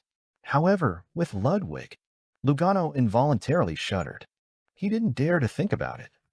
Ludwig nodded, his eyes gleaming with anticipation. Lumian turned to Lugano and said, "Don't you have a good grasp of Dudenese? Check Port Pilus this afternoon and find out which shops sell Fermo coffee. It's preferable if it's one that has been operating for 4 to 5 years or longer." "All right." Lugano suddenly felt a surge of usefulness. In the evening, he returned to Suite 7 at B3 and reported to Lumian, "There are only 3 shops selling Fermo coffee." One is on Cania Street in Resurrection Square. You mentioned Cania Street in Resurrection Square. Lumian interjected. Yes, Unit 21 on that street. It's called Matinee Import and Export Shop, Logano confirmed. Lumian fell silent. Isn't it close to Port Pilus's patrol team? Oh, in Port Pilus, on the third floor of the building housing the patrol team. Camus received the bounty and gave a fifth to his two companions. He then entered the telegraph room and inquired of the telegrapher, "Do you have a telegram for me?" He had previously sent a telegram to inquire with certain friends if they had any information on Louis Berry, the adventurer. Since they were in collaboration, he needed to ascertain the other party's situation first. The female telegrapher, wearing a sweet smile, straightened up and responded, "Yes, from Farum, Lord of Mysteries 2, Circle of Inevitability. Chapter 642 Visit." Camus extended his thanks to the telegrapher, retrieved his telegram, and swiftly scanned its contents. Louis Berry in Tijan, hailed as the most renowned adventurer in the Fog Sea over the past 6 months. Sporting a distinctive golden straw hat, he successfully hunted down the demon warlock Berman, earning a hefty bounty of 600,000 Vrildor. Furthermore, he collaborated with the Earth Mother Church in Port Santa to address the crisis surrounding the sea prayer ritual. However, the precise details remain elusive. Upon perusing the telegram, Camus released a silent sigh and remarked to himself, "He's truly a great adventurer." It's no surprise he managed to handle that serial killer. Camus couldn't gauge the demon warlock's true strength, but the substantial bounty spoke volumes. The sum of 600,000 Vrildor was a testament to the demon warlock's threat level. Even if Louis Berry's fame stemmed solely from his encounter with such a formidable adversary, he undeniably stood among the great adventurers.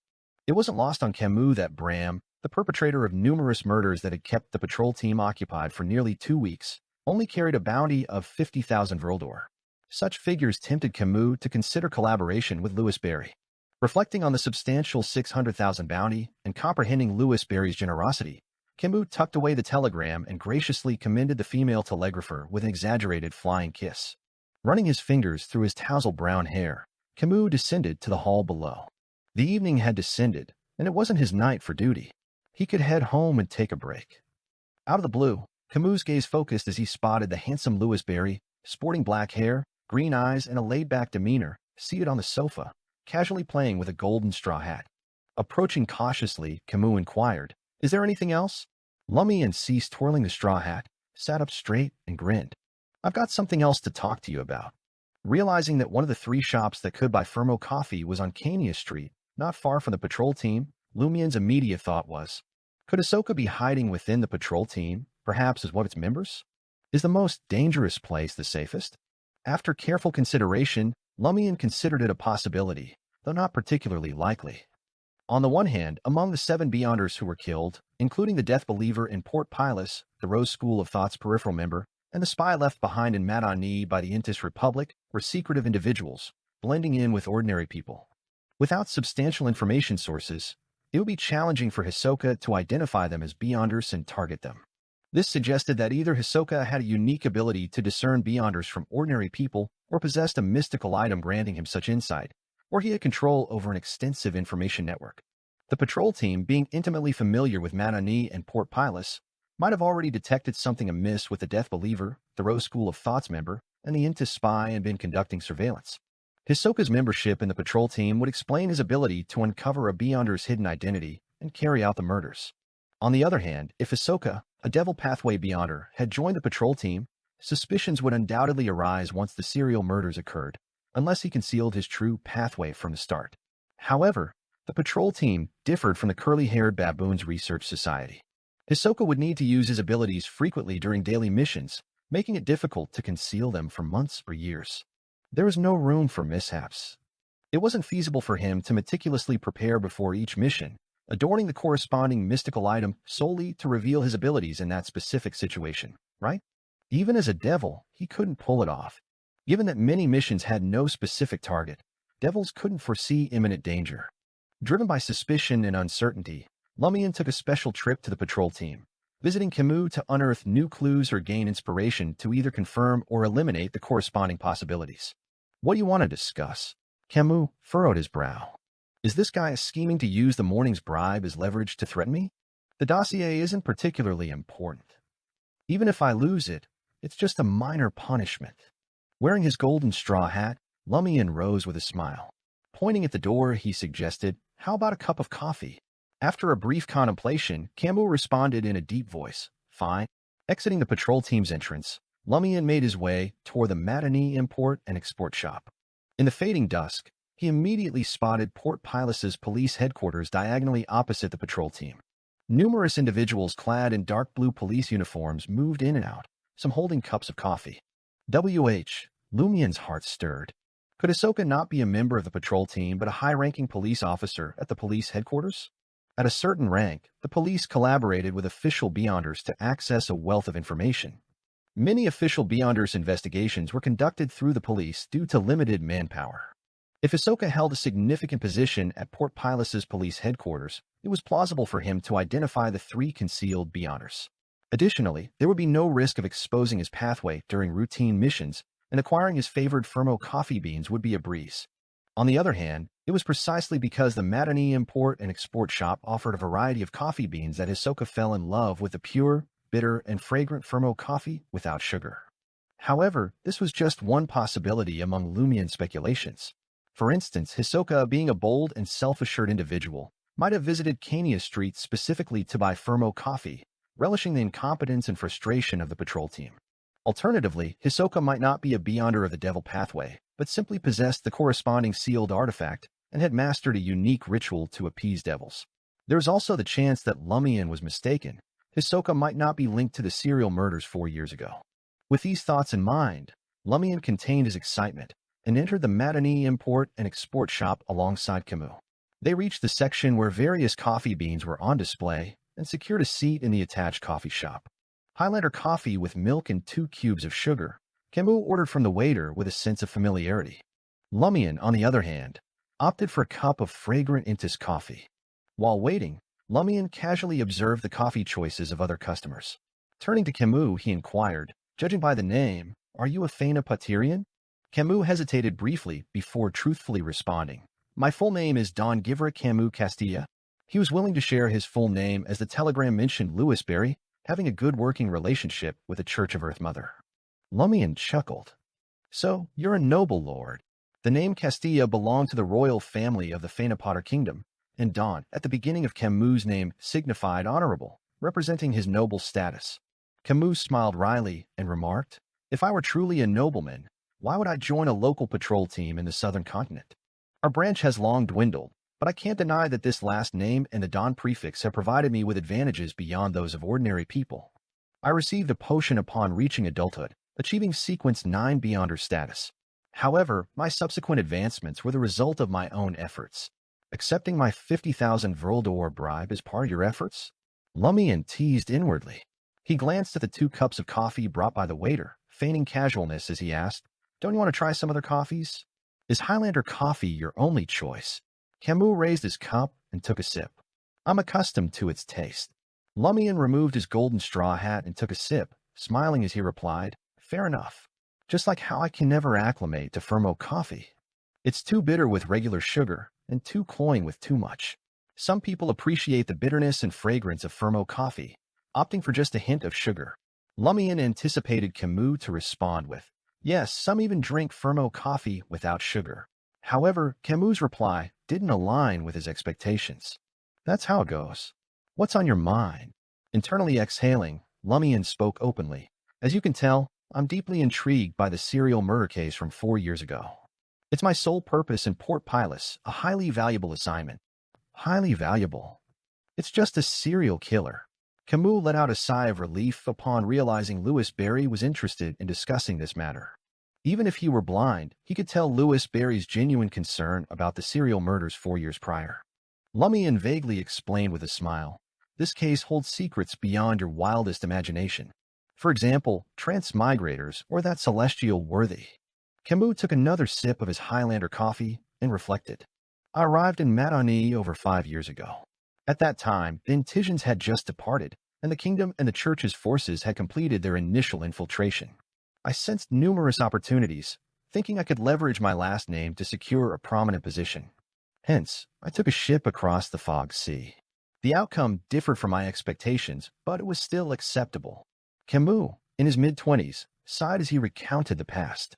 He continued, "When the case unfolded, I was merely a sequence 8. Alongside a few teammates, I followed Vice Captain Riaza to investigate." He paused, offering Lumian a smile that seemed to convey, "If you want more information, show more sincerity." In that moment, Lumian was contemplating another question. If Ahsoka truly belongs to the Devil Pathway and has joined the patrol team, is there a way for him to conceal his identity? Putting himself in those shoes, Lumian realized that concealing the abilities of the Hunter Pathway wouldn't pose a problem. Most situations could be handled with the Ascetic Pathway's abilities and a couple of items. Of course, the usage of an Ascetic's abilities was suspicious. Could it be that Hisoka is indeed a bestowed individual who typically exhibits powers from the Boon Pathway? Lumian raised his cup and took a sip of coffee, avoiding delving into the details of the serial murders. He gazed at Camus thoughtfully and inquired, "Do you have members in the patrol team skilled in divination or decryption?" Lord of Mysteries 2, Circle of Inevitability. Chapter 643. Target Suspect. Camus couldn't comprehend why Louis Berry had abruptly changed the topic and neglected to charge for the pertinent information. Recollecting, he mentioned, "Yes, there's a magician. He was initially an officer of the Admiral Guard, but later got transferred to the patrol team." Later, Lumian frowned slightly. "When did he transfer to the patrol team?" "Why do you ask?" "Last year," replied Camus. He had no clue about Louis Berry's inquiry, making it unclear what information was vital. "Last year? It doesn't seem to be Hisoka, judging by appearances. Although possibilities can't be completely ruled out. Serving as an officer in Admiral Quirrell's guard provides opportunities for gathering intel. Perhaps he didn't purchase Fermo coffee from this import-export shop. It could be one of the other 2 cafes. Even so, there's a logical reason for buying it here. Yes, to relish watching the incompetence and frustration of the patrol team." Lumian temporarily placed the magician on his suspect list. He didn't dismiss the possibility that the other party was Hisoka just because they were a Sequence 7. This was because the level of a boon might not be the same as the level brought about by potions. Furthermore, Lumian had vaguely perceived changes beneath Mittani's surface from the magician's departure from Admiral Quirrell's guard to joining the patrol team. Beyonders of the Seer Pathway either originated from the Church of the Fool or were associated with Intis's Bureau 8 or secret organizations supporting Bureau 8, like the Secret Order. While there were wild Beyonders, very few evolved into magicians. Coupled with Mittani's history as an Intis colony, Lumian reasonably deduced that the magician had close ties to the Intis Republic, a fact well known to Admiral Quirrell. He retained the magician in the guards to maintain a specific connection with Intis and handle the new Phaenopotter Kingdom. By achieving a balance of power, he could better sustain his rule. The magician's departure from the Admiral Guard last year might indicate that Admiral Quirrell had truly gauged the Phaenopotter Kingdom's stance after years of collaboration and had sided with them. Lumian's speculation didn't eliminate the suspicion that the magician might be Hisoka. Loki, from Intis and a Secret Order member, held a mid-management position in Bureau 8. It was entirely possible for him to use the proper channels to involve Hisoka in Bureau 8's overseas section and recruit him into the Secret Order. After contemplating for a moment, Lumian inquired, "Does that magician have a fondness for Fermo coffee?" He didn't directly ask about the other party's name and characteristics. Camus shook his head. "He doesn't appreciate coffee. His preference leans towards sweet drinks like guatter." Guatter, a well-loved local beverage in West Balam, was crafted from locally grown berries and contained a certain amount of caffeine. It had the same impact as coffee in enhancing mental strength and combating fatigue. However, its hue was orange-yellow, with a hint of sweetness amidst the sourness. It served both to alleviate the sweltering heat and quench thirst. "Prefers sweetness." Lumian felt a sense of disappointment. 4 years ago, Hisoka had no inkling that he would confront a monster like Ludwig in the future. It was unlikely for him to deliberately splash some unsweetened Fermo coffee on the table with the chocolate. Lumian cautiously believed now that Hisoka truly enjoyed bitter coffee. In that case, the magician with a sweet tooth probably wasn't Hisoka. Unless Hisoka meticulously maintained the traits of each identity, consistently playing the role of a magician who relished drinking water on a daily basis. He wasn't an actor who needed to meticulously perform every aspect of his daily life. Moreover, he had no reason to digest faceless. As he contemplated, Lumian's heart skipped a beat. Actor. If Hisoka is genuinely a Beyonder of the Devil Pathway, apart from his belief in the celestial worthy of heaven and earth for blessings due to transmigration, He might also be influenced by the mother tree of desire in his daily life. Could it be that the boon of the Hisoka pathway doesn't come from one of the celestial worthy seer, apprentice, or marauder, but rather from the mother tree of desire? The current celestial worthy desires the invasion of evil gods into the world within the barrier. It's not implausible for him to collaborate with a mother tree of desire and tacitly permit Hisoka to exploit the mother tree of desire. With a fresh train of thought, Lumian observed the now silent Camus and took a sip of Intis coffee, offering a smile as he changed the subject. Any Beyonders from the prisoner pathway in the patrol team? He had long suspected that the mother tree of desire was an evil deity at the pinnacle of the criminal, prisoner, and Scrooge pathways. The corresponding boons likely originated from one of them, or were intertwined. Lumian refrained from asking about the existence of the Scrooge pathway, because it was even more suspicious than the criminal pathway, also known as the devil pathway. It didn't belong to the 22 paths of the divine. It was akin to a thief being apprehended by the police and asking in confusion, "I clearly disguised myself and left no traces. How did you quickly lock onto me?" Only to receive the answer, "This isn't Trier." No ordinary person would disguise themselves as a turkey and hide in a secluded alley. Do you think there's a spy from the Rose School of Thought in the patrol team? Camus believed Louis Barry was casually raising the issue of the Rose School of Thought's interest in Port Pilus. No, definitely not. He adheres to temperance and doesn't indulge at all. Lumian smiled. In other words, there really is a Beyonder from the prisoner pathway? Yes, a Sequence 6 zombie. Camus confirmed. Lumian interjected suddenly. Don't disclose who he is, what he looks like, or his characteristics. Answer a few questions first. What questions? Camus, feeling a bit disoriented from the rapidly changing topics, planned to decide when to ask for benefits later. Lumian held a porcelain cup filled with Intis coffee and casually said, "When did he join the patrol team?" "Half a year after me," Camus recalled. "You arrived in Matani over 5 years ago and joined the patrol team shortly after. Half a year later means that the prisoner was already on the patrol team when the serial murder case occurred 4 years ago." Lumian's spirits lifted as he pondered for a moment. Did he face a catastrophe in the past and nearly died? No. Camus shook his head. At least, I don't know. Lumian maintained his smile, showing no signs of disappointment, and said, "Does he have a liking for Fermo coffee?" "Yes, he adores Fermo coffee and is the type who doesn't add sugar," replied Camus without much thought. Then he remembered Louis Barry's inquiry about the magician's preference for Fermo coffee in the patrol team. He quickly formed a guess. Is there an issue with the ones enjoying Fermo coffee? Does the culprit of the serial murders 4 years ago have a taste for Fermo coffee? There are very few places in Port Pilus where you can get Fermo coffee. This is one of them. Even cafes selling Fermo coffee procure the beans from here. Are you suspecting that the murderer from 4 years ago is part of the patrol team? Impressive. You reacted swiftly and identified the core issue.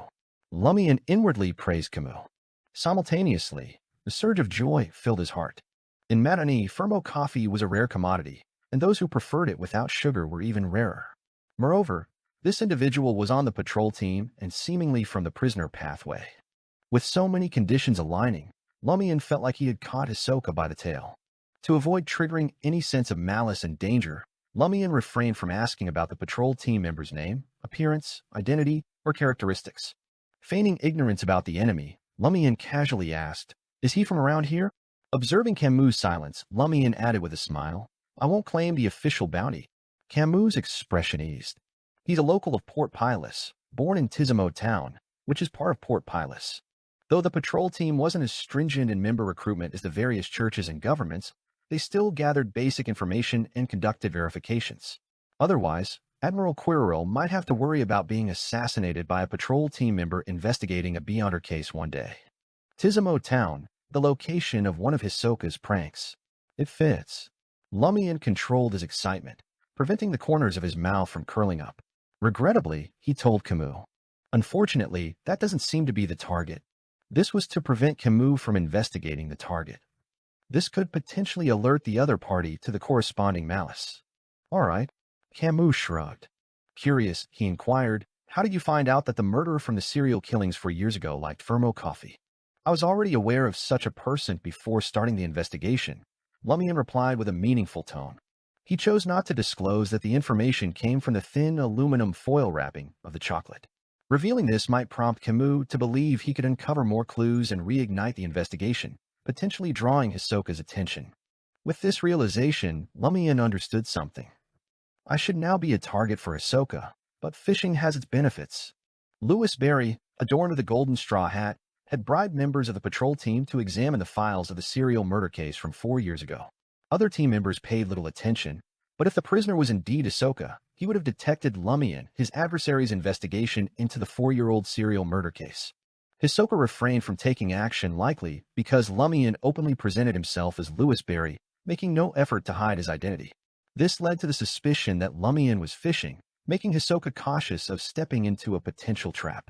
There was no sense of malice or danger perceived, as Lumian didn't possess details about the suspect's identity. Lumian was merely preparing for a potential surprise attack from a devil or desire apostle. Before, I fished to catch fish, but now my fishing is a bluff? Lumian's thoughts clarified as he looked at Camus and said, "Keep an eye out for anyone at the police headquarters who enjoys Fermo coffee." All right, Camus agreed, thinking that Louis Berry had identified the suspect as a member of the patrol team and the police through details he wasn't aware of. For now, the possibility of the patrol team members was tentatively ruled out. After finishing the remaining Indus coffee and settling the bill with the corresponding Vrildor, Lumian donned the golden straw hat and maintained his smile. He left the matinee import and export shop in Cania Street, step by step. Passing by Port Pilus's police headquarters, he deliberately cast a few glances. Lord of Mysteries 2, Circle of Inevitability. Chapter 644, Patrol Team. Camus stood at the entrance of the matinee import and export shop, casually smoking a cigarette as he observed the passing customers. Despite his watchful eyes, he didn't spot anyone purchasing Fermo coffee. As the gas street lamps gradually illuminated the surroundings, casting a dark blue hue across the sky, Camus extinguished his cigarette and tossed it into a nearby trash can. He then made his way back to the beige 4-story building that housed the patrol team. Originally planning to indulge in an Intis feast in a neighborhood frequented by foreigners to celebrate his unexpected windfall of 40,000 Vrildor, his plans were disrupted by Louis Berry. By the time he returned, it was already late, and he couldn't be bothered to wait for a top chef to prepare something special. Instead, he decided to return to the patrol team, pool money with his close teammates, and order takeout from a nearby restaurant. After satisfying his hunger, he intended to relax at a bar or dance hall. While crossing the hall, Camus spotted a teammate with dark brown skin, thick lips, and a height exceeding 1.8 meters. Curious, he inquired, "Why did the guy in the straw hat come looking for you again?" I heard you and the others caught a serial killer and got a bounty of 50,000 Vrildor." In Matani, the currency was commonly denoted in Vrildor and Alexi copper coins, a system ingrained during Intis colonization. Despite Admiral Quiril's control, there were no significant changes in this aspect. The only difference was a partnership with the Fana Potter Kingdom's bank that facilitated the free exchange of Vrildor and gold rizit. If he were one of the two teammates, either the magician or the zombie, whom Louis Berry had asked about, Camus would undoubtedly be on high alert. However, the person standing in front of him was Sao, a Sequence 8 pugilist of the warrior pathway. Sao had joined the patrol team as an adventurer just last year and was known for having a pleasant personality. Besides a bit of laziness and a love for enjoyment, there were no significant issues. Camus laughed and said, "That's my informant. Without him, I wouldn't have received that much bounty." Sao, with his single eyelids, had a realization. "Did he come to you just now to get his share?" Camus thought for a moment and replied, "That's one reason. The other reason is that he's still investigating the serial murders from 4 years ago and wanted to ask me for some details. He had kept the case dossier hidden from the captain and vice captains of the patrol team, but he couldn't keep it from his teammates. Therefore, he had no intention of concealing Louis Berry's investigation into the serial murders from 4 years ago. Moreover, he planned to monitor the police headquarters to identify anyone who enjoyed Fermo coffee and seemed suspicious. He would need his teammates' assistance to some extent. Any progress, any chance of claiming the bounty, Sao, dressed in a pleated shirt and carrying a broadsword, displayed visible interest.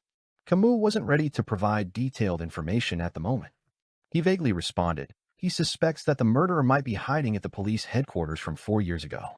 I plan to investigate discreetly. Why do you think the murderer is a police officer?" Sao looked puzzled. Camus hadn't discussed this with Lumian earlier, so he pondered for a moment and explained, "Consider this. In the case 4 years ago, only Beyonders were targeted. Several of them usually concealed their identities. How could the murderer accurately locate them and know that they were Beyonders? Only us or those from the police headquarters at a certain rank can access that kind of information. It's easier to verify if there are beyonders of the Devil Pathway on the patrol team. 4 years ago, during their investigation, Vice Captain Riaza had proposed this idea. However, he only suspected that the serial killer was hiding within the patrol team, hadn't considered the police headquarters or the Admiral Guard. Subsequently, the patrol team conducted an investigation and found no suspicious individuals, leading them to shift their focus. I see a glimmer of hope and smell the fragrance of Vrildor, Sao said with anticipation. If you need help, feel free to look for me. I heard that Kolobo and the others just followed you to the scene and each got 5,000 Vrildor. No problem, Camus readily agreed. Then he walked past Sao and along the corridor toward his office. At the door of his office, Kolobo poked his head out, observing the conversation between Camus and Sao. Kolobo, about the same age as Camus, in his mid-20s, had dark hair, azure eyes, and a slender figure. He held a pair of black sunglasses in his hand. He lowered his voice and said to Camus, "Stay away from Sao for the time being." "Why?" Camus asked, surprised. Observing So vanish through the door leading to the hall, Kolobo averted his gaze and explained, "I have a feeling that something bad will happen if one interacts with him during this period." "Then why didn't you warn him?" Camus frowned in confusion. As a Sequence 8 robot of the Monster Pathway, Kolobo possessed formidable spiritual perception and could vaguely sense certain things. "I warned him. He thinks everything's fine. I even reported it to the captain." Kolobo shrugged. As he spoke, the thin Beyonder recalled something. "That adventurer Louis Berry is also dangerous. When I arrived at the scene this morning, I didn't dare to look directly at him. Occasionally, I would glance at him and see large amounts of blood, flames, and death. I didn't want to tell you at first. I felt that if I said it, fate would suffocate me. Phew, it actually seems okay to say it now. It seems I'm too sensitive. That dangerous?" As expected of a great adventurer who received a bounty of 600,000 Vrildor at once. While Camus, who knew about Louis Berry's deeds, wasn't overly shocked. This was the first time he had heard a monster like Kolobo describe someone in such a way. Camus patted Kolobo's shoulder. "Thank you. I'll be careful." With that settled, he asked curiously, "Was Louis Berry the first person to give you such a feeling?" "No, there's another one." Kolobo shook his head. "Who is it?" Camus was surprised. Kolobo's expression suddenly turned serious. "I can't say. I'll die if I say it. I'll die." With that, the thin Beyonder swiftly left Camus' office. Upon returning to Hotel Orella, Lumian headed straight for the master bedroom. In the subterranean suite, even during the scorching season, a refreshing coolness lingered in the air. On the desk in the master bedroom, neatly folded letter awaited Lumian. Madam Magician's response. Lumian picked up the letter and began reading. "Excellent. You have a good understanding of yourself. The Rose School of Thought and the Numinous Episcopate will be managed by dedicated personnel. No need for you to take unnecessary risks. Concentrate on dealing with Hisoka. If they request your help, you may cooperate." The Beyonder characteristics left behind by members of the Rose School of Thought, especially those of the Devil and Prisoner pathways, come with a certain level of troublesome corruption. It's advisable not to sell them or randomly seek out an artisan to craft items. If you need to, you can sell them to me or let me find an artisan. Keeping them in the traveler's bag is also fine. Compared to the Shadow Branch boxing gloves, Mr. Fool Seal, and the attention and influence of other items on you, they're as weak as an ordinary newborn baby. Relieved by this response, Lumian took a breath and activated the black mark on his right shoulder, vanishing from the room. After a while, he materialized atop a bell tower on Avenue du Boulevard in Trier. Gazing at the luxurious Champs-Élysées in the distance and the already lit lamps, Lumian couldn't hold back any longer. He needed to carefully consider the information he had just obtained from Camus. With the Berserk Sea, the Phaenopotter Kingdom, and half of the Intis Republic between them, Lumian could devise a plan to hunt Hisoka without worrying about the enemy sensing malice and danger. Perhaps only an angel could sense over such a distance. Though Lumian lacked specific information about his target or Hisoka's identity and had no concrete plan, caution was paramount when he had the ability to be cautious. Relying on his ascetic trait, he endured, putting aside thoughts of the corresponding matters. Only when far from Port Pilus and the southern continent did he carefully consider details, allowing his thoughts to run free. After an indeterminate amount of time, Lumian vanished from the bell tower. Clang, clang, clang. The pendulum clock struck 7 p.m. The next morning. Upon entering the hall, Camus spotted Louis Berry adorned in a golden straw hat, seated on a sofa in the reception area. Why is he here again? Recalling Kolobo's warning, Camus frowned and approached with concern. What can I do for you this time? He asked calmly, keeping his emotions in check. Lumian chuckled. I need some information, but it won't be from you. Find a reliable teammate who isn't privy to our discussion yesterday evening. Meet me at the matinee import and export shop. I can offer 5,000 Vril for this. A peculiar request. 5,000 Faldo. How generous. Is he trying to avoid a devil's danger premonition? Camus, an experienced official beyonder, quickly made the connection. He refrained from overthinking and pondered for a moment before responding. Agreed. Heading into the office area, Lumian rose and departed, making his way to the matinee import and export shop nearby. Soon, a man sat opposite Lumian, who was savoring his coffee. The man, with dark hair and a relatively thin build, was a member of the patrol team who had accompanied them to the scene yesterday. Today, he wore dark black sunglasses, giving him the appearance of a blind individual. I'm Kolobo. Camus mentioned a chance to earn 5,000 Vril. The patrol team member introduced himself in fluent Intisian. Amused, Lumian observed Kolobo's demeanor. Taking out a pen and paper, he counted out 5,000 Vril notes and slid them over. Write down the prisoner pathway beyonder's name and details from the patrol team. Ensure I don't catch sight of it. Fold it into a square after writing. Kolobo, almost as if blind, fumbled for the banknotes. He bent down and counted, nearly burying his head under the table. Why aren't you looking at me? Lumian asked with curiosity. Trembling, Kolobo replied, I fear I might truly go blind. Are you able to see something you shouldn't? From the monster pathway? Lumian pondered but refrained from probing further. Kolobo turned around and swiftly wrote down the corresponding information on the table behind him, folding the paper and passing it to Lumian. Without a second glance, Lumian promptly received the information and stowed it in his traveler's bag. After settling the bill for his coffee, he headed to the washroom. His figure vanished once more. Lord of Mysteries 2, Circle of Inevitability. Chapter 645, Gifts. After Louis Barry left the coffee area, Kolobo breathed a sigh of relief. He removed his sunglasses, retrieved the 5,000 Vril, and counted it again. His gut told him this deal would work out. That's the only reason he dared to risk coming to the matinee import and export shop. Still, his whole body had been trembling with fear. He couldn't even keep his eyes open most of the time, and his hands were shaking so badly that he was surprised it was legible. Trouble always waits until it's ready to explode, he thought, clutching his sunglasses. He stood up and headed for the door. Something was wrong. He could feel it. His body tensed with some kind of danger since he couldn't explain. His heart raced as he scanned the place professionally, trying to pinpoint the danger. Kolobo's footsteps changed, sometimes fast, sometimes slow. He'd zip off in one direction only to stop short a few paces later. Kolobo took in the morning sun, the quiet shop that had just opened its doors, and the handful of customers scattered about. Not a single pair of eyes seemed fixed on him, and there was no one lurking in the shadows, observing his every move. Yet, following his instincts, his feet carried him back to the coffee shop area.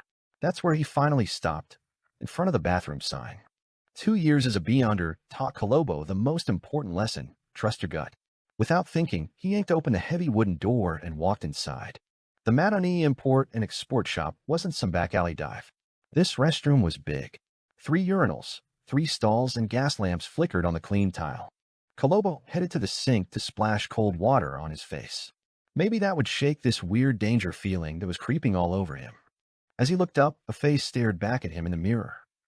But it wasn't his. The face was freakishly white. The guy looked late 20s, with light brown skin and eyes that flashed a dark, sickly green. He stared at Kolobo with dead, cold eyes. Kolobo's brain short-circuited as recognition hit. Tuanakatupian, the only prisoner pathway beyonder on their patrol team. The guy had become a Sequence 6 zombie last year. He was also the first guy to ever make Kolobo's skin crawl. If he told anyone else, he got told him he'd end up dead. When Lumian asked Kolobo to spill the beans about the prisoner pathway beyonder on his team, something about it felt wrong. He'd almost bailed on the whole deal. He'd counted that huge 50,000 sum not out of distrust, but because he needed time to think, to weigh the risk. He decided to trust his gut, but he hadn't told Lumian about this feeling, this fear of Tupian. And now here Tuanakatupian was, reflected in the mirror. This is a Sequence 5 Wraith power. When did he advance? Kolobo could barely think over the growing horror. Suddenly, his body felt like it had been dropped into an icy lake. Twanaku's face in the mirror vanished. Kolobo could barely move. An icy coldness gripped him, the kind that chilled you to the bone. It wasn't his own hands that were moving. They lifted without him wanting them to. A voice drifted through his ears, flat and emotionless. Looks like my cover is blown.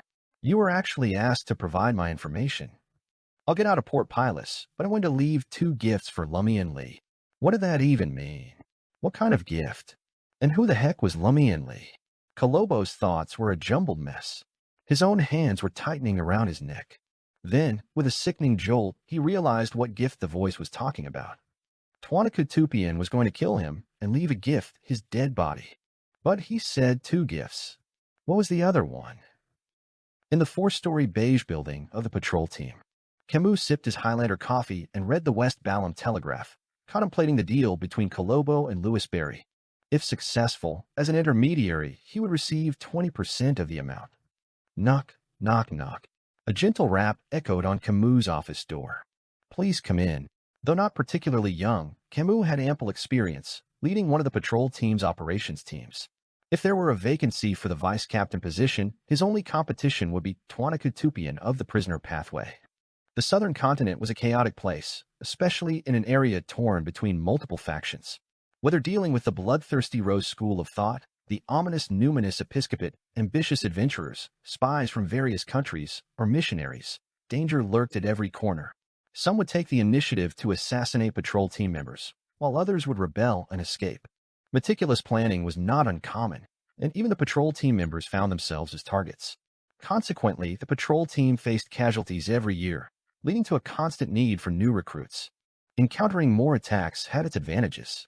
Victorious confrontations often yielded valuable items and beyond-related ingredients. Many of the patrol team's advancement formulas and potions were acquired in such situations, creating a noteworthy trend. Compared to cities of similar size in the northern continent, Port Pilus had an even greater number of official Beyonders, especially mid-sequence Beyonders. However, they lacked higher levels of power or corresponding sealed artifacts. Camus found himself in a tight spot financially due to his rapid advancement outpacing his cousins. Arriving in Madoni State and Port Pilus as a Sequence 9 Arbiter, he had swiftly climbed to a Sequence 7 Justiciar in just 5 years. His goal was to advance to Sequence 6 and become a judge, and he had recently been gathering the funds to purchase the necessary materials. If the opportunity to become a vice captain arose, the patrol team would certainly contribute resources to aid his advancement. Spoils of war weren't always suitable for him. Sometimes he needed to trade with teammates or sell them to the patrol team for money. He patiently waited for the potion formulas and Beyonder ingredients corresponding to his pathway to appear. The patrol team, being relatively new, hadn't accumulated substantial reserves. Camus needed to find a way to purchase practical mystical items, regularly replenish charms, potions, and other essentials to stay prepared against assassinations and conflicts. In such a situation, money was naturally scarce. Chaos was a path to hell, but also a ladder to the top. Pugilist Sao entered. With his brown braids gently swaying, So, clad in a sky-blue shirt and beige pants, approached Camus with one hand in his pocket, smiling as he asked, "Have you seen Kolobo? I need to discuss something with him." Camus had already prepared a reason. He went to the import and export shop to buy coffee beans. Sao tersely acknowledged. "Then I'll wait for him to return." "What's up?" Camus asked casually. Sao took 2 steps forward and smiled. "There's an investigation we would like to involve him in. Maybe he can uncover clues that others can't." "You bastards, aren't you concerned about Kolobo getting hurt?" Camus replied with amusement, lifting his coffee and taking a sip. At that moment, Sao withdrew his right hand from his trouser pocket, holding a poker card flickering with a metallic gleam between his thumb and index finger. The card portrayed a grayish-white clown. With a swift motion, So hurled the poker card at Camus' head. In the men's washroom of the Matinee Import and Export Shop, Kolobo finally caught his reflection in the mirror. His skin had turned a sickly green, and his hands were locked around his own neck, the pressure making his bones crack. Twanakatupian stared back at him from his bright blue eyes. Kolobo tried to scream, but nothing came out. He wanted to run, but his legs wouldn't move.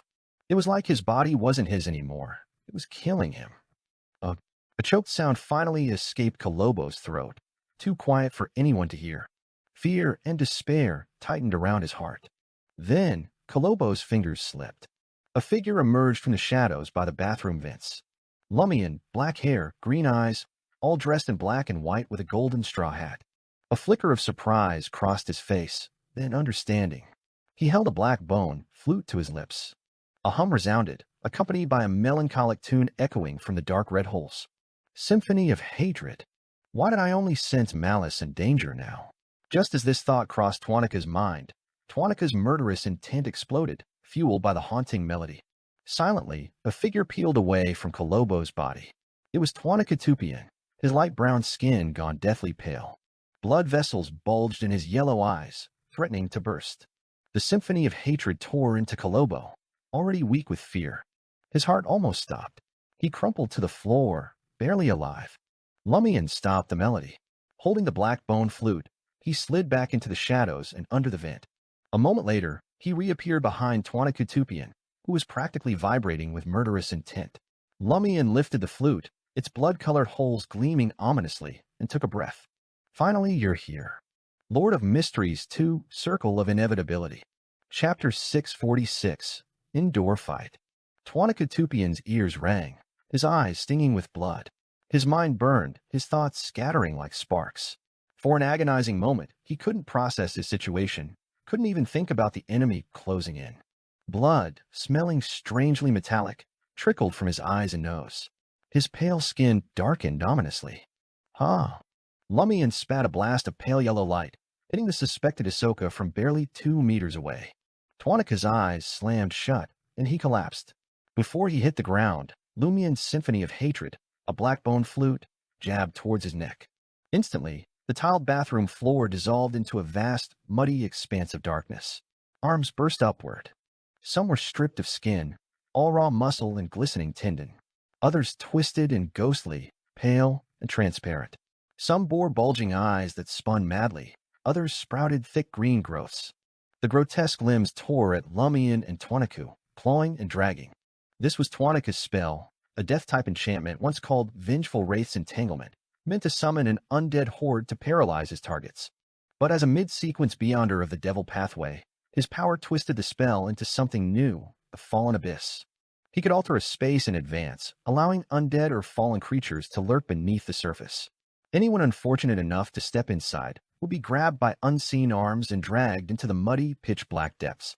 The abyss would slow and weaken its victims, the icy touch of the undead stealing their strength with agonizing speed. If they were pulled all the way under, they'd be corrupted and lost.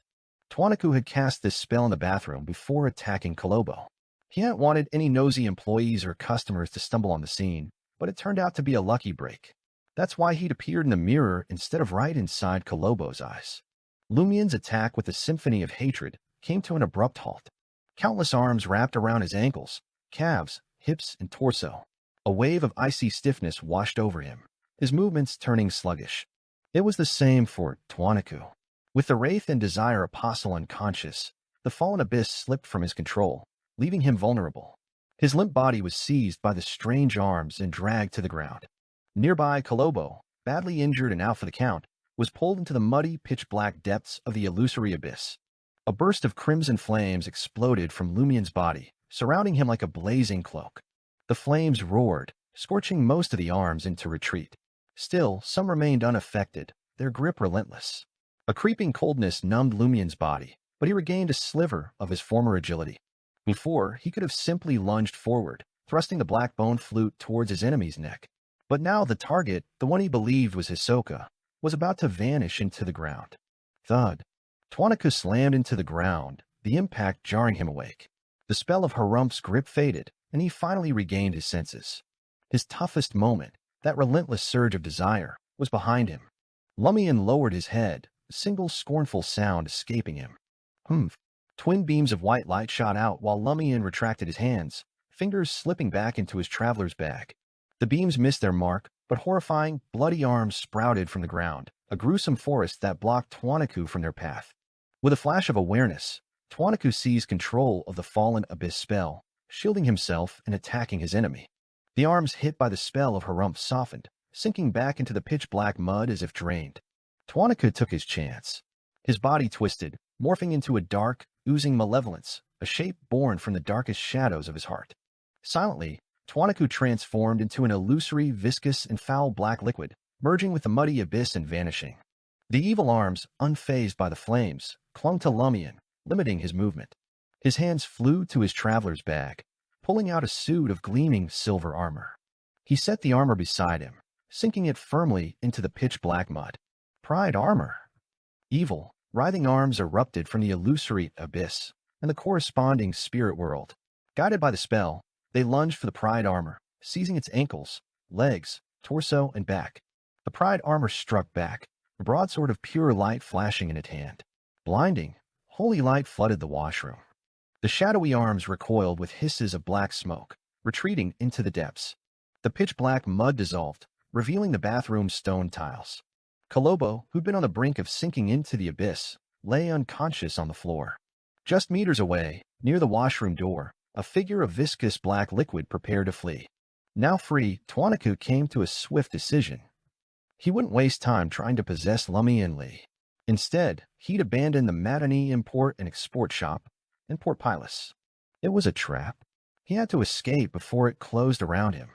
Staying to fight back was foolish. He couldn't risk lingering just to satisfy his rage and murderous desire. That would be far too dangerous. Tuanica was glad he'd chosen to give Lumian Lee those two gifts. He'd even divided his favorite mystical items to do it. The patrol team should be in chaos by now, focused on a false target. The distraction would give him his chance to escape. Before, Tuanica hadn't been focused on killing Camus. His priority was taking out Colobo and escaping.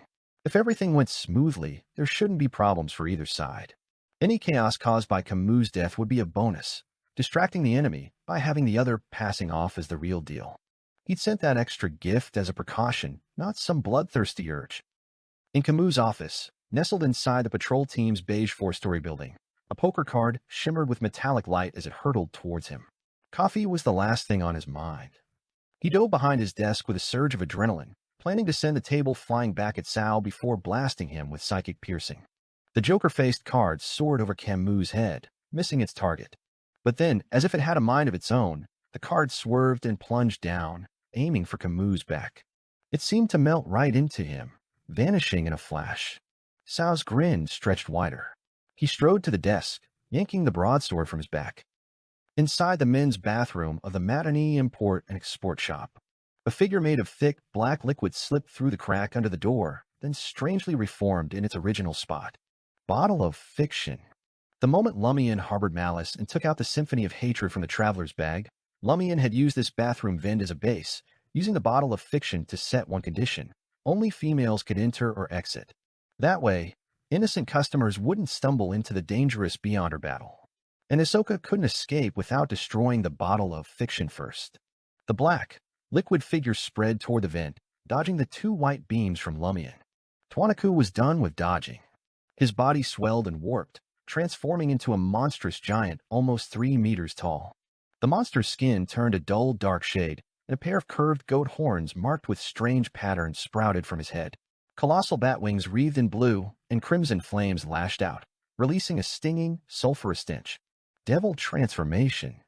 This was the signature power of a Sequence 6 devil from the prisoner pathway, a boost to strength, speed, defense, everything.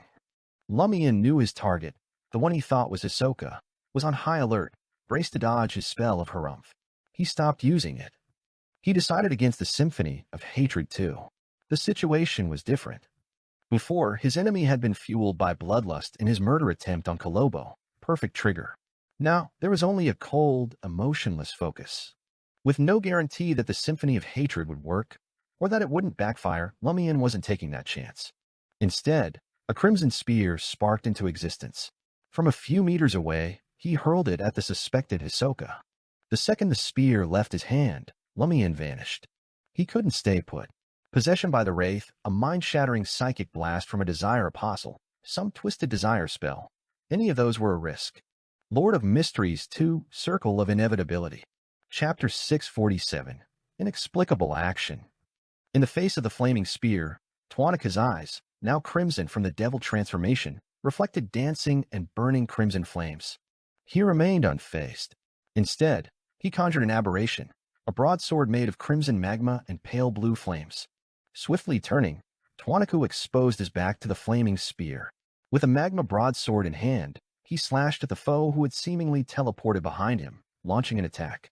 The broadsword, adorned with crimson magma and pale blue flames, sliced through the air but missed Lumian. It left only an exaggerated mark on the wall behind, a testament to its destructive force. Had it not been for the bottle of fiction's protection, the bathroom wall would have been split in half. Even so, the bottle visibly trembled, bearing some damage. The nearly white flaming spear also struck Tuanaka's back, piercing a little before being halted by the elastic dark skin and sturdy flesh. It failed to penetrate the devil's body, leaving only blackened traces from the resulting inferno. Devils, armored in thick and tough natural protection, were resistant to flames, poison, and curses to a certain extent. Tuanaku, in his zombie state, possessed a steel-like body that could withstand bullets and cannonballs. Lumian's flaming spear and fireball attacks, as well as the fire raven's onslaught, posed little threat. Standing still, Tuanaku could endure repeated attacks without suffering severe injuries. Additionally, his ability to transform into a wraith allowed him to evade explosions effortlessly. Hisoka Tuanaku believed that, without the support of the Tarot Club, the Curly-Haired Baboons Research Society, and powerful demigods, he could have tortured Lumian to death. Even with teleportation, spells rendering him temporarily unconscious, and mystical items, most of Lumian's attacks were ineffective against wraiths and desire apostle beyonders. The psychic shock and desire detonation further restrained him, leaving him vulnerable to the assaults of wraiths and undead creatures. Having missed his strike, Tuanaku noticed Lumian's figure reappear in midair. As anticipated, Lumian had chosen to teleport behind and launch an attack. However, there was a notable change compared to previous encounters.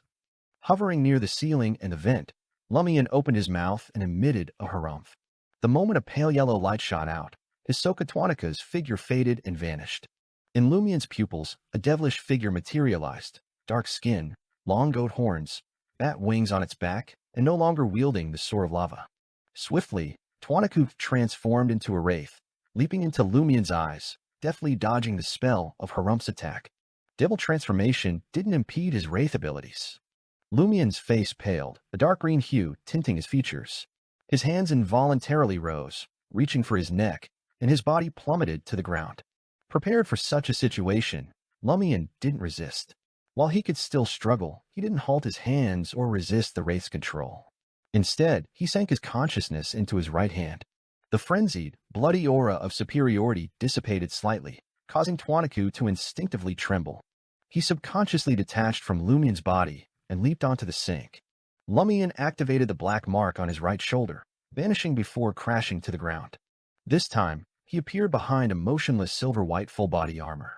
Behind, the pride armor spun around abruptly, raising the broadsword of light and slashing at Lumian in the not-too-small bathroom.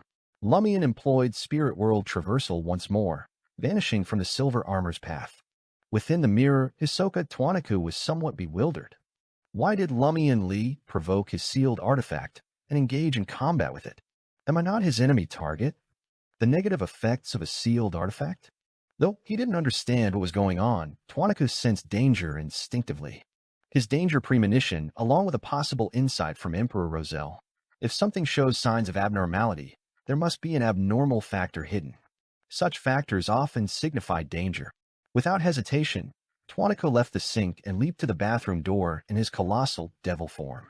Conjuring a dozen or so light blue sulfur fireballs, he directed them at the wooden door in unison. Tuanaku, who had shaken the bottle of fiction with his sword, knew that the current seal could be broken by brute force. There was no need to find the true exit or kill the enemy who had constructed the seal. For this reason, he chose to forego teaming up with the full-body armor to assail Lumian. He reckoned that any further delay, even if Lumian Lee were to fall on the spot, would lead to him being surrounded, facing a lethal blow with no chance of escaping alive.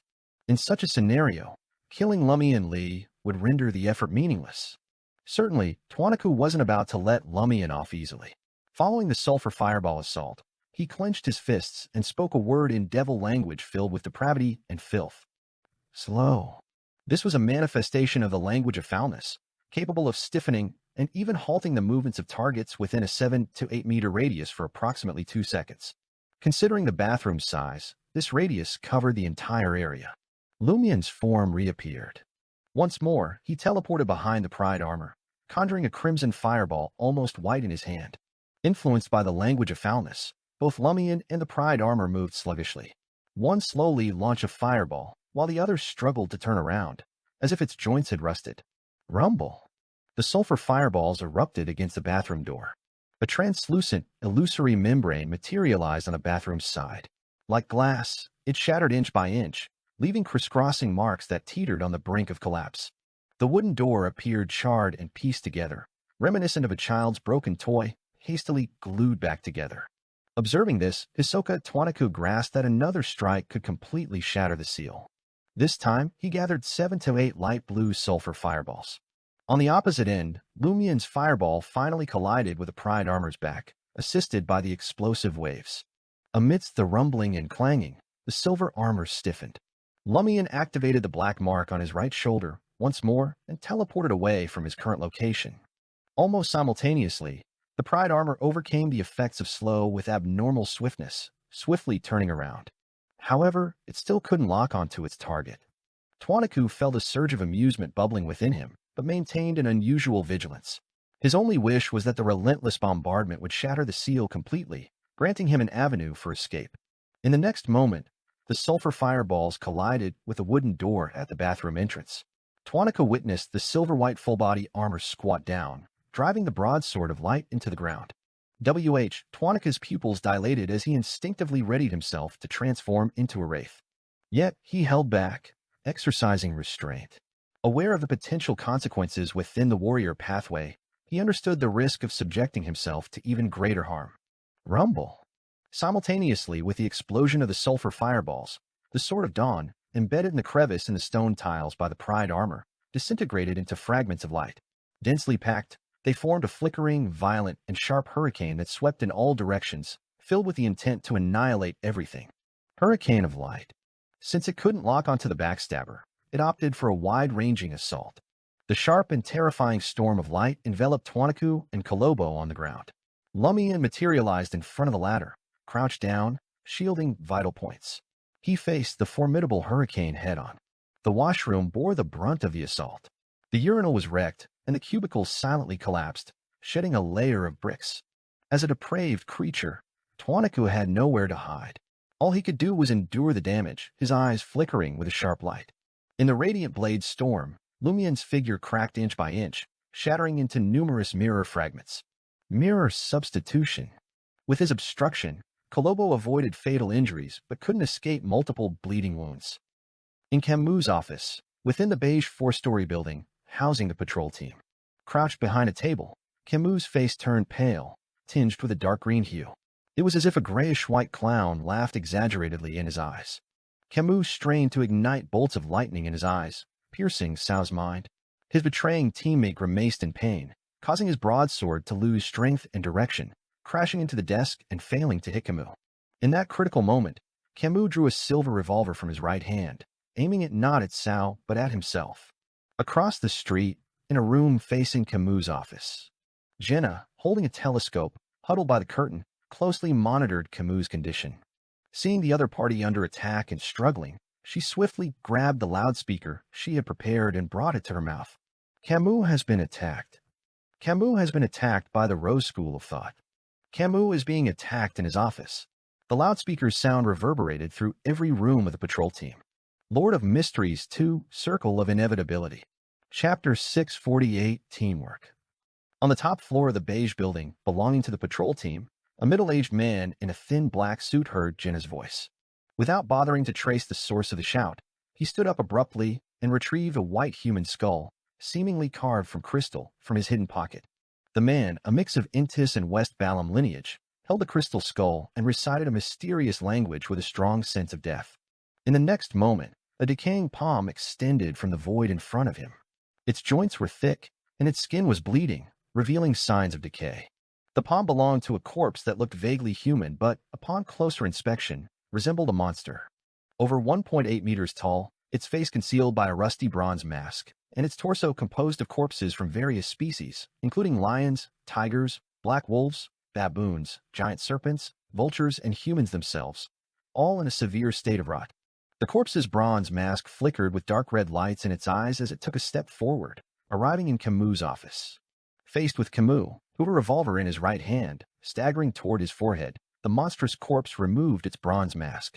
Underneath the mask, there was no nose, flesh, or bones. Only two dark red balls of light and a mouth that occupied 4/5 of the head. The mouth opened wide, revealing a pitch-black interior.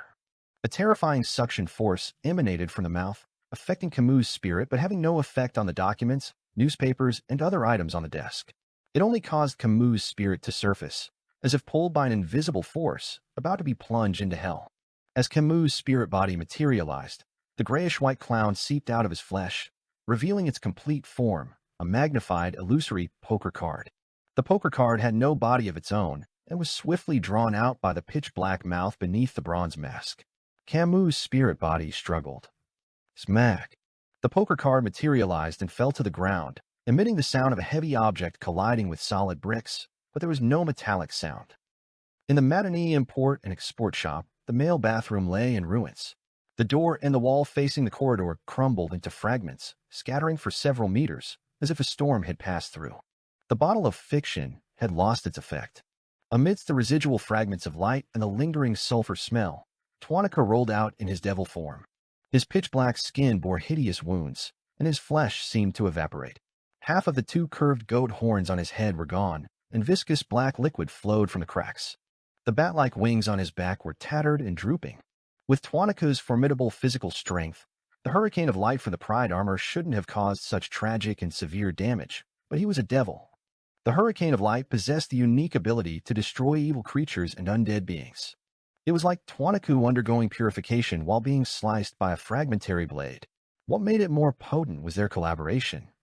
Purification weakened defense and inflicted harm on the evil creature's spirit and flesh, while the fragmentary blade utilized purification to weaken defense and cut through flesh. The more wounds and the deeper they were, the better the purification effect. Had Tuanicu not resisted in his devil form and instead transformed into a wraith, he might have faced severe injury, teetering on the brink of death, or even elimination. The hurricane of light could vanquish wraiths and injure evil spirits. Despite being severely injured, Tuanicu, still capable of combat, calmly suppressed his tyrannical and bloodthirsty emotions. Realizing he had escaped the seal, he prepared to transform into a wraith and escape through the surrounding mirrors. Just as he made this decision, a sudden sense of danger premonition struck him. The malice came from behind, and in the shadows outside the bathroom, Franca, dressed in an assassin suit, emerged, raising her left hand. On her left thumb, she wore an iron-colored ring with a thick band and a surface covered in small spikes. Ring of punishment. Franca's lake blue eyes flickered with lightning, moving many times faster than the fastest bullets, shooting out silently with psychic piercing. Hidden blade. Why do I only sense her malice now? The severely injured Tuanicu couldn't dodge in time and suddenly heard an illusory, shattering sound. The shattering sound echoed from Tuanicu's spirit body, and intense pain flooded his mind, compelling him to raise his hands to cover his head. Seizing the opportunity, Franca swiftly took out a mirror and reflected Tuanicu in his devil form. Black flames ignited in her left palm as she smeared it across the mirror's surface. Demoness curse. Black flames erupted from Tuanica's body, but nearly 2/3 were suppressed by his flesh and blood, leaving only a portion of the colossal devil's spirit body to be incinerated. Being a devil immune to curses to a certain extent helped Tuanicu endure the Demoness curse better, given his already ravaged state from the hurricane of light. Finally free from the influence of psychic piercing, Tuanicu, with his spirit body engulfed in black flames, transformed into a pitch-black viscous liquid. These liquids seemed to originate from the darkest corners of the human heart, representing the most sinister and shadowy desires and emotions. Tuanicu abandoned wraith form, choosing Desire Apostle's Desire incarnation because Demoness black flames targeted the spirit body more. Before the pitch-black viscous liquid could fully elongate into a human figure, he fled into the nearby darkness, sensing a strong danger premonition in his heart. At the corridor's entrance, Anthony Reed, donned in military green attire, appeared in a blind spot. His eyes took on a faint golden hue, transforming into vertical pupils, psychological invisibility. Frenzy. Tuanica's mind buzzed. instantly breaking free from his desire incarnation state. Bloodshot eyes and livor mortis appeared on his body, emitting sulphurous blood. He entered a frenzied state. Already grievously injured and subjected to psychic piercing and a demoness curse, he was on the verge of losing control. Rumble. Light blue sulfur fireballs pelted the surroundings, propelled by Twanaka's wild instincts. Franca's form quickly shattered into mirror fragments, while Anthony's body sprouted grayish-white dragon scales. He leaped toward the wall for cover. Rumble. Using up Franca's mirror substitution, Lumian teleported behind the frenzied Twanaku. Having already unleashed the accumulated spirituality and strength within him, Lumian's spirituality surged, no longer drained. Enduring the scorching sulfur flames and the blast's impact, Lumian focused on the oblivious, frenzied Twanaku. He harumphed. Two beams of white light shot from his nose, hitting what appeared to be Hisoka. Twanaku collapsed, and the signs of madness began to fade. Lumian didn't allow him to reach the ground. Extending his right hand, he grabbed Twanaku by the shoulder and teleported him into the spirit world. In seconds, Lumian materialized at the edge of the primitive forest near Port Pilus. Even during this process, he let out a harumph. The pale yellow light emitted from his mouth knocked Twanaku out again, preventing him from regaining consciousness. At that moment, a woman stood at the edge of the primitive forest. It was Hela, dressed like a black widow, but not as distant as before. Observing Twanaku, no longer in his colossal devil state but emitting a sulfuric scent, with dark patterns on his skin, Hela nodded at Lumian and said, "It should be Hisoka." Every time Hisoka participated in the curly-haired baboons research society, he only disguised himself superficially. If Hisoka's true identity was targeted, Hela, who was responsible for providing the gathering venue and entrance method, could still recognize him. Huh. Lumian chuckled and added a new spell of harumph to Hisoka. Hela seized his arm and chanted an incantation. The two of them, along with Hisoka, vanished like pencil drawings erased by an eraser, in the ancient and dilapidated palace of the nation of the Evernight. As Lumian emerged from his concealed state, he harumphed. Two beams of white light descended, and Hisoka remained unconscious. Hela's tone chilled as she remarked, "I'll let you enter the same dream." "Thank you." Lumian released Hisoka, reclining against a broken stone pillar. Moments later, his thoughts blurred until he heard Hela's voice. "It's done." Lumian snapped back, gazing into the interrogation room where Hisoka sat opposite. This member of the curly-haired baboons research society, Twanakatupian, bore light brown skin, a blend of northern and southern continent descent. His eyes gleamed flaxen, his hair dark. While not unattractive, his demeanor exuded indifference to life. At the sight, Lumian's lips curved into a smile. He had sought Hela's assistance primarily to craft an environment where he could safely unveil his plans after capturing Hisoka alive. Otherwise, restraining Hisoka's resistance would have posed a significant challenge. Communicating with him would have been impossible if he remained unconscious until his demise. Destroying Hisoka's frontal lobe would strip away frustration, pain, and resentment, making it difficult to fulfill the requirements of the Reaper ritual. Upon spotting Lumian, Hisoka suddenly struggled, but an invisible force held him back, preventing his transformation into a wraith. This was a dream controlled by Hela. Hisoka calmed down and gazed at Lumian, posing the greatest question on his mind. "How did you manage to evade my danger premonition?" Lumian's smile deepened.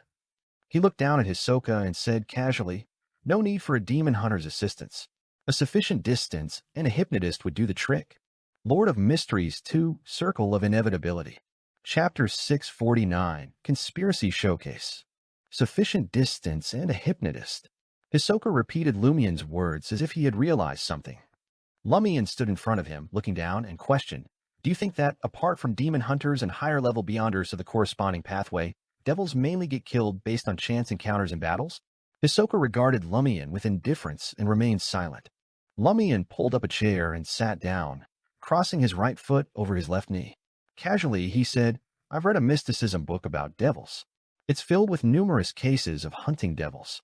It's clear that beyonders of most pathways rely on chance encounters to kill specific devils. That's what I believed back then. However, when I revisited the detailed description of devil abilities, I found a contradiction. This is how the mysticism book describes your danger premonition. Danger premonition, also known as malicious perception. If an enemy can soon cause lethal harm to a devil and takes clear action to do so, a devil can sense the danger in advance and grasp the source. They can target it, kill it, take revenge, or escape, but it's impossible to know the exact details of the plan. Different devils have different intuition ranges, from a few minutes to a day, from a few kilometers to as wide as a city. What's the contradiction between this and a battle encounter? Hisoka asked, sitting upright, cold and curious. According to this description, devils can indeed sense a battle encounter, Lumian said with a smile. For example, even though I only intended to have a cup of coffee today, and suddenly encountered a devil, and had no choice but to kill him. For that devil, it's literal. He should have sensed that my coffee drinking at the cafe would pose a fatal danger to him in advance, and that it would happen, but that's not the case in reality. Observing Hisoka's thoughtful expression, Lumian clasped his hands together. This means that a devil's danger premonition doesn't stem from fate. If it were a powerful beyonder of the monster pathway, there's a high chance they would suddenly feel that coffee isn't suitable today and avoid danger. But you can't. Since a devil's danger premonition doesn't stem from precognition of fate, where does it stem from? Once, a high-ranking demon enlightened me about the concept of the abyss. According to its perspective, the abyss holds two dimensions. The first is physical, with an entrance hidden somewhere in the real world. The second is in the mind, with an entrance nestled deep within everyone's hearts. Considering this insight, I believe we need to tweak the foundation of a devil's danger premonition. It kicks in only when an adversary has a well-defined plan capable of inflicting fatal harm on a devil soon. That's when the devil can sense it beforehand. Got it. A more distinct thought process or intent. Lumian adopted the cadence of Madam Magician to taunt Hisoka, weaving the narrative of his conspiracy. In the beginning, I probed bit by bit and investigated step by step. When I stumbled upon crucial information, I purposely skirted around it, leaving me in the dark about who I was dealing with and without a rough plan to handle the target. In simpler terms, I didn't have clear thoughts or intentions, and there was no effective plan to cause lethal harm to you anytime soon.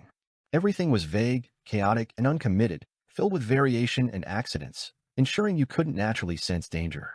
However, your position alerted you when I delved into the serial murder from 4 years ago. Since then, you've been using a Wraith's ability and the patrol team members under your control to keep a vigilant eye on this matter, right? Hisoka listened coldly, showing no intention of responding. Lumian smiled and continued. After figuring out that you were hiding in the patrol team as a zombie sequence beyonder, I resisted my urges and tried my best not to dwell on such matters. When I returned to the hotel, I immediately teleported to Trier. At this distance, you won't be able to sense that I'm formulating a plan and putting it into practice. After coming up with a preliminary plan, I went to Hidden Blade and my 2 other companions to discuss a detailed plan. It was just past 7 p.m. Trier time. The next move involved assigning tasks. Each of us had a role to play. We underwent a hypnotist's hypnotism, erasing our true purpose from memory. Only when a devil like you emerged would we recall the specific details.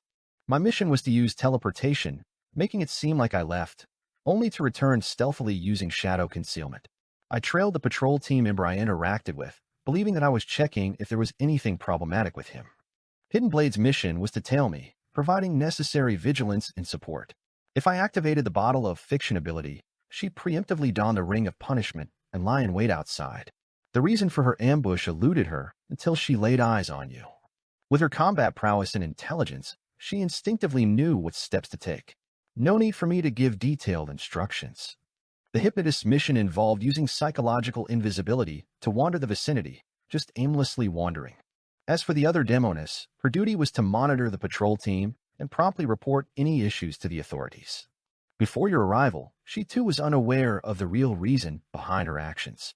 She simply thought we had plans involving the patrol team. Before the hypnotism wore off, none of us had intentions of confronting you. Our individual actions couldn't pose lethal harm to you, ensuring you couldn't foresee it. This was a premeditated encounter, a clash pitting you against multiple adversaries. With that final sentence, Lumian suddenly heard an illusory, shattering sound. He sensed that his conspirer potion had been fully digested.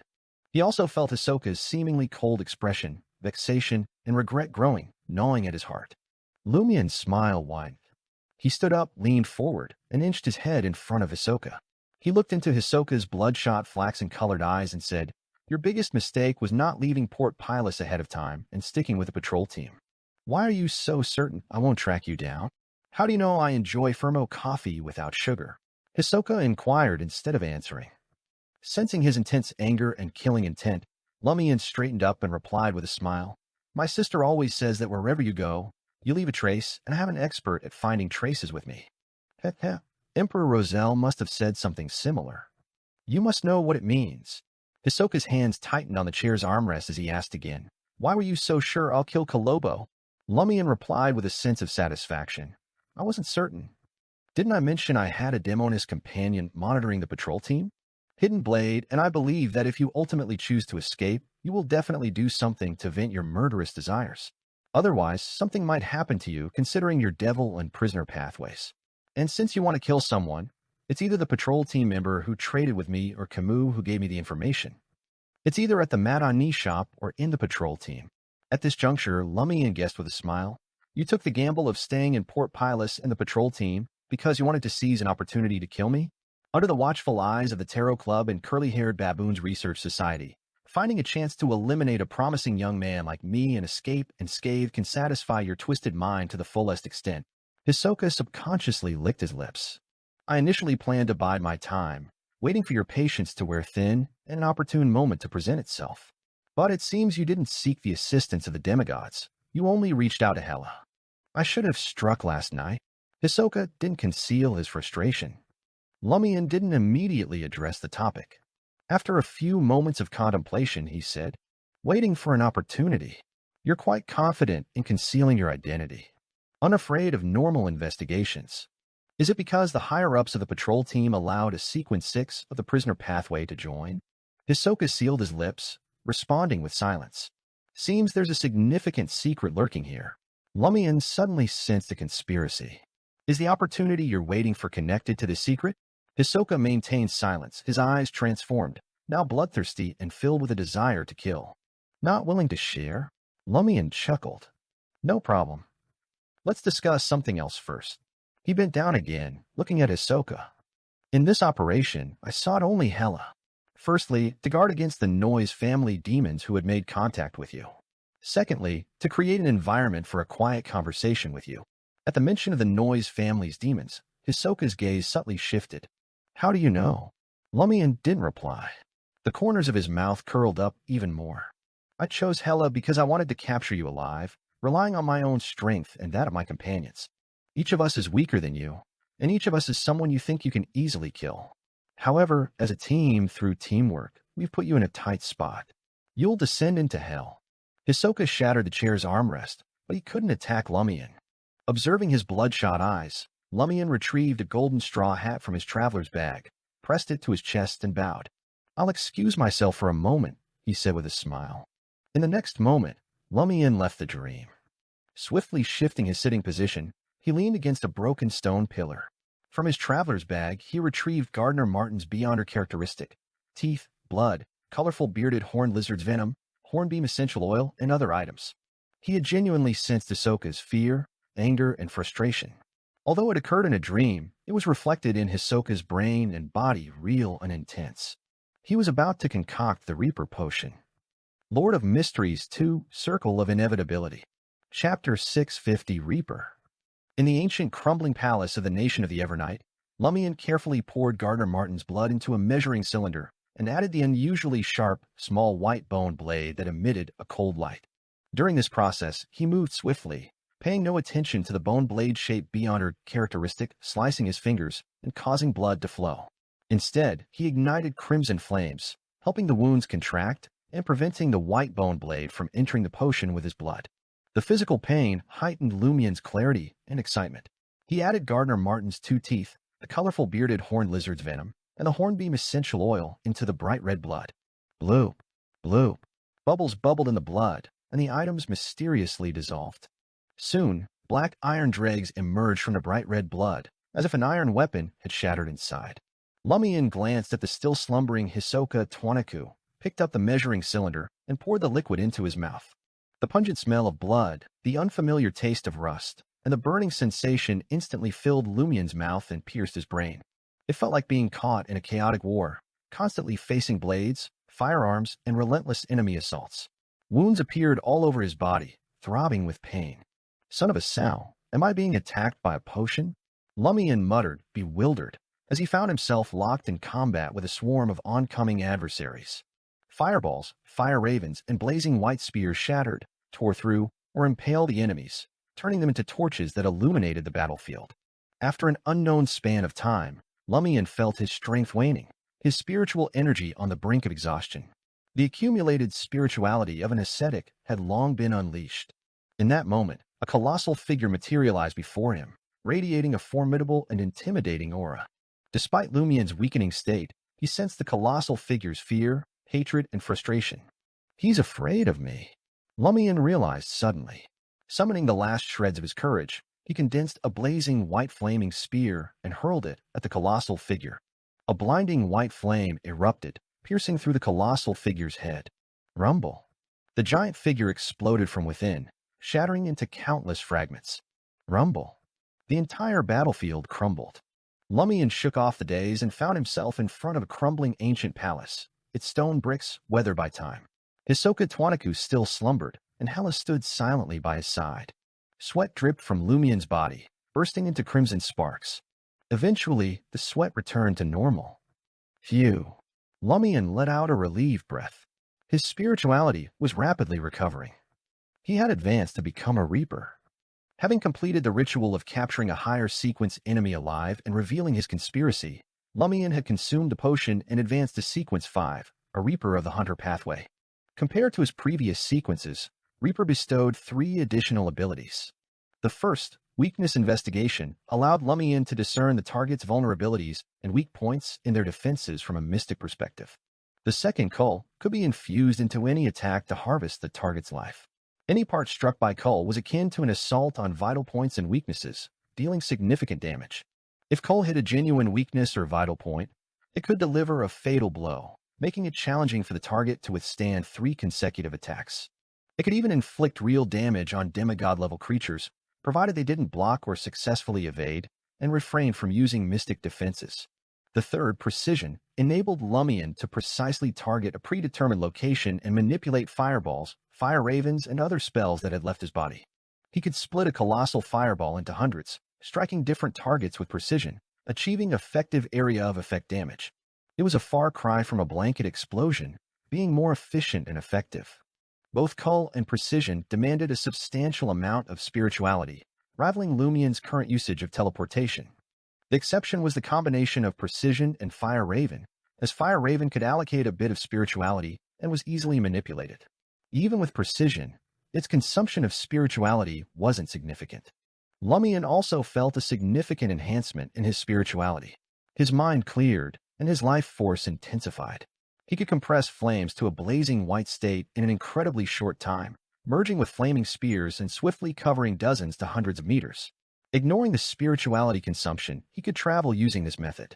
While Lumian's strength, speed, and physique had improved, he was still not resilient enough to withstand a bullet with his body. At the entrance of the mostly collapsed male bathroom in a matinee import and export shop, the silver-white full-body armor burst out, wielding a light condensed hammer in both hands. It searched left and right but couldn't locate its target. Gradually, it seemed to calm down. From a nearby shadow, Franca emerged, her eyes assessing Kolobo within the half-collapsed bathroom. His life wasn't at risk, but his injuries were significant, and he appeared weakened. He'll be Pride Armor's next target. Franca thought quickly. Seizing the moment while Pride Armor was still on the lookout for the backstabber and hadn't chosen a new target, she swiftly approached. Franca grabbed the motionless silver full-body armor and deftly stowed it into her traveler's bag. "Meet up with Jenna," Franca called out to Anthony, positioned outside the corridor. In an instant, she melted into the shadows, disappearing from sight. Surveying his newfound abilities, Lumian felt a surge of delight. Is this Reaper?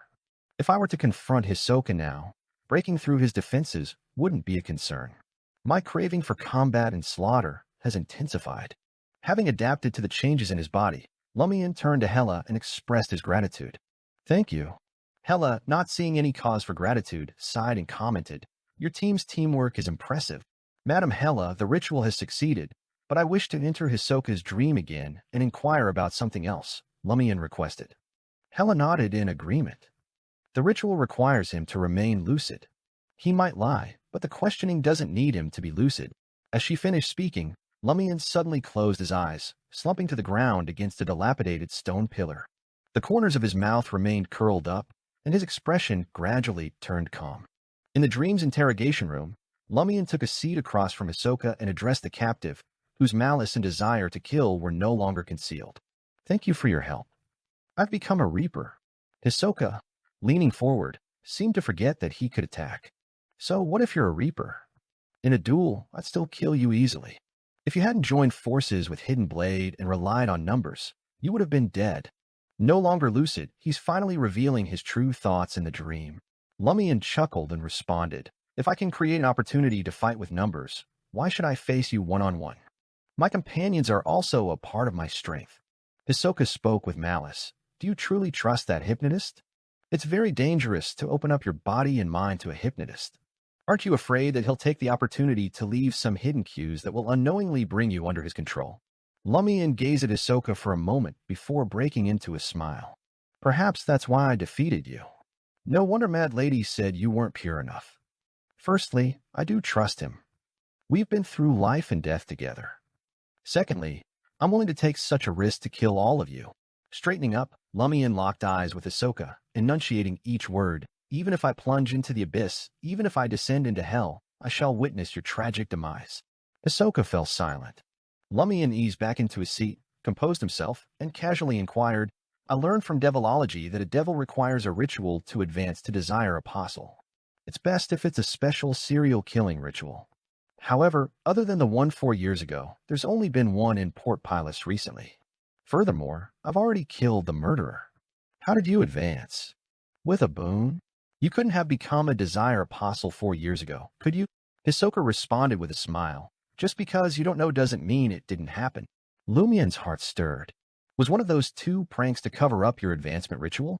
Lumian ventured, drawing from the scattered information he had gleaned from the peripheral members of April Fools. They were like scattered pieces of a puzzle, each offering a fragment of the truth but lacking the full picture. The tale spoke of chaos unleashed, a disappearance of gold in the depths of Devise, and a clash between townsfolk and a primitive tribe in Tizimo town, resulting in tragedy. Lumian suspected that Hisoka's advancement ritual had been shrouded within the chaos of Tizimo's prank. Hisoka's eyes sparkled with approval, his tone paternal. You're quite perceptive. Lumian seized the moment to shift the conversation. What's up with the Noise family's demon? He treaded cautiously, sidestepping the celestial worthy and the mother tree of desire for now. Hisoka's expression turned cold. I aim to utilize him to acquire something and carry out a ritual to appease him repeatedly, but he only formed a connection with me. He only granted me an opportunity 2 years ago. Something. 2 years ago. The pranks in the gold mine city and the town of Tizimo took place after this. One happened at the close of the preceding year, while the other unfolded at the close of last year. Lumian started suspecting that these 2 pranks might have motives beyond concealing the advancement ritual. Before he could delve deeper, Hisoka asked vehemently and frenziedly, why didn't you seek the Tarot Club's assistance this time? Lumian arched his eyebrows and inquired with confusion, why does it matter to you? Even without the Tarot Club's aid, I could have successfully dealt with you.